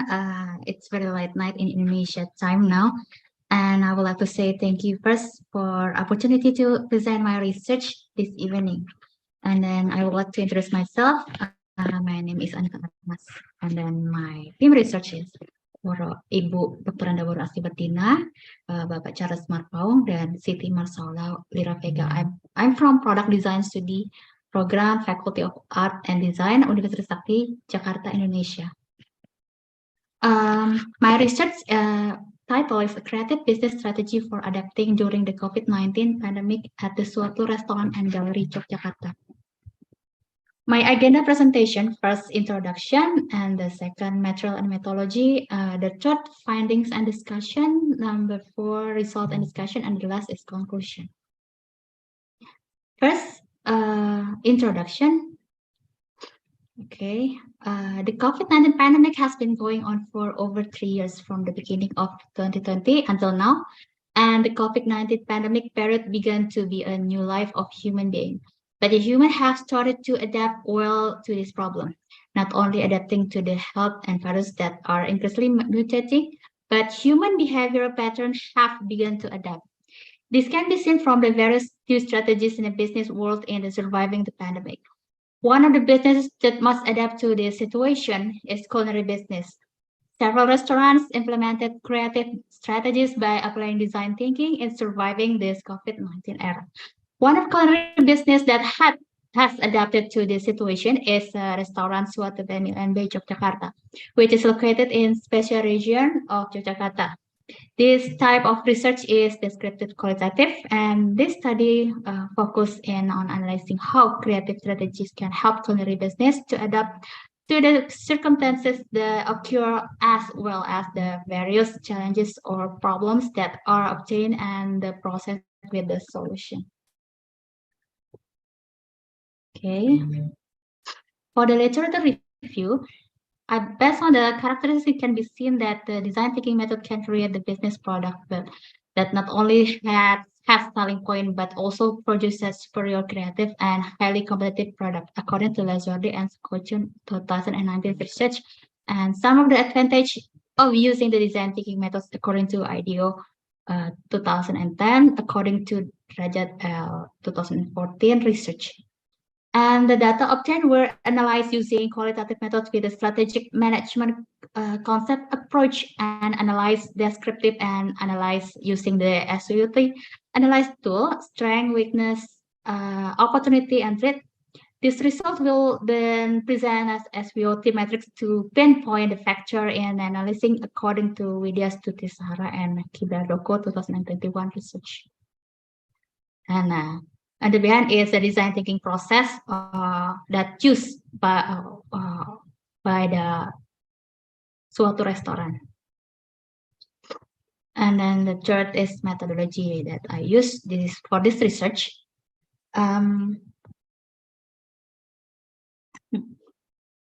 After mapping the background of this research, the next step is to find out that the demand for the strategies in the culinary business during this pandemic is very important. So research is carried out regarding strategies with the case studies at restaurants that have been successful through this pandemic. The research was conducted conducted in two categories, namely literacy observations and interview observations with the restaurant owner and the customers.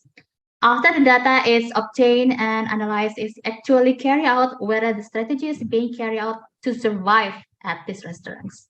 The methods used in the study are observation, interview with the business owner and customers, and related literature studies. The result of this study indicate that there is a creative adaptation strategy in the Suatu Yogyakarta restaurant and gallery. The fourth session is findings and discussion. Okay. Judging from the graphic of the number of visitors in Q1 and Q4 in 2021, this restaurant continues to experience an increase in visitors. By looking at the success of this restaurant is facing the new normal, it's necessary to analyze that strategies are used so that each restaurant that has experienced a decline in sales during the new normal of the COVID-19 pandemic can get back on the track. This is the average number of visitors for the period from January 2021 until December 2021. We can see the graphic is going up, and it's a very good graphic. And then after that, we will talk about the strategy on social media based on the research. There is two social media and the website. There is a social media and one social media and the website. The strategy on social media, the first is the color mood of the restaurant must be in harmony with the all feeds on social media. The second one, at least one feed per day showing the ambience of the Suatu by Mahendra restaurants. The third, partner with the social media that raises culinary review and tourist attractions. Number four, review of visitors who have high level of influence in the community. And the fifth, repost all tagging customer and the stores. Okay. Strategy on social media. The color mood of the restaurant must be in harmony with the feeds on social media and all the visual branding. The analyze the branding strategy is the main key to the sustainability of a business. Alignment of the brand image impact the psychology of the visitors. A branding strategy will never be separated from the aesthetic value. On the right is the restaurant logo and color image, which are the references for designing each brand visual identity, such as the website, Instagram feed, business cards, menus, colors in the interior of the room, as well as the various aesthetic elements used. Aesthetic consistency affect professionalism in the business. We can see there is a logos, key colors, website, and in the Instagram feeds, they're having harmony colors here. And then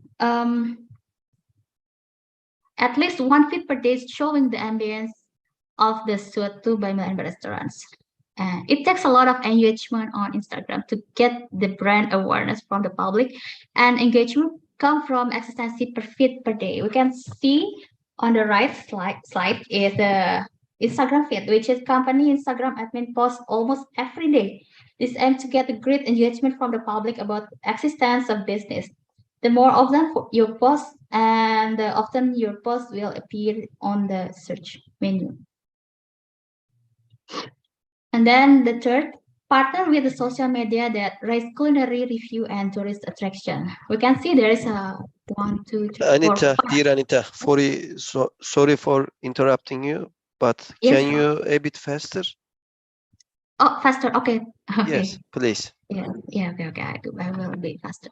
Okay. There is a partner and with the Suatu Culinary, City Tour Jogja, and it's a lot of more than 50 travel Instagram accounts collaborating with Suatu restaurant. This strategy to expand the network on social media. And then fourth, review of visitors have high level of influence in communities such as influencer, artists, and state official. The strategy to expand the new network on social media from the influence followers. And then the fifth, repost all tagging customer in the store. The strategy expand the network on social media.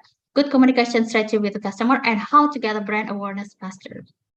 And then There is a strategy adjustment of the building facade with the open air concept of 35% closed and 75 open and Instagrammable interior design. The facade of building use an open facade, making it easier for air circulation and area rotate correctly, thus minimizing the transmission of any virus between guests who come. And the second is minimize that angle in every part of restaurant so that it looks good aesthetically when you enter the photo and video frames. There is a map in suatu restaurant. As you can see, the red one is indoor area, and then the green one is semi-indoor area, and then the blue one is indoor with the air conditioner, and this is a gallery. And then strategy is reservation system by dividing into 3 sessions, namely morning session, afternoon session, and evening. In the number of visitors per session per day, with a maximum capacity of 150 visitors per session per day. What is it for? It's for control the number of incoming guests and facilitate the measurement of the food ingredient of this. The first strategy, the waiter takes the buffet system with the healthy protocols. First, waiter wear mask, and the second, the waiter use gloves, and the third, the waiter has care for the COVID-19 vaccination at least up to the 3rd dose. It gives more trust from the customer and will recommend the relatives. And the behind is the photos for the waiters. And the fourth, maintain a good relation with the customer. Give a discount to customer who have come to the restaurant more than 2 times. And the second, give a bonuses to travel agents. This is fostering good relationship with the customer brings an excellent impact on spending the networks. The fifth, maintain a good relation with the local community. The community independently manage the parking area, and the funds obtained will be put into the village treasury. And then every 2 times a month, the community is allowed to sell food and handicraft product at the suatu market, which held every lagi week and Kliwon week. And 95% employees come from the area around the restaurants. This is for maintaining a good relationship with the community, can maintain the continuity of the business from the social side. And then the conclusion, the last, okay, this is the creative business strategy first come from adaptation, applies the science of design thinking, which is a science that focuses on changing human needs. The business strategy is what the restaurant is focused on the form of branding strategies, the package, the management system, digital strategy, and the last strategies for dealing with the social environment. Okay, that's the end of my presentation. Thank you for kind attention. Good evening, everyone.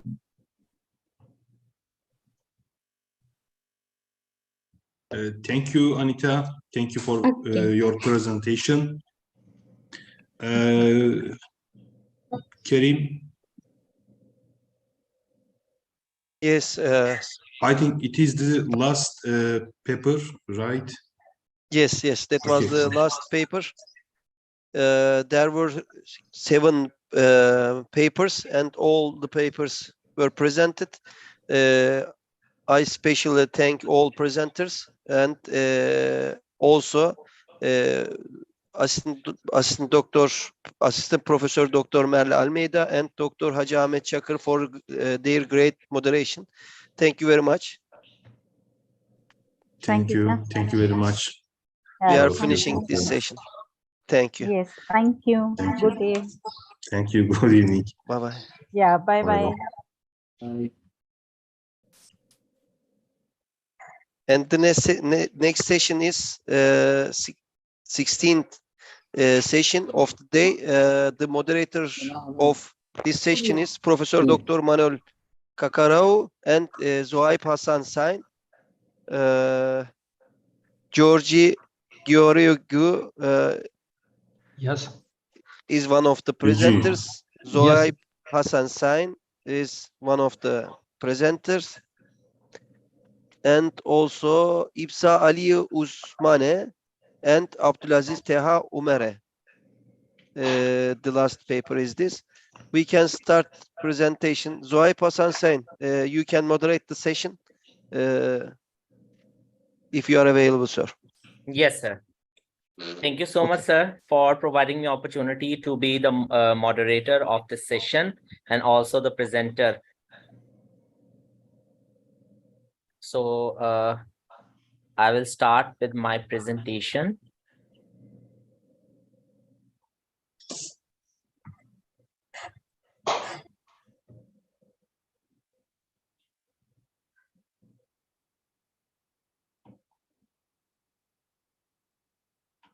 Okay. And the topic of my paper is student assessment of online education during the COVID-19 epidemic and analysis. Introduction. The entire world has been impacted by the COVID-19 pandemic that began in Wuhan, China in January 2020. Similar to the rest of the world, Turkey has experienced considerable changes in lifestyle due to the epidemic, including changes in education. The move to distant learning allowed for the continuation of education and training activities, while face-to-face instruction at all levels was discontinued. Academicians and students have faced technical challenges as a result of this quick and required transition if they have never previously participated in distance learning. Instead of online learning, the teaching method used during the COVID-19 epidemic is called emergency remote teaching. According to the literature, the education provided at this time is different from the typical online learning process and should be evaluated in the context of its specific circumstances. However, this development raised significant questions about how to carry out distant learning at all degree levels. The researcher looked at both qualitative and quantitative aspects of students' experiences with distance education in this study, which aimed to investigate the experiences of students who received education during the required and quick transition from face-to-face education to distant education. Statement of the problem. The mixed method research will analyze the students' assessment of online education during the COVID-19 epidemic, and the research questions are: what did students' experiences with online education learning during the COVID-19 pandemic? What suggestions do students have for online learning throughout the COVID-19 pandemic? Methodology. This research was both quantitative and descriptive. 600 undergraduate and graduate students of the Focus 4 universities were continuing their study for the 2020 to 2024 academic year made up the research population. The study used mixed method approach, conducting and analyzing both qualitative and quantitative research approaches. A phenomenological research design was utilized in the study's qualitative portion to explore the phenomenon of students' experiences with online distance learning as a result of the COVID-19 epidemic. The consolidated criteria for reporting qualitative research were followed for conducting and reporting the qualitative design. Moreover, using a stratified sample technique, the students in the current study were divided into groups according to their departments, commerce and business management. Undergraduate and graduate students, total 600, freely agreed to participate in the study and were chosen at random made up the research sample. Following an explanation of the goal and methodology of the study to a total of 20 students, 12 male and 8 female, online interviews were conducted with them. The quantitative data was gathered using the distance education evaluation form that the researcher developed in accordance with the pertinent literature. Participants received the distance education evaluation form through online Google Forms. It consists of 3 questions on demographic data and 5 questions on the participants' experiences during the distance education process.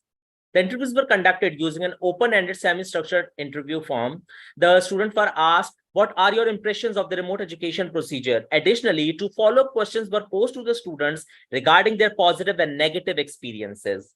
What do you consider to be the positive aspects of your distance education process? What do you consider to be the drawbacks of your distance learning process? What, in your opinion, can be done to improve the efficacy of distant learning? Each student had one interview which averaged between 15 to 20 minutes. Ethical consideration. Prior to gathering data, participants' consent was pursued. The head of departments gave their ethical permission for this research to go forward. Findings.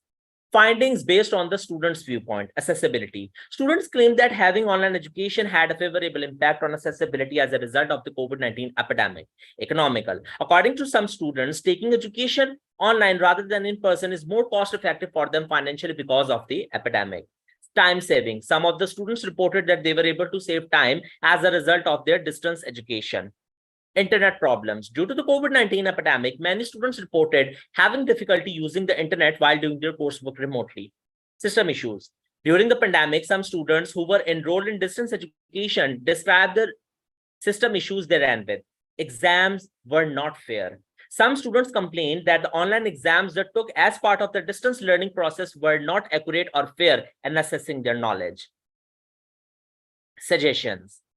Some of the students made comments regarding how long lessons should be for online education. The majority of the students suggested that interactive lessons be included in distance learning sessions. The students offered solutions for internet issues in the context of distance learning. The idea of submitting course-related materials to the system while pursuing online education was also suggested by the students. Conclusion. The COVID-19 pandemic necessitated a sudden shift to online instruction in educational institutions worldwide, including universities in Lahore, Pakistan. This research aimed to assess the effectiveness of online instruction during the pandemic, specifically focusing on the experiences and perspectives of the university students. By employing a mixed method research design, incorporating both qualitative and quantitative components, this study gathered valuable insights into the challenges, satisfaction levels, and recommendations provided by the students. The findings of this study shed light on the perceptions and experiences of university students in Lahore regarding online instruction during the COVID-19 pandemic. The assessment of students' perspectives revealed a mixed response to online learning, with students expressing both positive and negative aspects of their experiences. Ultimately, the insights gained from this research can contribute to the ongoing development and improvement of online education, enabling educational institutions to better adapt to unforeseen circumstances and provide high-quality learning experiences for students. These are the references. Thank you for your kind attention. Yes, delegates, if you have any question regarding my first research paper, you can ask.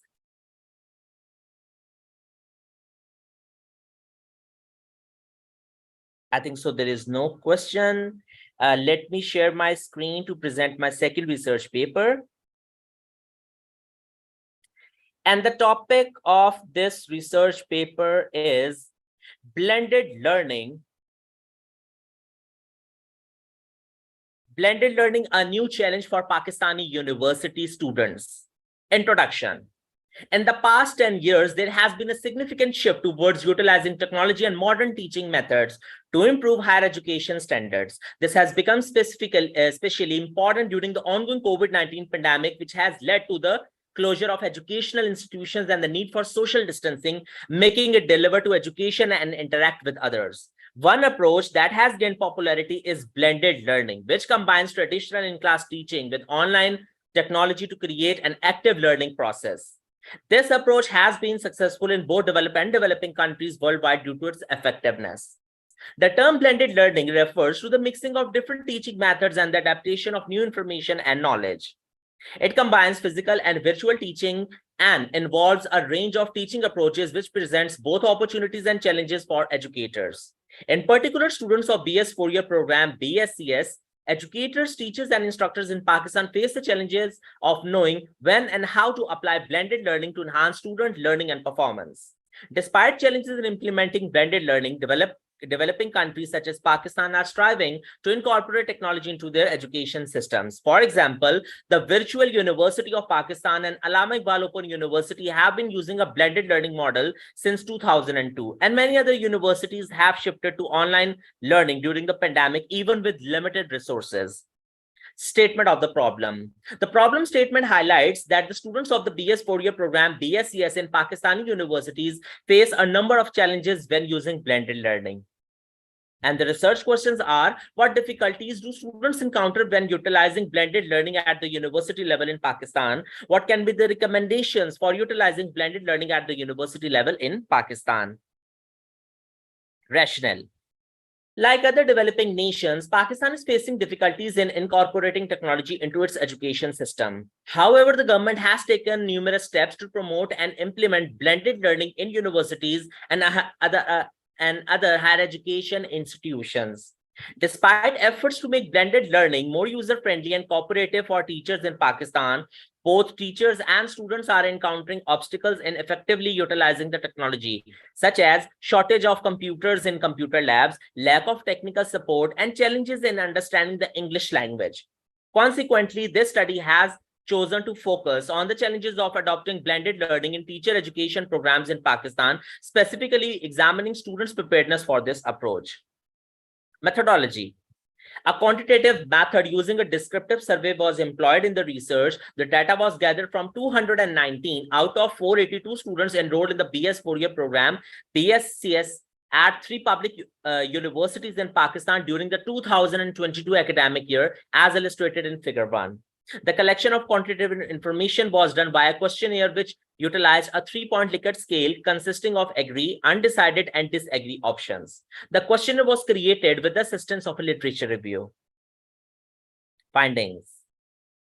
Most of the surveyed students encounter difficulties when using blended learning in universities. According to figure 2, a large proportion of the participants agreed that they face various challenges when using blended learning, such as 83% agreed a lack of motivation, 91% agreed a lack of technical support, 93% agreed that there was a lack of institutional policies, 67% agreed that there had a lack of time.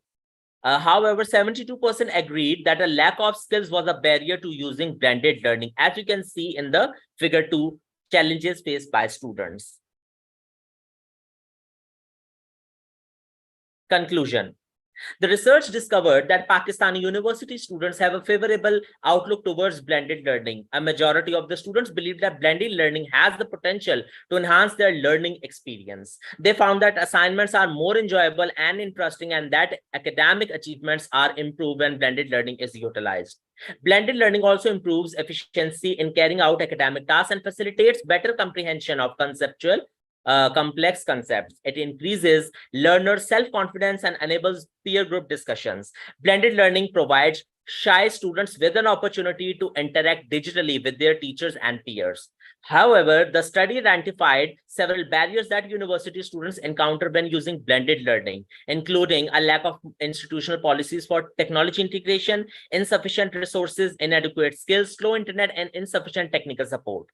In conclusion, there is still much work to be done to establish a robust blended learning system in Pakistani universities that can be compared with those of developed countries. Recommendations.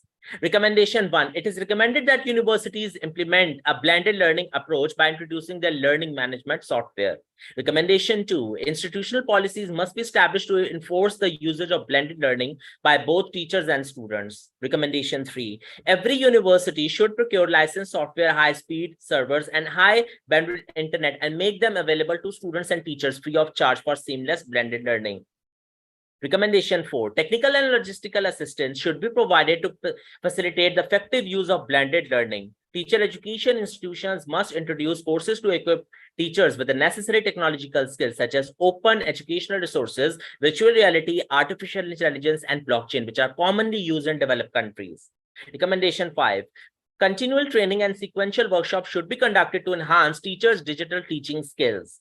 Recommendation 6. To motivate students to utilize blended learning, strategies such as conducting online tests, quizzes, or assignments should be implemented. These are the references. Thank you for your kind attention.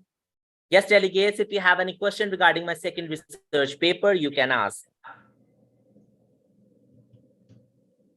I think let's start for it, Zohaib. Maybe we can take questions and answers after two presentation. Sure, sir. Sure, sir. Now I would like to request Professor Dr. Manol to present his paper titled as The Gut-Brain-Skin Axis in Acne, Impact of Polymodem. Yes, Professor Dr. Manol, the floor is yours. Yes, thank you. Good day, and thank you for invitation to participate in the International CEO Congress. I apologize for Professor Cojocaru because he have problem with internet connection. My name is Gheorghe Giurgiu, and I am a researcher from Denis Plantae de Santé Medical Center, and with Professor Dr. Manole Cojocaru present the paper, The Gut-Brain-Skin Axis in Acne, Impact of Polymodem. Moment to share the paper.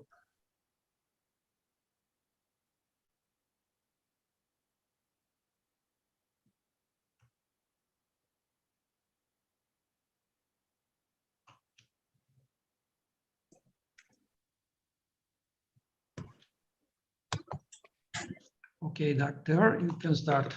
Good day. I am Manole Cojocaru, professor of allergology and clinical immunology at Titu Maiorescu University, Faculty of Medicine of Bucharest, Romania. Member of Romanian Academy of Scientists, Senior Researcher Degree 1, European Specialist Laboratory Medicine. I am honored to present you the gut-brain skin axis in acne, impact of pollenoderm. The notion that intestinal microbiota inflammatory skin conditions such as acne and psychological symptoms such as depression is not a new one. Emotions may influence changes in intestinal microbiota, thus contributing to systemic inflammation via increasing intestinal permeability. Acne is an inflammatory disorder involving the pilosebaceous unit. Microbiota, gut-brain endocrine axis communication occurs through small molecules such as serotonin, leptin, ghrelin, and cortisol, among others. Much of the research on the gut-brain-skin axis points to intestinal permeability. This is because of its potential to contribute to systemic inflammation by triggering various immune responses. These immune responses can then manifest in the skin in conditions such as acne, eczema, psoriasis, etc. As many as 40% of individuals with acne may also have hypochlorhydria, low stomach acid. This creates an ideal environment in the gut for harmful bacteria to take over. Stress is associated with low stomach acid. Probiotics improved stress-induced neurogenic skin inflammation. Emotional states, e.g. depression and anxiety, could alter normal intestinal microbiota, increase intestinal permeability, and contribute to systemic inflammation. It is evident that gut microbes and oral probiotics could be linked to the skin and particularly acne severity by their ability to influence systemic inflammation, oxidative stress, glycemic control, tissue lipid content. This is a distinct microbiome in almost every niche of the human body.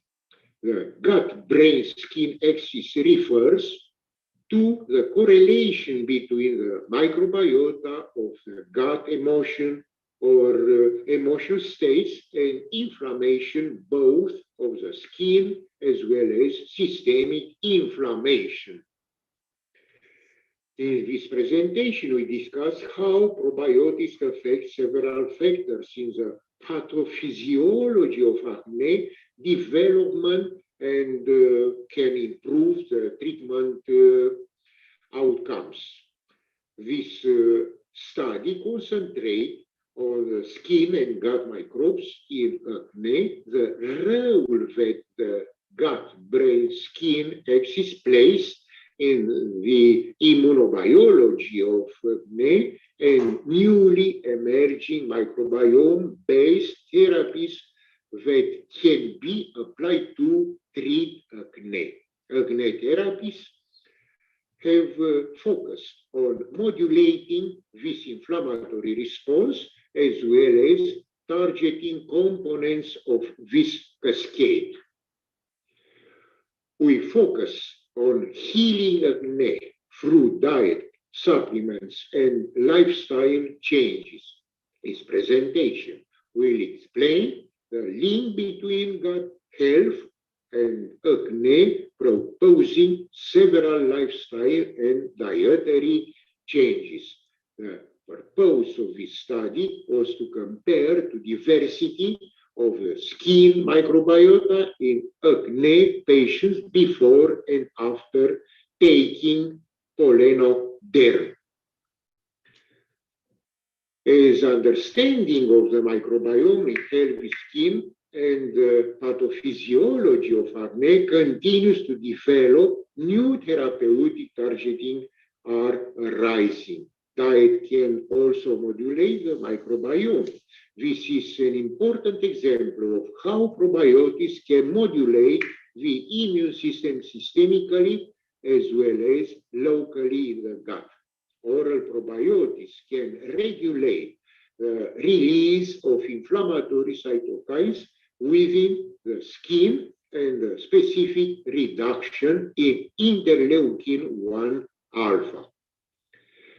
With the help of Deniplan brand natural remedies, Gheorghe Giurgiu has developed several products for acne that act as immunomodulators of the human microbiome. Hence, it is crucial to understand Polenoderm impact on the acne skin microbiota, which is thought to be perturbed. Our study provides insight into the skin microbiota in acne and how it is modulated by Polenoderm and diet.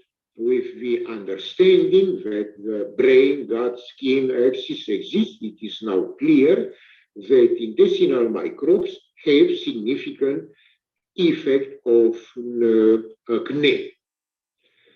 Polenoderm is a nutraceutical food with a dual role of nutrition and health, used as a natural modulator of the skin microbiota. Polenoderm contains freeze-dried pollen from Deniplan plants, brewer eats, powdered seeds, locust beans, cocoa, coffee. Due to its composition rich amino acids, minerals, and natural vitamins, the Polenoderm product offers various possibilities to balance the processes that take place in the skin cells and lymphatic vessels following an infection, triggering the body's self-healing processes. You can see Polenoderm treated acne patient before and after.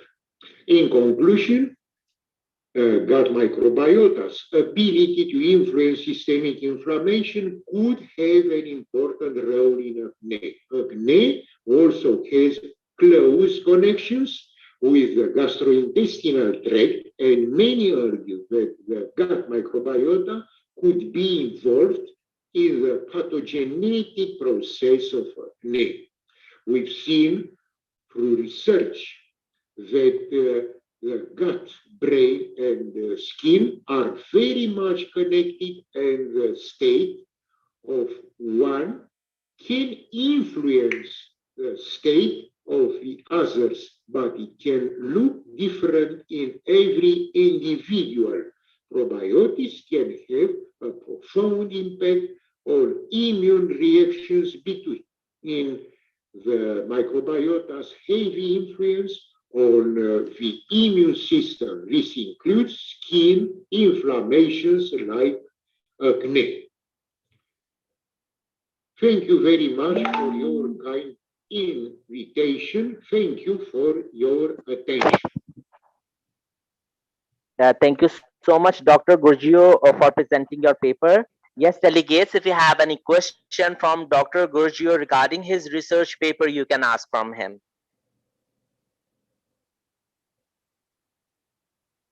I think so, Doctor, there is no question. Thank you so much once again for presenting your paper. Thank you. Thank you, sir. Now I would like to request the last presenter of this session, Abdulaziz Teha, to present his paper titled as Inclusive and Community-Based Approaches Using in Agriculture, Technology Promotion and Skilling Up Lessons for People with Disability in Eastern Ethiopia. Yes, Dr. Abdulaziz Teha, the floor is yours.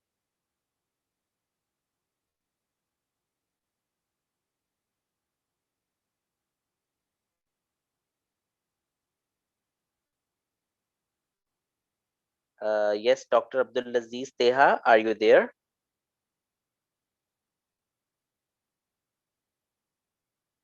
Ipsa Ali Usman is not present. Yes, Exactly. Both are not present in this session. Yes, Dr. Karim, we are done with all the presentations, and I thank all the presenters for presenting their papers. And I think that we all have enhanced our knowledge by sharing and listening to each other's papers. Thank you so much. Thank you.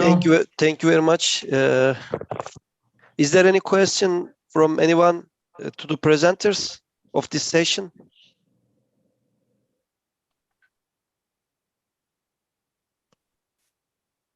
I think there is no question. I have also no question, but I have a kindly warning to Georgia, Georgiou.